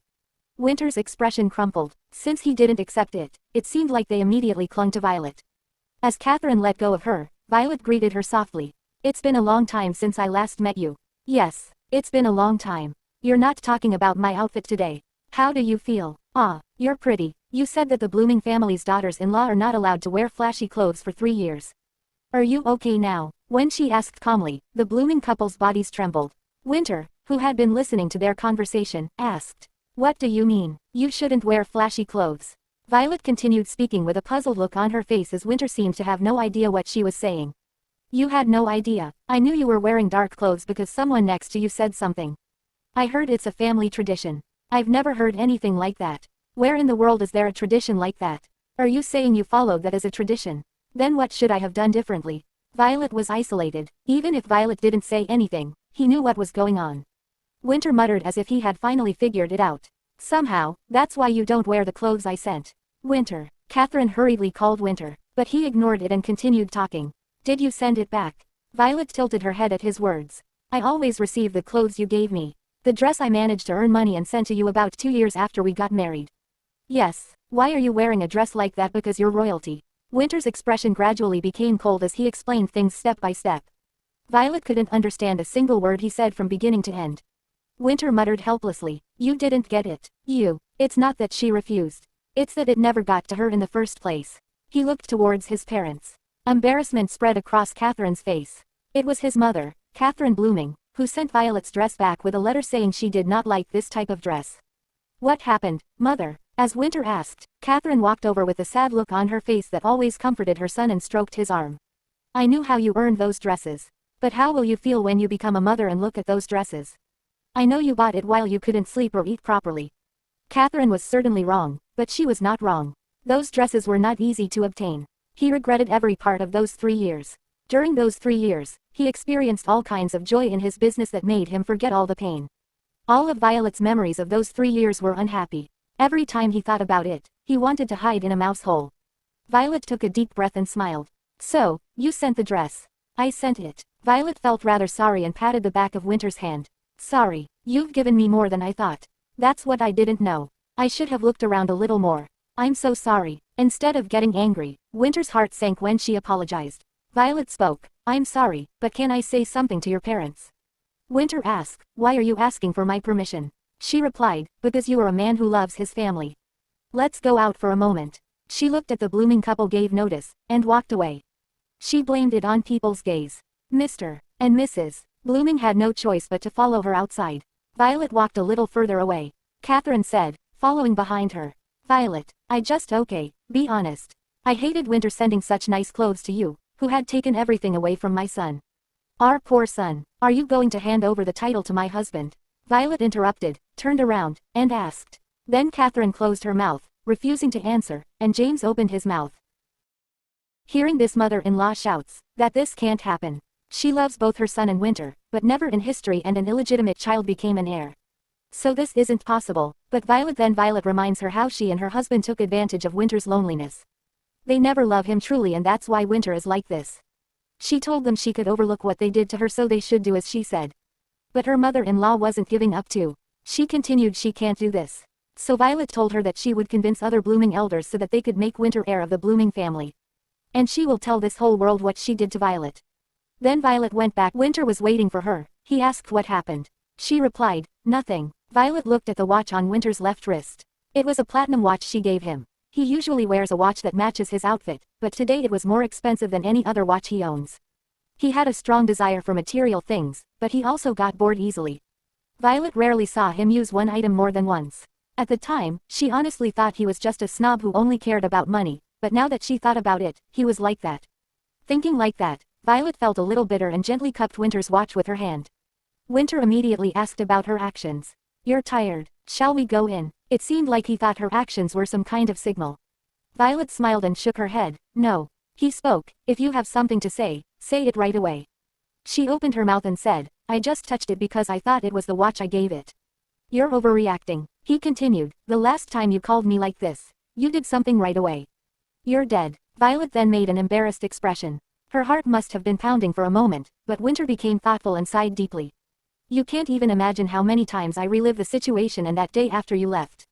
You died that day, because I didn't listen to you. Oh, shit. Winter's trauma must have been so severe that he began to find it difficult to even breathe, let alone continue speaking. Violet now realizes that shooting herself in front of Winter was a huge trauma for him. She then spoke, sorry. I'm so sorry, Winter. I'm not dying anymore. I was sad then, but I'm not sad now. He continued, how can I believe that? Even then, I thought you were. You said you were going to be brutal. I'm that stupid. I don't know how you feel. But how can I be sure that you won't die? Winter. Winter Blooming was a man who confused women. He was told that such men were usually of very poor quality. Sometimes he acts like he likes her, but doesn't actually say that he likes her. Even though she confessed that he was her first love and that she still often gets excited about him, he didn't budge. Confessing your feelings to someone who didn't seem to like you was painful and shameful. His fierce and bitter eyes always felt like they were calling out to Violet. It felt like he was asking her to come to his side. Violet was fooled by those eyes from day one. From day one, like a fool, she thought he wanted her to be by his side. She was truly the greatest fool in the world to have fallen in love with the eyes of the man he saw for the first time that day. To change his mood, Violet asked for a dance and he agreed. They both danced together and had fun. Winter told how Violet looked. She looks beautiful. Both of them were having fun. But behind them someone doesn't look pleased. Originally, Winter didn't plan on staying for long, and Violet felt burdened by the attention, so the two left the party early. Even though it was early, it was close to 12 o'clock. The party was now starting in earnest. As soon as the door closed, Violet sighed. The party was this difficult. I forgot for a moment. Winter shook his shoulders and laughed at her words. Violet, who was heading to the sofa, thoughtlessly looked through the rock-round newspaper that Winter had brought her, found a torn part, and asked. She asked, "Why is this place torn apart?" He replied, "I took it. There's something about airships." "Airship," she muttered. He continued, "Yes, I really like airships." There was more than one thing she didn't understand about his actions, and Violet was tired of asking about them one by one. Now she doesn't even want to know why he put someone else's leg on top of his leg or why he threw someone else's shoe. Violet asked, perhaps because he liked airships. She asked, "How old were we when the unmanned airship became a success?" He replied, "I was 14. You must have been 8 years old. I remember that time." He continued, "Did you see it in the newspaper? You didn't come to the unmanned airship demonstration site, right?" She muttered, "I went." He continued, "If the princess comes, I will remember. There was no protocol at all." She spoke, "My brothers said we were going secretly, so I followed them. I miss him so much." He continued, "Oh, I see. It was very cold that day." "It was really, really cold. It was bitterly cold," she responded. Violet recalled a memory. In the midst of the crowds of people, she saw an unmanned airship departing from the middle of a field. An airship rose above the crowd of people. Everyone was astonished. He said, "It was red. The number 989 was silver. I heard that everything from issue 980 was successful. It was number 989 that was revealed to people." "I heard that too," she replied. The two were so absorbed in their memories that they even forgot that their legs were overlapping each other. Winter unconsciously massaged Violet's legs, which must have had a hard time wearing shoes. Violet felt a little embarrassed but decided not to stop Winter from doing as much as possible today. Next day, Violet met Ash. He sat down across from Violet. Behind Ash stood the two guards he had brought with him, both of whom were the second sons of a prestigious family. Ash opened his mouth. "Are we talking about the Heston family? What are you doing?" When Violet asked in disbelief, Ash responded in an annoyed voice. He continued, "I'm not saying I'm going to do it. That's what the Hestons want." She spoke, "I thought the Heston family were upright people." He continued, "There's nothing I can do. The times are throwing out upright people and running only on capital. It's a world full of trash like your husband," Ash said in a mocking tone. Violet answered strongly, "If you are planning to use marriage as a means of transaction. If that's the case, I refuse." Ash's eyebrows narrowed. He didn't seem to expect Violet to come out so decisively. Ash's position must have been difficult, so he spoke in a gentle voice for the first time in a while. She continued, "If you, a princess, get divorced, the whole country will try to criticize you. It's not a bad idea to find a married couple before that. Besides, it's the Heston family you respect." Although she felt bitter, Violet answered with a strong voice. "Heston, whom I respect, does not seek royal authority from a man who disbanded the royal family with his own hands. Especially because he doesn't give in to his pride and get paid for it."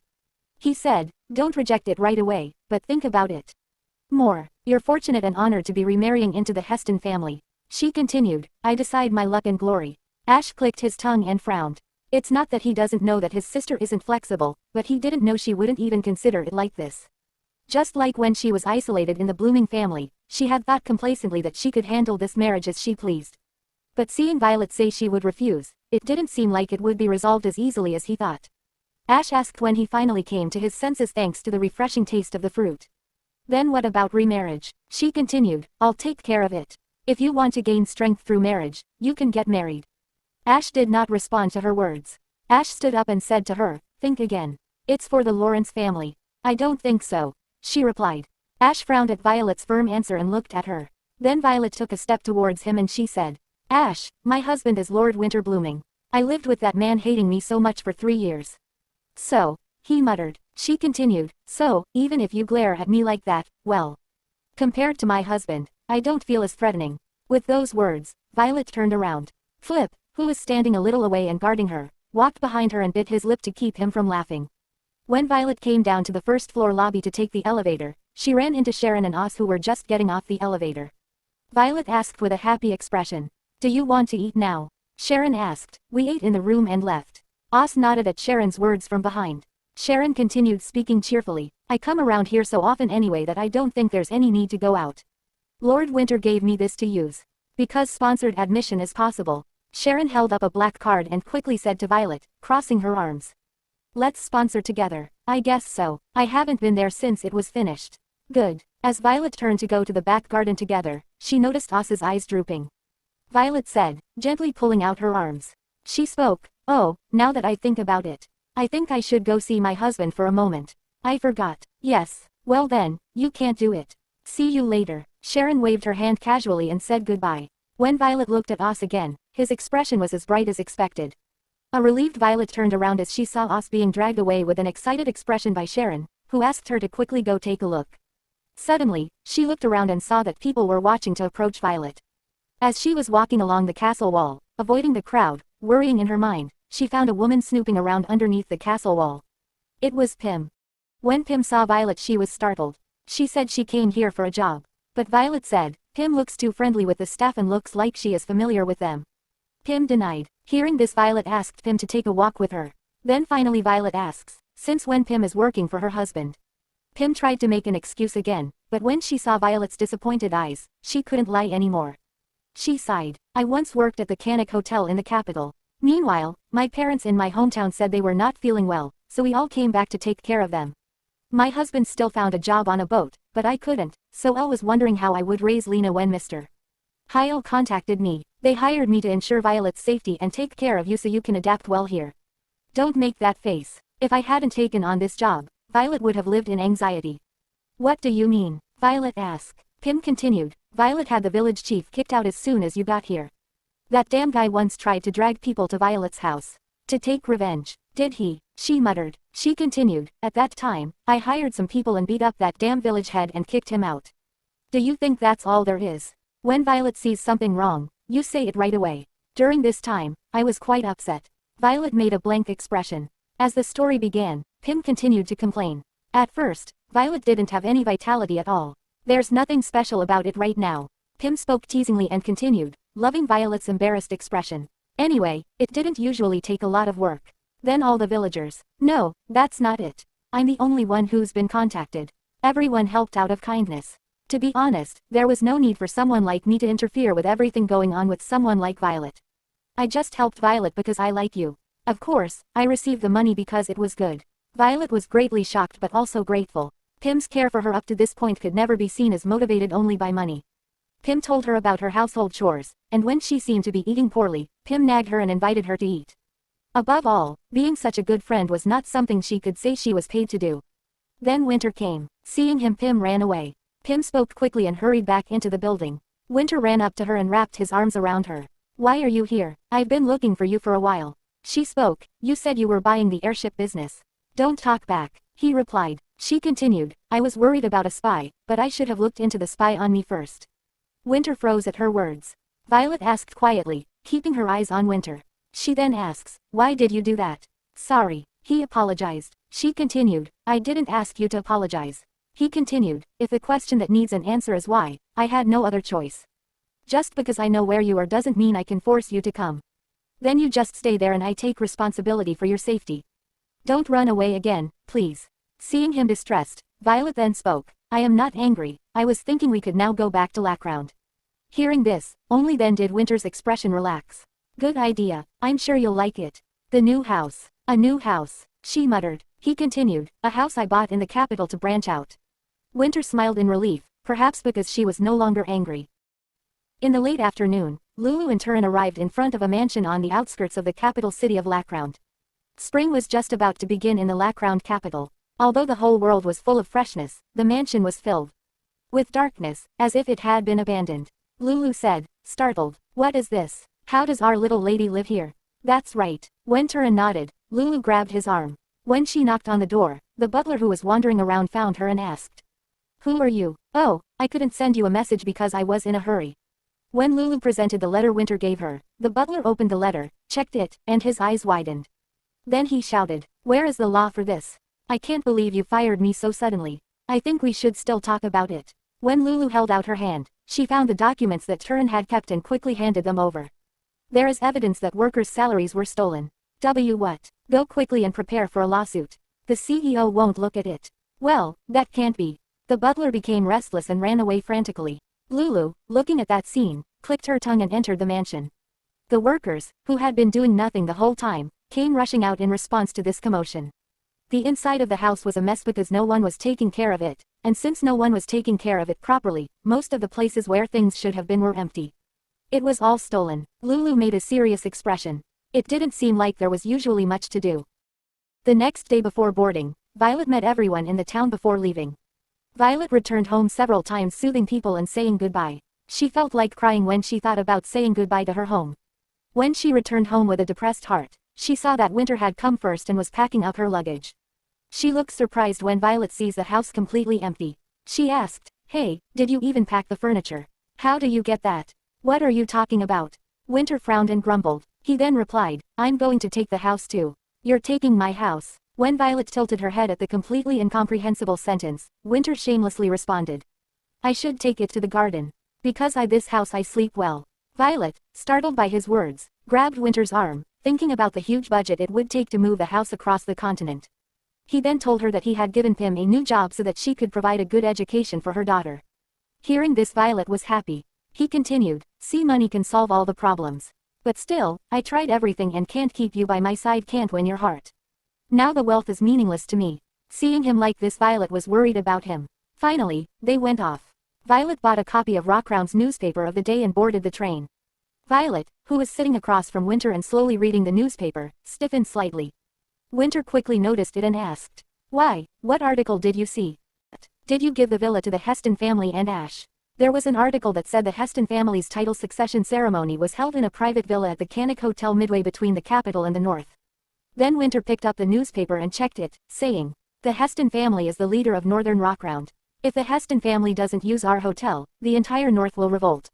"Yes." When Violet nodded and turned her attention to the article, Winter said in frustration, "If you have any complaints, tell me. Ash probably asked for your villa on purpose. He wants to show that you also support his return to the throne. I'm just a businessman. You are probably the person who looks down on you the most in the world." Violet continued calmly, "You are no longer just a businessman. A business that can control the social world from its own hands. What's important about social circles? I'm a stranger. Yes, you are a foreigner. But the fact that you have power in the social world means that you can give power to the family you want. Are you telling me to abandon my great customer because of political games? It's not like that. I'm just saying don't belittle your power." Violet smiled and closed the newspaper. "I can see why Margrave Heston gave up his pride to marry me." "What are you talking about? If we get divorced, I will receive a considerable amount of property. The Heston family will also covet that property." "No, don't talk about money or get married. Carson Heston is 47 years old. He's more than twice your age." "That's right." Looking at Violet's bitter expression, Winter realized that she was really talking about herself and shouted, "What kind of crazy talk is this? Isn't it enough just once? Is he going to force you to get married again? Reject it immediately. I already told Ash that I would refuse. But just in case, where are you by any chance?" Violet paused. In the first place, Winter just wanted to make his own money, regardless of whether Ash took the throne or not. But the moment he found out that Violet was included in the terms of the deal, he exploded with anger. "Oh, shit." Winter ruffled his hair angrily. He shouts, "Cancel, right now." But Hyle spoke, "Nothing good can come of going against the Heston family." Winter shouts, "But, that damn bastard wants to marry Violet." Hyle can't believe what he has heard. The whole Knight's family is dead. Violet looked embarrassed at the people at the Cannock Hotel who were upset by her words. She thought her husband wasn't doing well these days. Finally, they arrived in front of the large iron gate on the outskirts of the capital, enjoying the air of Lackround with a longing heart. It was pitch black. Violet said to Winter worriedly, "It's too dark inside the door. Is this how I can walk in the direction of the mansion?" "You don't have to worry at all," he replied. He took a few steps back, leaving Violet with a little excited, like a boy with something to show off. "Look inside the door there. I have something to show you." "What is it?" Violet looked inside the door, curious. Meanwhile, Winter shouted into the door, "Turn on the lights." As his voice boomed in the darkness, a rumbling sound as if something was rolling inside was heard. After a while, Violet's mouth opened of its own accord. In the deep darkness, very bright light bulbs flickered and lit up. The majesty of the mansion was revealed in every space of the huge mansion by the bright light from the electric bulbs, an intense light that could never be compared to candlelight. Oh my God, Winter. Winter, who was satisfied with Violet's touching eyes, was proud and boasted. I didn't know I'd be showing this in just 1 year. But thanks to you, it became even more perfect. Jorgen 207 filament bulb. Look at this clear, clean light. That's amazing. Most of the things that impress Violet, who has lived with everything she can, are these advanced civilizations. As she walked, unable to take her eyes off it, Winter followed her and said, I've never seen anything like this. The last light I saw was blinking and very dim and I like it. It was very expensive. Oh, of course, it's still expensive and you have to replace it with a new light bulb if you turn it on for 8 hours. Is it okay to say that gold is being ground up and destroyed? Violet's eyes widened at those words and she asked, well, now that I've been surprised enough, shall we just turn it on when we need to? Winter asked, why do you not want the royal family to be restored? He spoke, disbanding the royal family meant acknowledging and apologizing for the royal family's failures. It did, he muttered. Just a few years is not an apology, and I think that if the royal family needs to be restored, it should be because the people of Lacrown want it. Otherwise, even disbanding the royal family would be taking advantage of people's hearts. Winter thought about her words for a moment and grumbled. As expected, you are stubborn. She asks, are you frustrated? He continued, no, it's fortunate that there is at least one normal person in the royal family. She was amazed, wow, why are you giving me all the praise? I heard you often call me pretty these days. He replied, isn't that more of a sentiment than a compliment? When Violet spoke jokingly, Winter laughed cheerfully. Violet pulled Winter's arm. Now, will you answer my question as well? Why did I decide to open a hotel? It would be ridiculous. It's okay, to ask, she spoke. He then sighed and spoke, when I first ran away from the restaurant, I didn't have a place to sleep. Yes, at that time, I was already big so it wasn't a big deal if I slept on the street, but since I kept sleeping on the street, I wanted to sleep somewhere with a ceiling. There was a famous hotel in southern Hayfeet, and even though I had been sleeping on the street for several days, the manager was strangely welcoming. Even if I tried to enter a restaurant the size of my palm, I was kicked out because I was dirty. So I spent all the money I had that day and slept in the best part of the hotel. For the first time in my life, I fell asleep quietly in my bedroom, without fear. That day, I realized that not everyone in the world goes to sleep in the barn like I do, fearful of when they might get beaten up. Turns out, they only recognized me because they knew Cho was my father was. Isn't it a funny story, Violet? She then spoke, you are a good storyteller. He wasn't sure how she felt about his backstory. Then he held her hand and spoke, Violet, I wish our story ends here. At night when they were asleep, Violet suddenly woke up, and she heard some noises. When she opened her eyes she saw Winter was having nightmares. In his nightmare, he recalled all the attempts she made. Then Violet called his name, Winter, Winter, wake up. Finally, when she shook it, Winter suddenly opened his eyes. As soon as he found Violet, he quickly sat down in his seat and hugged her. Winter was breathing hard, like someone who had fallen into the water and was rescued. Hearing all the noise, Flip also came running. She asked, Flip, what is going on? He replied, it looks like the CEO is having a nightmare. Nightmare, she muttered. He told her, yes, the CEO often suffers from such severe nightmares. Things were a little better these days, but then it happened again. Flip had sleeping pills and alcohol in his hands. Violet said in shock, you shouldn't give alcohol and drugs together. We have tried many things, but there is no other way to put the CEO back to sleep. Flip answered in tears, what kind of situation is this? So there is no way. Violet wants to scold Winter for this, but she can't. Then he asked her to sleep with him. Flip left the room. They both hugged each other and lay down. He said, after all we will be strangers in a few days, so please let us enjoy our rest of the day peacefully and happily. Violet tried to raise her head a little, but she couldn't see his face because she was trapped in his arms. She was overcome with the urge to see his face, but Winter stubbornly held Violet in his arms and kept her from moving. It's sad that spring is short, so maybe that's why he sounded sad. Violet had a hard time sleeping, trying to soothe her inexplicably agitated heart, while Winter, on the other hand, quickly fell asleep soundly. Winter immediately left for the company to discuss matters concerning the Heston family. Violet also had to come up with a strategy. As Jen placed the paper and pen neatly in front of her, Violet began writing down the current situation one by one on a piece of paper, and Jen, who was glancing at it from the side, said in fascination. The Heston family was not the only prestigious family in Lacrown, and among them, there were certainly those who had animosity towards Ash, who was using the royal family as he pleased. No, it was normal to be there. Violet was thinking of writing letters to them all. The names of the families to whom letters should be sent were also written in advance. She was planning on sending a letter to the family that was clearly on Ash's side. As Violet continued to write the letter until her wrist throbbed, Jen came back from her absence and said in tears, "Little madam, I mean Her Majesty the late Queen, she is here." Violet spoke, "If my mother is here, you can call her Lady Ella Felice." Violet finished speaking and stood up. "Take her to the balcony. Because it's a nice day." "Yes, little madam." Jen rushed out. She knew it would come soon at Ash's request, but she didn't expect it to be this fast. "I did come back to Lackround." Thinking about that, Violet made up her mind and walked forward. The balcony, which was large enough to fit 3 or 4 tables, overlooked a beautiful garden, and all the gods from the continent's legends were carved on the marble railing. Violet smiled at her mother, Ella Felice, as she entered the balcony. "The first tea time I have in this house is with my mother. It's meaningful." Ella got to the point. "How are you and your husband? I heard you were on a contemplative period." Violet thought about her relationship with Winter for a moment and then quietly opened her mouth. "It's changed a little bit."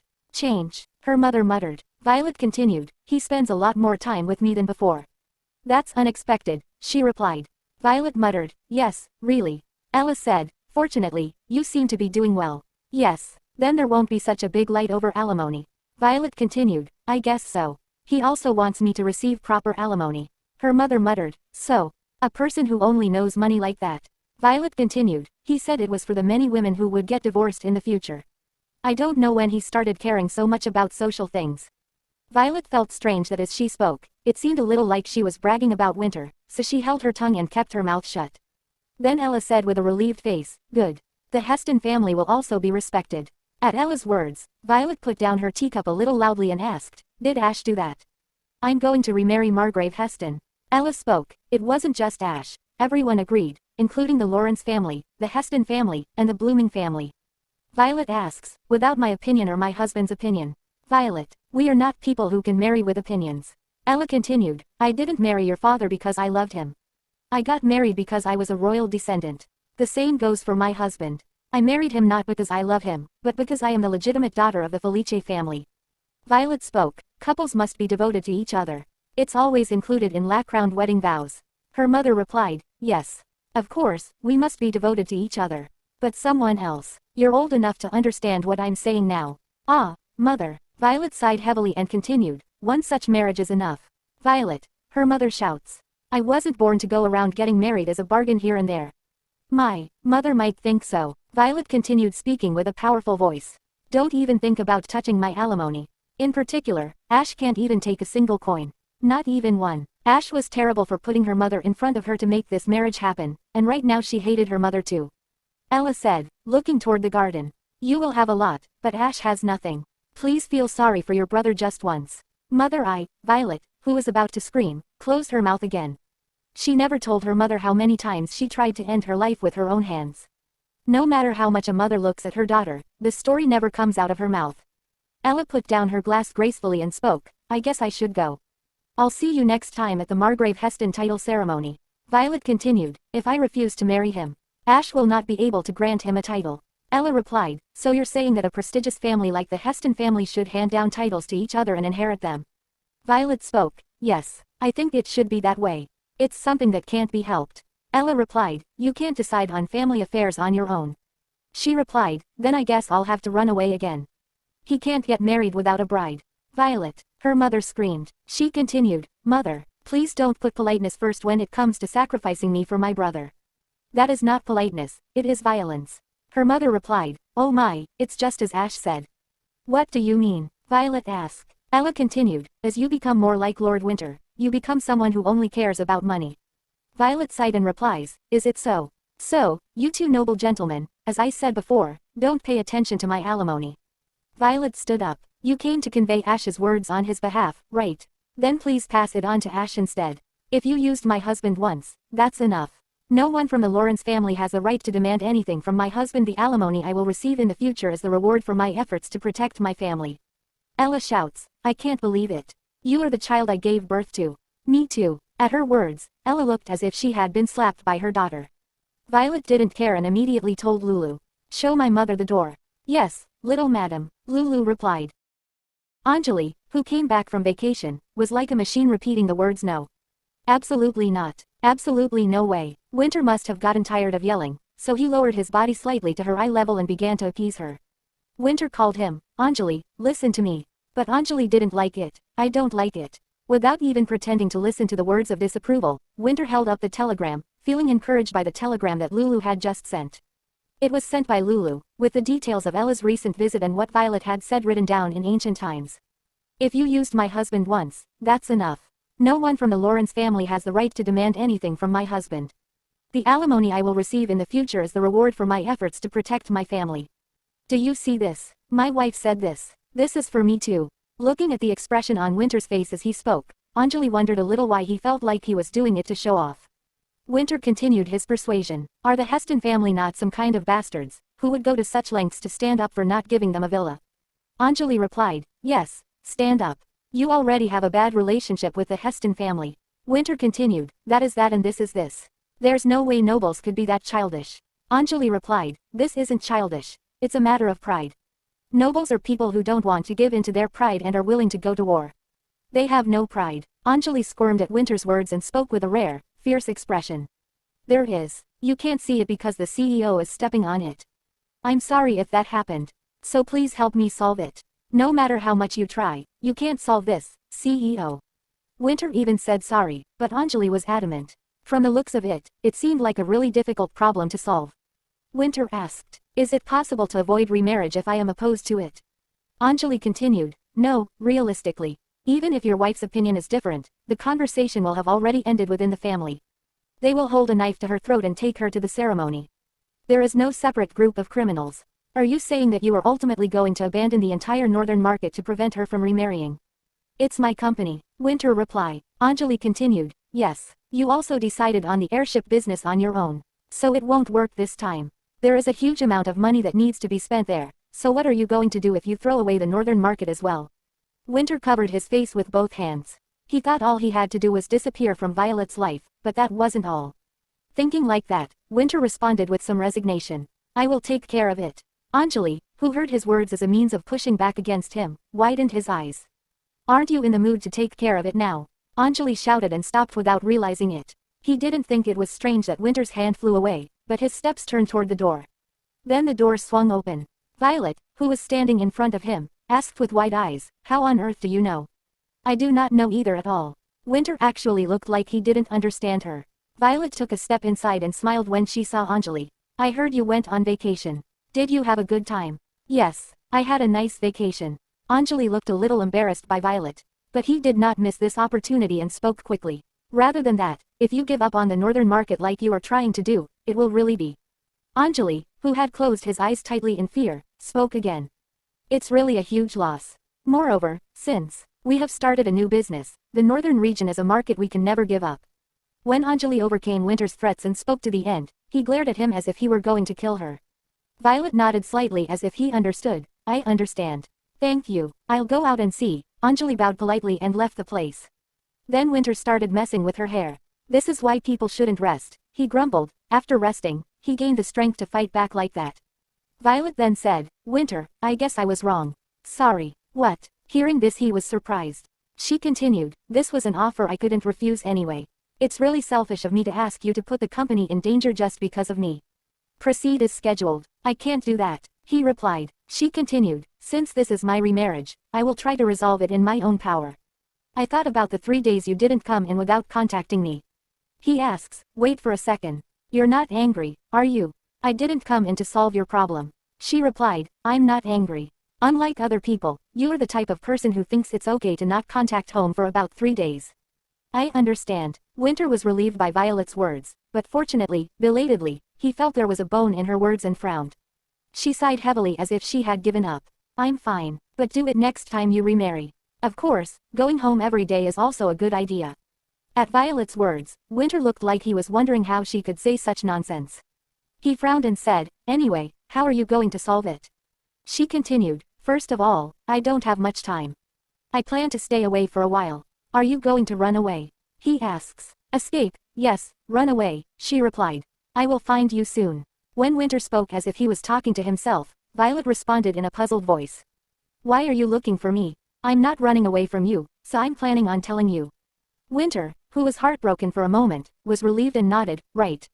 She continued, if I get alimony, I'll be able to run away further. Winter nodded silently, then he picked up the tie he had thrown away and said. He spoke, I'm looking into where you can run away. I don't want even a penny of my wealth to go to Ash Lawrence. She then replied, well, you know better. Thank you, he said, this time it will be a very luxurious escape.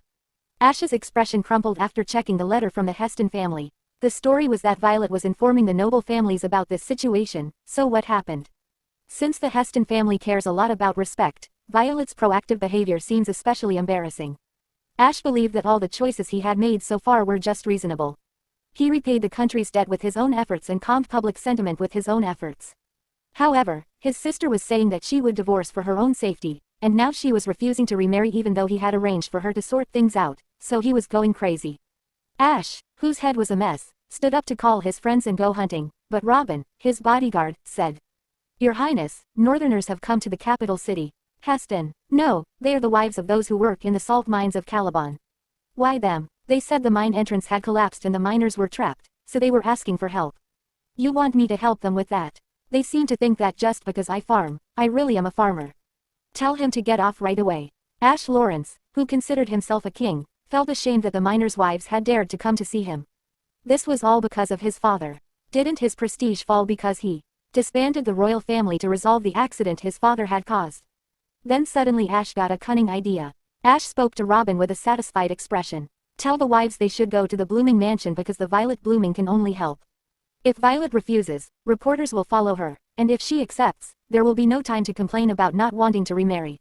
Yes, Your Majesty. Meanwhile Violet and Winter come back to their mansion after a picnic. When they reached, Jenna came running to inform them that the wives of the miners had come for them. It seems like something went terribly wrong in the north. Then all the wives and Violet had a meeting. All the wives seemed distressed. The residents of the mansion offered tea to the miners' wives, but no one drank it. After listening to the detailed explanation of the situation, Violet nodded and stood up. Violet then spoke, the salt mine in Caliban has collapsed and the miners are trapped inside. You saw Ash first and he told them to go here. It's already been 48 hours. 48 hours have passed since they were buried. 18 people are buried in the mine, and they only have a week's worth of food. We'll need manpower. There is a fire brigade in the capital that goes when trouble arises for the royal family. I heard they're not doing anything right now, so I'll ask them to do it. Everyone else, I suggest you go back and check the situation there. And Nancy, would you please come with me to meet the fire brigade and then show me the way? Yes, thank you, Your Highness. I know this isn't the time to say this, but the royal family has been disbanded, so please just call me ma'am. Nancy nodded her head sharply at Violet's words. Nancy, who sent the group away first, followed Violet and said, We need to hurry up. Then she was leaving for the fire brigade station when she met Winter. He asked where you were going, she told him. Then Violet spoke soothingly to Winter. I'm sorry, but if I have something to say, I'll do it later. I need to go to the fire brigade. Now they're not doing anything. The Royal Fire Brigade may be a humble people, but they are all from aristocratic families. For the sake of strangers who say they are crazy. Winter, who was raising his voice, realized the answer and muttered. I plan to follow you to the Caliban mines. Violet nodded. He said, of course, you should. He replied, it's crazy. Why are you going there? Why do you care about those guys? Winter asked with anger in his face. Hey, princess, now that you're married to me, do you feel like a stranger? These people have nothing to do with you. Of course, it doesn't matter if I come out. She spoke, even if I say yes, why don't you care? You're from the same clan. He continued, why am I like those guys? I climb so hard to avoid being the same. Just as not everyone from this country is like you, not everyone from the same clan is the same. We are strangers, different people. I think so, she muttered. He continued, I've lived all this time trying to become someone else, but isn't that natural? She then asks, but what is the name of your company? What about tattoos? Why do you know so much about their culture when you've never lived among them? He asks, why is that being said here now? She continued, you always call yourself lowly, but I don't think that's because you want to. I don't even think it's because you don't like it. I think this is for you too. He replied, no, I'm not interested in those guys. I don't think so. Violet raised her voice like Winter. When Violet, who had never been one to make loud noises or be rude, shouted, not only Winter but also the employees around her stopped their actions. Violet continued, glaring at Winter. I'm going. I think of the miners of Caliban as you, when you were 5 and I think of you as when you were 12. He shouts, what kind of bullshit is that? There is no need to understand. Because we don't always understand each other anyway. Violet finished speaking and tried to get back into the carriage. Then Winter grabbed her arm again with strength. What does it mean? She asks. It would have been nice if I had been by your side. The moment I thought that. If that had been the case, there are moments where you wonder if you wouldn't be so scared now. As soon as Winter's hand lost strength, Violet got into the carriage and left. Winter looked at the departing carriage for a moment and grumbled. He spoke, what are you saying about a topic that wasn't even born when I was 5 years old? Then he patted his ear with his finger. At the words of his stubborn wife, he heard that damn bell again for the first time in a while. The fire brigade followed Nancy into the mine entrance with a rather unpleasant expression. The mine entrance was completely blocked by a huge rock. Xeric inspected the situation and spoke with the retired miners, then returned to Violet. I'll be honest with you. They would all have died in the first place, honestly. It's useless. But you said that if you were to do a rescue operation, let alone food, they would only have a week's worth of water inside, right? Now 65 hours have passed. Exactly. She spoke. He continued, the safest way to enter the tunnel is to drill through that rock. It would take 15 of us at least 5 days to make a hole large enough for one person to pass through. This means that it would take an indefinite period of time to go through the hole in the rock and search the mine shaft to find the miner's location. Yes, let's say the authors used some kind of magic to survive during this time. Okay, let's see. So, let's see, she replied. He continued, none of our firefighters would go into that tunnel to save a stranger. Violet's mind became confused after hearing Xeric's words. It was when she was lost in thought. A carriage stopped and a familiar face appeared. Violet's attending physicians were Beryl, the doctor who gave her medicine, and Eglin, Canix's co-vice president. Beryl ran trembling and knelt in front of Violet. Madam, Erlin, who followed, asked. Violet asked, you didn't bring this guy here to cut off his head, right? Eglin spoke, the death penalty is an issue that must be resolved carefully. There must be the consent of 2/3 of all judges. No judge would ever sentence someone to death for a crime like this in the first place. Eglin said as if she was already tired of her answer. Violet said, looking down at Beryl who was kneeling. Stay here until the miners are rescued. Not only the rescued miners but also their families are unable to take care of themselves, so there must be a lot to worry about. The doctor then spoke, yes. Of course. As long as you forgive me. While Beryl was speaking urgently, Eglin pretended to hit him. She spoke, don't put conditions on it, you bastard. Violet narrowed her eyes at her actions. Then Eglin gently lowered her hand. Beryl headed to the small village hall carrying a bag large enough to fit his body. It seems like you are unable to go home. For some time, are you going to tell the CEO's parents? Violet looked surprised by Eglin's words which had no hesitation. Winter couldn't bear the embarrassment of having come all the way to Caliban, but it made even less sense not to come. He looked at Violet through a telescope from the bell tower of the chapel he had acquired by arbitrarily giving away money. Hyle said as he organized the documents next to him. The CEO and co-vice presidents don't even ride on the same boat for fear of an accident. Not only are you two in such a dangerous place where a landslide can occur at any moment, but you are also trying to expose the latest technology used in airships. Winter turned around and responded, irritably to his nagging. Then what do you want me to do? My wife was a person who had no reason to meet strangers all her life. She can't say it's my fault that I came here. Little madam, she's not the kind of person who would normally look at a situation like this. Even if it wasn't because of the CEO, his temper. What are you talking about? My wife doesn't live without calculation, so much so that she jumps into something that doesn't work. They should be thankful that they are of the same bloodline as me. Winter said to the skinny inventor who came with him. Hey, if you have anything useful, take it out. Then Solon, an inventor of the same age who was particularly afraid of Winter, opened the bag. I brought you something like this. It's an adhesive explosive. If you attach it like this, you can blow up a rock of that size. An automatic drill powered by electricity, and lastly, a new technology which is operated by remote. The fire brigade quickly lost its strength again. Violet watched Xeric, who was sitting on a flat stone and smoking a cigarette. She asks, how long are you going to sit here? He replied, going faster doesn't change anything. Please don't rush me. She continued, how can nothing change when it's so urgent? They say he's dead anyway. Speed has no meaning. As Xeric spoke and chuckled, Violet glared at them and then turned around, having no choice. She couldn't figure out how on earth that damn fire brigade was going to take this job seriously. Eglin said it came when she was looking for a way to boost the fire department's momentum. Eglin spoke, it's the Royal Fire Brigade. They say they are people who came to say they will be loyal to the king. It's obvious how to encourage people like that. Use it. Violet's biggest weakness is not knowing how to use what she has. Honestly, it would have been much easier if we had at least fawned over our CEO for money and people in the first place. There may be people down there, but is belief really a problem? This is why people hate moral people. No one ever knows when it might be a disadvantage to me. Violet, who had been quietly listening to Eglin, turned around.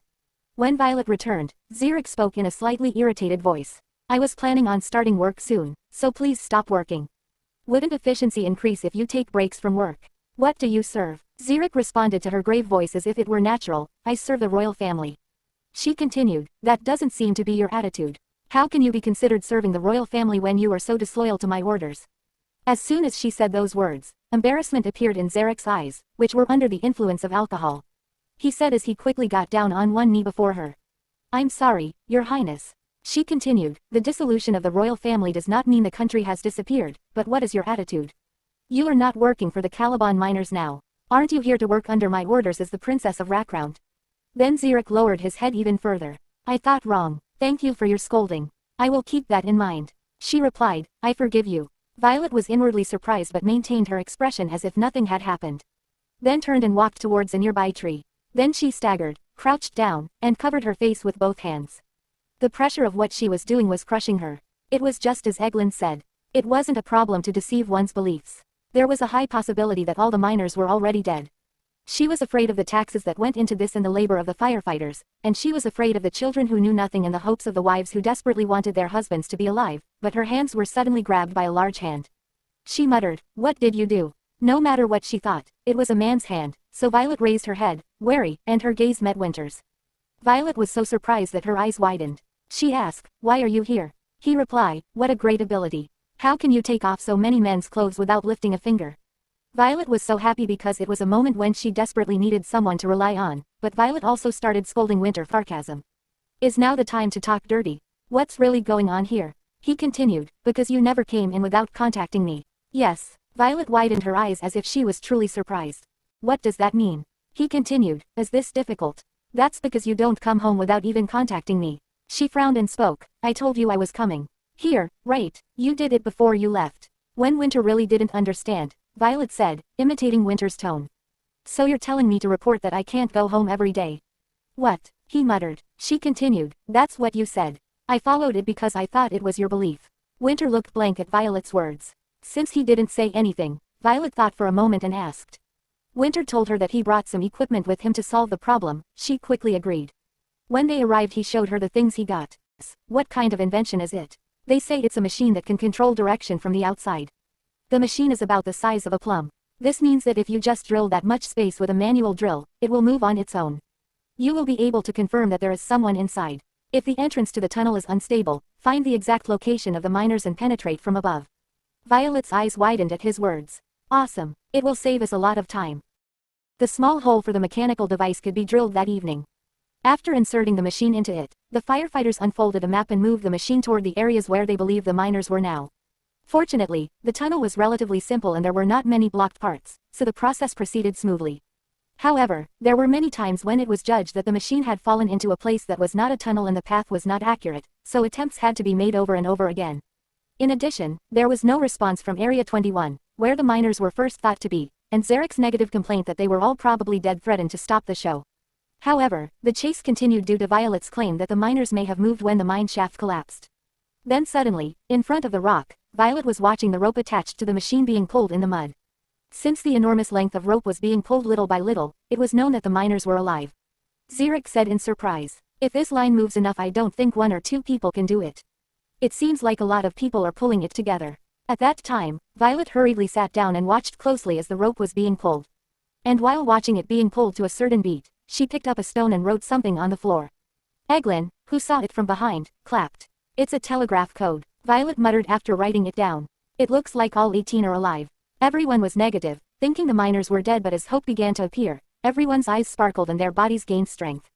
Everyone started digging, even Winter also joined them. While he was digging, Violet called him. His chest was exposed, and Violet wanted to button up it. He was slayed, and he then spoke. I knew it, I kept open it so that you could see. He asked her to go and take rest because she had a little fever, but she declined.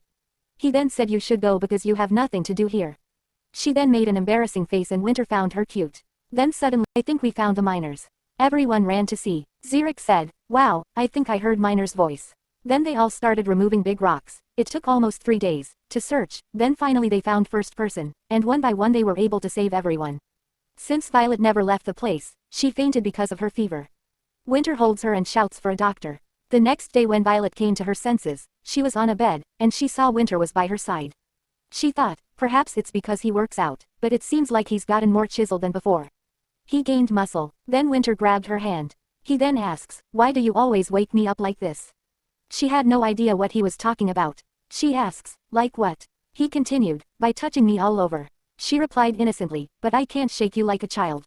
He was then dumbfounded, but then he continued and spoke, "Well, you can touch me all you want, of course you can't touch any other men like this." Hearing this, she was flustered. Thanks to this, only after noon did the two come out. Several relatively healthy miners on crutches approached and surrounded Violet. She was a little surprised, but she immediately straightened her posture and prepared to ask how they were doing. But the moment she opened her mouth, the miners began to sing the song for their savior. Then she held Winter's hand and enjoyed the day with everyone. Scene shifts. During lunchtime, Winter and Violet received many gifts. Miners also gave her a letter to express their gratitude. She opened the letter. "Even if we had lost our breath, it would not have changed the fact that Her Highness came running to our rescue. Our children will grow up with hope instead of frustration. Because they had faith that someone would help them." Violet put on a happy expression and carefully packed the letter into her bag. Seeing her happy, Winter tried to tease her, but nothing happened. He thought, "Why I have become like this, I keep getting weak in front of her." Scene shifts. 2 days later at the capital of E. When they arrived, they had to meet Ash first. But Winter told her to take a rest because her health wasn't in good shape. Before departure, the Konitz people met Violet. They wanted to give her apologies. Violet asks why they want to apologize. The Konitz women told her that they underestimated Princess Violet because when they met Ash, he looked displeased. They knew he never wanted to help them, but they had no choice but to come to the capital. Then he sent them to Violet. They thought that after all, Princess was Nobel too, so why would she help them? But she was indeed different and they are grateful for her help. Then suddenly the carriage stopped. She asked, "What happened?" Winter replied, "Let's go outside, you will get it." When she came outside from the carriage, she noticed a huge crowd coming for her. They were chanting her name. Winter spoke, "It looks like we don't have to go anywhere to meet Ash." Ash was there too. He looked furious. As Violet suddenly got on the horse, Zurich, who was leading, turned his horse and approached Violet. The people in her hometown were better people than she thought. As she passed the flower path, she waved hello with the gentle attitude she had acquired since childhood. At the end of her path was a reluctant Ash and the chairman leading the council. Violet arrived in front of them. Ash and the chairman waited, expecting Violet to get off her horse soon, but she did not and opened her mouth. "What brings you here?" When she asked, Ash said with a displeased expression. He replied, "What are you doing? Get off your horse and speak." "Why should I do that? You are not even a king." Violet's calm voice spread through the silence. Ash knew his sister's intentions and his fists trembled. In this place where everyone's attention was focused, Violet was saying out loud that he was not the king. However, she got off the horse without much fighting. It was not polite to look down on someone from a horse, whether he was a king or not. Violet walked closer to Ash and said, "Thank you for sending me the Caliban people. I never thought there would be something in my life to be thankful for." He said, "People who are about to get divorced are also healthier." She continued, "I don't know what divorce has to do with health." Violet, tired of the sarcasm, answered calmly. At that time, Zurich greeted Ash politely. Then proceed towards Violet. "Ma'am, the mission is over, so please give the order to disperse." He continued, "Yes, since you gave an order, you should also give an order to disperse." Ash's expression hardened at Zurich's words. Ash had never before seen anyone other than the king give the order for any royal army to disperse in the presence of the king. Zurich got down on one knee in front of her. The firefighters knelt down behind him and looked at Violet. Although Violet was embarrassed, she spoke calmly, remembering what she had grown up watching. "That was a great move. With my sincere gratitude, I hereby order you to disperse." "Thank you, Zurich." And the fire brigade got up from their seats, got back on their horses, and returned to the fire brigade's quarters in the royal castle. Ash glared at them as if going to kill them. What should have been done as soon as the royal family was disbanded was now being done. Violet felt a little sorry for the fire brigade, but she thought it was a good thing that they were disbanded now since they had been playing and eating and receiving taxes. When Violet returned home, replies to her letters were piled up in front of her. As expected, with a few exceptions, most of the answers were deviant from the question. Violet looked bitter at the letters that were avoided by talking about the weather or inviting her to a party. Violet opened all the letters and sighed deeply. Is there really no way? She didn't want to run away. Physical strength was a problem, but it was also a problem that there were more and more precious people in the capital. Above all, winter blooming. What the man said kept getting caught in his eyes. Not knowing him well, she fell in love with him at first sight when she was young, and it was only natural based on his looks alone. But now she knows a lot about him. However, her heart still ached when she saw him. Then suddenly Winter barged in. She shouts, "Winter, please pretend to be polite in advance. I know it's you when you stand at the door, even if you don't pretend to be yourself." "Why don't you know?" he said, "you are strange." "How do you know that?" Violet took a deep breath. "I mean our divorce." He continued, "Oh, because we're talking about divorce." Winter held out the envelope he had brought as if it was a good time.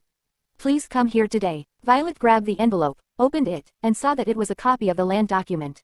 Violet's eyes widened when she saw the address written there. She muttered, "Imperial Palace." He continued, "I bought everything except the part that belongs to the country. Think about how you will use it in the future. Because now it will be yours." And the back page. Violet checked the next page and found that it was a document from the villa where Margrave Heston's title awarding ceremony would be held. He then spoke, "Come here later. Because you have to gradually learn how to run a hotel. You don't have time." Hearing this she was surprised. She muttered, "How to run a hotel?" He continued, "My property is most likely hotel real estate. What you will receive as alimony is hotel real estate. Of course, you have to learn it. Or perhaps you don't intend to use the buildings for other purposes. Sell it or throw it away." Winter frowned. Even if he didn't know anything else, he was full of affection for the hotel.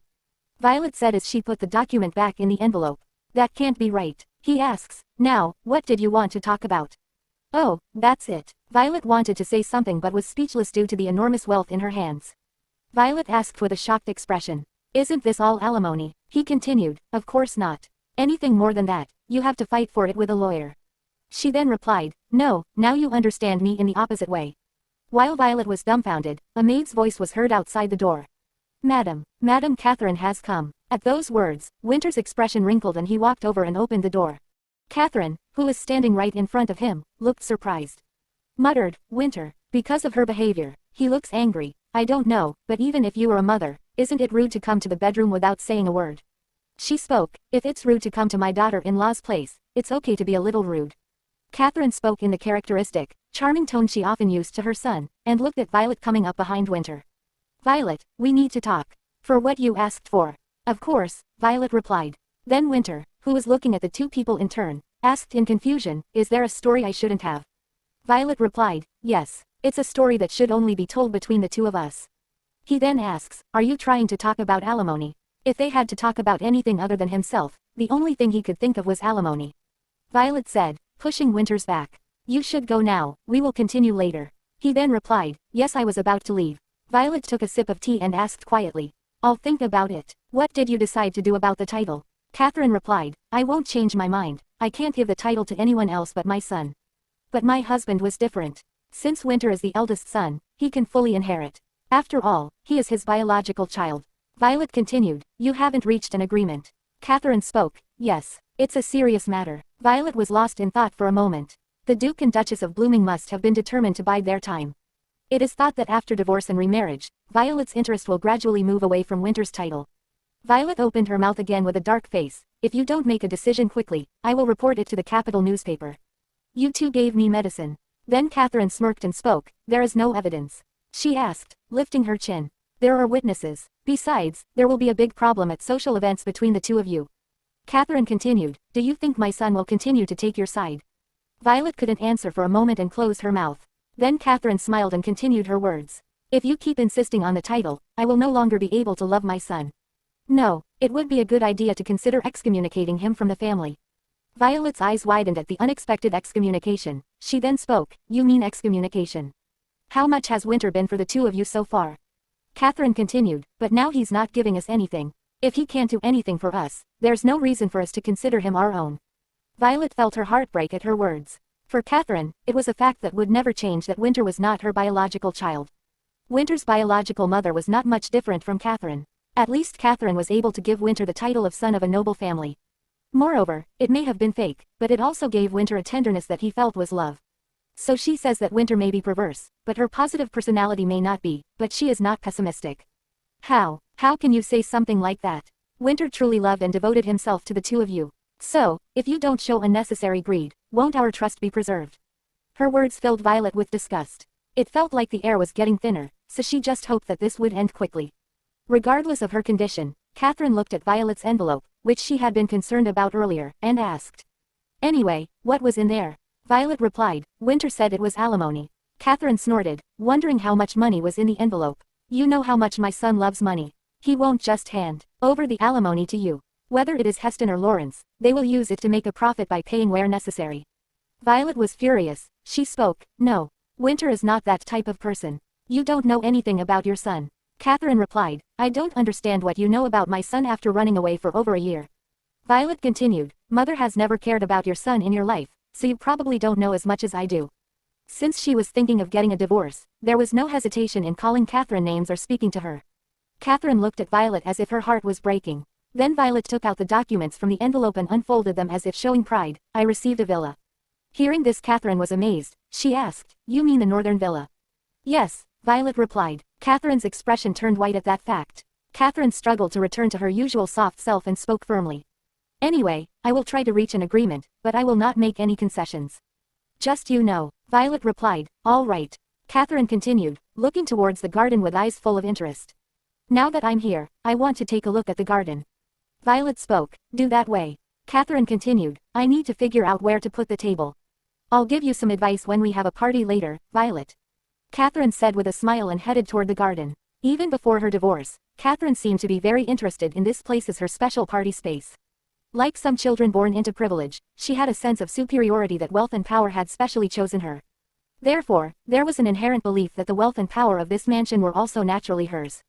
The bad thing was that it was a force that prevented her from having them. Violet felt heartbroken and wanted to meet Winter as soon as possible. She said to Jen right away, Jen, I want to visit my husband, but today.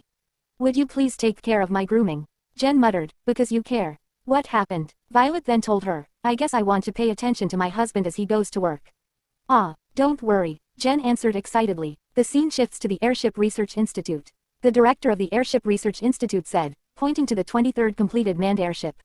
We will ensure that no more pilots lose their lives. We are putting all our efforts into emergency escape systems. Winter grumbled, what does that matter? Speed and flight time are important. The director said, isn't the pilot's safety also important? Not at all. The director was convinced that the CEO was a man without blood or tears and had no regard for human rights.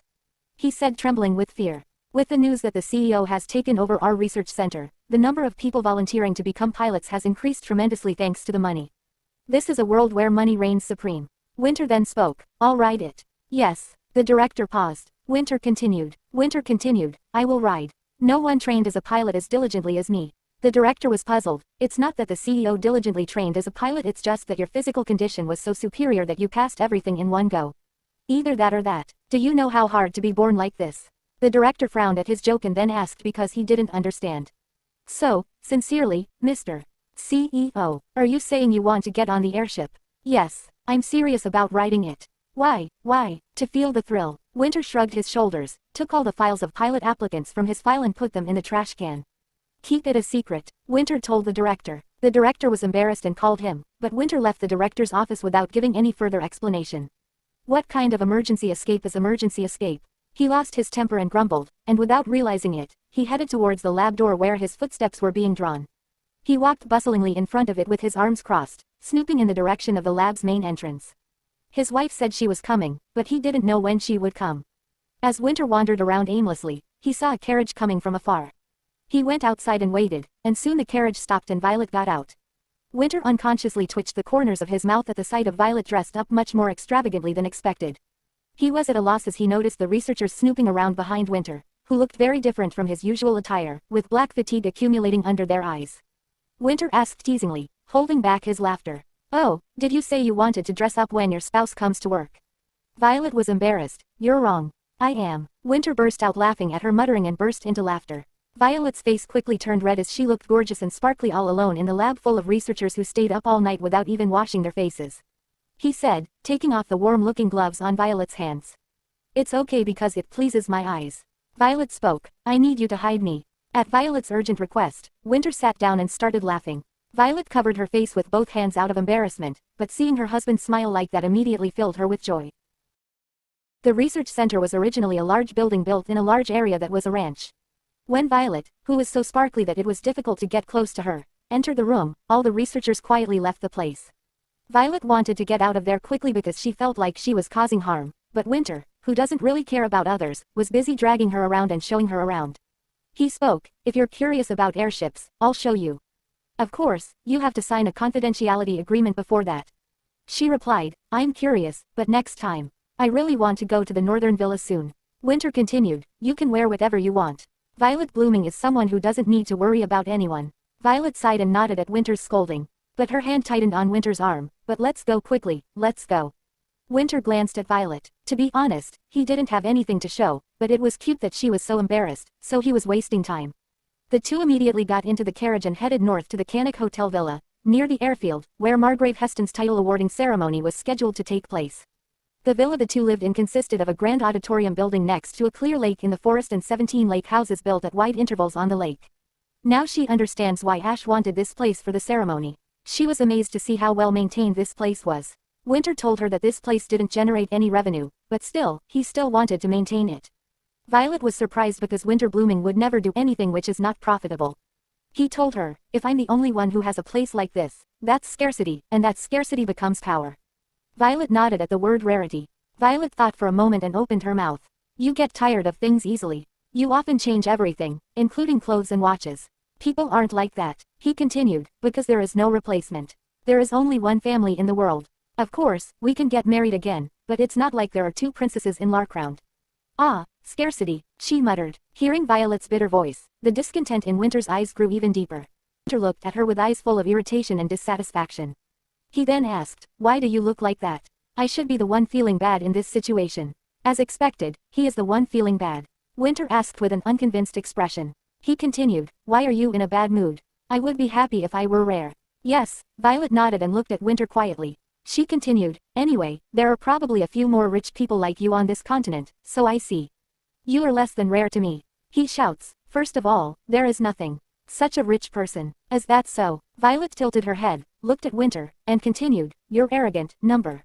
Logically and mathematically, it doesn't exist. He continued, I say so. Still, there is a problem. What problem? Violet said with a straight face. It's not the scarcity I'm hoping for. What do you want? He asked. He continued, if you want a healthy man, there are few who are as healthy as me.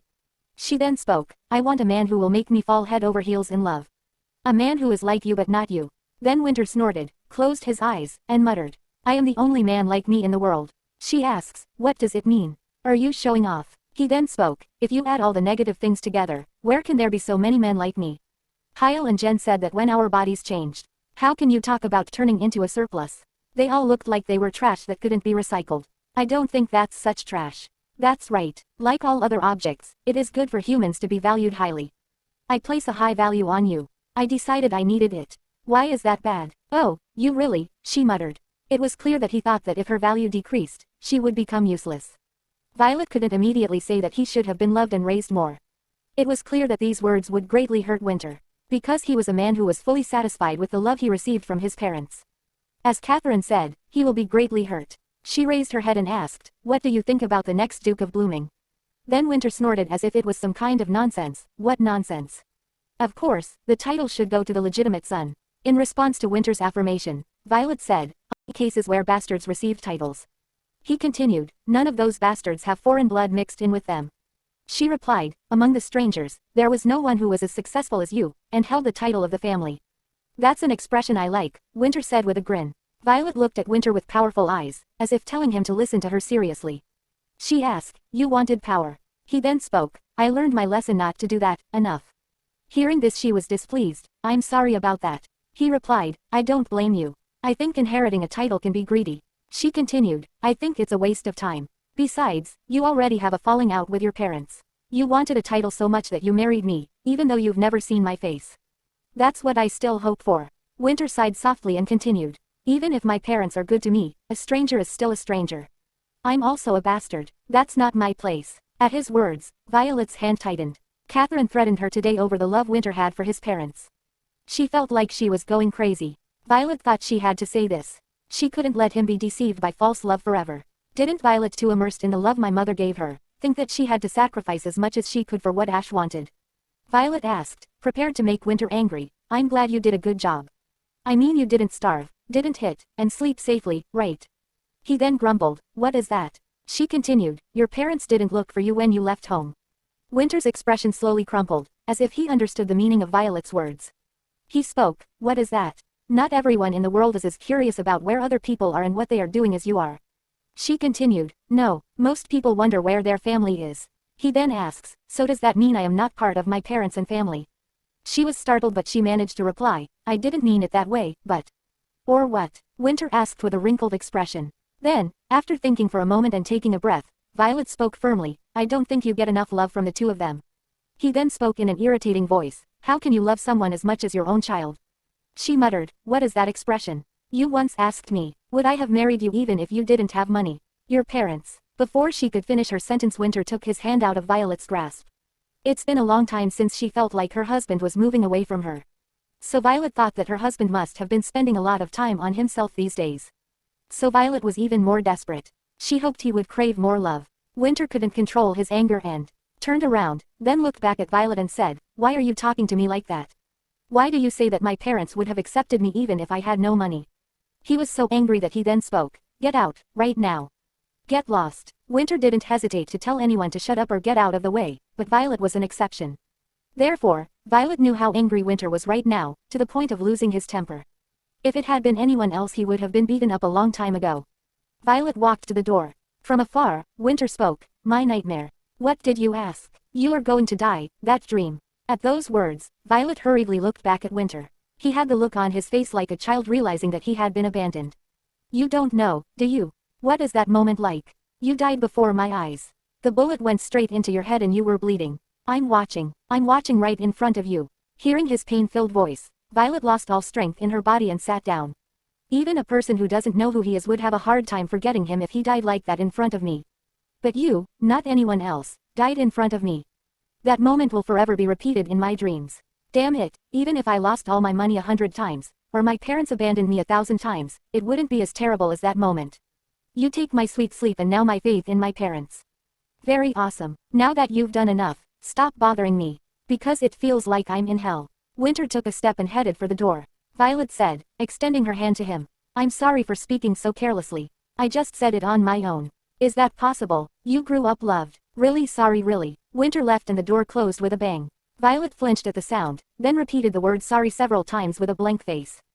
No matter how many times he knocked, there was no answer, so Hyle opened the door to Winter's office. He looked at the wall on the right and saw Winter sitting against it. He said, how could you leave the little madam at the villa? Only then did Winter sigh helplessly, then raised his head towards Hyle and asked. You took her home, right? Hyle replied, yes. By the way, she looked very sad. Oh, shit. Winter straightened his head and leaned the back of his head against the wall. Hyle asked worriedly. Hyle continued, did you fight? Anyway, it's soon, so let's break up on good terms. Winter then muttered, that damn princess, she said my parents don't love me enough. What does she know? Because of the fight Winter didn't come back to the mansion and stayed at his office. A day before their divorce. Violet still hopes to see him. Violet couldn't escape the guilt that she had hurt Winter by speaking carelessly to him. When Violet was lost in her thoughts, Lulu asked, what happened to the madam? Violet replied, anyway, tomorrow is the day I'm supposed to the divorce. Lulu then spoke, little madam. I'll prepare a big breakfast last for you, so you must eat it. I feel bad because you've been skipping meals a lot lately. Violet laughed and continued, thank you. I'll get hungry after going around, so I have to eat. Violet nodded. Lulu asked, what you gonna do now madam? Violet then told her plan, and also about how she will leave the city and go far. Hearing this, Lulu then hesitated first. But then she told Violet what happened when she left the CEO last time. Lulu continued, on the day my little lady left, that strong man fell on the road. He's falling down. Violet stopped in her tracks. Lulu's eyes widened as if she was surprised that Violet didn't know before. After the little lady left, he was so absorbed that he tried to go to the train station barefoot. When he found out that the little lady had left at the station, he was unconscious all day and then woke up. Even so, I guess he continued to wait at this house in case she would come back. He built this big garden to show my little lady, but he couldn't show it to you, so he must have been upset. When Violet remembered Winter's face at the moment he said that she felt like crying. Violet took a deep breath and sounded determined as if she had made up her mind. She knew that Winter is dependent on her for emotional support. Lulu then spoke, you can't leave. I'm going to tell everyone at the mansion. Everyone will stop the little lady from going. Violet then smiled and spoke, I'll look for it. How not to leave? So I'm going to talk to my husband. Are you sure? Violet nodded. They returned to the mansion and had breakfast prepared with special care by Turin. For the past few days, Winter has been sitting in his office chair, lacking the will and strength to die. This whole time Hyle was with him. Even Hyle was fed up from Winter longing for his parents' affection. Violet has already said this to him. So Hyle thought he should also take Violet's side and Winter should face the reality. Hyle also said exact same words what Violet told him last time. Winter's expression began to distort. He looked around to see if he wanted to throw something, but couldn't find anything. Everything felt terrible when he thought that the people he had believed to be his family until now were no different from him before he was 12 when he was exploited and missed by others. He thought that if they fed him properly and put him to sleep, that was love. If not, doesn't that mean he's never received or given love? Then the door to his office burst open. It was Winter's father, James Blooming. When he visited Winter, it was always with someone else. Winter asked, "Do you need something?" or your friend was trying to start a business, so he asked if I could help him. James spoke, "No, not for that. No matter what your mother says, to me, you are my biological son." Winter asked, "Why not to my mother?" James continued, "Of course your mother loves you, but honestly, there is a part of her that is reluctant to pass on the family name." Winter never really wanted it, but he wondered if he was so anxious about it. Or maybe his wife asked him to. While Winter's frown narrowed, James took a deep breath and spoke. "So, let's try to convince your mother with me, Winter."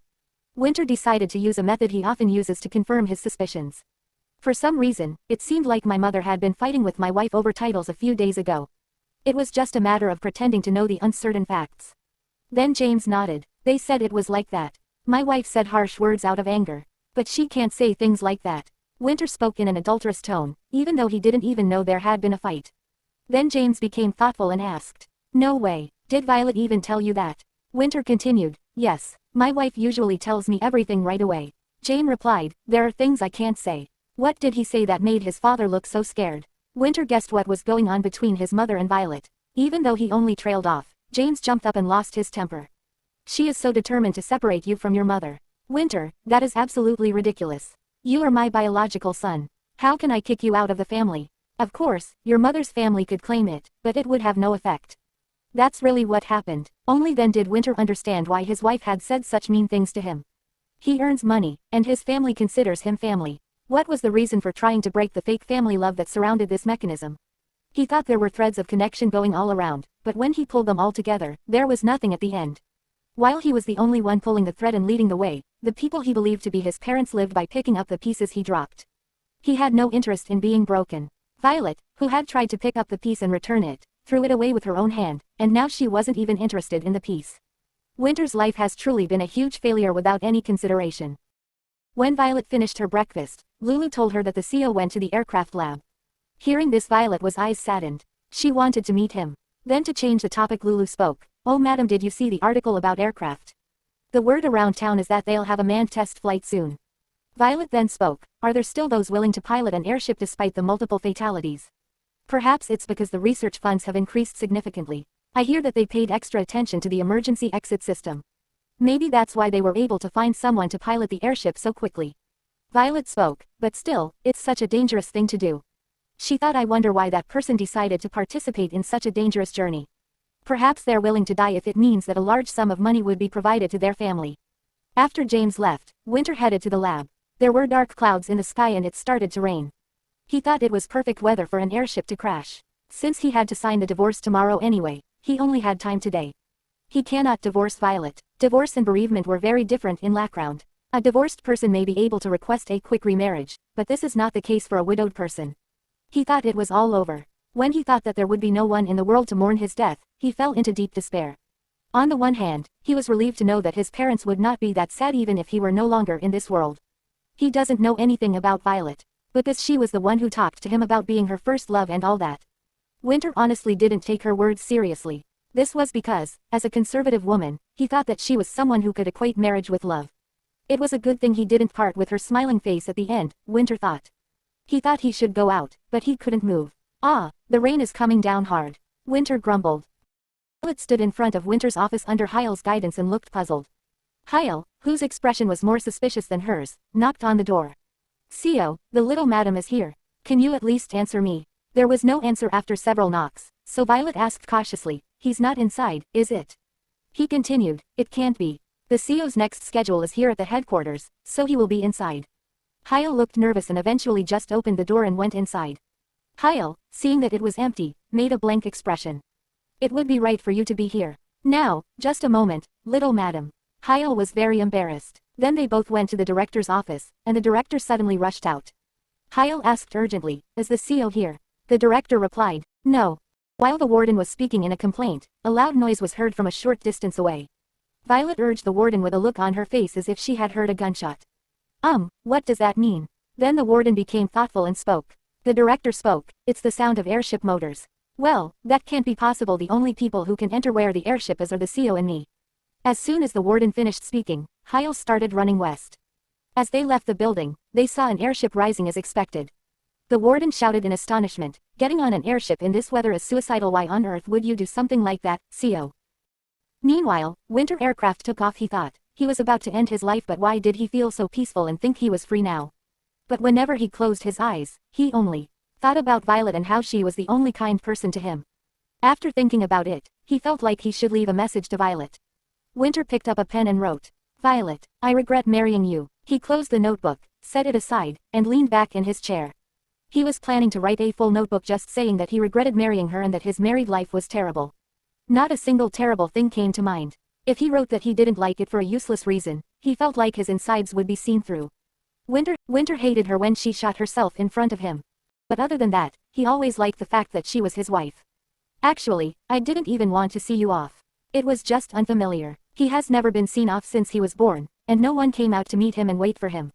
Receiving such favor was unbearably unfamiliar, and he was just uncomfortable because it was unfamiliar. As soon as she ran through the rain and arrived near where the airship was, Violet shouted on the mic, "Winter, what are you doing?"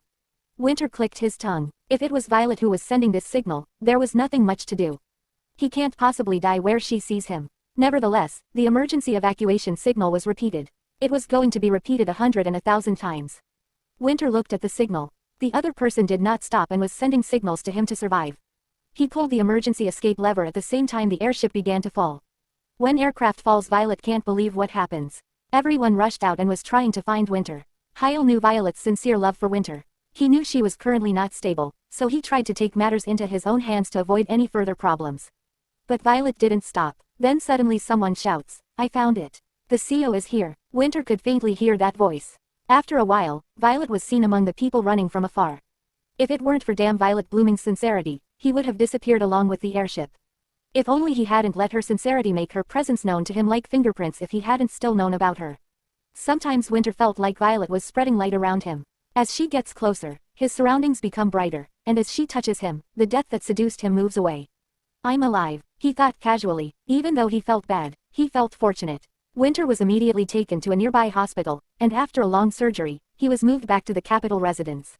The mansion's doctor checked the condition of Winter, who had not yet opened his eyes, and spoke to Violet, who was sitting next to the bed with a pious look. "The little master is so strong that I wonder if he is really human." "Is that so?" Violet muttered. The doctor continued, "Yes. If a weakling like me had crashed this hard, all my bones would have been broken and I would have to be bedridden for the rest of my life. Little master, if he uses a cane for a month and doesn't run for 3 months, he will be fine. I'm more worried about the little madam than him. Don't you have a high fever?" Violet nodded but remained frozen and did not move again. "Because she has a fever." The doctor told her to take a rest. But she refused. Winter on the bed was so injured that she didn't know what to do. The doctor told Violet to relax and left the bedroom. After a while, Hyle, who had finally gathered himself, came in and saw Violet hurriedly wiping away her tears with both hands. Hyle stopped, turned to the side, and said, "The CEO just wrote something in a drawer in the office at headquarters. I found a will." When Violet looked back at Hyle, he continued speaking. "Maybe, hey." Just before the CEO went to board the airship, His Highness James came. Then what? Word got out that the CEO would be kicked out of the family. He's pessimistic about that. As Hyle spoke intermittently, she burst into tears and began to sob. Violet quietly turned her head and muttered as she looked at Winter again. "What a bad person. You're right. Now you understand my feelings, right? I'm really going to beat you up. I'm going to resign." Violet, knowing that Hyle was shouting loudly in an attempt to somehow lighten the mood, smiled weakly. Hyle said, "Little madam, please go back to the bedroom." She continued, "I will sleep here today. He might wake up in the middle of the night and do something bad again." He continued, "And then you get really sick." She spoke, "Don't worry, I'll sleep like a real patient here." As Violet spoke soothingly, Hyle had no choice but to leave the bedroom. Only the two of them remained in Winter's bedroom. It was raining and still dark, but it was 7 a.m. Violet changed into her pajamas and lay down next to Winter, holding his hand tightly. Her heart was shattered, and she suddenly didn't know how to put it together. She was just dazed. It was Winter who opened his eyes first. The rain had stopped, and the sunlight on a cloudy day came through the closed curtains. Winter frowned when he found Violet asleep, holding his wrist tightly. Why are you doing this here? He pulled his wrist and Violet moaned and opened her eyes. And then she realized that Winter had woken up, so she quickly got up. You're awake. What are you doing? She continued, how can you ask that? Violet tried to smile, but her eyes were red from crying the night before, and her voice and breathing were trembling. Violet said quickly as she looked at Winter's splinted leg, if you use a cane for a month and don't run for 3 months, you'll get better. He replied, there is no such thing as hell. She continued, it's a blessing to be self-employed. Who says it rains like that? Violet gasped, unable to continue speaking. She couldn't escape the fact that Winter had tried to take his own life the night before. Violet was heartbroken and pounded her chest with her fist. It seemed like people sometimes pound their chests with their fists when they were very sad, and it seemed like it was an attempt to somehow break the knot that had formed there. Violet grabbed Winter's hand with a worryingly pale hand, wondering if his pulse was functioning properly. Let's talk. Then Winter looked back at her with cool eyes and asked, do I look like I'm in the mood to talk right now? His voice was rough and low. Winter was doing everything to scare others, but Violet didn't even have time to feel fear. You do. There is something I really want to say right now. Before we hand over divorce papers. He then shouts, get out, this story will end soon. As she urged, Winter grabbed Violet's hand holding his hand. I don't want to see you, so get out. A dark fire lit in Winter's eyes. Gloom spread like poison throughout his body. Violet just thought that it wouldn't matter if she was suffocated by his gloom. She thought she was making up her mind about him, but she wasn't. It was absurd for her to say they would break up after spending time together. He spoke, then speak quickly. Don't be selfish. Winter looked like he couldn't understand trying to talk to someone after almost dying and then surviving. Violet lowered her head and opened her mouth as if she didn't have the confidence to look at Winter. She continued, I heard that you provided a place to escape to on an island called Orin, so it was harder to say more. Please understand. He spoke, what are you talking about? Are you saying you won't leave? She continued, that's what I mean. I'm sorry for preparing it for you, but I can't run away. When I didn't know anything, I just left, but after trying it once, it was so hard. Violet continued, then there is only one way left. No way. Winter's voice was heavy and rough as if it could crush anything. Violet nodded bitterly. She continued, yes, I expected you might not like it. You probably don't know how to do it anyway. Hearing this he was surprised. What method? When you die, your body changes, but how does it work? When Winter spoke in a voice that seemed to be boiling with anger at any moment, Violet tilted her head and belatedly asked with exclamation. Did it sound like I was going to end my life? He replied, that's it. Because, there is no other way. Winter was still untrustworthy. Winter grabbed Violet's chin and lifted her head. His beast-like eyes that would devour her, entangled Violet. He continued, I knew it would be like this.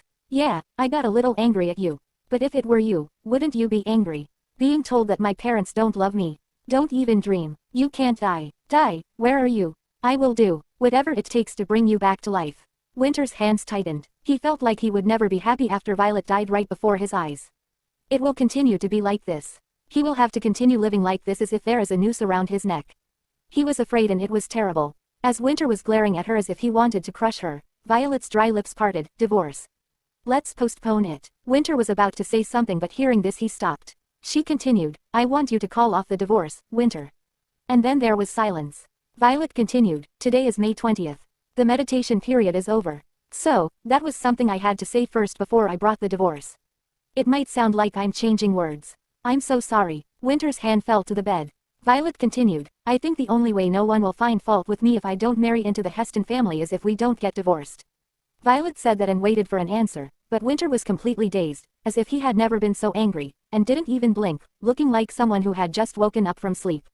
Violet, who took his lack of response in a negative way, sighed, don't reject me right away, but think about it a little more. If you tell me your conditions, I will do as much as I can. He muttered, even tell me the conditions. She continued, is it so? Of course, you won't like it. But right now, I can't think of a better way. Instead, if you cancel the divorce this time, I will give you full authority to decide on the divorce thereafter. I promise, I will let you do it whenever you want. If you allow me to annul the divorce, I will sign a contract right away. Winter, are you listening to me? Violet waved her hand in front of him anxiously. Even as she was talking, Winter's expression changed dozens of times, especially when she told him she would give him full power to decide on a divorce, and it seemed like he took a breath and didn't let it out again. She quickly shook her head. Sorry, I was in a hurry. What does this mean, holding on to a sick person? Violet forced a smile as if nothing had happened. I decided to let you out if you told me, so I'll leave. Sleep more. When she tried to stand up, she felt dizzy and fell down. She wasn't as badly injured as Winter, but but she was also in very bad shape because of the heavy rain and the heartburn she had had all night. Thanks to that, Winter finally came out of his daze, cupped Violet's forehead with his hand, and his expression hardened. He asked, "What did the doctor do? Why do you have such a strong fever?" She replied, "It's just a cold." He continued, "Where's the simple cold? The disease that kills the most children in Rockround is cold. Because you are not a child. This is the age when you are at your healthiest." Violet was already exhausted, and after talking to Winter about her strength, she was completely exhausted. Winter was the complete opposite. He thought he didn't have the strength to die, and suddenly a surge of strength surged through his stretched body. It was a pity that his leg was injured. When Violet's head tried to tilt down as she spoke, Winter cursed and pulled her head into his arms. She spoke, "I don't know which of us is in critical condition." She muttered, "I am not a patient." He continued, "We're in big trouble. You must be talking nonsense because your fever is so severe." In the meantime, Violet felt some hope as she watched Winter pull her into his arms, wondering if his head would bend. She asked softly, "Would you consider it?" "You mean divorce?" "Yes, divorce." He continued, "Do as you will. Instead, if you cancel this time, as you said, you will never bring up the topic of divorce again. It's a waste of time to talk about this and that. Don't you need more time to think?" He continued, "I do not need it." Violet smiled faintly at his annoyed response. "Well, you value time," she said, raising her head and looking at Winter. "Let's do it, turn it into a surplus." He continued, "I don't understand exactly yet, but now I know that's not what women like." Violet nodded slightly. It may be a very selfish thought, but if he becomes separated from his parents, many of the reasons why Violet decided to get a divorce will actually disappear. So, she decided to give up on pushing him out of her mind. Then she dozed off, and Winter was happy. Violet was so deeply asleep that she didn't wake up even as Winter slowly pulled his hand away. Winter found his wand again, took a deep breath, and stood up. After cursing himself for stupidity as the pain throbbed through his head, he left the bedroom and quickly looked for Hyle. Hyle was full of dissatisfaction and approached Winter to say something, but when he saw Winter's complexion suddenly change, he immediately asked, "Did something good happen?" Winter asks, "Bring me coffee and painkillers. Both are toxic and..." Hyle continued, "Of course, the director and researchers kept quiet. The CEO got hurt because he fell down the stairs after drinking. That's not it." Winter couldn't believe what he was saying with his own mouth. So he paused for a moment and spoke softly, "She doesn't want to remarry Heston, Violet. She asked me to cancel my divorce as a solution." Hyle's eyes widened at those words. Winter seemed to realize it only after saying it with his own mouth. For a moment, Winter forgot about the pain and smiled. Hyle, who was looking at him blankly, belatedly understood and jumped up with excitement. "That's incredibly good news." Winter continued, "What? Yeah, honestly that's good news. It won't matter if we proceed with the Heston family title like this. The thought of seeing those damn Ash Lawrence and Heston get stabbed in the back already makes me dizzy." "Oh, no problem." Hyle responded appropriately and cheered inwardly. Hyle was excited, but then quickly became serious and spoke to him. "CEO, this is not the time to relax. I'm sorry to say this, but, you and your wife both harmed each other once. There's no guarantee it won't happen twice." Then Winter looked at Hyle with an expression of disbelief. "What's going on? You only choose words that are useful today. You don't bring what I need." Hyle continued, "Oh, coffee and painkillers. I'll bring it. And Mr. CEO, in case the little madam changes her mind, can't you let all the employees know in advance? Were you always this smart?" Winter was genuinely surprised and beckoned the door to tell him to go quickly and spread the word. He continued, "Go and tell them. Instead, since Violet is sleeping, if you make a loud noise, you will be fired. No need to worry at all." After Hyle said that, he got excited and ran down the hallway. After a while, brief squealing sounds were heard here and there. And then Hyle rushed to Lulu to retrieve his resignation letter, which he had left behind just in case.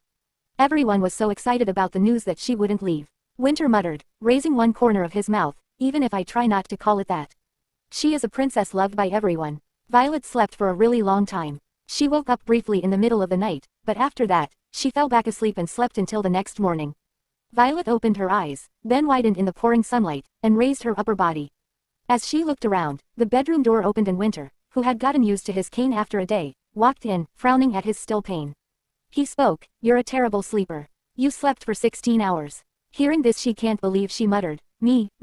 It seemed like she couldn't believe it either. For some reason, she slept so much that her back hurt. He continued, "I was waiting for you to wake up so I could write a contract about canceling the divorce." She inquired, "Did I sleep that long?" "Really?" He then spoke, "Stop talking in your sleep and get up. Let's go write a contract." She then spoke, "Oh, I'll at least wash my face and come back. I'm embarrassed because I slept too much." Violet's cheeks were red as if she was truly embarrassed. She said with a look in her eyes that seemed pitiful about where Winter was. Yes, whether you wait 16 or 17 hours, that is it, my princess. Don't be too embarrassed. She blinked and quickly went into the room. Violet quickly started dressing up before that impatient man attacked her. They both then sat down together for an agreement. Winter then spoke, since I agreed to stay married, let's agree on the terms. She sat and replied, great. Tell me, he continued, first, from now on, you have to go to all the parties I want to go to. Violet nodded at his words, and said, it seems like it's helpful for business. Of course, that wasn't the reason at all. However, Winter just wanted to solidify that Violet was his wife by going to parties around the neighborhood. Violet asked, what about the second? He continued, this is really important. I hope you don't leave any broccoli behind in the future. I like vegetables, so it's sad to see them being left behind. Violet flinched at his words. Violet, who was speechless, asked cautiously, if you don't want me to leave broccoli behind, how about taking it out of your meal? He continued, didn't you understand me? That I like it. You eat it too because I like it. Winter gestured at the paper as if telling her to write quickly instead of resisting. Violet sighed deeply and asked without realizing it, what about the third? He continued, only two. She was surprised, really? Anything else? Even if you don't come home, don't ask when I'll be coming. It's not something like that to be written down in a contract. Just a little broccoli, he continued, isn't it up to me to set the conditions? Why are you questioning me like this? As Winter furrowed his eyebrows and spoke, Violet wrote down the second condition with a somewhat sullen look on her face. Don't leave any broccoli behind. After writing that down, Violet looked at the contract, which looked scanty and unimportant no matter how she looked at it. There's nothing special. He continued, I didn't even want a divorce in the first place. You said you didn't want to live with me. He spoke like a sulky child, and Violet spoke as if she didn't understand. She continued, I thought since you suggested a consideration period first, of course, you would want it too. He then replied, so, why do I hold on to someone who doesn't want to live with me? She then muttered, I see. There was a little miscommunication. Wait a minute, hold on, dear viewers, what does that mean by little miscommunication, dear princess? We are now at chapter 85, little miscommunication. If this is little, then what is big? Anyway, well, let's go back to narration. Then Violet picked up the contract, checked it, and asked him. Then I don't have to agree to your conditions. It's too late because the contract has already been signed. Don't leave any broccoli behind. Of course, eat other vegetables if possible. You're an adult. In the end, the contract ended with a story about broccoli. Winter immediately handed over the contract to the lawyer brought by Hyle. Winter said, unable to hide his joy. If we show up together at the title succession ceremony next month, it'll be worth seeing. Ash Lawrence's expression. Violet was relieved. Because the expression looked happy. Winter couldn't let go of his impatient nature and came and sat down on the chair at his usual speed, clicking his cane. Then he pounded his fist on the table, waiting for his pain to subside. It hurts a lot. When Violet tried to put her hand on his thigh out of concern, Winter hurriedly grabbed her wrist and lifted it up. Please don't touch me at any time. She replied, I pity you for being sick. He continued, better hit me. That would be less painful. Violet looked upset and said another word as if she didn't understand. You really don't like me touching you. He continued, it's selfish. You touched me even though I didn't let you touch me. I heard that's how you normally have a marital relationship. She continued, stop arguing. I can touch it, you can't. Is it okay? He muttered, oh my, what is this, you selfish bastard. Winter sarcastically looked at the wide-eyed Violet. However, when Violet frowned as if telling him not to do it, she immediately pretended to cover her mouth with her hand. Looking at the prank, it seemed like he wasn't in a very bad mood. Winter slapped her hand like he would a friend and made a frustrated expression. It's so uncomfortable, it's driving me crazy. How long do I have to use a cane? I'm not even an old man. I want to go out. I want to work. I will turn away. She replied, you can't even blame others. He continued, why can't I do it? It's my parents' fault. Shit. As Winter grumbled, Violet spoke to him as if she had decided, I will never let something like that happen again. You, by what means? When Winter asked, Violet placed her hands on the table and spoke in a strong tone. I have decided something. What? He inquired. She continued, I will be good to you. Why? He inquired. She continued, I've been meaning to do that since I first told you about your parents. To be nice to you. I decided to let people know that relationships between people can be built without money. You know I'm a conservative person. I feel responsible for you. Of course, in today's world, I could be wrong and you could be right. Or maybe you and I are just different. But I want you to believe what I believe. As Violet spoke carefully, Winter nodded. And then he opened his mouth. It's up to you. I want you to believe what I believe. What is the importance of money? Winter, who was trying to make a joke, was left speechless by Violet's obvious answer. She continued, "All right then. I'll send a telegraph to the Hestons. I plan to visit their mansion tomorrow." He asks, "Why are you telling me this now? I'll go with you tomorrow." She replied, "Well, you're not allowed to go out for 2 weeks." With a surprised look, he muttered, "What?" She continued, "They say you're not allowed to go out. The doctor told you not to go out." Winter raised an eyebrow at the absurd punishment he had heard for the first time in his life. "I'm going out." "No," she replied. He then asked, "What are you going to do if I leave?" She spoke, "I will stop you." He continued, "Are you confining me?" Violet nodded slightly and looked at him with the eyes of a stern tutor. She continued, "That's the way it is. The doctor said it was best to not work for a month. Plus, you have a short temper and move around quickly even when you're injured. Then it won't get better." He was pissed off and spoke, "No, but I'm 29 now.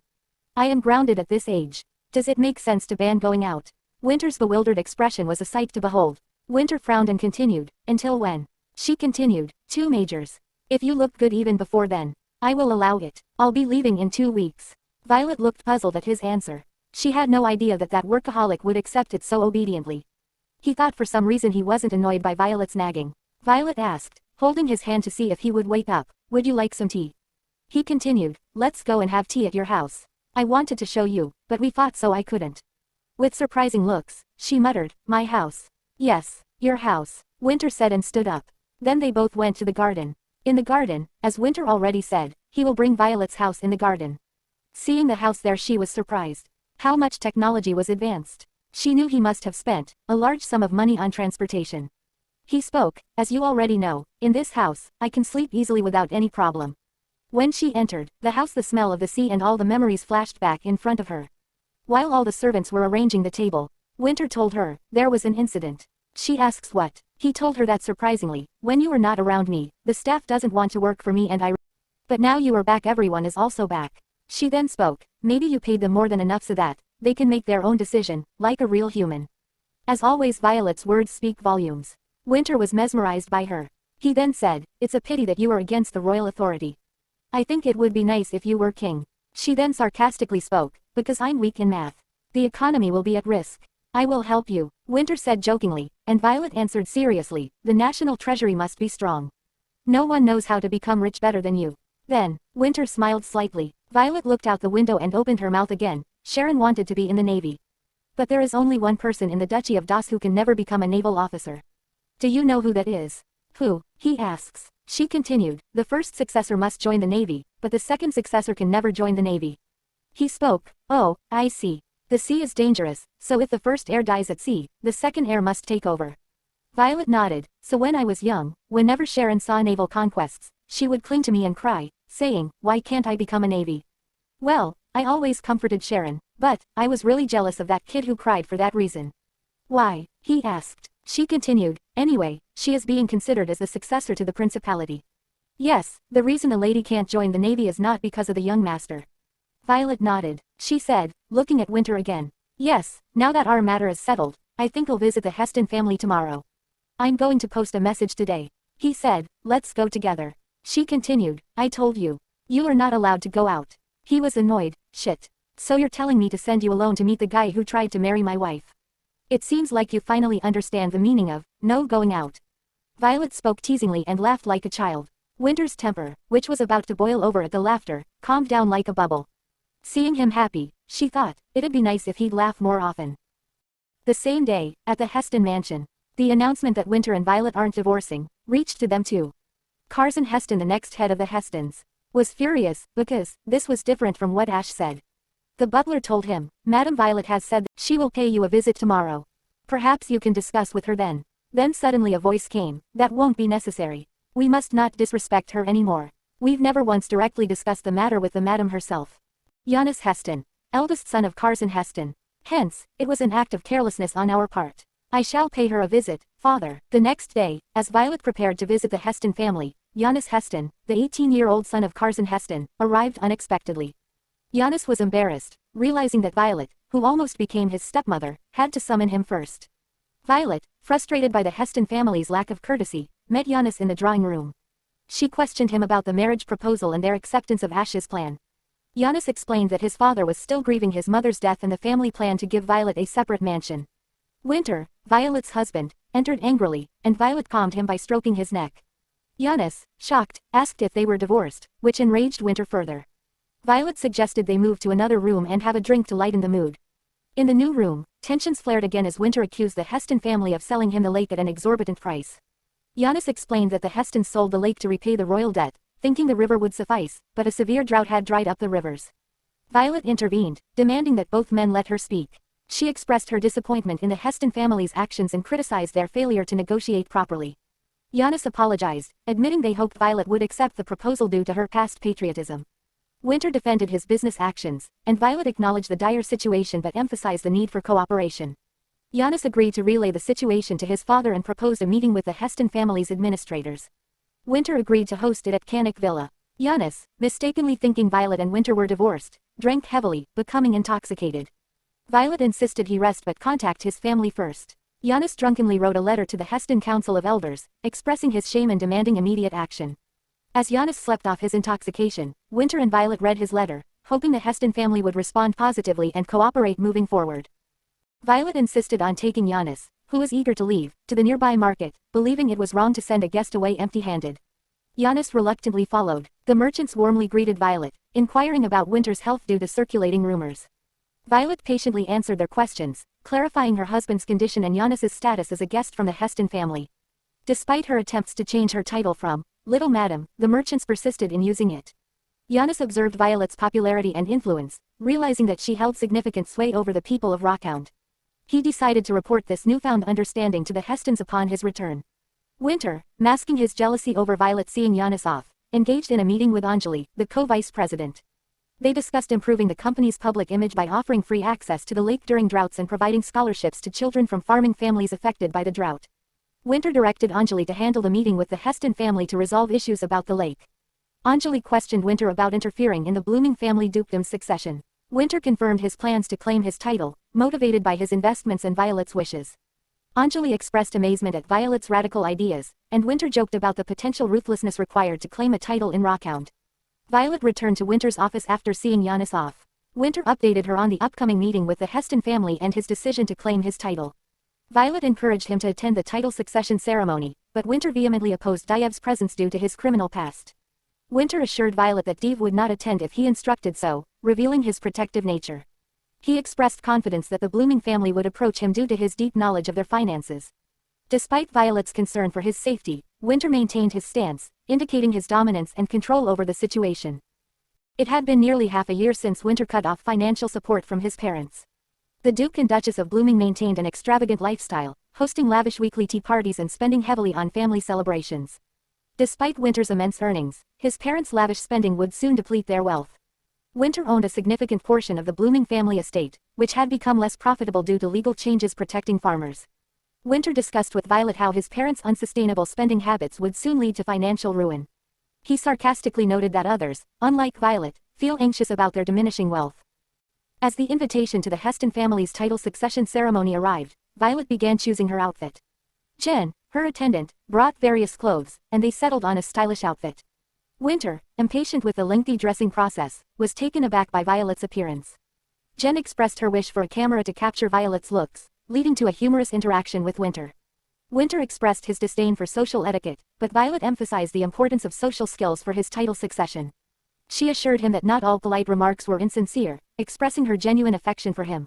Winter, realizing his desire to be a good husband, agreed to study for the social skills needed to compete against Steve, the legitimate son of the Blooming family. However, he was initially overwhelmed by the idea of reading 100 books and watching 15 plays, leading to a humorous and affectionate moment between the couple.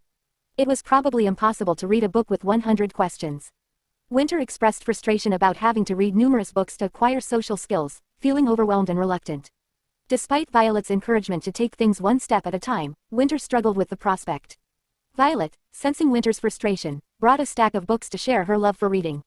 Winter, captivated by Violet's enthusiasm, reluctantly began reading. However, he quickly became irritated by the complex language and lengthy names in the book.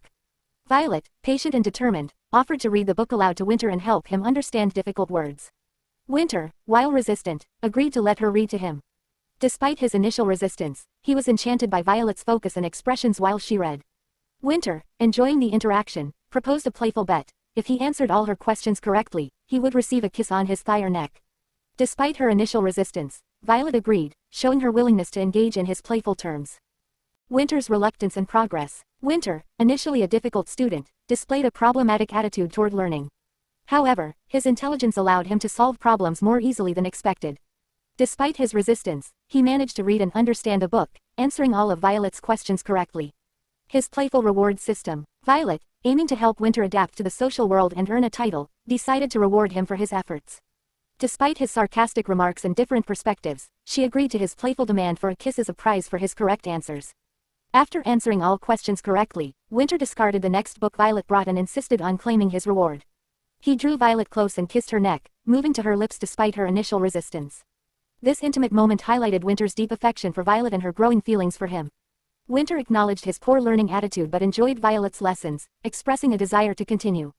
Violet, maintaining her calm demeanor, insisted on finding another tutor if needed, but Winter preferred her guidance despite his rebellious nature. The interaction concluded with Winter's insistence on further lessons, blending affection and playful defiance in their relationship. At Violet's request, Hyo quickly appointed a renowned etiquette teacher for Winter. In the meantime, Hyo began to redirect Winter's tasks to Violet, who adeptly managed them. Jen, excited by the improvement in his work life, praised Violet for her diligence despite her busy schedule planning decorations for the title succession ceremony. Violet skillfully balanced her workload, supported by Jen and Hyo. Jen, impressed by Violet's dedication, noted how she balanced work and decoration planning. Hyo, recognizing Violet's efforts, brought her a miniature model of a lake house for planning purposes, delighting Violet with its charm. The newly appointed etiquette teacher for Winter struggled under Winter's harsh treatment. After just 3 days, the tutor, overwhelmed by Winter's sarcasm and relentless criticism, tearfully resigned, refusing his salary. Violet, understanding the difficulty of the situation, thanked the tutor for his effort, while Hyo acknowledged Winter's challenging demeanor. Encounter in the living room. When Violet entered the living room, she found Winter lying on the sofa, idly bouncing a rubber ball against the wall. Winter complained about his new etiquette teacher, expressing his frustration and asking if Violet could teach him instead. Violet, recognizing the importance of the upcoming title succession ceremony where influential families would gather, questioned Winter's aversion to studying. Winter's internal struggle. Winter, burdened by the trauma of Violet's past death and his own body-switching secret, tried to evade the issue. He did not want to cause Violet any more pain and was conflicted about preparing for the succession ceremony. Violet cleverly maneuvered the conversation to test Winter's resolve. She brought up the idea of using herbs, knowing Winter's weakened state. Winter, realizing he had fallen into Violet's trap, began to sweat under the pressure, unable to provide a convincing response. Harlan's arrival, the Winter half-sibling. Harlan, an 18-year-old with a sickly appearance from the Kanik clan, arrived at Winter's mansion after a long journey. Despite being frail and anxious, he was determined to repay Winter for the help given to him and his twin brother, Harlow, by offering to work as a servant. Winter's reaction. Winter, initially skeptical, was unexpectedly pleased by Harlan's arrival. He was relieved and delighted to see his half-brother, as it coincided with his need for certain herbs. Winter was eager to hide his own past and the truth about his condition, preferring to blame it on his parents rather than share the real story with Violet. Meeting Harlan. Winter greeted Harlan with a mix of coldness and satisfaction. Despite Harlan's fear and submissive demeanor, Winter was surprisingly welcoming. He assigned Harlan to Lulu for immediate care and ordered him to clean up and eat something nutritious. Violet's suspicion. Violet, initially suspicious of Winter's sudden joy, was confused but decided to investigate later. Winter, on the other hand, was pleased with the turn of events, thinking it was a perfect opportunity to maintain his deceit about his condition while benefiting from his brother's presence. After taking a bath, Harlan was overwhelmed by the luxury of Winter's mansion and the unfamiliar food and clothing. He regretted not bringing his twin, Harlow, who would have fainted from the journey. As he began eating, Winter joined him and inquired about the purpose of Harlan's visit. Harlan offered to repay Winter's help by providing information from a booklet he had brought, which contained details about body-switching spells used by the Kanik clan. Winter, intrigued but impatient, demanded Harlan interpret the booklet to help with his body-switching desires. He offered to support Harlan's living expenses in exchange. Harlan acknowledged his gratitude for Winter's assistance, especially as it had helped him recover his health, and started working on interpreting the booklet. Winter revealed he had experienced severe breathlessness as a child but never considered it related to a heart condition. Harlan mentioned that Alika's herbs, known for their heart health benefits, might be of help, and produced a bundle of these herbs. He thought it weird that when he was kid he was experiencing the symptoms, but now instead of him another person his wife having same symptoms. He thought it's kind of a strange situation. Winter was initially skeptical about using the herbs for Violet's heart condition. The Heston family has proposed a deal with terms they want Winter to consider. Winter expressed frustration upon receiving a contact from Anjali about the deal. While contemplating the terms, Winter received a telegram from the Blooming Mansion. The message contained expected apologies and pleas for forgiveness, as they feared Winter's anger and sought to reconcile after previously threatening him and his wife. Winter, who had always been susceptible to such apologies due to his attachment to the Blooming family, reflected on his conflicted feelings. Despite hating his parents for giving his wife a harmful drug, he couldn't be entirely cruel to them. He instructed Hyle to bring Jen to him without Violet knowing. Harlan was semi-imprisoned in a hotel to interpret a booklet, while Winter allowed Violet to drink herbal tea after confirming its safety. Sitting in the garden, Violet wanted to greet Winter's half-brother but waited for Winter to bring it up. As they enjoyed the tea, Winter expressed skepticism about its effects and mistrust towards his biological mother's family. Winter shared concerns about body-changing herbs, revealing that such a transformation only happens once in a lifetime with one person. Violet found this idea heartening, comparing it to finding a lifelong companion. Despite his grumbling, Winter secretly appreciated the concept but was troubled by their inability to have children, fearing it would disrupt their peace. Winter mentioned he was studying proper etiquette, motivated by concerns about Violet's health and the herbal tea she drank. Violet reminisced about a childhood belief that her heart condition was due to taking on another's pain, an idea dismissed by her parents and tutors as a royal family member's absurd illusion. Seeing Violet face he can't stop himself, he gets up and touched her beautiful face and though how innocent she is. Jen entered Winter's office, where Winter announced his decision to buy a camera. Jen was grateful, and Winter quickly moved to the main topic. His parents would soon arrive, and he wanted Jen to take Violet on a trip to avoid any encounters with them. Jen agreed to start planning immediately. After leaving the office with Hyle, Jen expressed concerns about Winter's tendency to be weak towards his parents. Hyle reassured her that Winter had changed and would not blindly side with his parents anymore. Despite this, Jen remained uneasy, recalling Winter's past behavior, especially during a difficult time when Violet thought she was pregnant. Hyle and Jen discussed the incident, revealing that Violet had been given baby shoes by Winter's mother, which added to the emotional turmoil. Which neither Hyle or Winter knew about it. Hyle instructed Jen to keep the information about the baby shoes a secret, emphasizing that Winter's psychological state was fragile and that this revelation could have severe consequences. Hyle noted that Winter's anger was near critical and that additional emotional stress could cause significant issues. He acknowledged that Winter now viewed his wife differently from his other pursuits, highlighting his commitment to protecting her. Hyle felt a responsibility to prevent Winter from taking any harmful actions, both emotionally and financially. Canuck employees were cautious about the conditions set by the Heston family. Giannis summarized the terms. Winter Blooming would be introduced as the Blooming family successor, and Violet Lawrence as the head of the Lawrence family. Despite initial anger, the Heston family elders accepted these terms. Anjali, after considering the agreement, decided to accept it as well. Anjali returned with a gift of Heston roses for Violet. Winter, following Violet's wishes, hadn't left the mansion and was following her directives closely. Winter brought the roses to Violet, who recognized their significance. They discussed the agreement and their roles, with Winter expressing his dedication to Violet and joking about his accomplishments being recorded. Violet's words made Winter feel unexpectedly proud and happy. Then Winter wants to tell something to Violet and, after hesitation he told her that he wanted to redo their wedding vows. This time he will do everything right, he will prepare an lavish wedding for them. Violet was pleased to hear that.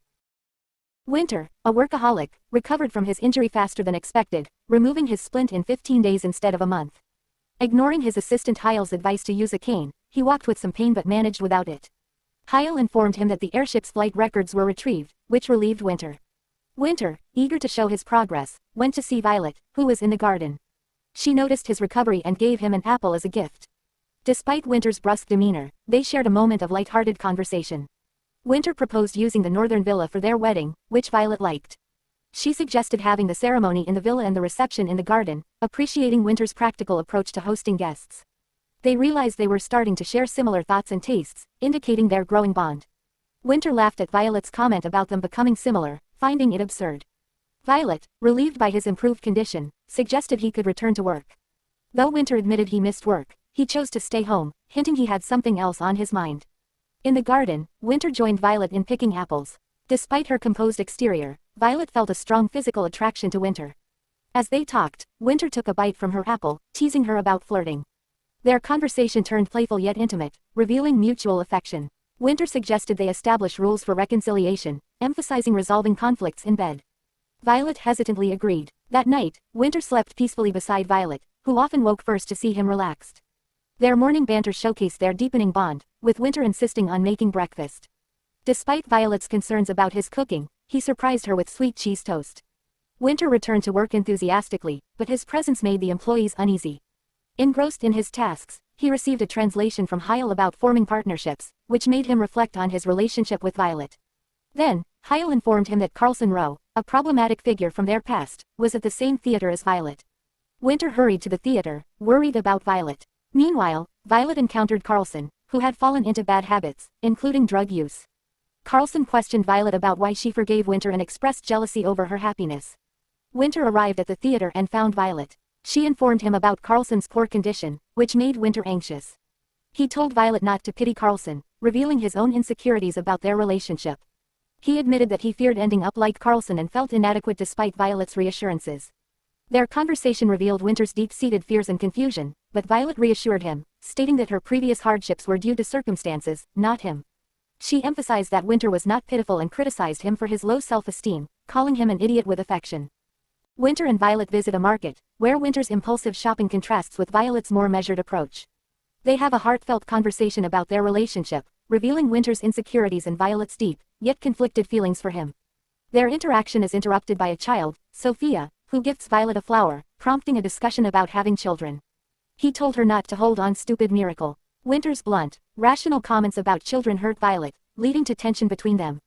After a brief separation, Winter attempts to reconcile with Violet, acknowledging his anxiety and apologizing. They agree to delay discussing children until after an important succession ceremony.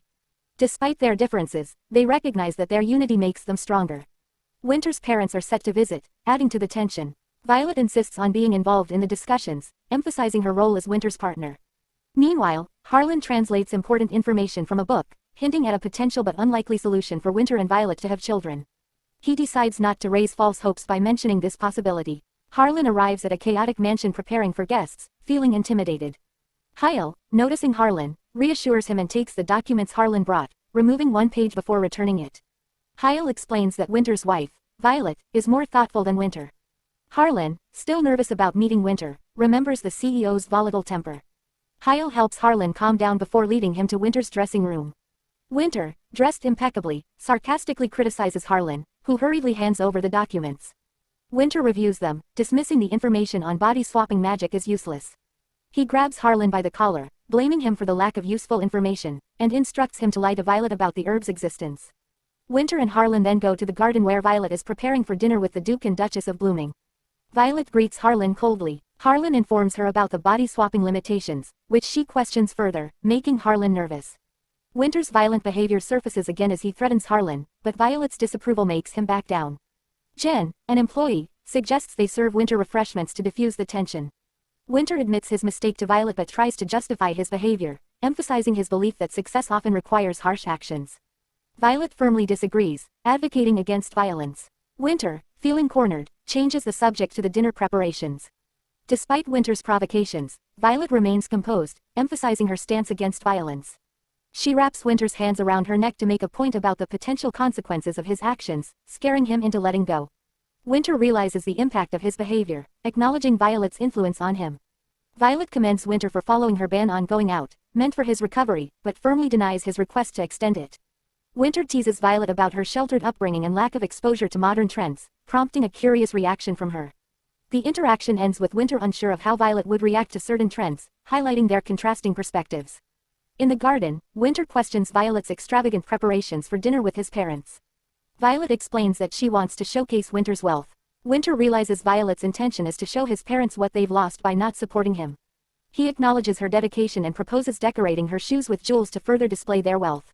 Winter mentions his dislike for violence, but Violet emphasizes that violence is never acceptable. Winter admits he's trying to change but finds it difficult. Violet expresses her wish to remain free of violent actions and be a positive influence on him. Violet reads a book Winter left for her, which includes explicit content that shocks her. She continues reading out of curiosity, finding the story engaging.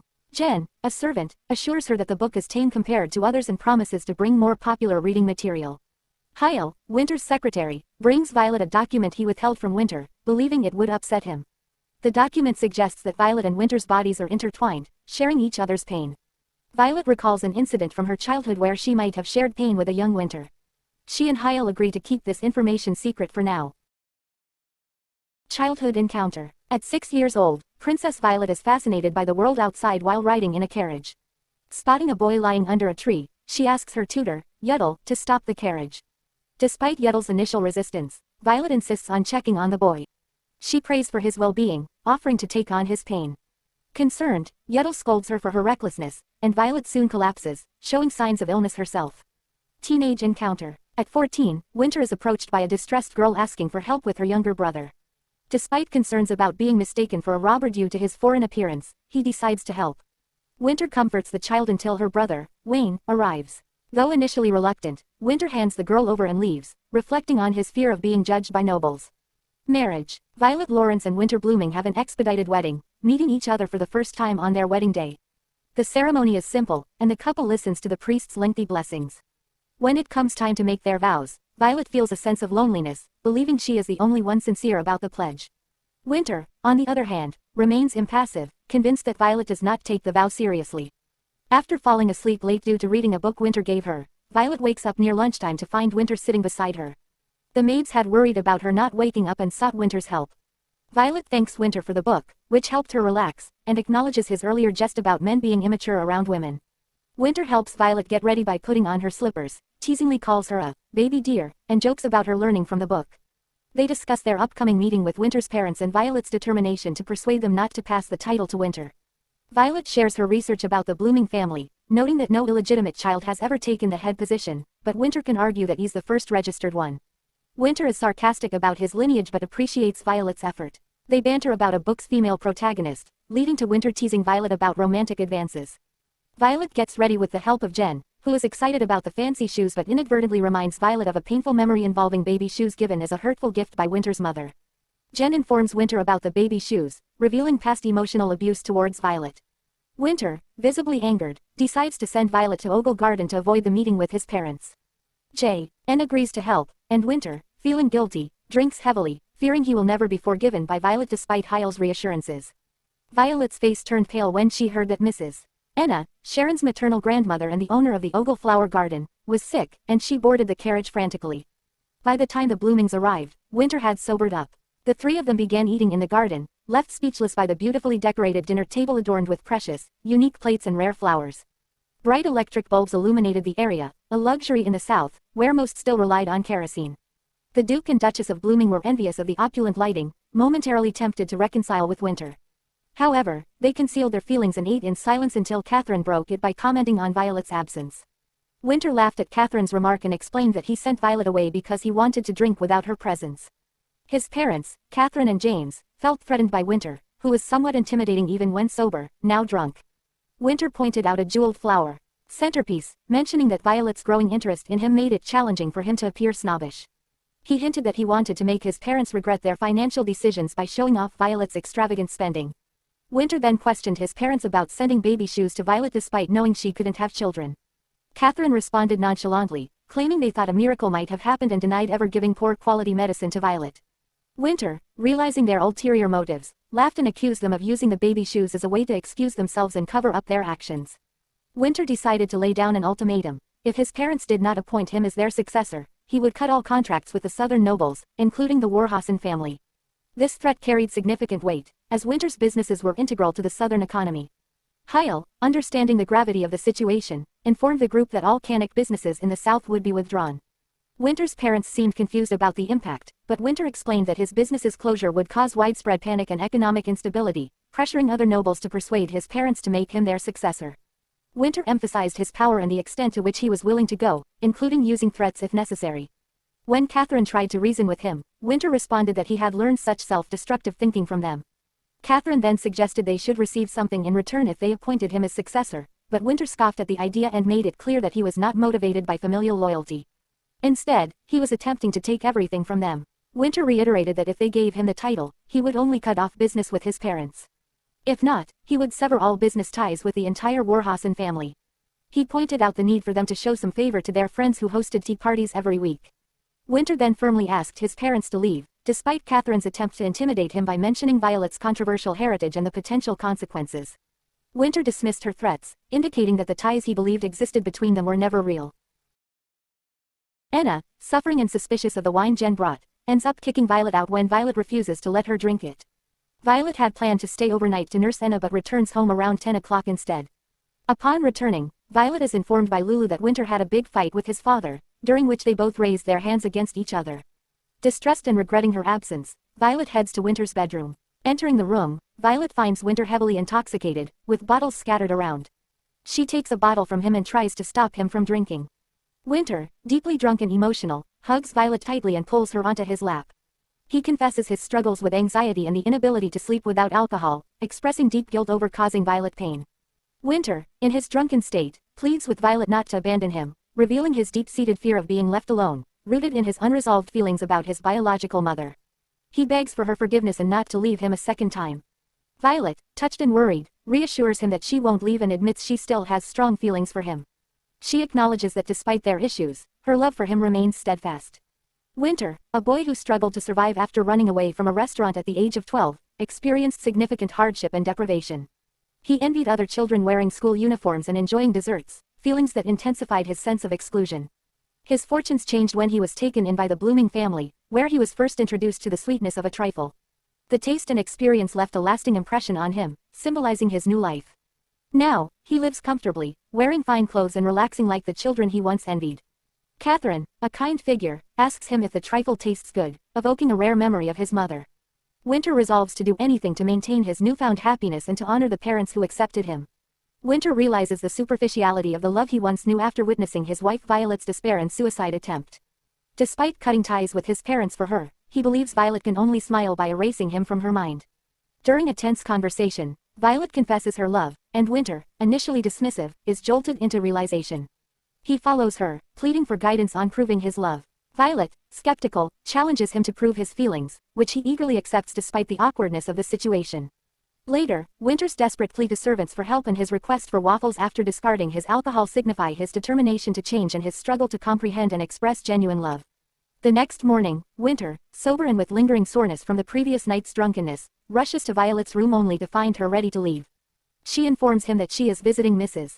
Anna, who is unwell, and plans to stay for 3 days. Despite Winter's plea to talk, Violet, still angry, leaves. At Anna's, Violet is surprised to see Anna looking better. Anna reveals that Winter had asked her to pretend to be ill to keep Violet from meeting his parents. Over lunch, Anna explains that Winter had visited frequently during Violet's absence, seeking news of her and showing genuine despair despite his businesslike demeanor. Anna shares how Winter was deeply affected by Violet's absence and that he had read her letters eagerly, though they only included money for him. Violet is conflicted as she learns about Winter's actions and feelings. Anna advises her not to forgive Winter immediately but acknowledges his deep, if inefficient, love for her. Violet spends the next 3 days at Anna's house, organizing her thoughts and gaining clarity about her relationship with Winter. Upon hearing that Violet was returning, Winter dressed in his best clothes and eagerly awaited her arrival. However, when her carriage bypassed him and headed to the garden, he rushed to catch up, despite his still healing leg. When Violet finally stepped out, Winter expressed his feelings, revealing that he had spent the past 3 days thinking about their relationship. He confessed that despite his inability to properly express love and his focus on money, his true intention was to keep those he cared about from leaving him. Winter asked Violet to love him a little more and to consider his perspective.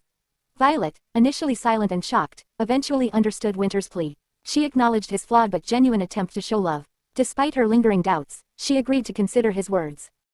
The couple's conversation revealed their deep-seated insecurities and the complexities of their feelings. Both struggled with trust and understanding, but they also realized that their emotions, though imperfect, might indeed be love. Violet is informed by her servant, Harlan, that he has something important to tell her before he returns to Alika. They converse privately in the carriage, where Harlan reveals that, although highly unlikely, there is a chance that Violet and Winter could have a child. This news, while uncertain, sparks curiosity and a bit of hope in Violet. Harlan explains that the body's changes could be due to souls from the same clan, even though he doesn't believe Violet and Winter belong to the same clan. Violet, recalling a past false pregnancy, acknowledges the danger of raising false hopes but still thanks Harlan for sharing the information. Harlan expresses his gratitude to Winter for saving his and others' lives, pledging their loyalty to Violet and Winter. He also mentions a Kanak clan tattoo that symbolizes well-being for a couple, which Violet remembers receiving once. Violet, now smiling and less tense, bids Harlan farewell. After he leaves, her maid Jen comments on Violet's happy demeanor and reminds her to show a stern face to Winter to convey her lingering anger. Violet agrees but finds it hard to suppress her calm smile. Upon arriving at the northern villa, Violet and Winter found preparations for the succession ceremony underway. The lake, previously brimming with summer vibes, now sparkled in the sunlight, enhancing the serene atmosphere. Violet expressed her delight at the forest scent and imagined how beautiful it would be in the winter. Winter led Violet to the lake house, where they would stay to host their guests. Violet was surprised and excited to see a small, sky blue boat with Canucks logo and fresh flowers on it. Winter helped her onto the boat and presented her with a box of chocolates from a famous local chocolatier. They shared the chocolates as Winter rowed the boat across the lake to a forest of white flower trees. Violet admired the enchanting scenery, and Winter asked her not to sell the villa even if he were to die first, suggesting she pass it on to their descendants or consider adoption. The mention of children made Violet and Winter momentarily silent and contemplative. Winter, still holding her wrist tightly, feared abandonment, while Violet pondered how to broach the topic of increasing their marital relations without seeming rude. After rowing the boat around the lake, enjoying the beautiful flower trees and the fragrant air, Winter and Violet returned to the lake house. Despite the physical activity, Winter appeared unfazed while Violet felt a bit tired. As they entered the house, they noticed the staff had already unpacked their luggage. Their shared bedroom was the largest room in the house, located on the second floor with a beautiful view from the balcony. Winter mentioned that the Canuck executives, including the two co-vice presidents and Hyle, would arrive the next morning for a meeting. Violet hoped the discussions would go well and then returned inside to close the balcony curtains. Winter pointed out the luxurious bathroom on the second floor with its large bathtub, suggesting they could enjoy a bath together. Violet, having made up her mind, stood in front of Winter and began to untie the ribbon of her blouse. Winter was initially taken aback but quickly recovered and encouraged her to proceed, despite her embarrassment. They agreed to bathe together, with Winter taking the lead in undressing her. Violet felt both nervous and excited as she followed his lead into the bathroom. Winter's interpretation of bathing together allowed for a more intimate experience, which he expressed by insisting that he could touch every inch of her body. Violet, though embarrassed, let herself be guided by Winter, who was determined to make the most of their private time before the Canuck executives arrived.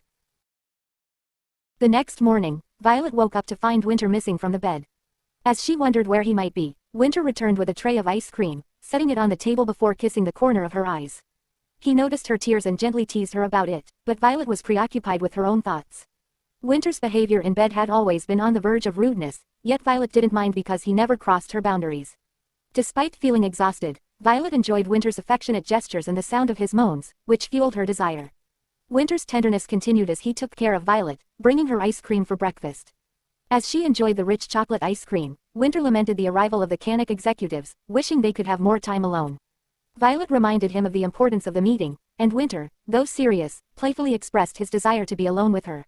Their playful banter continued as Violet noticed Winter's embarrassment when she pointed out his red ears. He tried to hide his face, but Violet handed him the ice cream, reminding him of his love for sweets. Winter, flustered, muttered about feeling hot and began eating the ice cream to cool off. Violet, amused and touched by his unfamiliar behavior, focused on her ice cream as they shared a tender moment. James Blooming arrived in the South, overwhelmed by his brother Winter's ultimatum to end all business operations unless granted a title. This led to the abrupt firing of Blooming family members involved with the Canuck partnership. In the family's large conference room, James was confronted by his bewildered brother Drew and other relatives, who accused him of jeopardizing the family's future and berated him for selling parts of the estate to Winter. James realized too late that Winter's business had deeply influenced the South, supporting even distant relatives. The family, led by nephew Casey, demanded James apologize to Winter immediately to save their businesses and livelihoods, urging swift action to make amends. Violet read the articles carefully and her eyes widened. She quickly handed the newspaper to Winter. "Look at this, Winter." "What? Ah, this is crazy." Winter crumpled the newspaper and narrowed his eyes. The article published by Congress stated that Ash Lawrence, the first successor to the late king, planned to abolish the tenant management system to address failed national policies. Winter clicked his tongue, handed the newspaper back to Violet, and leaned back. Violet remarked that Madame Anna had mentioned this at a dinner party, indicating that the Warhausens must have rushed to publish the article while Winter was trying to recover his business in the South. The late king's national policies were large-scale changes that the people of Rock Round found hard to accept, shaking the country. Two policies caused the most problems. The first allowed local residents to move without notifying the landowners 3 months in advance. The second appointed rent managers to monitor land rents and prevent arbitrary increases. The Warhausens, who owned the fertile southern plains, were particularly upset by these laws, although they still lived wealthy lives. They argued that the laws would eventually bankrupt the peasants, leaving them without land to farm. The Rockround royal family ran a large deficit for several years to promote these changes, causing an economic recession. While businessmen like Winter Blooming thrived, other peasants suffered. The peasants, feeling endangered, demanded responsibility from the king. This crisis coincided with Violet's decision to marry Winter, leaving her engagement with Carlson. Winter and Violet were troubled by an article about Ash Lawrence's plan to abolish the tenant management system. Winter saw it as a move to gain noble support by allowing rent increases, even if it went against the late king's policies. Violet realized the importance of counteracting Ash's influence. Winter, though frustrated, resigned to the situation, remarking that they had nothing to lose. Violet contemplated the implications and, after some discussion, determined that they needed to undermine Ash's power in Congress. She proposed replacing members allied with Ash and ensuring Canic representation in Congress. Eglin, listening, noted the difficulty of changing the hereditary system. Winter grew irritated, recalling that even if he gained a dukedom, the Blooming family seat would still go to a rival. Violet outlined the current power distribution in Congress and suggested targeting the 3 Lawrence family seats.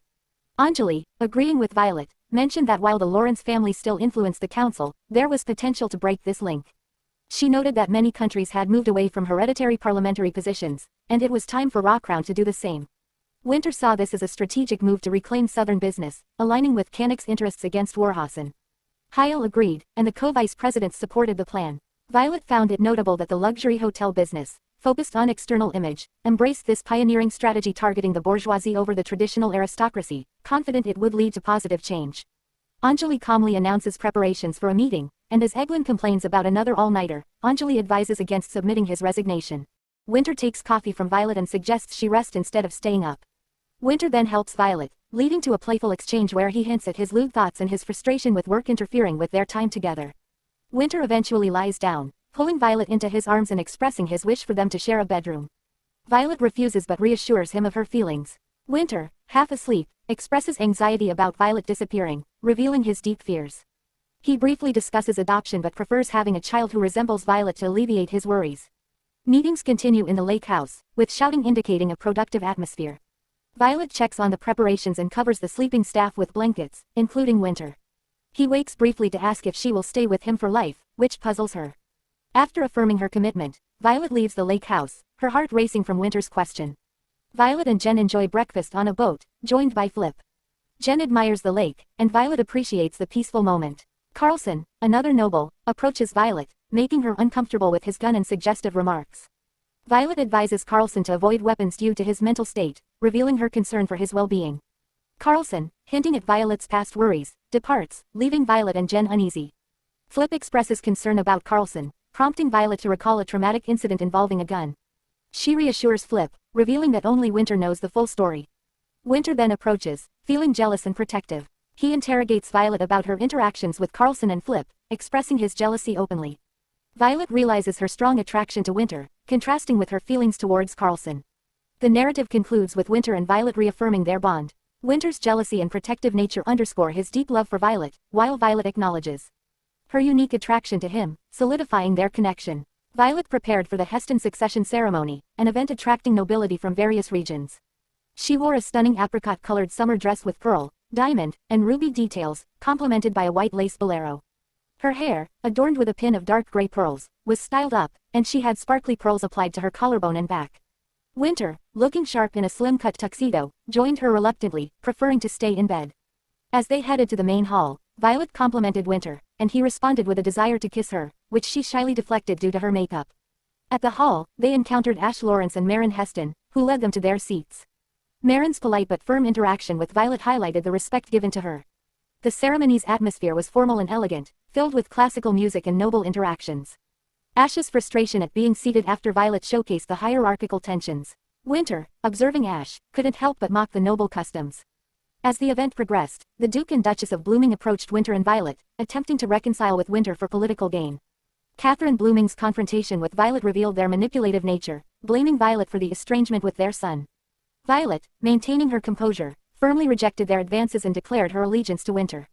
Winter, unfazed by his parents' tactics, reaffirmed his commitment to Violet and his own ambitions, expressing his intent to continue his business endeavors while distancing himself from his opportunistic family. Violet realized Winter's cunning in handling their manipulative relatives and admired his resolve.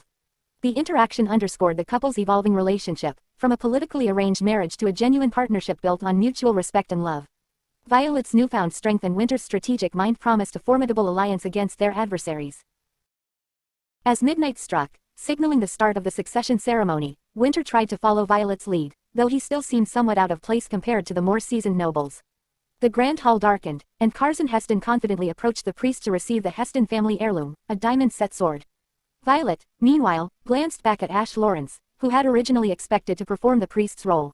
His displeased expression gave her a childish sense of victory, as she had always felt oppressed by him.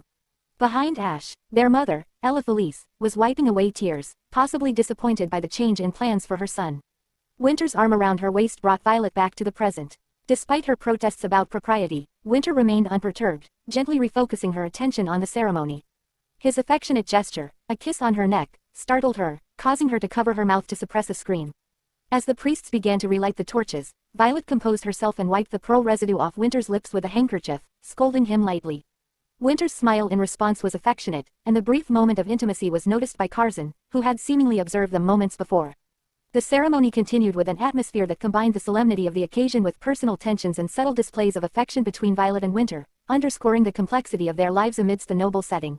Winter smiled at her nagging. Then she felt eyes on them and turned her head to see Carlson there. He wasn't looking at the couple right now, but it was clear that he had been looking at them just a moment ago. As Violet followed Winter's gaze, she saw Carlson with a gun, which worried her. Winter assured her that it must have been brought by someone from the Canic staff, dismissing the potential danger with a nonchalant comment. Violet sighed, not entirely convinced but choosing to trust Winter's judgment. The atmosphere was lively as the doors to the hall opened, allowing the guests to spill outside. Violet and Winter engaged in a light-hearted conversation about the popularity of the event and the rarity of succession ceremonies. Their conversation was interrupted by the approach of Ash Lawrence, who looked annoyed. Mary Ann Heston, Carson Heston's daughter, intercepted him. Mary Ann, attending her second ball, introduced herself with confidence. Despite Winter's dismissive gesture, Mary Ann persisted, showing her knightly spirit. Mary Ann revealed to Violet and Winter that Ash Lawrence had bought Sir Carlson, hinting at Ash's involvement in Carlson's drug procurement. This information intrigued Violet and delighted Winter. Mary Ann, a fan of Carlson, offered to bring evidence of Ash's misdeeds, seeking an alliance with Violet and Winter against Ash. Winter found the proposal tempting and agreed to consider it once Mary Ann provided the evidence. Violet, still processing Mary Ann's revelation, found herself impressed by the young girl's determination. Winter, pleased with the turn of events, suggested they enjoy the party. Winter wrapped his arm around Violet, who was momentarily lost in a memory of a kinder, more innocent Carlson. Winter, somewhat annoyed, wondered aloud how Carlson had gone astray despite his comfortable upbringing. As lanterns floated on the lake, Violet spotted her mother, Ella, and decided to talk to her, leaving Winter to converse with the Canic staff. Ella, despite her underlying resentment towards Winter, acknowledged his efforts to treat her well. With Winter occupied, Violet and Ella boarded a boat to have a private conversation. Flip, their loyal servant, took charge of the oars. As the boat glided across the lake, Ella expressed relief that at least one of her children was happy. Violet, thinking back to her sister Enna's wishes for her happiness, felt a mix of emotions. Ella unexpectedly voiced her opposition to Ash's controversial national policy, aligning with Violet's stance. This support lightened the burden on Violet, who proposed converting the Lawrence family's 3 congressional seats to elected positions. Ella agreed to organize a family meeting to discuss the plan. Their conversation turned to Ash, with Ella lamenting his fall from grace. She suggested Violet hand over some royal land to Ash, a request that saddened Violet. Flip, witnessing the exchange, tried to stay out of it but ultimately revealed a painful secret. Ash had once ordered Violet to be locked in a closet. Ella, shocked by this revelation, demanded to know more. Violet felt a wave of embarrassment at Flip's words, grateful he didn't mention her suicide attempt but uneasy about the revelation. Flip, unable to stay silent in the face of Ella's words, had chosen to reveal Ash's cruelty. Ella, initially in denial, struggled to accept the truth about Ash's actions. Violet confirmed the story, explaining she hadn't told her mother to avoid hurting her. Ella, despite her shock, had unconsciously prioritized Ash over Violet. Realizing her bias, Ella calmed herself and agreed to hold the family meeting as planned. After getting off the boat, Ella retreated to the lake house, unable to stay any longer. Flip apologized for his outburst, but Violet, relieved at avoiding the issue of the royal castle, thanked him jokingly. With the boat ride cut short, Violet sought out Winter amidst the noisy, crowded garden as fireworks lit up the sky. While searching, the pearl decoration tied around Violet's waist broke. As she went to retrieve a rolling pearl, Carlson, reeking of alcohol and drugs, picked it up. His erratic behavior scared Violet. Grabbing her arm, Carlson begged her to save him from his downward spiral. Violet tried to calm Carlson, but he became more agitated, finally pulling a gun on her. Just then, Winter appeared, diverting Carlson's attention. Unarmed, Winter tried to reason with Carlson, who now aimed the gun at him. Carlson, driven by his drug-addled mind and misplaced anger, confessed he wanted Violet to be unhappy. As the situation escalated, a gunshot rang out, and Winter fell. Another shot followed, hitting Carlson in the arm. Hyle had fired to protect Winter, and others rushed to subdue Carlson. Violet, pale and in shock, ran to Winter's side, understanding fully his pain from her near-death experience. Winter lay bleeding, eyes closed, as Violet, overcome with fear and sorrow, reached him. In that moment, she realized the depth of his feelings and the unbearable pain of losing a loved one. Suddenly Winter had an flashback. A year after their marriage, Violet asked Winter about his interests, trying to engage him in conversation. Winter, uncomfortable with revealing too much about himself, bluntly stated he hated theater. Embarrassed, Violet tried to rationalize his response, but Winter's discomfort only grew. Violet, attempting to salvage the conversation, suggested a trip around the South, but Winter dismissed her efforts, leaving an awkward silence. Later, reflecting on Violet's concern when he was shot, Winter realized she wasn't just asking about places to visit but was subtly asking him out on a date. He recalled how she would often smile despite her evident sadness, a facade he now recognized as a cover for her true feelings. As Winter lay bleeding from Carlson's gunshot, he struggled to stay conscious, tormented by the thought that he hadn't expressed his love for Violet clearly. Despite the pain, he desperately tried to stay awake, fearing he might never wake up again. Heil, having shot Carlson, immediately called for medical help, and Winter was rushed to a carriage. Violet stayed by his side, holding his hand and urging him to stay conscious. The doctor instructed her to keep Winter talking, so she did, her voice filled with both fear and determination. Winter, trying to push through the pain, managed to tell Violet he was okay, though he regretted not saying, "I love you," instead. In a tender moment, Violet joked about Winter's recklessness and confessed her love, admitting he was her first and last love. Winter, using the last of his strength, finally told Violet he loved her. As he lost consciousness, he heard Violet whispering a heartfelt plea, expressing a deep connection that transcended their current suffering. Winter drifted into unconsciousness, his thoughts lingering on Violet's words, wondering about their meaning and feeling her unwavering love even as he slipped away. She called his name, "Winter, come to your senses, Winter, can you see me?" Winter looked at Violet, his eyes bloodshot from the pain he endured. Violet was smiling, meaning it would be okay. He was thinking of his wife's trembling lips, as he endured his harsh feelings of inferiority. Just when he was thinking if it was the end, strangely enough, he came back to his senses for a moment and heard Violet's voice whispering in his ear. "The year I was 6 and you were 12. If it was you who fell on that cold road, if I took the weakness of your heart, if that is why we made a vow, then give me your pain again this time. Instead, take whatever you can buy with it, be it my blood or my life. It's definitely possible. Your clan's God must be looking after you." "What does that mean, Violet? What on earth does that mean?" Winter closed his eyes and lost consciousness, wondering about the voice he heard in his dream. A fun summer party was going on outside, but Violet, unable to even wipe the blood from her hands and hair, was sitting in the hallway of the hospital, a 20-minute carriage ride away from the villa. The condition was so serious that even doctors from other hospitals rushed to join him. Jen and Flip, who came with them, stamped their feet to try to get Violet off the cold floor, but she didn't budge. Jen spoke almost pleadingly now that Violet had been acting like she was dead for hours. "Little madam, the floor is full. Please go somewhere, yes." No matter how much she said, Violet couldn't hear her, so Jen's voice eventually became louder. "Lul madam." Only then did Violet raise her head and look at her. Jen held out her warm milk. "Please at least eat this. Is the CEO strong? He'll feel better soon." At Jen's rant, Violet briefly returned to her usual soft self and nodded. "Yes, I need to come to my senses before my husband wakes up." "Sure, you should do that. You can't be lying down when the CEO wakes up." At some point, Violet began to feel uneasy about Winter blooming. Looking back, Winter never valued his life for even a moment. Even the day Violet first pulled out a gun in front of him, he willingly pointed at his heart. Violet used to hate life for a moment, but now she loves life so persistently. But she couldn't bear to hate Winter, who was willing to point a gun at himself. For the first time, he said with all his sincerity the words, "I love you." It was clear that he expected to die. On the contrary, he did not believe in Violet's love. He believes that the garden replaces his love. What Violet really needed by her side was still the garden, not him. It was only after Violet's thoughts reached that point that she burst into tears. She hated everyone who made him grow up like this. Everyone who raised him like this was ultimately the one who helped isolate her in the South. As she began to cry, Jen and Flip's faces grew even darker. At the age of 18, from the moment of marriage, Violet had been more mature, noble, and more patient than anyone else, but no one could have imagined seeing her cry out loud like a child. While she was crying bitterly, the door to the operating room opened. And then the doctor walked out with a look on his face as if he had seen something in vain. That he expected to die. On the contrary, he did not believe in Violet's love. He believes that the garden replaces his love. What Violet really needed by her side was still the garden, not him.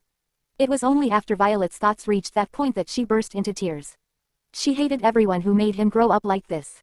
Everyone who raised him like this was ultimately the one who helped isolate her in the South. As she began to cry, Jen and Flip's faces grew even darker. At the age of 18, from the moment of marriage, Violet had been more mature, noble, and more patient than anyone else, but no one could have imagined seeing her cry out loud like a child. While she was crying bitterly, the door to the operating room opened. And then the doctor walked out with a look on his face as if he had seen something in vain. Violet's tearful eyes meet the doctor, who is dazed until Jen asks about the condition. The doctor, swallowing nervously, explains that the bleeding wasn't as severe as expected, hinting at a possible spell. Violet turns pale at the suggestion. Hyle arrives and asks if the patient is okay, to which the doctor replies that while he can't guarantee, there's a good chance of recovery. Relieved, Violet breathes heavily and Jen comforts her, while Flip looks on worriedly. Hyle hands the doctor an envelope with instructions for dealing with reporters, warning against mentioning witchcraft. Violet, feeling grateful to Hyle, tries to thank him but collapses from dizziness, recalling a similar feeling from her childhood. Hyle helps her and asks if she can give a statement to the officers. Violet insists on doing so despite her condition, determined to report calmly and seek justice. She suspects Ash will try to silence the investigation but wants to act before her memories fade. Though her friends are worried about her health, Violet insists she's fine and proceeds to give her statement. Her resilience and grace are striking to those around her, including Jen and Flip, who watch her with concern and admiration. As Hyle and Violet move to the next building, Hyle asked if what happened when Violet was 6 had happened again, and she nodded. Hyle noted that the CEO owed his life to Violet multiple times. They discussed the difficulties of accessing Alika, where they might find answers about what happened. Arriving at the building, Hyle offered to take the officer while Violet headed straight to Carlson's hospital room. Carlson, recovering from surgery and handcuffed to the bed, looked at Violet blankly. Violet, in an uncharacteristic display of anger, grabbed scissors from a closet, but the police officers stopped her. She coldly confronted Carlson, accusing him of being selfish. Hyle whispered reassurances about dealing with Carlson after his deportation, which calmed Violet. Violet requested the officers to leave so she could talk to Carlson alone. They complied, respecting her status. Sitting by Carlson's bed, Violet gently but firmly questioned him about his betrayal. Carlson, feeling overwhelmed by guilt and futility, confessed that he had given the rent from Violet's land to Ash in exchange for drugs. He revealed that proof documents were hidden in his private theater in the capital. Violet decided to report the theft of her property and asked Hyle to retrieve the documents. Hyle left to send a telegram to the capital, ensuring that the evidence would be collected. After Hyle left excitedly, Violet calmly finished her statement to the officers. Exhausted, she entered Winter's hospital room. Despite being in the best hospital room, Jen insisted on a new bed for Violet, which would be donated to the hospital later. Winter remained unconscious for 3 days, leaving Violet worn out. Hyle reported finding the document Carlson mentioned and suggested keeping it at Canuck until Winter woke up. Grateful for the support, Violet acknowledged Winter's subordinates who constantly visited, bringing fruit baskets and donations. Feeling anxious, Violet sat by Winter's bed, held his hand, and softly spoke to him, urging him to wake up. After a gentle kiss on his forehead, she lay down and fell asleep facing him.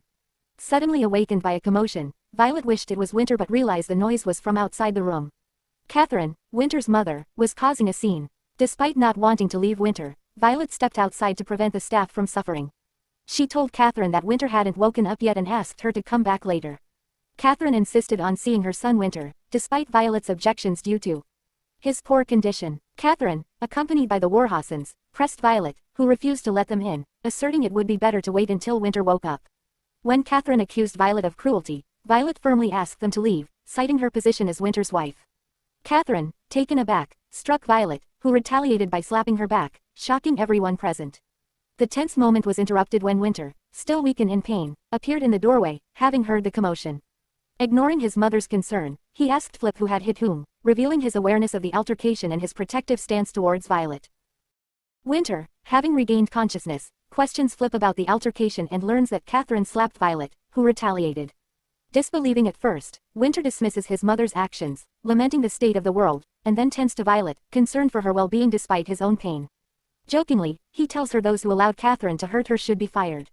Violet, overwhelmed and angry, calls Winter selfish, a villain, and curses him for his self-centered actions. Winter, attempting to lighten the mood, responds playfully, which further frustrates Violet. Jen, the servant, senses Violet's struggle to articulate her anger and refrains from teaching her more severe language. Violet's focus shifts to Winter's health, and she instructs Jen to call a doctor. As the doctor arrives, Violet asks the Warhausens to leave, stating Winter is too ill for visitors. Catherine and the Warhausens protest, claiming Catherine has the right as Winter's mother. This angers Winter, who feels ashamed seeing them attack his wife while he is incapacitated.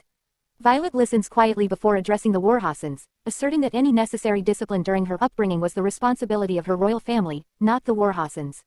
She clearly stated that I have learned this violence from blooming household.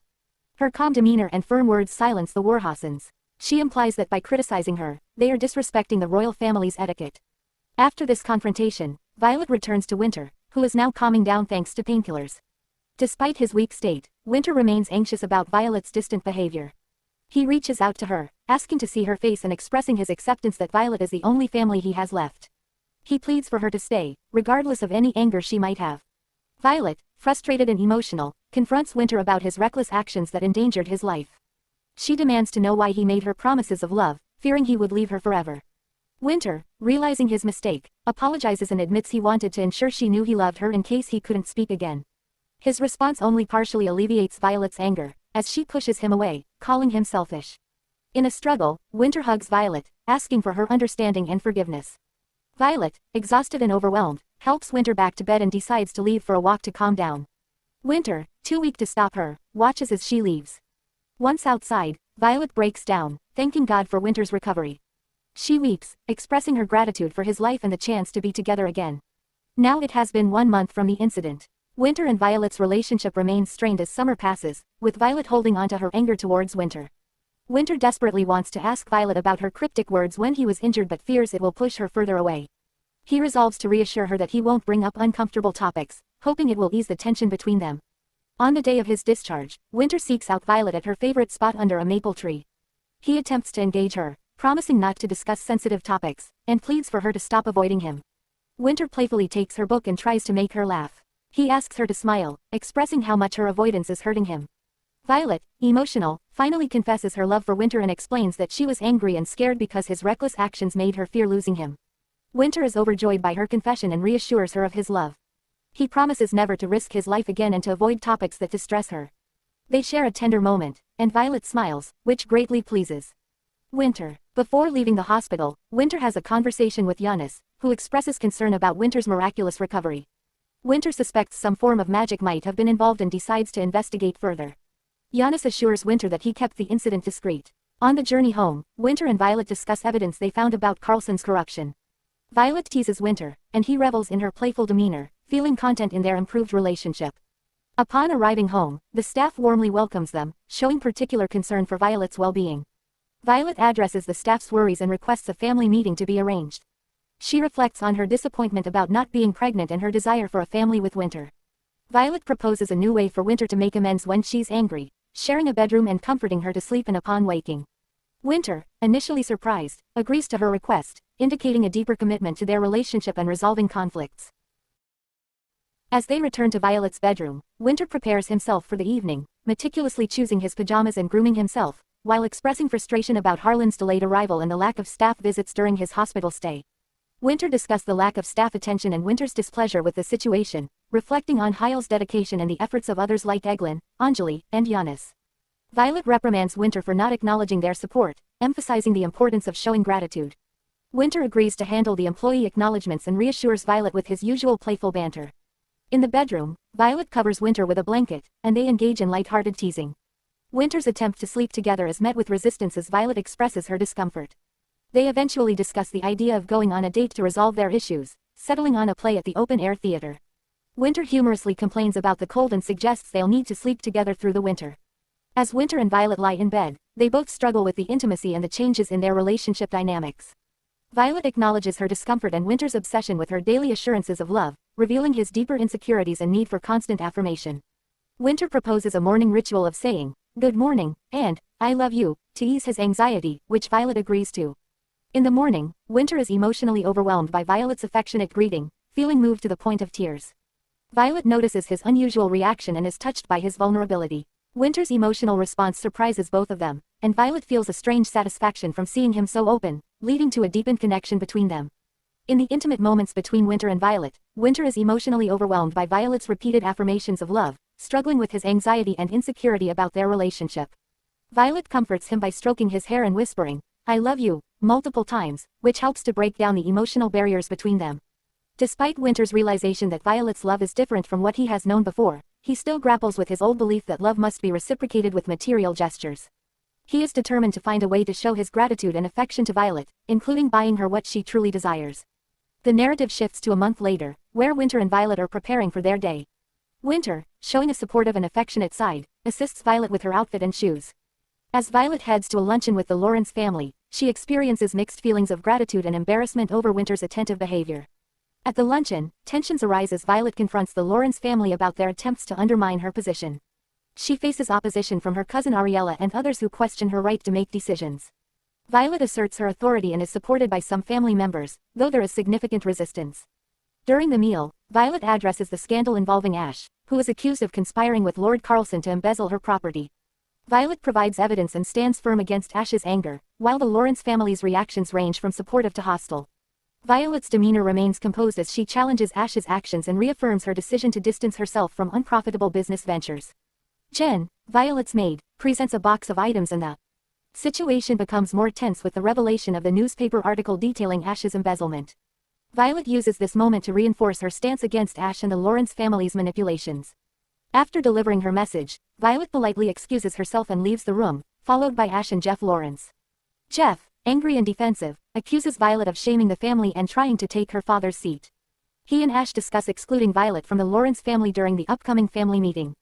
Violet remains calm and reveals that she has learned about Jeff's connections with Ash, suggesting that Jeff has been involved in questionable activities.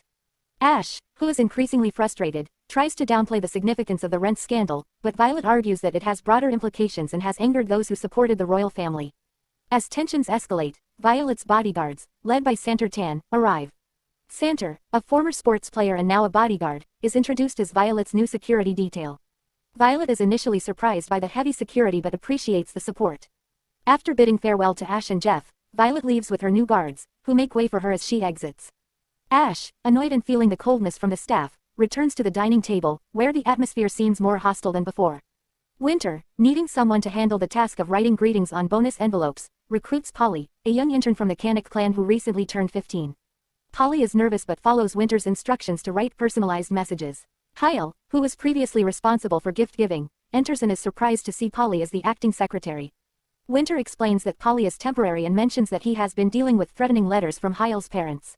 Winter hands Hyle the threatening letters, suggesting he should deal with them and implying that the threats could result in serious legal consequences for the senders.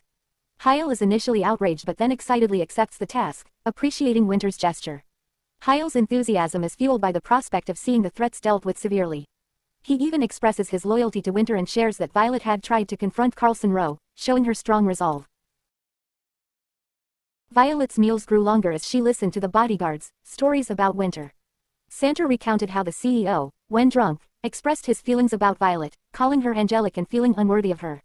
Violet blushed, realizing Winter's feelings. Later, Violet found Winter outside the restaurant, and they decided to buy new clothes. At a popular downtown costume shop, the owner recognized Violet, causing a stir. Winter bought Violet an expensive dress and an emerald necklace, matching her look perfectly. Afterward, they visited an open-air theater. Violet enjoyed the play, though it made Winter uneasy because it reminded him of their relationship. Despite this, Winter planned to arrange a proper theater for Violet's enjoyment. As they left, rain began to fall, prompting Winter to protect Violet with his coat. They shared a tender moment, with Winter vowing to be a gentleman for Violet, despite his earlier reluctance. Violet, drenched from the autumn rain, took a long soak in the bathtub to warm up and relieve fatigue. Jen floated flower petals in the bath and wrapped Violet's hair in a towel before leaving. As Violet relaxed, Winter entered the bathroom, startling her. He offered her water and helped her out of the bath, wrapping her in a towel. Winter and Violet had a tender moment, with Violet insisting he rest due to his injury. Winter, despite his pain, declared he would always protect her, even at the risk of his life. Afterward, they grew closer, with Winter teasingly demanding affection from Violet. They talked about visiting Alika, Winter's mother's homeland, which was notorious for excluding mixed-race people. Winter revealed his plans to assess the land for development and possibly buy it, despite Violet's concerns. She worried about the implications of Winter's intentions, as his perspective on the world often differed drastically from hers. Despite their differences, Winter reassured her, emphasizing that dealing with the Blooming family was their immediate priority. In the south, 7 hours by train from the capital, summer was ending, and the party season at the Blooming family mansion was starting again. The Duke and Duchess of Blooming, despite their strained relationship with their son Winter, continued to host lavish tea parties to maintain the appearance of financial stability. The Warhausens believed their wealth was intact because the tea parties had not diminished, even after rumors of Winter's terminal illness. During a tea party, Mrs. Landon, a notable landowner, arrived late and flustered, revealing that Southern workers were striking and moving to regions owned by Winter. The Bloomings were unaware of the seriousness of this, as Winter and the Canick clan were financing the workers' migration and building schools for their children. Mrs. Landon criticized Catherine for slapping Violet while Winter was ill, suggesting it fueled resentment and led to these repercussions. Despite her warnings, many nobles didn't grasp the gravity of the situation, while the Bloomings remained oblivious, concerned only with their immediate social standing. Mrs. Landon left the tea party frustrated, and James sent the butler to investigate the claims further. Winter and Violet discuss the lack of progress in a drug trafficking case, which was being handled secretly. Winter expresses his frustration but hopes to participate in the upcoming Lawrence Family Council. However, Violet believes it's inappropriate for someone who might succeed the Blooming family to attend. Winter regrets not taking Violet's last name and feels uneasy. Violet, showing her resolve, informs him that Ash will attend the meeting with royal protocol, and Winter reassures her that he has already accounted for the expenses. He offers Violet resources from the company, but she insists that the company is not personal property. Winter then suggests taking Eglin, who is unemployed, for the day. Winter finds Violet easy to understand as she consistently walks the right path. Before Violet can respond, Winter heads to work, telling her to stay inside because it's cold. Despite feeling lonely after Winter leaves, Violet dismisses her feelings as childish and looks forward to being with him again. As she and Jen leave, Eglin runs up with a stolen protocol list for an upcoming family meeting. Despite not requesting it, Violet appreciates Eglin's effort.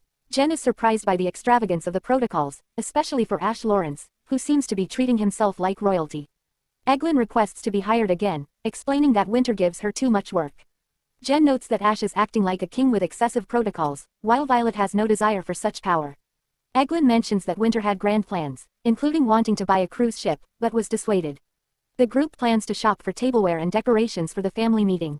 Violet is particularly interested in the trendy light bulb decorations, symbolizing wealth. Violet inquires about Winter always traveling with Hyle, and Eglin explains that Winter dislikes unnecessary protocols but ensures all work is documented. Eglin and Jen recall a stressful incident involving missing reports at the Solid Hotel, highlighting Winter's strictness. As they talk, Violet feels period cramps and asks Jen for some medicine and tea, masking her discomfort with a smile. At that moment, Violet sighed inwardly, realizing with a pang of disappointment that she had once again failed to conceive a child. James, having left the tea party, returned from a tour of the brewery with his butler and found the situation worse than Mrs. Landon had described. The brewery was completely empty, and whispers among passersby made him nervous. He overheard people discussing Princess Violet's establishment of 5 tuition-free schools, which seemed to be a hot topic among those with children. Inside, Catherine was fidgeting while Diab looked distressed on the sofa. Diab revealed that Winter had frozen Catherine's trust fund, leaving her in despair. James suggested Catherine apologize to Violet to get the trust released. Diab also pleaded with her, emphasizing the importance of the money for his business. Catherine, devastated, knew she needed Winter's help but was unwilling to apologize to Violet, whom she blamed for ruining the family's peace. Her deep resentment toward Violet made her reluctant to take the necessary steps. She stormed off to her room, ignoring James's attempts to persuade her gently, and found herself missing Winter. After a sweet week of vacation, Hyle reported the progress of the new schools to Winter with enthusiasm. Of the 5 buildings purchased, 2 would be ready to accept students by mid-next month, and the other 3 by next fall, with over 1,000 applications already received. Winter, who had never attended school himself, reflected on the irony of helping establish one. Hyle praised Violet for her role in the project, and Winter acknowledged it was her doing. The first school was an extension of a community hall near Calftown Station, which excited the local community. Hyle interacted with some children eager to attend, but Winter warned them about talking to strangers. He then ordered Hyle to handle school supplies and uniforms, showing a mix of gruffness and care.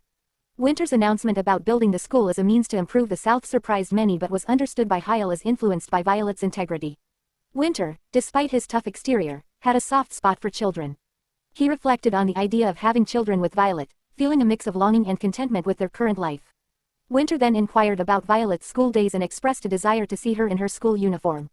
Despite knowing it was difficult, he insisted on buying a painting of her in the uniform from the Royal Museum. Hyle, realizing Winter's determination, resigned himself to making the impossible possible, understanding that Winter's stubbornness was unyielding.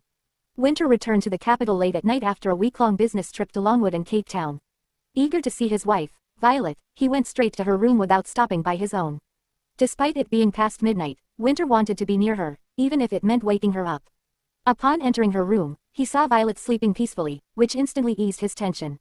He knelt by her bed, resting his chin on his arm, and softly greeted her. Violet woke up, hugged him, and asked about his trip. She urged him to wash up and come back to share the details. After his bath, Winter returned with a letter from Violet's mother, Catherine. The letter was filled with apologies and a request to meet. Winter, feeling protective, tore up the letter, insisting that Violet didn't need to meet with anyone from the Blooming family who only wanted her help for their own benefit. He reassured her that he would handle everything related to his parents and that she shouldn't have to deal with them. Violet agreed, which made Winter happy. He expressed his determination to keep their home a safe place for her. He then asked about Violet's schooling, curious about her experience. Violet mentioned she attended the royal school, which made Winter joke about buying it for her. She laughed and teased him about his habit of buying buildings, which led to a light-hearted moment between them. As they talked, Violet fell asleep. Winter, still watching her, remembered another letter he had hidden out of jealousy. It was from Perrin Das, and despite knowing it was innocent, Winter felt ashamed for wanting to read it out of suspicion. He decided against it, not wanting Violet to think of him as a rude villain. He placed the letter back on her bedside table, covered himself, and turned away, reflecting on how much his wife had tamed him. Despite his insecurities and protectiveness, he realized that his connection with Violet was what truly mattered. The next morning, Violet woke to find a letter from Perrin on her bedside table. The letter, written in an unusually angry tone, informed her that Sharon was pregnant and instructed her to catch Aus if she saw him. Despite the initial harshness, Perrin expressed concern for Violet and a desire to meet her soon. Violet felt conflicted, reading the letter, and Winter, who had woken up, asked about its contents. When she hesitated, he took the letter and read it. Winter commented calmly on the situation, suggesting Sharon and Aus should marry quickly. Violet, shocked by the premarital pregnancy, couldn't understand Winter's nonchalant attitude. Winter made light of the situation, even joking about how the pregnancy likely came about, which embarrassed Violet. Despite her initial shock, she agreed that they should help Aus avoid Perrin's wrath. Winter suggested hiding Aus in one of his hotels and contacting him through Violet's maid. The conversation shifted to speculating about what Sharon and Aus's baby might be like, with Violet expressing curiosity and excitement. However, the discussion also brought up feelings of longing and loneliness for Violet, as she remembered her own struggles with conceiving over the past 3 years. Despite these emotions, Violet resolved to accept her impatience as part of life and felt her heart growing stronger. She decided to write a supportive letter to Sharon, understanding the surprise and challenges she must be facing. At the tea house by the Wreck River, Winter met with Catherine, who appeared noticeably stressed and thinner than before. Catherine asked Winter to allow her to meet Violet and apologize, but Winter firmly refused, emphasizing that Violet's decision was final. Winter expressed frustration, reflecting on how Catherine never regarded him as her son, especially recalling a past incident where she slapped Violet in front of him. He compared his past actions to his current views, revealing that he once believed love could be bought but has since realized that it was a misconception driven by his parents' affection for his wealth rather than for him personally. Catherine, desperate, pleaded with Winter to return to the south, but he dismissed her plea, revealing that he has control over southern businesses and will not tolerate any disruption. Winter concluded the meeting by telling Catherine to enjoy the tea and leave, reinforcing his boundary and detachment. Winter came out of the tea house with a strange expression on his face. He once asked Violet if she wanted him to report to her every day about what he did. He was such a fool. It wasn't until he was 29 that he realized that love was being interested in someone and wondering where they were. Winter, anxious and lost in thought, finds his wife Violet at a jewelry store. He silently hugs her, revealing his fears and vulnerabilities about being abandoned. Violet reassures him, and they decide to shop for pearls together. He reveled his anxiety about being abandoned by Violet. This confession highlights Winter's deep care and love for her, despite his previous difficulties and fears, making Violet realize his thoughtful actions. Winter, feeling exposed yet understood, sighs as he reflects on his journey with Violet. 3 days later, on the morning of the family meeting, Violet leisurely prepares herself, wearing a navy blue dress adorned with pearls and gold earrings. Winter, complimenting her appearance, and they share a light-hearted moment before heading out. As they leave the mansion, Winter is surprised by the modest preparations Violet made for the meeting, expecting more extravagance. He realizes Violet focused on inviting ordinary people and unions, rather than on pomp and ceremony, emphasizing the importance of the event for the community. Ash Lawrence arrives with a grand entourage, but Violet and Winter stand firm in their approach, engaging with the gathered crowd and reporters.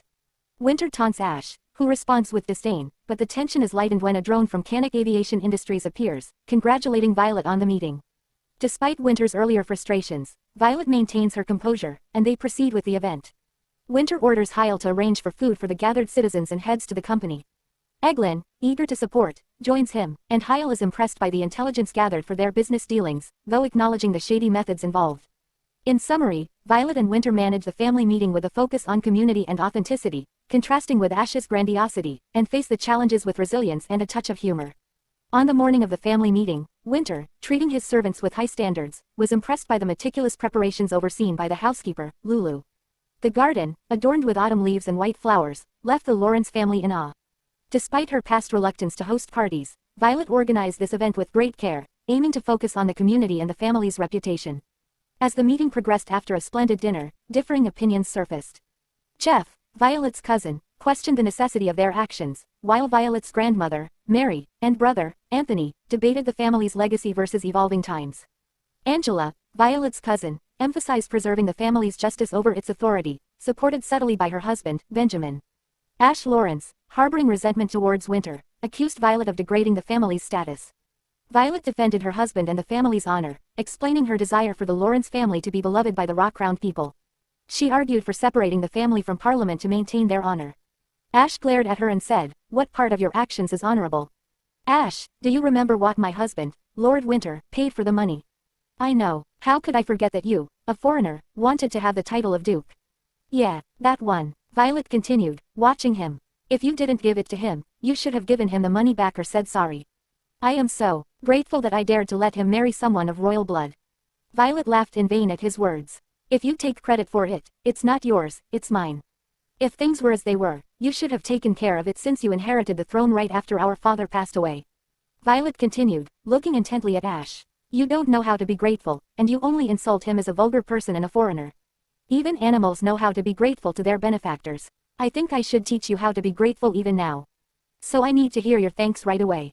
Ash's face twisted in anger. He couldn't control his temper any longer and, in a fit of rage, he grabbed his glass of red wine and threw it at Violet. The room fell silent as everyone watched in shock. The red wine stained her dress, but Violet stood tall, her gaze unwavering. Ella, their mother, stood up, her voice trembling with anger. "Ash Lawrence." "Yes, mother," Ash responded, expecting her to defend him. "You are not qualified to be here, and you are not qualified to vote. Get out of here immediately." Ash's eyes widened in disbelief. He had never imagined that his own mother would side with Violet over him. He looked around the room, seeking support, but found only disapproval and disappointment in the eyes of his family members. Defeated, he turned and left the room, the weight of his actions sinking in. The room remained silent, the gravity of the situation settling over everyone. Violet took a deep breath and began to speak again, her voice steady. "I love this family, and I believe in our honor. We must adapt and change, but we must also remember what makes us truly noble. It's not our titles or our wealth, but our actions and our integrity." The family members nodded in agreement, the tension in the room easing as they listened to Violet's words. The meeting continued, but the dynamic had shifted. Violet's leadership and composure had won the respect of her family, and the path forward seemed clearer than ever. Angela, Aaron, and the butler quickly came to her aid. As Violet prepared, she reassured Jen and Lulu that she would handle the situation with Ash, who had been expelled from the meeting by their mother, Ella. After the meeting, Ella, reflecting on her past favoritism towards Ash and neglect of Violet, approached Violet to mend their relationship. Despite Ella's regrets, Violet hinted that it might be too late for reconciliation, but they agreed to try. Ella later questioned Flip, a servant, about Violet's struggles, leading to the revelation that Violet once harmed herself and might have experienced a body-switching incident. Ella, overwhelmed by guilt and sorrow for neglecting her daughter in favor of Ash, retreated to a bedroom prepared by Winter.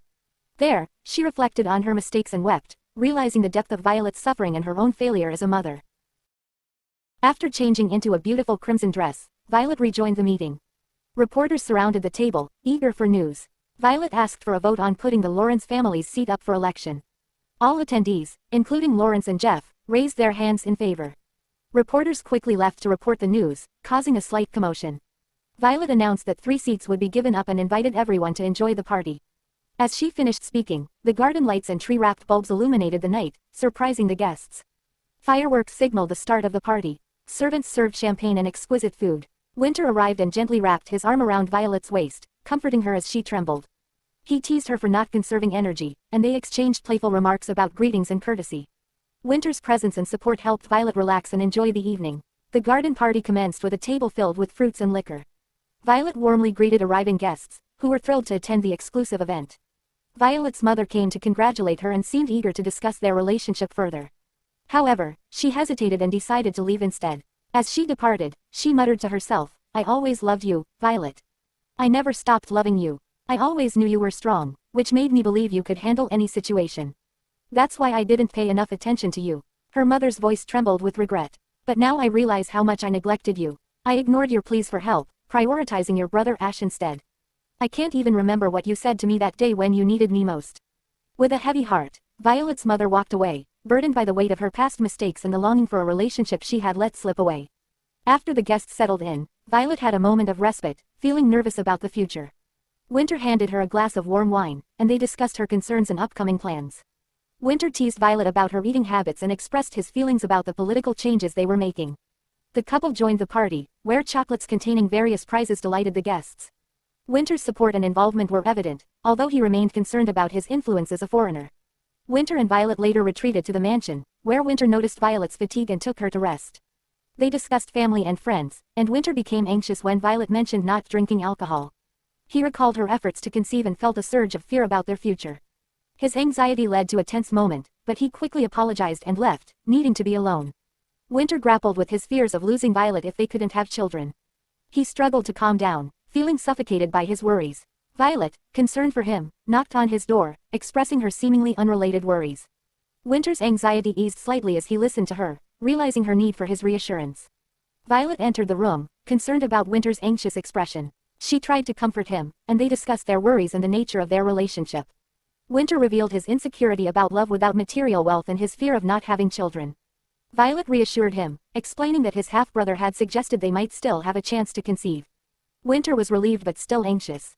They continued their conversation, with Winter expressing his need for Violet's love and security. Violet promised not to keep secrets from him anymore. Winter, feeling a mix of hope and fear, tried to joke about the future. Violet's reassurance that she would love their child no matter what comforted him. They shared a tender moment, with Winter encouraging Violet to be more affectionate and open with him. Their playful banter turned into a romantic encounter, where Winter encouraged Violet to explore her feelings and desires. Despite her initial hesitation, Violet responded to Winter's affection, leading to a deeper emotional and physical connection between them. Then Winter told her that he had been considering visiting Alika and suggested they should depart for Alika the following day. After a comfortable voyage, Winter and Violet arrived at Chiron, where Winter's half-brother, Harlan, met them to guide them to Alika. Noticing Harlan's pale appearance, Winter questioned him about his health and financial situation. Violet also expressed concern for Harlan, who reassured her despite looking unwell. Harlan mentioned receiving several letters from Winter about Violet's health, which seemed to be intimidating. Winter inquired about their acceptance into Alika, expressing frustration over the prejudice against mixed-race individuals. Harlan explained that attitudes had become more open-minded over the past 20 years, but mixed bloods still faced challenges. Winter's anger flared up, questioning the fairness of their treatment. Harlan, trying to ease the tension, shared a cultural belief about how babies are conceived, either riding the Milky Way or being brought by fairies sent by the fire god. Violet found the story lovely and looked at Winter thoughtfully. Winter joked about being half space, half fairy, which Violet found endearing, and she hugged him tightly. "What's the matter?" Winter looked puzzled but wrapped one arm around Violet's waist and rested his chin on her head for a moment. Violet laughed at his actions, and Winter laughed cheerfully along with her. The next morning, Violet, feeling refreshed, admired the beautiful weather from their balcony. She and Winter enjoyed a leisurely breakfast while discussing Chiron's charms. Winter, proud of his hotel, expressed his contentment with their stay. Though Violet loved the place, she preferred to live in the capital city, appreciating Chiron as a delightful vacation spot.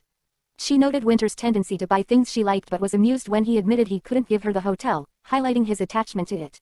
As they explored a magic tool store, Winter bought various heating items for their upcoming trip to Alika, delighting in Violet's curiosity. Violet playfully reminded Winter of his refusal to give her the Chiron Hotel, which he defended with pride, explaining it was too far and important to him. However, when Violet persisted, Winter agreed to give her the hotel, admitting he would prioritize her wishes over his pride. He also surprised her with a sweet song-playing toy, revealing his affection and willingness to make her happy. Winter and Violet discovered a newspaper featuring a glowing story about Violet and Ash, highlighting Violet's influence and her desire for separation from the Lawrence family. "And people are calling her Violet Lawrence, goddess of people." Winter, excited and teasing, wanted to buy thousands of copies, much to Violet's embarrassment. Despite her protests, Winter arranged for Jen and Hyle to buy all available copies. After completing their shopping for magic tools and having a large number of newspapers delivered to the Canuck cruise, Winter and Violet prepared to return to Alika. Winter humorously remarked about memorizing his wife's articles, reflecting on Ash's desire for a title, and the complexities of noble politics. They discussed how Ash couldn't claim a title involving ownership of islands on the Reckle River due to Winter's ownership of some of them. Violet expressed her frustration with the convoluted nature of noble titles, while Winter resolved to purchase the remaining islands to consolidate his ownership. As they journeyed north towards Alika, the temperature dropped significantly, but the carriage remained warm. Winter became more contemplative, revealing his feelings about his estranged biological mother who had once walked the harsh road to Alika. Violet comforted him, showing her understanding and support. During their journey, they encountered a group of children in the cold, with the eldest boy threatening them with a knife. Winter quickly yelled the boy, who was terrified upon realizing Winter's Kanak clan heritage. Violet, showing compassion, learned that the children were mixed race and ostracized, living in harsh conditions due to religious beliefs that labeled them as impure. Despite the children's initial fear and reluctance to go to Alika, Violet's gentle insistence and kindness persuaded them. She even told a little girl that she was a princess, maintaining the child's innocence. Winter, projecting his own feelings of abandonment onto the children, decided to take them to Alika, despite the potential religious backlash. Violet, steadfast in her beliefs, denied the validity of any god who would condone such suffering, affirming her commitment to helping the children regardless of religious differences. This compassionate stance highlighted her strength and empathy, subtly addressing Winter's own past abandonment and further solidifying their bond. As the carriage departed, Una, a child they had picked up, was given a bowl of beef jerky and chocolate, intended as emergency food. Una hesitated, unfamiliar with both. Winter and Violet, inexperienced with children, looked at each other worriedly, debating whether beef jerky or chocolate was suitable for a sick child. Unsure, Violet decided to offer the chocolate first, explaining it was good for energy. Una accepted the chocolate, and her smile reassured the couple. When they arrived at the temple, they were greeted by Panu, a shaman of the Kanak clan, and several priests. Winter introduced himself and Violet. Panu declared that non-Kanak clan members must make an offering before entering the temple. Harlan protested, but Panu insisted on a hefty donation for entry, specifically half of Winter's wealth. Winter, angered, grabbed Panu by the collar. Violet intervened, diplomatically asserting her royal status and the potential diplomatic consequences of insulting her. She suggested a smaller gift instead of the exorbitant demand. Panu reluctantly agreed but insisted the children could not enter. Violet gave Una some money as an offering, arguing it should be sufficient for the children. Despite his reluctance, Panu allowed them to enter. Winter, amused by the situation, laughed at Panu. Violet, though composed, was also angry but didn't show it. The group proceeded into the temple. Upon arriving at the temple in Alika, Winter, Violet, and Norther stood before a red-carpeted door where the god of fire is worshipped. Despite Norther's assurances of safety, Winter angrily resisted letting Violet enter the dark space, distrustful of the shamans. Violet calmed him down, and they entered together, hand in hand. Inside, they were enveloped in complete darkness, heightening their sense of unease. As they held onto each other, they experienced a strange phenomenon where their bodies switched. They briefly marveled at hearing each other's voices from their own bodies before their hands slipped away. Despite searching for each other, they felt an increasing distance between their voices until they were both engulfed in a darkness so profound it erased their sense of existence. Suddenly, Winter woke up feeling unsettled in his luxurious bed at the rock-crowned Capitol Hotel. Despite the comfort, something felt off. As the wind blew through a slightly open window, he grumbled and sat up, only for his servant Hyle to enter and ask if he was awake. Winter requested coffee and was urged to wear a tie for a formal occasion, which he dismissed irritably. Even after drinking his sugary coffee and preparing, Winter couldn't shake the feeling that he was forgetting something important. As Hyle talked about the rising price of coffee beans, Winter's mind wandered, particularly to his wife, Violet, and her peculiar habit of being barefoot despite her regal appearance. This thought nagged at him more than the impending important meeting. Suddenly, Winter decided to cancel the meeting and instructed Hyle to reschedule it. Ignoring Hyle's protests, he left for the train station and took a 7-hour train ride to the south. Arriving home just past lunchtime, Winter asked the maid about his wife's whereabouts for the first time. The maid, puzzled, informed him that Violet hadn't woken up yet. Feeling drained and annoyed, Winter went to Violet's room, which was unusually far from the main house. After knocking with no response, he eventually forced the door open, finding Violet lying still with empty pill bottles and liquor scattered around. Panicked, Winter shook her, but she didn't wake up, breathe, or show any warmth. In a flashback, Violet found herself behind a restaurant in the south during winter, where she saw a young boy, about 7 years old, who she recognized as Winter Blooming.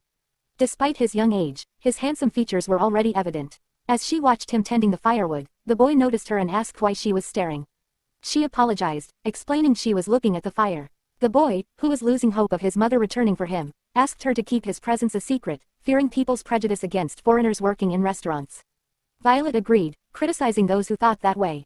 As Violet was about to leave, a large man, the restaurant owner, grabbed Winter by the collar, accusing him of stealing food.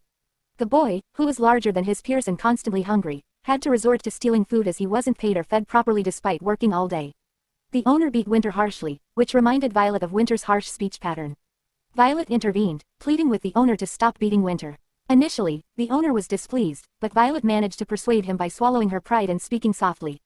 The owner relented, blaming Winter's misfortune on her intervention. After he left, Violet tended to Winter, who expressed his frustration and bitterness about their situation.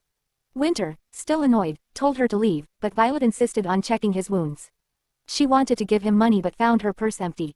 Instead, she offered her scarf, which Winter reluctantly accepted, complaining about the impracticality of noblewomen's dresses without pockets. Despite his gruff demeanor, Violet affectionately wrapped the scarf around his neck and complimented him, which he reluctantly accepted. As Violet's vision of the past began to fade, she advised the boy to be careful and not get caught stealing again. The boy seemed to want to say something but turned back to his firewood, trying to maintain his composure. Violet realized that the young Winter, despite his tough exterior, was lonely and didn't know how to ask someone to stay with him. This realization brought her to the verge of tears as the vision ended. As Violet's vision of young Winter faded, she found herself facing Una, the mixed-race child who had accompanied her to Alika. Confused, Violet asked how Una had entered, thinking she might be an illusion.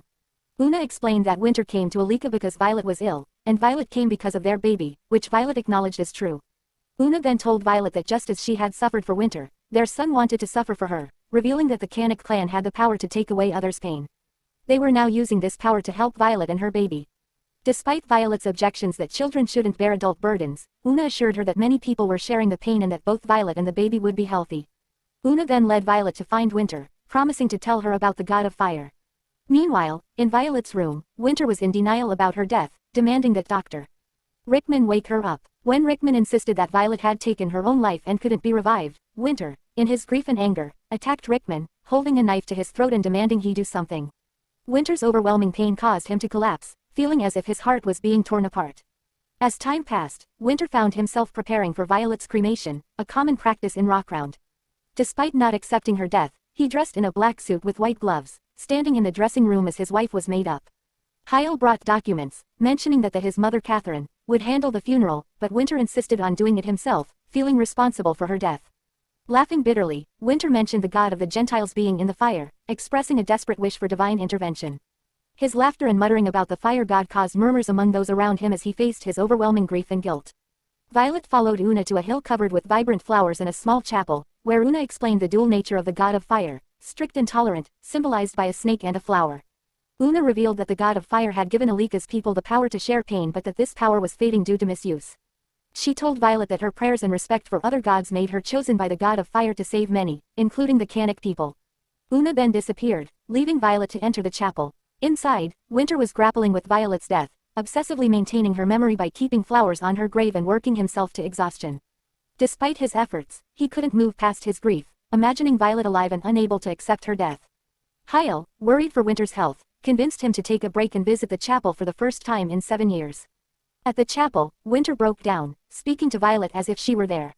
As he took medication to cope, Violet appeared, seemingly alive. Winter, initially stunned, embraced her. He showed her the shoes he had kept for her, reflecting his enduring love.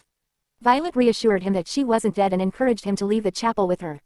Realizing that Una and the god of fire had given them this chance, they left the chapel together, symbolizing a new beginning for Winter as he finally began to move past his grief.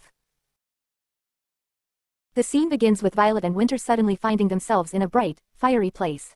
Winter, realizing that the fire might be a divine punishment, becomes emotional and clings to Violet. He believes that the god worshipped by his blood relatives is angry with him for cursing the deity and entering the temple with a gun, leading to his 7-year separation from Violet. As they try to make sense of their situation, Winter recalls a vision of their past vows and blames a mysterious child for his suffering. He learns that he was supposed to be a shaman for Alika but was rejected due to his mixed heritage, causing him to use his abilities for personal gain instead. When both of them came out from Dark Room, suddenly, Violet and Winter's bodies switch, causing confusion and frustration. The shaman, Nuther, offers little help, leading to a heated exchange where Winter, now in Violet's body, almost resorts to violence. They eventually leave the temple, and Winter, still in Violet's body, becomes interested in the idea of developing Alika for tourism. They meet Harlan, who offers them accommodations, but Winter insists on buying the best house available, demonstrating his wealth and influence. The two continue to navigate the awkwardness of their body swap, with Winter expressing concern for Violet's health and making plans for their future. Despite the strange circumstances, there is a sense of deep affection and understanding between the couple, as they adjust to their new situation and reflect on their relationship. The scene ends with them feeling a unique charm in seeing each other from a new perspective, both literally and figuratively. A hospital where children, who were previously rescued, are being treated. She reflects on her husband Winter's remarkable physical resilience and the toll the journey has taken on her own body. Upon arriving at the hospital, she interacts with the children, who are recovering from malnutrition and colds, and listens to their excited chatter. After ensuring the children are settled, Violet arrives at a house where Winter, her husband, is waiting in a carriage, seemingly upset. She notices a light coming from the carriage, opens the door, and finds Winter sitting with a grumpy expression. Their bodies have been swapped due to some unknown reason, and as soon as Violet enters the carriage, they switch back to their original bodies. They exchange banter about their discomfort with the situation, particularly Winter's bruised condition, before moving on to discuss more serious matters. Winter reluctantly decides to visit his biological mother, Line, who had abandoned him as a child. They arrive at Line's house, where Line's husband leaves abruptly upon seeing them. Winter is visibly tense and hesitant, so Violet takes the lead, handing Line an ornament as a gesture of thanks for hosting them. Line, who has been crying, expresses her sadness and regret for abandoning Winter, explaining how she was young, scared, and overwhelmed when she had him. She recounts how she had to leave Winter at a restaurant when she was too exhausted to care for him, which caused her great guilt. Line packs food for Winter and Violet, trying to make up for her past mistakes. As Winter and Violet prepare to leave, Line hesitantly tries to explain herself, but Winter, angry and hurt, turns away, refusing to fully engage. Violet, understanding the complexity of the situation, tries to comfort both Winter and Line, acknowledging the difficult circumstances that led to Line's actions. Back in the carriage, Winter remains suspicious of his mother's intentions, but Violet reassures him that Line simply packed food for them. They begin eating the food, and Winter finds himself recalling memories from his childhood, particularly about the tough bread that caused him to lose his baby teeth. Violet listens attentively and adds details from Line's story, helping Winter piece together fragments of his past. Winter begins to soften as he reflects on his mother's situation, though he remains conflicted. Violet reassures him that, despite his inability to forgive his mother, her perception of him won't change. She asserts her support for him, emphasizing that she's on his side. This helps Winter to relax, and he smiles, finding some comfort in Violet's unwavering support. The scene reveals the tension and unresolved emotions between Winter and his mother, highlighting the pain of abandonment and the complexity of forgiveness. It also underscores the deep bond between Winter and Violet, who navigate these emotional challenges together. In this scene, Winter and Violet, a married couple, arrive at a villa in Alika, a quiet and beautiful town, after a long journey. Winter and Violet explore their new home, a lovely red brick villa with a beautiful view of the canyon and hot springs nearby. Winter plans to turn Alika into a tourist attraction, while Violet admires the peacefulness and beauty of the place. The couple enjoys a warm bath and Winter makes hot chocolate using his special recipe, which delights Violet. They share a tender and playful moment, with Winter expressing his deep admiration for Violet's beauty and character, while Violet affectionately points out the physical and emotional qualities she appreciates in Winter. The scene reveals their deepening bond and growing intimacy as they reflect on their relationship and the changes they've experienced. As they spend several days in Alika, Violet explores the town and visits the local hospital to check on the children, while Winter works on his plans to develop Alika's tourism industry. The people of Alika, initially wary of Violet, begin to warm up to her. Winter and Violet then discuss the future of some children, possibly related to Winter, who are living in a house outside Alika. Winter suggests hiring them and giving them a place to stay, while also planning to exploit the resources in the area. Despite Violet's concerns about opposition, Winter confidently states that he's experienced in overcoming discrimination and challenges, having faced similar situations in the past. The couple enjoys their time in the serene town, with Violet finding peace and contentment in the surroundings. The scene ends with Winter and Violet planning to leave Alika, but not before spending some more time together, enjoying each other's company and the beauty of the town. Winter and Violet encounter children playing in the snow in front of a house. The children, along with the guards, engage in a playful snowball fight. Violet receives 2 letters, one from the council regarding a meeting she needs to attend as the second in line to the throne, and another from Sharon, a friend from the Duchy of Das, who desperately requests to rent the Chiron Hotel for a winter wedding. Violet refuses to grant the request, frustrated by her friend's inability to take responsibility. Winter, teasing her, suggests they stop by the hotel on their way back to confront Sharon.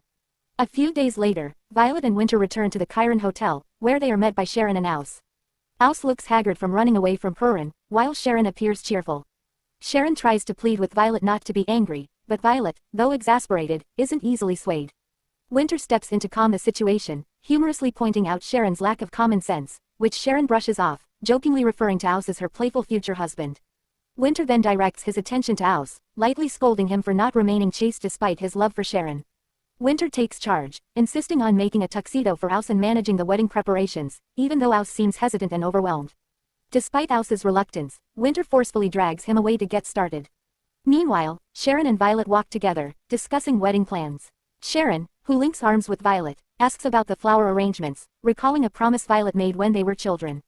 They chat about Sharon's pregnancy, with Sharon mentioning that she has mild morning sickness and is mostly avoiding cheese. Violet shares that her own mother had severe morning sickness, but the conversation shifts when Sharon inadvertently hints at Violet's future possibility of pregnancy. As they continue, Violet is reminded of a significant detail. Her period, which should have started during their time in Alika, is delayed, something she hadn't considered amidst the recent distractions. Violet experiences a moment of hesitation, realizing that her period is delayed by 4 days. Although this delay isn't unusual, she has been anxious since learning from Harlan that she could potentially become pregnant, leading to irregular cycles. Despite her concerns, she decides to push the thought aside until she reaches Rockround. Sharon notices Violet's distraction and asks if something is on her mind, but Violet brushes it off and follows Sharon to her room. Inside, Sharon shows Violet her wedding dress, which she had altered from her grandmother's gown. Violet admires the dress and expresses her regret about not wearing her mother's dress for her own wedding, which was modeled after a historic queen's gown. The conversation turns light as Sharon tries on the dress, and they discuss the upcoming wedding and pregnancy-related matters. Sharon mentions that her empire dress will hide her small baby bump and jokes about rumors spreading. As they sit down for tea, Sharon brings up her nervousness about the wedding, expressing gratitude to Violet for her support and help in the wedding preparations. Violet reassures her, and the two friends discuss the relationship between Sharon and Aus. Sharon humorously recounts how Aus had been too shy to confess his feelings, so she took the initiative by inviting him to share her bed. Despite Aus's initial hesitation, they ended up together, much to Violet's shock. Sharon's candid storytelling amuses her, and she continues to share details, leaving Violet both surprised and entertained by her friend's boldness. Later that night, Winter gently woke Violet up, reminding her of their plan to visit the flower market before boarding a cruise. Though groggy at first, Violet quickly became excited at the mention of the flower market. Winter playfully teased her about how flowers seemed to wake her up more than his presence, but Violet reassured him of her love, which led to some affectionate banter between them.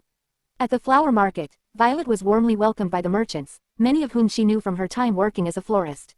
She received flowers as gifts and made a bouquet while Winter followed her, allowing her to fully enjoy the experience.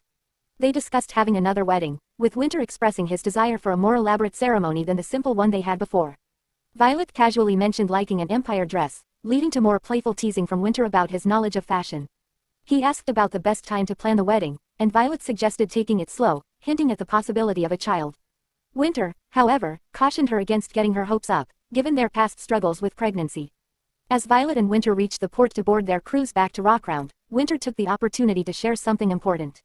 He told Violet that he was preparing documents to transfer Hagu Island to joint ownership between them and that he was also planning to buy 2 other islands soon. Violet was surprised and initially resisted, knowing that Hagu Island was no longer a wasteland but a valuable property. However, Winter insisted, saying it was necessary and reminding her of the honor associated with the title she held. Winter emphasized that Violet deserved the honor and rewards for her actions, including marrying him to save Rockround, which he saw as heroic. His words eventually persuaded Violet, and she agreed to the plan. However, she asked Winter to discuss any future big decisions with her, such as buying something or launching an airship. Winter playfully responded that she wouldn't let him buy anything if he did, and they shared a light-hearted moment. After a joyful time in Chiron, Winter and Violet returned to Rockround. Winter immediately threw himself into work, leaving Violet to prepare for her upcoming appearance before the council. Although Violet had regained her health, she was still distracted by thoughts of a possible pregnancy and decided to take up cooking as a way to focus on something else. Before Winter left for a business trip to the north, the couple shared a tender moment, with Winter expressing reluctance to leave and Violet reassuring him. They discussed their plans and affectionately teased each other, revealing their deep bond and love. After Winter's departure, Violet, along with her maid Jen, talked about the possibility of her pregnancy. Jen, excited about the prospect of a new addition to the family, tried to keep Violet's hopes up while also preparing for the doctor's visit to confirm the pregnancy. Despite the uncertainty, Violet remained optimistic and content, knowing she had many chances ahead. Winter, after handling urgent business, set off for a meeting with Ella Felice, the owner of 2 islands in the Reckless River. He intended to buy these islands before his wife, Violet, appeared before the council. Winter planned to acquire the islands to prevent Ash Lawrence from getting them and to ensure that Violet could retain control over all the islands. Winter and Ella met at a restaurant, where their interaction was tense and formal. Ella, disapproving of Winter's manners and recent behavior, criticized him for not writing personal letters and for sending correspondence stamped with the company seal, which she found inappropriate. Despite her criticism, Winter remained composed and explained his position, emphasizing the significance of Violet's contributions to Rockround. He spoke, "I know that Ash Lawrence was the one who would become king. But please look at them objectively. They are not son and daughter, but completely separate talents. If you could entrust an important matter to one of them, who would you choose? As you know, my wife is a good person. Ella paused at Winter's words. In the meantime, he continued, it was none other than Violet who accepted the marriage proposal of a foreigner like me to save this country from danger from the beginning. My purpose was the title. My wife's purpose was to solve the economic crisis of Rockround. I know that Ash's actions were also involved in that process. But who made the noblest choice at that moment? My wife was the only one who sacrificed herself for the sake of the nation's survival, not for her own benefit. Are you sure you can call your marriage a sacrifice? At the beginning of our marriage, I didn't want to admit it either. Now, I know what kind of person my wife is, and I know that she loves me, so it doesn't matter. My wife was the queen of this country. Even though she's not like that now, she's the one who should be the one who cares about Rockround more than anyone else.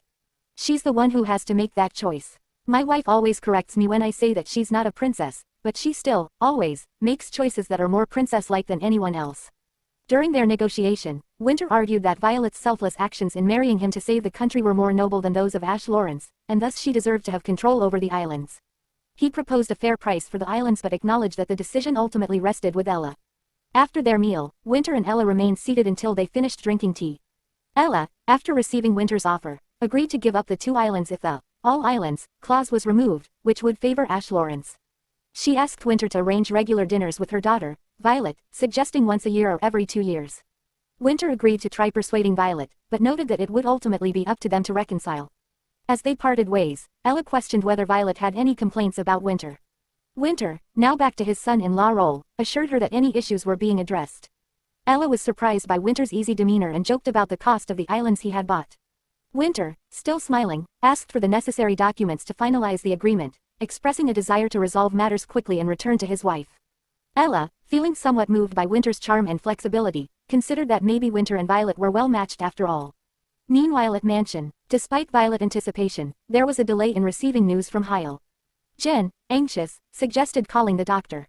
Violet, torn between wanting to confirm her pregnancy and fearing the outcome, agreed. 2 highly recommended obstetricians and gynecologists arrived to examine her. The attending physician, who was the last to arrive, was initially frustrated by the presence of the other doctors.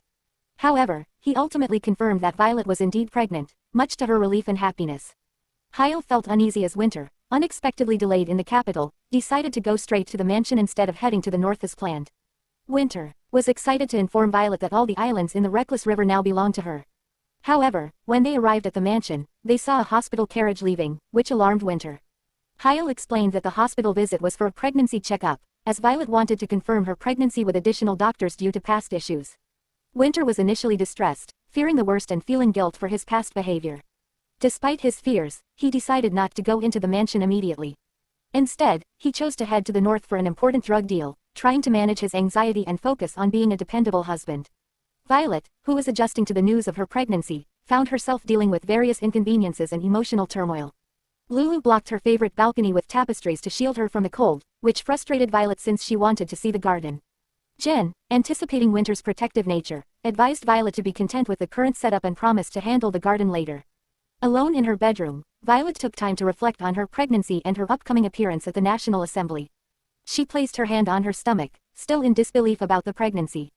Overwhelmed by emotions, she cried, longing to see Winter and share the news with him. Violet deeply felt the absence of her husband and yearned for his presence, realizing how much she relied on him for her happiness. Winter's trip north proved successful as he and Giannis Heston coordinated a raid on a drug dealer associated with Ash Lawrence.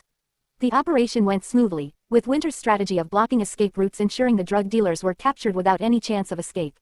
Winter, discussing the outcome with Giannis, expressed hope for legislative changes to make it illegal for drug dealers to carry firearms, and Giannis thanked him for his help in clearing out the corruption in the north. Winter and Giannis had a brief exchange where Winter expressed frustration at being treated like a friend rather than a professional, and Giannis suggested they should have dinner together, though Winter declined. After handing over the captured drug dealers to the Hestons for interrogation, Winter returned to the capital, troubled by vivid dreams of his past. In the dream, young Winter, who had been left in poor health, observed a noble child being carried away and was later examined by a skilled doctor. Winter realized that what had truly been significant was the help he received from Violet, though he still felt no relief from his past mistakes. Upon waking, Winter was disoriented and found himself back at his home. Upon arrival, Winter was greeted by Lulu and reassured that everything at home was fine. He thought about his wife's recent secretive actions and how he would have previously reacted with anger and worry, but now he was trying to manage his anxiety. Lulu informed him that Violet was in the bedroom, and Winter, anxious and concerned, headed straight there. Inside, Winter was surprised to find Violet dressed in a going-out outfit rather than pajamas. Violet led him to a beautifully set dinner table, with candles and a sumptuous meal. Winter, sensing Violet was about to discuss something serious, struggled to maintain his composure as he sat down. Violet rang a bell, and the servants brought in the meal. During dinner, Violet expressed concern about Winter's recent dangerous activities, particularly his involvement with drug dealers, and asked him if he wanted to live. Winter assured her that he wanted to live a long and happy life with her and admitted that he often felt anxious, despite his love for her. Violet, touched by his words, expressed her own fears and insecurities, revealing that she had also been anxious about the future. Winter admitted his anxieties, and Violet reassured him, emphasizing that facing fears together was better than facing them alone. She then shared the joyous news of her pregnancy, explaining that she had confirmed it with 3 doctors. Winter, initially silent, was overwhelmed with emotion and began to cry. Violet, surprised but comforted, held him and smiled, finding his tears both touching and endearing. Violet comforting Winter as he cried, and she gently teased him about his emotional response, finding solace in their shared happiness and the news of their upcoming child. Winter, who has been emotionally overwhelmed, finally comes to his senses and rises from his seat, though he is still physically weak.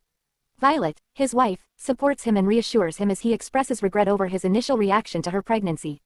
Winter is filled with both relief and joy at the news of becoming a father. He fusses over Violet, wanting to make her comfortable and trying to do everything he can for her, though Violet tries to calm him down. Winter changes the subject to their recent acquisition of islands from Violet's mother, and Violet feels tension at the news. However, she soon starts experiencing mild symptoms of morning sickness and develops a sudden craving for vegetables, which Winter notices and supports. As Violet struggles with severe morning sickness, Winter becomes highly concerned and focuses all his attention on her, even neglecting his work. He searches tirelessly for fresh vegetables to help her eat. Violet manages to eat some tomato and vegetable stew, which brings Winter some relief. A letter arrives from Violet's mother, congratulating her on the pregnancy and expressing joy at the prospect of a grandchild.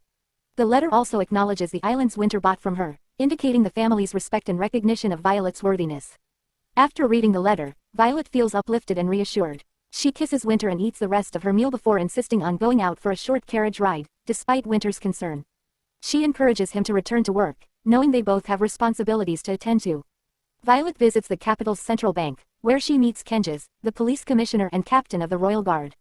Kenjas mentions that his wife, Udal, who is Violet's tutor, is concerned about Violet's well-being during her pregnancy. Udal has baked cookies to help with Violet's morning sickness, which Violet gratefully accepts. Kenjas then inquires about the reason for Violet's visit to the bank. She explains that she is investigating the governor of the capital central bank, who conspired with Ash to take over land in Longwood that belonged to her. Violet believes this investigation could uncover connections to drug dealers. With the National Police Agency's authority, Kenjas begins the investigation, causing a stir at the bank. The president of the capital central bank then arrives, visibly distressed, and demands to know the reason for the commotion. Violet, recalling a previous warning she had given him, meets his anger with a stern expression, reminding him of his involvement in the conspiracy to seize her property. Violet, while investigating the capital central bank, confronts the bank manager who rudely raised his voice at her. She sternly reminds him of proper conduct and instructs him to come inside as the investigation is underway. Jen, Violet's companion, chastises the manager for his behavior, emphasizing the consequences if Violet were to fall ill due to his actions. The bank manager, fearful and defensive, questions the legitimacy of the investigation. Violet reveals that they found a check signed by Ash Lawrence from drug dealers, suggesting his involvement in illegal activities. The manager becomes increasingly panicked, realizing that Violet has been planning her retribution for years. He rushes inside the bank in a state of distress. Jen expresses her hope that the corrupt manager will face justice and discusses Ash's misguided confidence in dealing drugs, fueled by the dwindling royal wealth.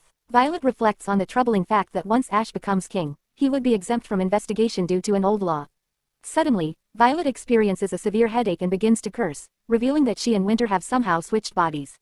Jen, initially alarmed, calms down and realizes that Winter, now in Violet's body, is struggling with the physical discomfort she has been enduring. Despite the pain, Winter is determined to return home quickly, feeling overwhelmed by the smells and discomfort on the road. Jen takes advantage of the situation to send out telegraphs and manage meetings while Winter, distressed by the unfamiliar sensations, urges the coachman to hurry home. Violet, now inhabiting her husband Winter's body, begins managing his duties with surprising ease, assisted by Winter's secretary, Hyle. Hyle, excited by the body switch, eagerly helps Violet complete tasks that Winter might have struggled with due to his constant concern for Violet. Despite her initial reluctance, Violet embraces the opportunity to work efficiently without the burden of morning sickness. As she walks through the company halls, employees cautiously congratulate her on the upcoming baby, but are taken aback by her friendly demeanor, fearing they might be fired for such familiarity with the usually stern Winter. Hyle, delighted with the positive changes in Winter's behavior under Violet's influence, jokes that perhaps the two should switch bodies more often. He also brings up the idea of naming the baby, suggesting Rosie for a girl and recounting Winter's suggestion of naming a boy Gold, after Violet's late brother Wayne. Violet finds the idea touching and agrees, despite the nickname's heavy association with her lost sibling. This decision further strengthens the bond between her and Hyle, who is pleasantly surprised by Violet's gentle and affectionate demeanor, contrasting with Winter's usual severity. Suddenly, the piece is interrupted by Ash, Violet's brother, who bursts into the office, furious over Winter's recent actions. He accuses Winter of involving their mother in a scheme to buy an entire island and suggests that Winter is unfairly linking him to drug dealers in the north. Violet, channeling Winter's assertiveness, confronts Ash aggressively, grabbing him by the collar and pushing him against a wall. This uncharacteristically physical response from Violet shocks Ash, who realizes something is different about Winter. Violet continues to confront Ash, questioning his actions, particularly his derogatory behavior towards her during previous family gatherings. She challenges his belief that he still holds royal privilege despite dismantling the royal family himself. Ash, overwhelmed by Violet's commanding presence and unable to exploit her as he had intended, leaves in frustration, realizing that Winter, unbeknownst to him, Violet is no longer someone he can easily manipulate. After 3 days of handling Winter's workload, Violet finally returns home, where the servants, who had noticed the body switch, are visibly relieved to see her. Violet sits beside Winter, who is struggling with morning sickness in her body, and they discuss the challenges they've faced during the switch. Winter expresses amazement at how Violet managed to eat and function despite her condition, while Violet playfully teases him about secretly enjoying his time in her body. Winter admits that he took some morning sickness medicine sent by a friend, which provided some relief. Just as Violet expresses her gratitude, their bodies switch back to normal. Winter, now back in his own body, feels exhausted and comments on how tough it is to endure the constant discomfort, prompting Violet to assure him that she is feeling better. A servant nervously brings tea, fearing Winter's wrath, but Violet reassures him with kind words, causing the servant to leave in tears of relief. The other servants, who had been distressed by Winter's behavior, rush to Violet, tearfully promising to do better in the future. Violet realizes just how harsh Winter had been and lightly scolds him, but Winter responds by acknowledging how difficult pregnancy has been, encouraging her to vent her frustrations on him. The scene ends with a tender moment between the couple, as they discuss the baby's name and express their mutual gratitude for each other's efforts during the body switch. They settle on naming the child Gold, a decision that brings a smile to both of their faces. Winter Blooming confronts his parents, James and Catherine, who desperately plead with him to unfreeze their assets so they can pay off debts and secure the release of their son, Dave, from prison. Winter, however, mocks them for valuing their mansion more than their child and suggests they sell it and move to a smaller house. Catherine is distraught, arguing that the mansion, passed down through the Blooming family for generations, holds too much sentimental value to be sold.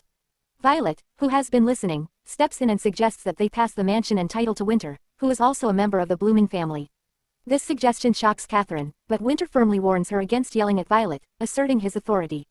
Violet continues to persuade them, highlighting that Winter, despite being a foreigner and illegitimate, is a capable and worthy successor to the Blooming legacy. Winter, initially tense, softens as he appreciates Violet's support, though he remains stern with his parents, insisting they handle their debts themselves and cease considering the unborn child as their grandson. On the day of her parliamentary appearance, Violet wakes up early to prepare. She dresses in a neat outfit with her hair styled in a royal fashion, adorned with dark gray pearls symbolic of the Lawrence family. Winter, having finished getting ready first, approaches Violet, compliments her on how well the pearls suit her, and expresses admiration for the rare and beautiful dark gray pearls she's wearing. Curious, Violet asks where the pearls came from, noting that even during her time in the palace, she had never seen such exquisite pearls. Winter explains that the pearl shop owner he had previously encountered brought them to him. Violet also mentions that the herbs sent by Harlan have greatly helped alleviate her morning sickness, which prompts Winter to grumble, dismissing the assistance as minimal. Having experienced morning sickness himself, Winter is now overly concerned about Violet's well-being, treating her with extreme care, as though she were a delicate work of art. He worries incessantly about her comfort and safety. As they prepare to leave for the council, Winter's anxiety grows. He's worried that Violet might get motion sickness during the carriage ride, and when they arrive and she steps onto the ground, his concern is palpable. Despite Violet's reassurances that the doctor has confirmed the danger has passed, Winter remains distrustful of the medical opinion. Winter's anxiety extends beyond the immediate moment, as he's already planning to build a new villa in the north, concerned that Violet might suffer from the heat when she's close to giving birth in the summer. They enter a grand conference room where a significant meeting is to take place. Violet, representing herself and Winter, sits opposite her brother Ash, who is determined to contest her claim over the islands and the Reckless River. Ash begins his speech, claiming that the rights to the Reckless River and its islands should belong to him, the first in line to the royal succession, and not to Violet, who he accuses of using her husband's wealth to buy titles. He argues that the phrase, all islands, in the legal documents should be amended to reflect traditional inheritance practices. In response, Violet calmly defends her position. She references historical figures from the Lawrence family who were not first in line but became rulers due to their suitability and contribution to the kingdom, emphasizing that legitimacy is about choosing the right person for the role, not just the one with the highest rank. She also affirms that her marriage to Winter was her own choice, made for the good of the country, not for personal gain or under duress. Violet concludes her speech by asserting that her presence at the meeting is justified because she, through her marriage, has helped Rockround navigate difficult times, making her deserving of the position she holds. Her speech is a powerful blend of humility, historical reference, and personal conviction, challenging Ash's claims while reinforcing her own legitimacy. And Winter immediately reacts by kicking a chair and demanding applause for his wife. The audience, surprised by his pressure, begins to applaud, but quickly stops when Violet glances at Winter. The chairman then calls for votes on the bill to amend the title to the Reckless River and its islands. Northern nobles, including Robin Levi and Dole Albright, vote against the bill, followed by the House of Philip and the Southern Warhausen family. Drew Blooming, head of the Warhausens, also votes against it, surprising his family, as they had not expected opposition from him. Drew's decision is influenced by the realization that opposing Winter Blooming's will would not be beneficial. Winter, confident in the outcome, watches his wife with a faint smile, appreciating her composure. Though Violet doesn't acknowledge him, Winter understands it's just her way and not a lack of love. He resolves to playfully complain about it later. The bill is ultimately rejected by all, leading Ash, furious, to leave the council. He is intercepted by Kenges, chief of the Metropolitan Police, who informs him that an investigation has connected him to drug dealers. Ash dismisses the accusation, confident that as a crown prince, he won't face severe consequences. However, when Violet appears and calmly tells Ash that he and the bank president will pay the price, Ash becomes agitated. Winter intervenes, covering Violet's ears and threatening Ash if anything happens to her. Ash's outburst and his yelling at a pregnant woman shock the council members, who express their disgust. Ash realizes with dread that he has lost all support. Kenges informs him that he is no longer considered royalty, and as officers approach to arrest him, Ash's confidence crumbles. Violet tells him that this is just the beginning, not the end of his troubles. Surrounded by disdainful onlookers, Ash, now filled with anger and fear, is escorted to the police station. As Ash disappears, Violet stumbles, and Winter catches her, offering to carry her. He suggests she pretend to collapse so he can carry her out, which would further damage Ash's reputation. Violet hesitates but agrees, and Winter theatrically carries her out, calling for a carriage. The surrounding crowd expresses concern, and Violet, embarrassed but grateful, is hidden by Winter's coat. On the way home, Winter reassures Violet that Ash's reputation is irreparably damaged, even if he avoids prison. Violet, however, insists that Ash will face a prison sentence due to his involvement in the events leading to Carlson's shooting. Winter jokes about punishing Ash further, but Violet dismisses the idea, knowing Ash wouldn't be placed in a common cell. As they near their mansion, Violet expresses a desire to see the garden, and Winter, anticipating this, takes her there. The garden is beautifully decorated with snow-covered trees, lights, a bonfire, and ice-carved flowers, all prepared as a surprise for Violet. Winter proudly reveals the preparations, and the couple takes a carriage to her favorite tree, which is adorned with colorful lights. Under the tree, Winter kneels and proposes to Violet, offering her a pink diamond ring, a legacy of Olivia Lawrence. He expresses his desire to take her surname and live his life as her husband, even joking about giving up his title. Violet, touched by his heartfelt words, agrees, making a promise to live at least one day longer than him so that he can fulfill his dream.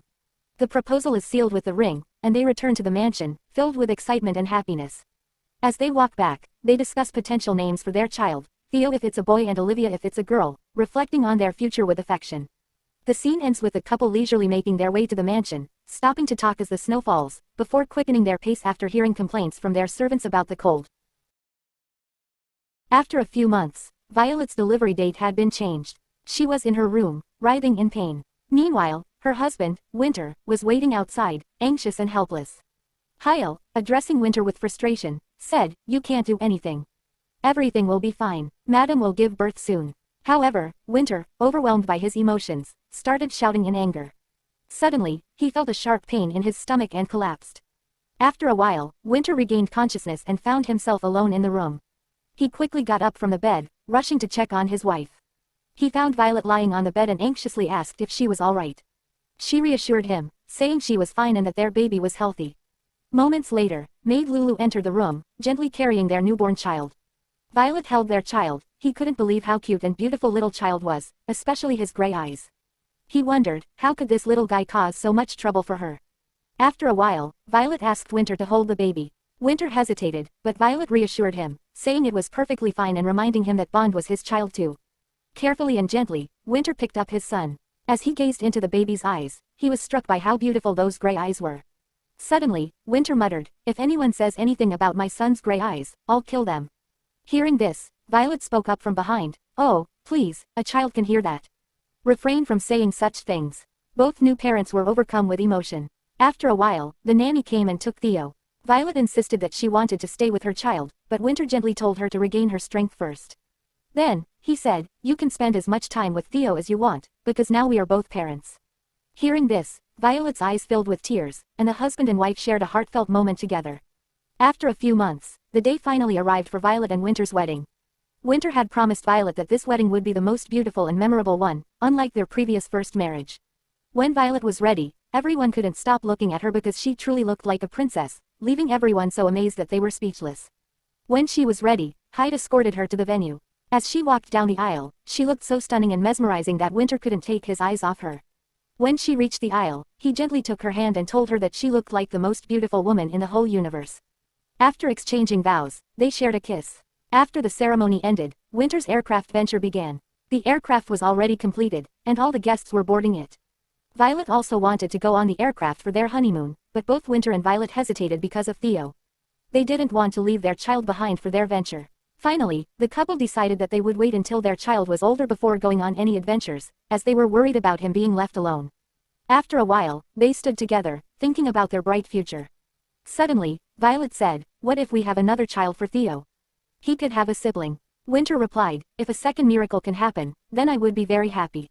Both husband and wife were overjoyed at the thought. A few days later, Violet was very busy. Her succession ceremony kept getting delayed for various reasons, and she was worried about Theo at the same time. She needed to secure the succession of Lauren's family as soon as possible. Then, suddenly, her assistants informed her that Winter's aircraft project research had been stolen from his office. Winter immediately returned home and called a meeting with the staff members. The staff members were anxious and terrified by Winter's behavior. No one, except him, only his wife could control his temper. When he entered the room full of staff, she started yelling at them. Due to the commotion, his child, Theo, started crying in another room. Before leaving the room, Winter told Hyle, "You need to figure out who the spy in our company is."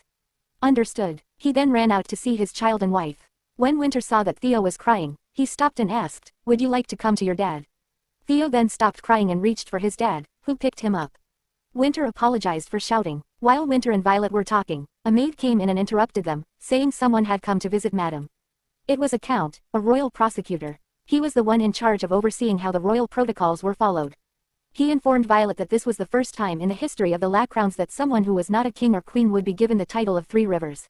He suggested that she should at least use the three royal crest symbol, one for the Lawrence family, another for the Count Lawrence family, and one for the king's old crest. However, Violet refused to do so. Seeing her refusal, the count proposed an alternative. He suggested using the royal bell for the ceremony. But Violet remained adamant. She explained that since her brother had already abandoned the royal family, they were no longer royals. Therefore, the bell and crest should be displayed to show royal legitimacy. The count warned her that if she did not follow any royal protocols, her ancestors would be very upset. Despite this, Violet remained stubborn. Both the count and Maid Jen were becoming increasingly frustrated, as they believed Violet should reclaim her royal status, but Violet was the only one who didn't want it. Finally, they tried reasoning with her, and Violet agreed to proceed with a normal ceremony. The count insisted, "You don't understand, madam. Your husband, Winter Blooming, holds the most power on this entire continent. He can shake up the entire continent, and there is only one person above him." Hearing this, Violet was stunned. "And who is that person above Winter Blooming?" she asked. Both Jen and the count were taken aback that Violet didn't realize the answer. Finally, the count spoke, "It's none other than you, madam. Madam Violet, you are the only one who is above Sir Winter." She asked how she was above him. He explained, "Because you are the only one who can make the right decisions.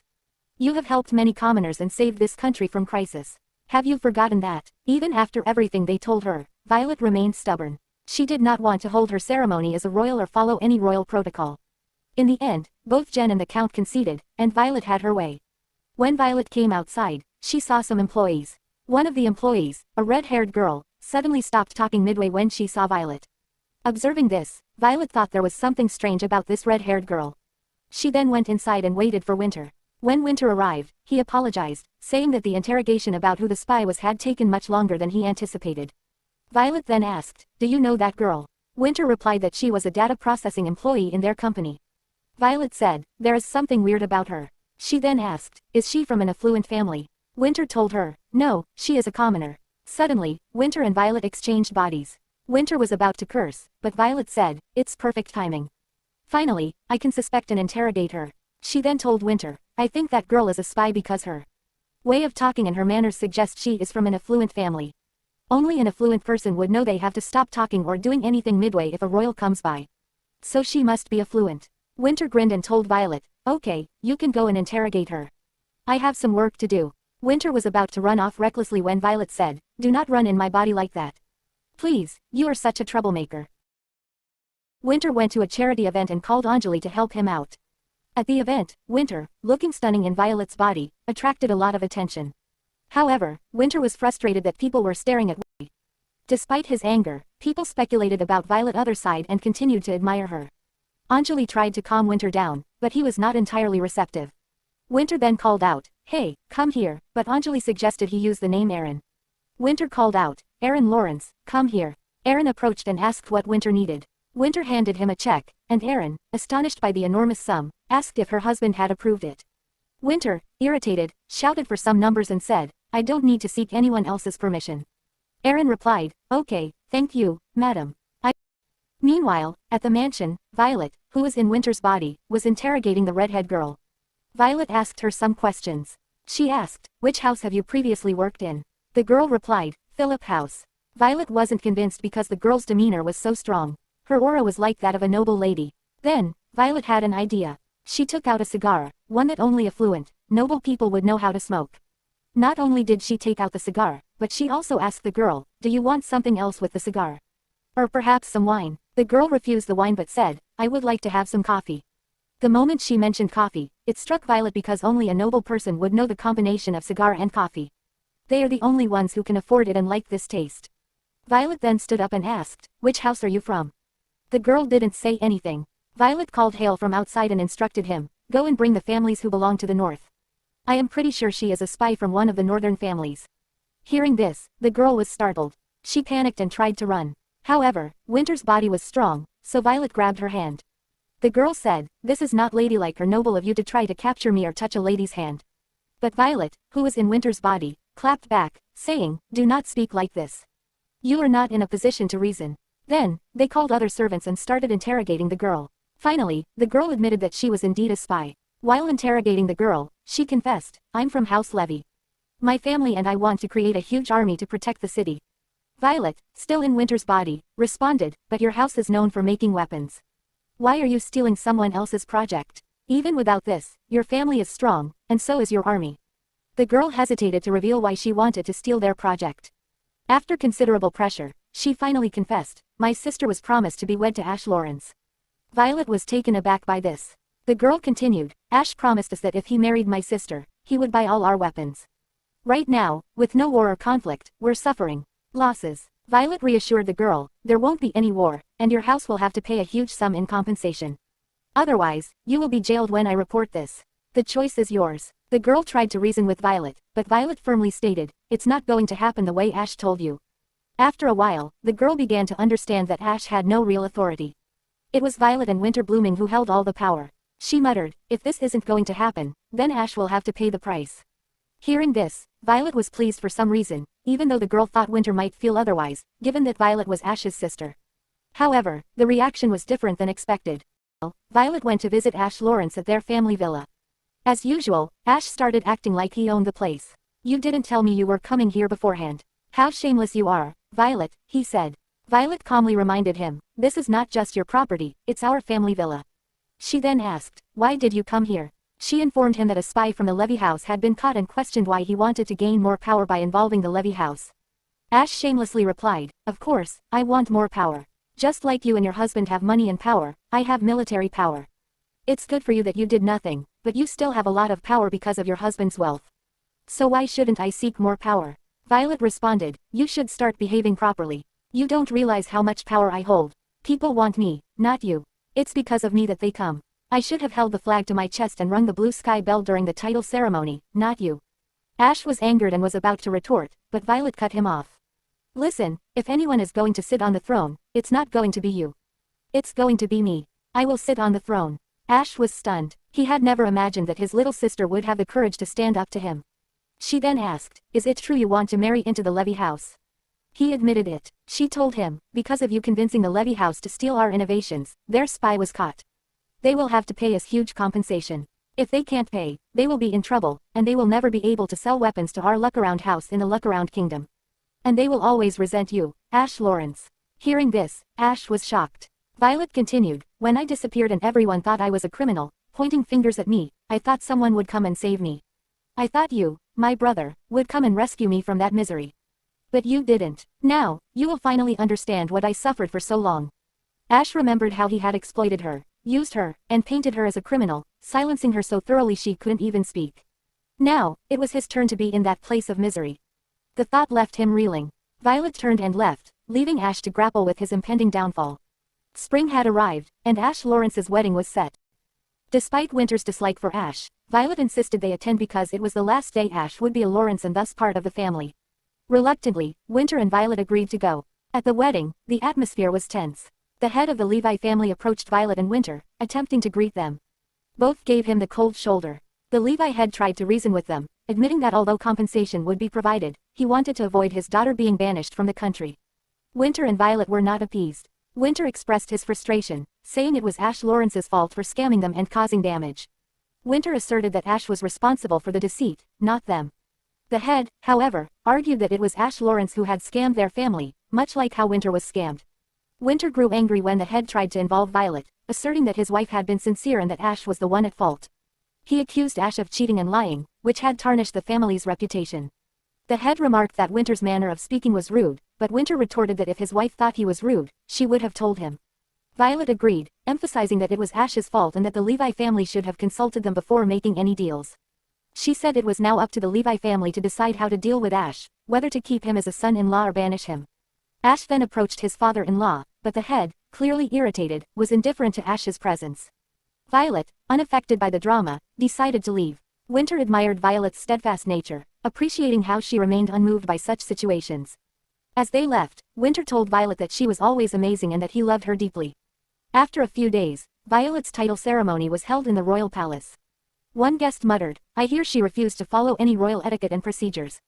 Another guest muttered, "Oh, don't even start. Count Ringer tried so hard to convince her." 3 crests were hanging. First, the crest of House Lawrence. Second, the crest of Count Lawrence, and third, the crest of House Blooming in place of the royal coat of arms. While Winter and everyone were waiting for Violet's arrival, Theo went to his dad. Theo asked, "Where is Mommy?" And Winter told him that Mommy was doing something she must do. Hearing this, Theo tried to repeat but cutely muttered, and his grandmother and other relatives found it adorable. Finally, Violet entered the hall, and Winter told Theo to observe his mother, how she walked, and how she presented herself. The priest then started the ceremony, the only daughter of House Lawrence, the last princess of Lackround. The wife to Winter Blooming Lawrence, who is the head of House Lawrence and heir of House Blooming, Madame Violet Blooming Lawrence. The Lord of Reckler River that runs through the capital of Lackround and all its islands, must be noble in their every deed and be loyal to this kingdom. Do you swear to be so?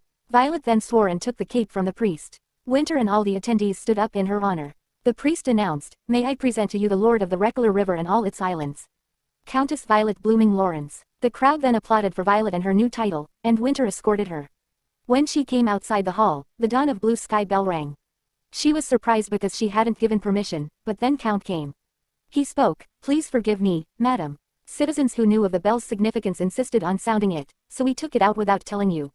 How can we go against the heartfelt wishes of the people?" Finally, Violet agreed that the bell wasn't just a status symbol but represented the common people's love for her. She immediately understood that Winter had helped them, and he agreed.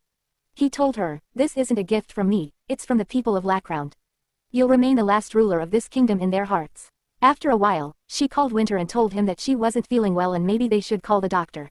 Maybe the second miracle was on the way. Dear viewers, as we reach the end of this incredible journey, I want to take a moment to express my heartfelt gratitude to each and every one of you. Your unwavering support, enthusiasm, and engagement have brought this story to life in ways I could have never imagined. It's been an honor to have you as a part of this journey, and your presence has made it all the more special. Thank you for being a part of this story for so long. Remember that every ending is just the start of a new beginning. Do share your views about this roller coaster story.